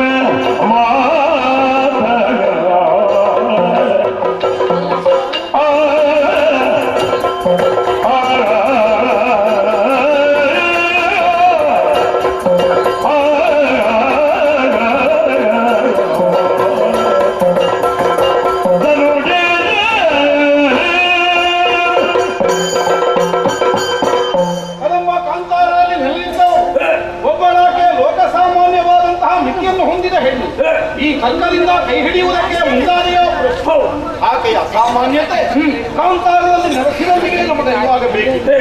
ಸಾಮಾನ್ಯರು ನೆಲೆ ನಿಲ್ಲುವ ಜಾಗವಲ್ಲ ಅಂತಲ್ಲಿ ನೆಲೆ ನಿಂತುದು ಮಾತ್ರವಲ್ಲ, ಪೃಥ್ವಿ ಮೂರನ್ನು ಪರಾಕ್ರಮದಿಂದ ಕಟ್ಟಿ ಆಡುತ್ತಿರುವ ನಿನ್ನ ಗುಟ್ಟನ್ನು ತಿಳಿದಿರುತ್ತಾ ಪಿತ್ತಬಲದಿಂದ ಹುಟ್ಟಾಕುವಾನವನ್ನು ಹುಟ್ಟುವಷ್ಟು ಎದೆಗಾರಿಕೆಯನ್ನು ಆಕೆ ಹೊಂದಿದ್ದಾಳೆ ಅಂತಾದ್ರೆ ಒಬ್ಬಳಾಕೆ ಸಾಮಾನ್ಯ ಧನಿಯೆಂದೂ ತರ್ಕಿಸುವುದಕ್ಕೆ ಬರ್ತದೆ. ಪ್ರಭೋ, ತಾಯ ಗರ್ಭದಿಂದ ಜಾರಿದ ಗಂಡಾಗಲಿ ಹೆಣ್ಣಾಗಲಿ ಅಥವಾ ಯಾವುದೇ ಜೀವಿಯಾಗಲಿ ನಿನ್ನಲ್ಲಿ ಕಾಳಗವನ್ನ ತೋರಿಸುವುದಕ್ಕಾಗುವುದಿಲ್ಲ. ಅಂತಹದರಲ್ಲಿ ಈ ತನಕ ದಿಟ್ಟತನದಿಂದಲೇ ವ್ಯವಹರಿಸಿ ಎದಗುಂದದೆ ನಿನಗೆ ಗರ್ಭದಿಂದಲೇ ಉತ್ತರವನ್ನು ಕೊಡುತ್ತಾ ನಿನ್ನ ಪ್ರತೀಕ್ಷೆಯಲ್ಲಿ ಕಾಯುತ್ತಿರುವಂತಹ ಹೆಣ್ಣನ್ನು ಕೇವಲ ತಾಯಗರ್ಭದಿಂದ ಹೊರಗೆ ಬಂದವಳೆಂದು ತರ್ಕಿಸುವುದಕ್ಕೆ ಸಾಧ್ಯ. ಆದ್ದರಿಂದ ನಿನಗಿರುವ ಬರಬಲವನ್ನು ಮತ್ತೊಮ್ಮೆ ನೆನಪಿಸಿಕೊ. ಒಂದು ವೇಳೆ ತಾಯಗರ್ಭದಿಂದ ಹೊರಗೆ ಬಂದುದಲ್ಲವಾದರೆ ಆಕೆ ಅಯೋನಿಜೆಯೇ ಇರಬೇಕು. ಅಯೋನಿಜೆ ಆದರೆ ನಾವು ಬಹಳಷ್ಟು ಎಚ್ಚರವನ್ನು ವಹಿಸಬೇಕಾಗುತ್ತದೆ. ಅಯೋನಿಜೆಯೊಬ್ಬಳು ಒದಗಿ ಬಂದ ಕಾಲಕ್ಕೆ ನಿನಗೆ ಮರಣ ಬರಲಿ ಎನ್ನುವುದು ನಿನ್ನ ನಿರ್ಣಯ. ಆದ್ದರಿಂದ ನಿನ್ನ ಮರಣಕ್ಕೆ ಭಾಷೆ ಬರೆಯಬಹುದಾದ ಭಾಷೆಯನ್ನು ಈ ತನಕವನ್ನು ವ್ಯವಹಾರದಲ್ಲಿ ತೋರಿಸಿದವಳನ್ನು ಸಾಮಾನ್ಯ ಹೆಣ್ಣೆಂದು ತರ್ಕಿಸುವುದು ಮೂಢರಲ್ಲಿ ಮೂಢತನವಾಗಿ ಹೋದಿತು ನಮ್ಮದು. ಪ್ರಭು, ಹಾಗಿದ್ರೆ ಬಳಿಯ ಸಕಲ ಮಾಯೆಯಿಂದ ಪ್ರಪಂಚವನ್ನೆಲ್ಲ ಕಟ್ಟಿ ತನ್ನ ಲೀಲೆಯಿಂದ ಸೃಷ್ಟಿಸಿ ಪಾಲಿಸಿ ಲಯಗೊಳಿಸಬಲ್ಲ ಜಗದಾತ್ಮಿಕೆ ಅನ್ನುವಂತಹ ಖ್ಯಾತಿಯನ್ನು ಹೊಂದಿದ ಆ ಲೋಕಮಾತೆಯಾದಂತಹ ಸರ್ವೇಶ್ವರಿ ಆದಿಮಾಯಾ ಸ್ವರೂಪಿ ಸಾಮಾನ್ಯ ಹೆಣ್ಣಿನಂತೆ ಕಾಣಿಸಿಕೊಂಡು ದೇವತೆಗಳನ್ನು ಪಡೆಯುವಂತಹ ತನ್ನ ಉದ್ದೇಶಕ್ಕೆ ವಿರೋಧದ ಬಗೆಯಾಗಿ ಬೆಳೆದು ಬಂದ ನಮ್ಮ ಎಲ್ಲರ ತಲೆಯನ್ನು ಕಡಿ ಸಾಧಿಸುವ ನಿರ್ಣಯದಿಂದ ಬಂದವಳು ಸರ್ವೇಶ್ವರಿ. ನೀನು ಇಷ್ಟಿದ್ದರೂ ಸರ್ವೇಶ್ವರ ಅಲ್ಲ, ಲೋಕೇಶ್ವರ ಮಾತ್ರ. ಆದ್ದರಿಂದ ನಮಗೆ ನಿಮ್ಮ ಜೊತೆಯೇ ಸರಿ ಬರುವುದಿಲ್ಲ. ಆ ಸಂಬಂಧ ಬೇಡ ಪ್ರಭು. ಅಂತಹ ಶೌರ್ಯವಂತರೇ ಅವಳಾಗಿದ್ದರೆ ನಮ್ಮ ಈ ಶೋಣಿತಾಪುರದಲ್ಲಿ ಆಕೆ ಶಕ್ತಿಯಲ್ಲಿ ಪ್ರದರ್ಶನ ಮಾಡಿದ್ದಾಳೆ.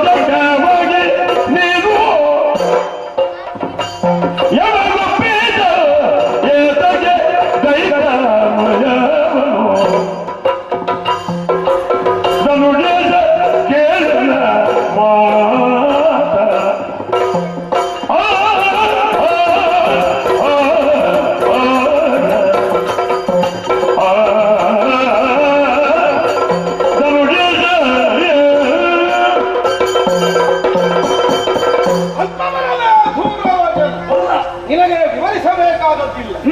ಮರಣವಿರುವ ವೀರರೇ ಚಂಡಮುಂಡರು, ಅದನ್ನು ಬಣ್ಣಿಸಬೇಕಾದದ್ದಿಲ್ಲ. ಸುಗ್ರೀವ ಅವಿವೇಕಿ, ಎಲ್ಲ ಬುದ್ಧಿವಂತ. ನಾನು ಹೇಳಬೇಕಾದ್ದಿಲ್ಲ. ಇದ್ದರೂ ಅವ ಹೇಳಿದ್ದು ನನಗೆ ಹಿತವಾಗಲಿಲ್ಲ. ಅವರಿಗಿಂತ ಕಡಿಮೆ ಬುದ್ಧಿ ಇದೆ ಚಂಡಮುಂಡರ ಮಾತು ಹಿತವಾಗ್ತದೆ. ಹಾಗಿದ್ರೆ ಇದಕ್ಕೆ ಅರ್ಥ ಏನು? ಒಂದೇ ಮಾತಿನಲ್ಲಿ ಹೇಳಬಲ್ಲ. ಹೇಗೆ? ಯಮನ ಮನೆಗೆ ಹೋಗುವ ಯೋಚನೆ. ಅಯ್ಯ ರಕ್ತಬೀಜ, ಈಗ ನಾನು ಏನು ಮಾಡ್ಬೇಕಂತ ನೀನು ಹೇಳ್ತಾ ಇದ್ದೀನಿ. ಮಲದ ಮೂರ್ಖತೆ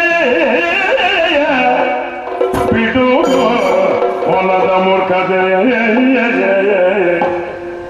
ತ್ರೈ ಜಗದೊಡತಿ ಶರಣಗೆ ಭಕ್ತಿಯಿಂದ ಮೀಯೆ ಪೊಡಮುರುದ ಪಡೆದವಳ ಕಾರುಣ್ಯದಲ್ಲಿಗೆ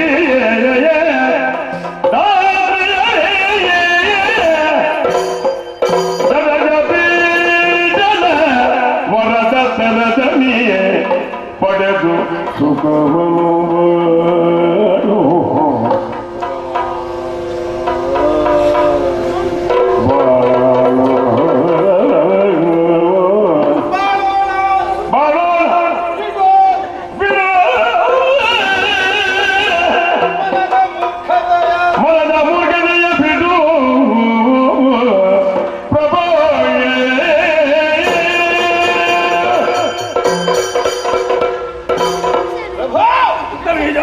ಸ್ವಭಾವ ಅನ್ನುವುದು ಜನ್ಮತಾ ಸಿದ್ಧವಾಗುವುದು.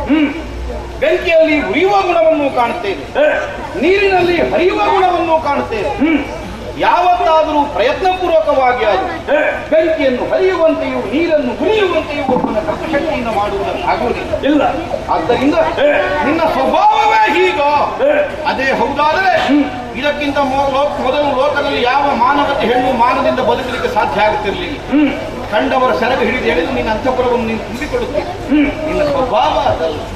ಈ ಕಾಲಕ್ಕೆ ಮಾತ್ರ ಪರಸ್ತ್ರೀ ವ್ಯಾಮೋಹವನ್ನು ಅಂಟಿದವನಂತೆಯೇ ವ್ಯವಹರಿಸುವುದಕ್ಕೆ ತೊಡಗಿದ್ದಾದ್ರೆ ನಿನ್ನ ಬುದ್ಧಿಜನ್ಯವಾದಂತಹ ನಿರ್ಣಯ ಅಲ್ಲ, ಮನೋಜನ್ಯವಾದ ನಿರ್ಣಯ.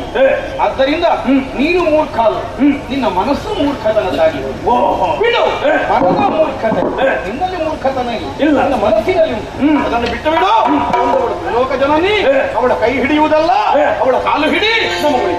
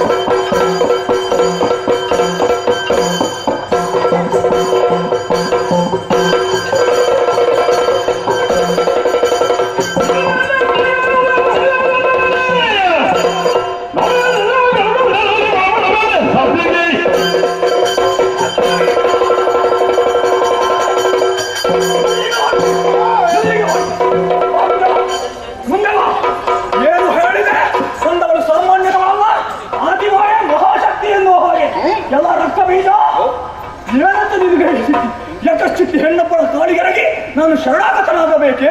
ಕಥಮ್ಮ ಚಿಂತೆಯ ಪ್ರಾಚ್ಯ ಎಂದು ಹಿರಿಯರು ಹೇಳಿದಂತ ಮಾತನ್ನು ಕೇಳುತ್ತಾ ಇದ್ದೇನೆ. ಬುದ್ಧಿವಂತನಾದವ ಕಳೆದು ಹೋದಂತಹ ಕಾರ್ಯದ ಬಗ್ಗೆ ಚಿಂತನೆ ಮಾಡುವುದಿಲ್ಲ, ಮುಂದೆ ಮಾಡಬೇಕಾದ ಕಾರ್ಯದ ಬಗ್ಗೆ ಆಲೋಚನೆ ಮಾಡುತ್ತೇನೆ. ಮತ್ತೆ ಹಿಂದೆ ಹೇಳಾರ ಯಾವುದನ್ನು ಪಡೆಯಬೇಕೆನ್ನುವಂತಹ ಇಚ್ಛೆಯಿಂದ ಮುಂದುವರಿಯುತ್ತಾ ಇದ್ದೇನೋ ಅದನ್ನು ಪಡೆಯುತ್ತೇನೆ ಎನ್ನುವ ಹಠದಿಂದ ಹೊರಟಿದ್ದೇನೆ. ಎಲ್ಲ ಹೆಣ್ಣಿನೊಡ ಯುದ್ಧ ಎಂದಾಕ್ಷಣವೇ ಹೆದರಿದೆಯ ರಣ ಹೇಳಿ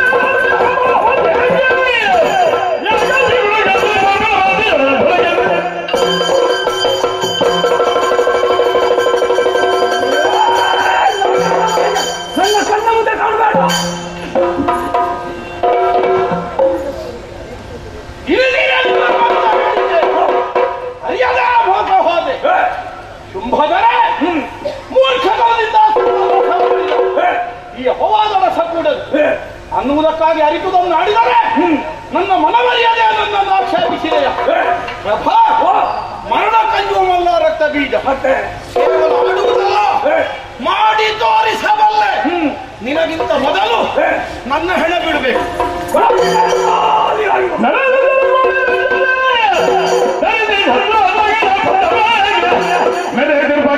ಮನದಲ್ಲಿ ಕಂಡು ದೇವಿಯ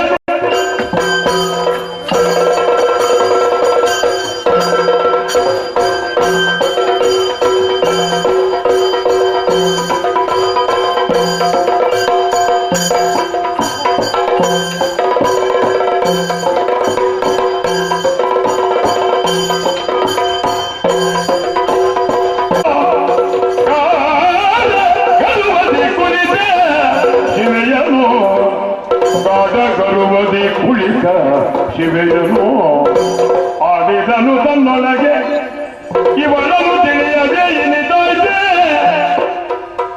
ಮಾಡಲೇ ನಿಲ್ಲ ಕಟ ಶುಂಭನ ಕೂಡೆ ಭಾಷೆಯ ಆಡಿ ಬಂದಿಗೆ ಇವಳು ಬಂದ ಆದರೂ ನುಡಿಸಿದ ಬೆಯರು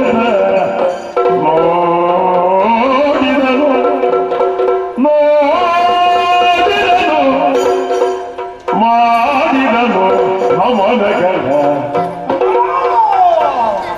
ಬೇಡಿದನು ಪಿಡಿದುಕೊಂಡ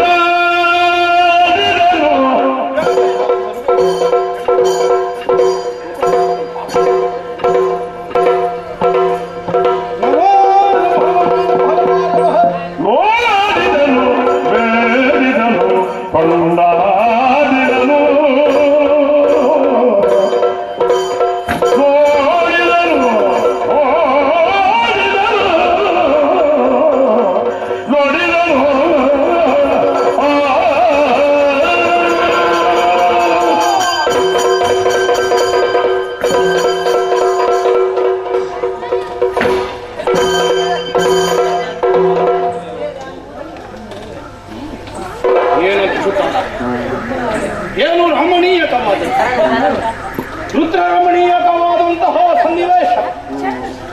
ರೌದ್ರವಿಲ್ಲವೇ? ಕೋಟಿ ಕೋಟಿ ದಾನವ ವೀರರ ತಲೆ ಕಡಿದು ಅವರ ಹೆಣವನ್ನೇ ಬೆಟ್ಟದೋಪಾದಿಯಲ್ಲಿ ಒಟ್ಟಿದ ಹೆಣ್ಣಿನ ಕೃತ್ಯದಲ್ಲಿ ರೌದ್ರವಿಲ್ಲವೆಂದು ಹೇಗೆ ಒಪ್ಪಲಿ? ಹಾಗೆಂದು ರಾಮಣೀಯ ಕಥೆ ಇದ್ದು ಇಷ್ಟೆಲ್ಲ ಕಳರ ಸಂಹಾರ ಕಾರಣಗಳು ತಾನು ಅನ್ನುವ ಯಾವ ಗುಟ್ಟನ್ನು ಬಿಟ್ಟುಕೊಡದೆ ಸ್ನಿಗ್ಧವಾದಂತಹ ಸೌಂದರ್ಯದಿಂದ ಮುಗ್ಧವಾದಂತಹ ಭಾವದಿಂದ ನಮ್ಮತ್ತ ನೆಟ್ಟ ದೃಷ್ಟಿಯಿಂದ ಕಾಣುತ್ತಿರುವ ಆಕೆಯನ್ನು ನೋಡಿದರೆ ಮಾತೃವತ್ ಭಾವ ತನ್ನಿಂದ ತಾನಾಗಿ ಸಹಜವಾಗಿ ಹೃದಯದಲ್ಲಿ ಹುಟ್ಟಿಕೊಳ್ಳುತ್ತದೆ.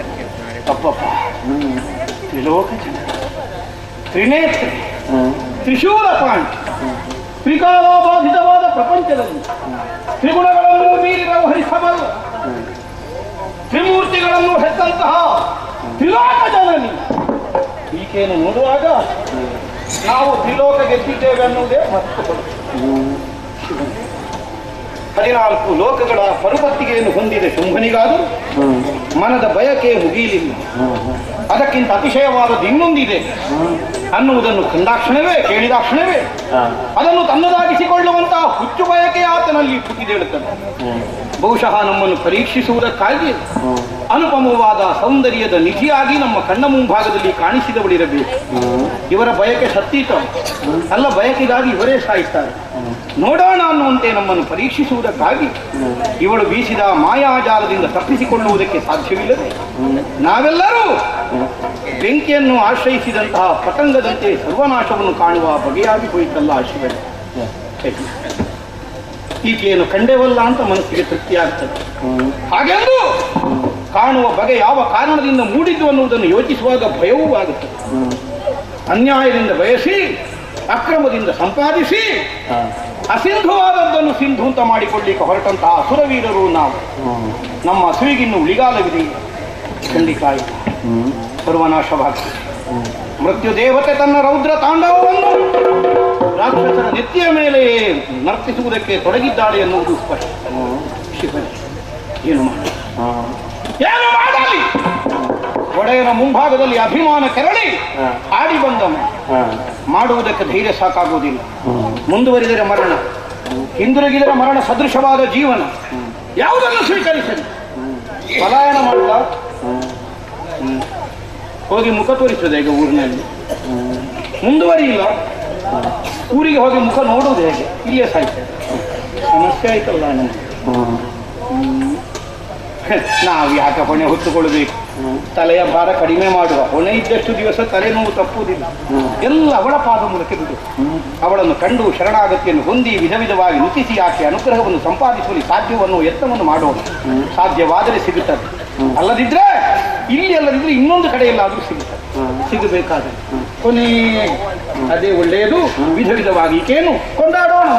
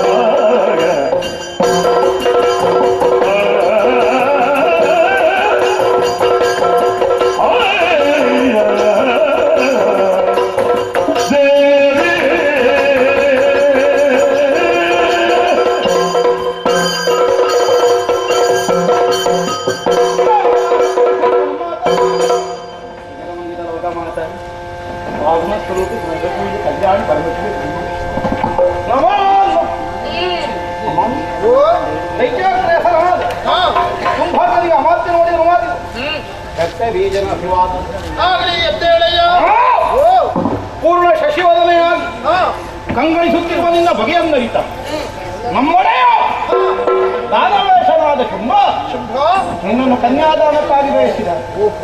ಬಂದು ಮದುವೆಯಾಗಬಹುದಿತ್ತು. ಸುಗ್ರೀವ ಚೆನ್ನಾಗಿಯೇ ಹೇಳಿರ್ಬೇಕು. ಸರಿ, ಅವನನ್ನು ಕೊಂದೆ. ಸುಗ್ರೀವನನ್ನು ನಿನ್ನ ಬಗೆಗಿನ ಭಕ್ತಿಯ ಭಾವದೊಂದಿಗೆ ಅವನನ್ನು ಮತ್ತೆ ಜೀವಿಸಬಹುದು. ಆದರೆ ಶುಂಭನ ಭಯಕ್ಕೆ ಕೊಲ್ಲಿಕ್ಕೆ ನಿನ್ನಿಂದ ಆಗಲಿಲ್ಲ. ಇಷ್ಟರವರೆಗೆ ಸುಗ್ರೀವ ಸತ್ತದಷ್ಟೇ ಬಂತು. ಏನು ಪ್ರಯೋಜನ? ಅಮ್ಮ, ಅವನ ಭಯಕ್ಕೆ ಸಾಯಬೇಕಾದ್ರೆ ಒಂದೇ ನೀನೇ ಅವನ ಮುಂದೆ ಕಾಣುತ್ತಿಲ್ಲ. ನಿನ್ನನ್ನು ನೋಡಿದ್ರೆ ಬೇಡ ಅಂತ ಅವನಿಗೂ ಕಾಣಲಿಕ್ಕೆ ಸಾಕು. ಈಗ ನೋಡದೇ ಹಂಬಲಿಸಿದವರು ನೋಡಿದಾಗ ಬೇಡ ಅನ್ನುವುದೇ. ಆದ್ದರಿಂದ ಇಲ್ಲೇ ಇರುವುದನ್ನು ಮತ್ತೆ ಮರ್ಯಾದೆಯಿಂದ ಕರ್ಕೊಂಡು ಹೋಗ್ಲಿಕ್ಕೆ ವ್ಯವಸ್ಥೆ ಉಂಟು. ಮುಂದಣದ ಅಂದಣ ತಂದಿದ್ದೇವೆ. ಇದನ್ನು ಬಂದು ಹೇಳಿದರೆ ಸಾಕು. ನಾನೇ ನಿನ್ನನ್ನು ಹೊತ್ತು ಮುಂದೆ ಹೋಗಿ ಶೋಣಿತಾನಗರ ಸೇರಿಸಿ ನಮ್ಮ ಒಡೆಯನನ್ನು ಒಪ್ಪಿದರೆ ಮದುವೆ ಮಾಡಿಸು. ನಿನ್ನ ಪಾದ ಸೇವೆ ಮಾಡಿ ಜೀವನ ಧನ್ಯತೆಯನ್ನು ಕಾಣುವೆ. ಮನದಲ್ಲಿ ಹಲವು ಹಂಬಲ ಹೊತ್ತು ಕಾಡಿ ಕಡೆಗೆ ಬಂದವ ತಾಯೇ ಖುಷಿಯಾಗಿಸಬೇಕು.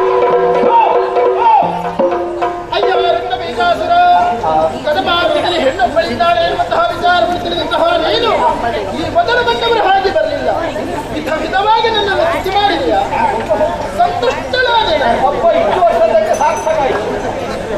ನನಗೊಂದು ಅನುಮಾನ ಕಾಡ್ತಾ ಇದೆ. ನಿನಗೂ ಅನುಮಾನ ಏನಮ್ಮ? ವೃಂದಾವನದಲ್ಲಿ ಹುಟ್ಟಬೇಕಾದಂತಹ ತುಳಸಿಯನ್ನು ಸ್ಮಶಾನದಲ್ಲಿ ಯಾಕೆ ಹುಟ್ಟಿಕೊಂಡಿದೆ ಎಂಬ ಹಾಗೆ. ಯಾಕೆ ಈ ಉಪಮೆಯನ್ನು ಜರಿವಾಗಲಿ? ನಿನಗಾಗಿ ಹೇಳುತ್ತಾ ಇದ್ದೆ. ನಾನು ಮಸಣದ ಹೂವೆ. ಸಜ್ಜನರ ಸಮಾಜದಲ್ಲಿ ಸಂಸ್ಕಾರವಂತನಾಗಿ ಬಾಳುವಂತಹ ಜೀವನ ನನಗಿಲ್ಲ. ಯಾಕೆ ಹೇಳಿದೆ?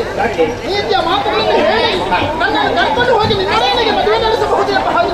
ಒಳ್ಳೆ ಮಾತಿಗೆ ಮೃಗಗಳು ತೆರವಾಗುತ್ತವೆ, ನೀನು ಮಾತು. ಅಯ್ಯ, ಇದೋ ನಿನಗೆ ಕೊಡ್ತಿರುವಂತಹ ಉತ್ತರ ಇಷ್ಟೇ. ಏನಮ್ಮ? ಪ್ರಾಣ ಹೇಗೆ ಆಗುತ್ತಾ ನಿನ್ನೊಡೆ ಆತ್ಮಕ್ಕೆ ಗುಣಗಾನ ಮಾಡುವಂತಹ ವ್ಯಕ್ತಿ ನೀನು ಅಲ್ಪ.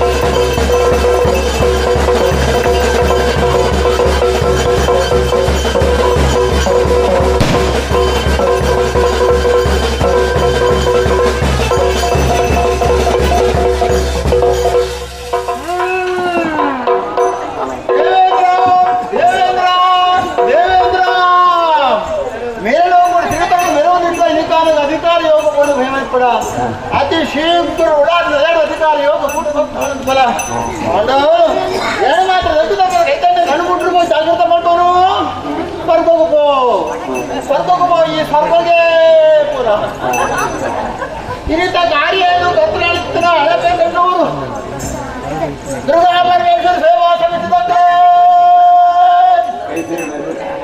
ಸಂತೋಷ ಸಮಾಧಾನ ಈಗ ಬರ್ಬಾರ್ದು ಸೇವೆ ಅಪ್ಪನ ಭಂಡಾರದ ಸಂದಾತರ ಸಂದೇಹ ಐತಿ ಅವ್ರನ್ನ ಹೊಲಿಗೆ 25 ವರ್ಷ ಸಂದಾಯ ಮಾಡ್ತಾರೆ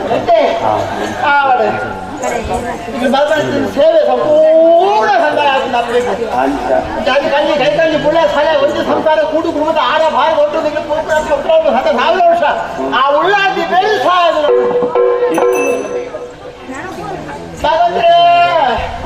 ಪಾನಿ ಪದ ಬಂಡರು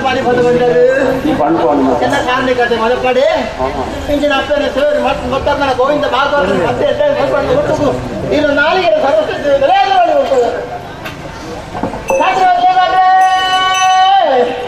ಬಾರಿ ಬಿಡ್ತಾರೆ 2 ಕೋಟಿ ಒಟ್ಟಿಗೆ ಬಿಡ್ತಾರೆ ನೀರು ಬಿಟ್ಟಿರೋದು 2 ಬಿಡ್ತಾರೆ ಕಾರ್ಮಿಕ ಮದಪಡಿ ಆಡು ಇಂಜಿನ ಅಪ್ಪನ ಸೇರಿ ಮತ್ತೊಂದು ಬರ್ತಾರೆ ಇನ್ನು ಕೈ ಶಕ್ತಿ ಅವಳ ಮೊದಲು ವಿಶ್ರಾಂತಿ ಪಡೆದು ಬರತ್ತೆ ಅವು ಈಗ ಬರ್ತಿರೋದು ಏನು ಬರ್ಪಾಯಿ ಎಲ್ಲ ಕಾರ್ಮಿಕ ಮದಪ್ಪಡಿ ಈಗಿನ ಸೇವೆ ಬರ್ತಾರೆ ಒಳ್ಳೆ ಗಾರಪ್ಪ ನಮ್ಗೆ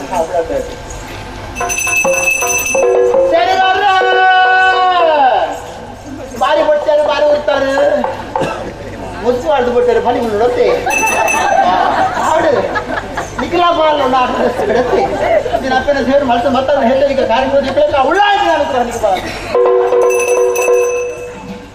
ಭಾಗವತರೇ ಬ್ರಹ್ಮ ಸಭೆಯಲ್ಲಿ ತುಂಡೆ ಗುತ್ತು ಬಾರಿಗೆ ಕೊಡತ್ತೆ ಆಡು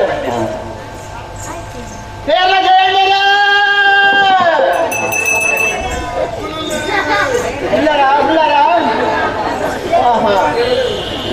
ಕೇರಳ ಬುಡಿ ರತ್ತೆ ಕೊಡಿಗೆಲ್ಲ ಸೇರಿ ರತ್ತ ಅಲ್ಲಂತೆ ಸೇರ್ನಲ್ಲ 25 ವರ್ಷ ಹುಟ್ಟಿದಿಗೆ ಯಾನು ನನ್ನ ಮುಗಿಯನು ಇಲ್ಲ ಅಪ್ಪಗಲ ಪಾವೆ ಅಪ್ಪನಿ ಇಂಬುದು ಗೊತ್ತೇ ಕುಚ್ಚರಟ್ಟು ನೋಡೇ ಇಲ್ಲ ಕೈ ಸೇರ್ತಾರೆ ನೋಡೇ ಉಳ್ಳರ ಆಡಿದ್ದು ನಪ್ಪರ ಸೇರು ಮಾಡ್ಕೊಂಡು ಬಲ ಎಲ್ಲ ಕೂರ್ತಾಗ ಗುಂಡು ರಮೇಶ್ವರೇ ಸೇರು ಮಾಡ್ಕೊಂಡು ಬಲೆ ನನಗೆ ಹೋಗ್ತಾರೆ ಉಳ್ಳಾಡ್ತೀನ ಬೆಡಿ ಮಾಡ್ತಿದ್ದಕ್ಕ ಹೊರ ಮುಗಿತಾರ ಅವರಿಸ್ತಾರ ಆಡು ಕಾರ್ಯಕ್ರಮಕ್ಕೆ ಸೇವಾ ಸಾವಿತ್ರಿ ಮಾತ್ರ 25 ವರ್ಷ ಕಾರ್ಯಕ್ರಮ ಅಪ್ಪನ ಮಾಡ್ತೀರಿ ಅಂತೂ ಈ ಸರ್ ಸೇರಿದ್ರೆ ಮರಭಾಗಿ ಹೋದಂಗೆ 25 ವರ್ಷದ ಕಾರ್ಯಕ್ರಮ ಅಂತ ಗೊತ್ತಿಲ್ಲತ್ತೆ ಆಡು ಬೇರೆ ಲೆಕ್ಕದಿಂದ ಸಂಸಾರ ಒಪ್ಪಾಡುದು ಕುಡುಡು ಬದಿ ಪಣಿಕ್ಲು ಒಂದು ಸಂಸಾರ ಇಲ್ಲ ಭಾಗವತರೇ ಮಲ್ಲ ಸಭೆ ಬೇಡತ್ತೆ ಆಡು ಪಿಳ್ಳೆ ಕಾಂಡೆ ಮುಟ್ಟ ಅಪ್ಪನ ಸೇವನೆ ಬರ ಭಯಭಕ್ತಿ ನಕ್ಲೇದು ಅರ್ಧದ ರಕ್ಲೆ ಪೋಯಿ ನಕ್ಲೇದು ಪ್ರಧಾನ ಜೊತೆ ವನಸ್ಸು ಮಾಡ್ತದೆ ಅಂಚೆ ಪೋಯಿ ನಕ್ಲೇದು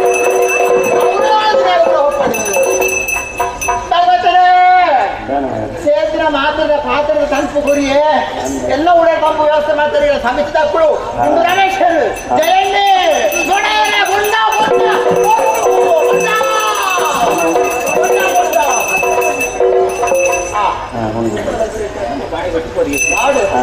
ನಾನು ವ್ಯವಸ್ಥೆ ಮಾಡ್ತಾರೆ ಸದ್ಬುದ್ಧಿ ಅವಳಾಗಿದೆ ಅಪಘಾತ ಸರ ಉಂಟು ಇದು ಪುರ ಸಂಪತ್ತು ಒಂದು ಬೊಂಡಕ್ಕಿ ಬೊಂಡನೆ 13 ವರ್ಷದ ತಾಯಿ ಅಮೃತಕ್ಕೂ ಸಮಾನ ಒಂದೊಂದು ದಿನ ಭಕ್ತರ ಉಡಾದ ಕುಟುಂಬ ಮನೆ ಮಾಡ್ತಾರೆ ಫೋನ್ ಮಾಡ್ತಾನೆ ಅಂದೆ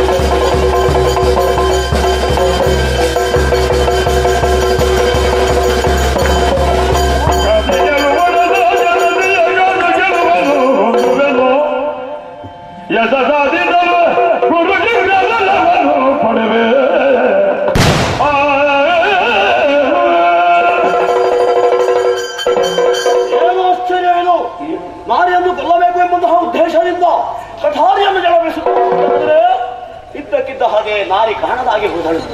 ಎಲ್ಲಿದ್ದಾಳೆ ಮುಂದೆ? ಹುಡುಕುತ್ತಾ ಮುಂದುವರಿದೆ.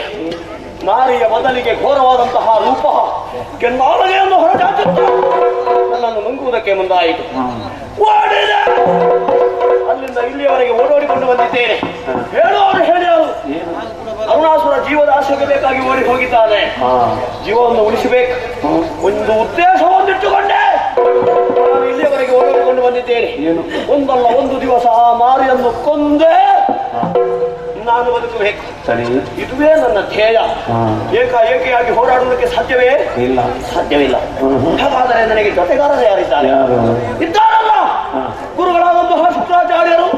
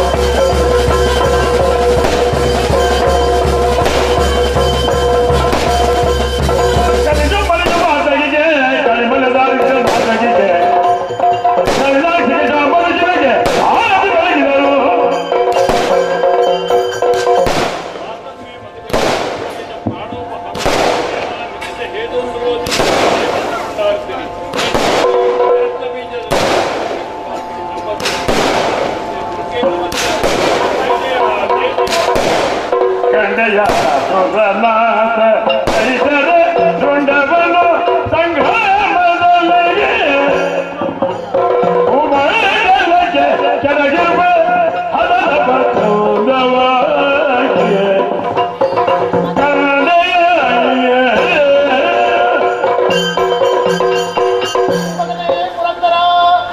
ನಿಮಗೆಲ್ಲರಿಗೂ ಕಷ್ಟಪಡುತ್ತಾ ಲೋಕಕಂಟಕರಾಗಿ ಮೆರೆದಾಡುತ್ತಿದ್ದಂತಹ ಶುಂಭಾರಿ ಶುಂಭರೇ ಮೊದಲಾದಂತಹ ಇದುವೇ ನನ್ನ ಮಹಿಮೆ, ಇದುವೇ ದೇವಿ.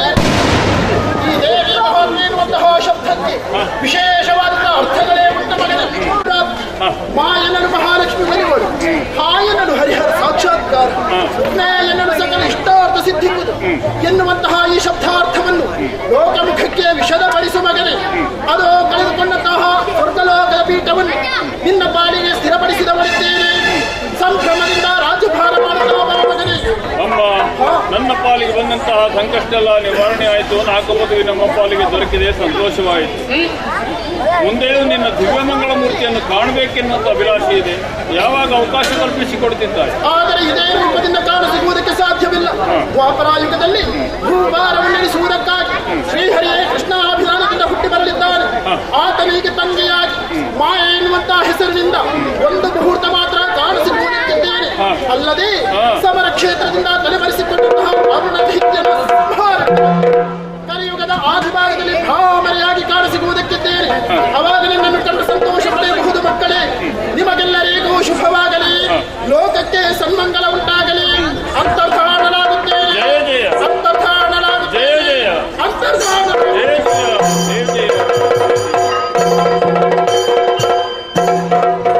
ಸಂಪೂರ್ಣ ಶ್ರೀ ದೇವಿ ಮಹಾತ್ಮೆಯನ್ನು ತರುವಂತಹ ಪುಣ್ಯಪ್ರದವಂತಹ ಕಥಾಭಾಗವನ್ನು ಯಾರು ಆಡ್ತಾರೋ, ಯಾರು ಸೇವಾ ರೂಪದಿಂದ ಆಡಿಸ್ತಾರೋ, ಯಾರೆಲ್ಲ ಬಂದು ಶ್ರದ್ಧಾಭಕ್ತಿಯಿಂದ ನೋಡ್ತಾರೋ ಅವರೆಲ್ಲರಿಗೂ ಜಗನ್ಮಾತೆಯಾದಂತಹ ಕಟೀಲು ಶ್ರೀ ದುರ್ಗಾ ಪರಮೇಶ್ವರಿ ಅಮ್ಮನವರು ಆಯುಸ್ಸು, ಆರೋಗ್ಯ, ಐಶ್ವರ್ಯಾದಿ ಸಕಲ ಸೌಭಾಗ್ಯವನ್ನಿತ್ತು ಅನುಗ್ರಹಿಸಲೆಂಬ ಹಾಗೆ ಪ್ರಾರ್ಥಿಸುತ್ತಾ ಕತೆಗೆ ಮಂಗಳ ಹಾಡುವುದಕ್ಕೆ ಮಹಾಜನರಲ್ಲಿ ಅಪ್ಪಣೆ ಕೇಳ್ತೇನೆ.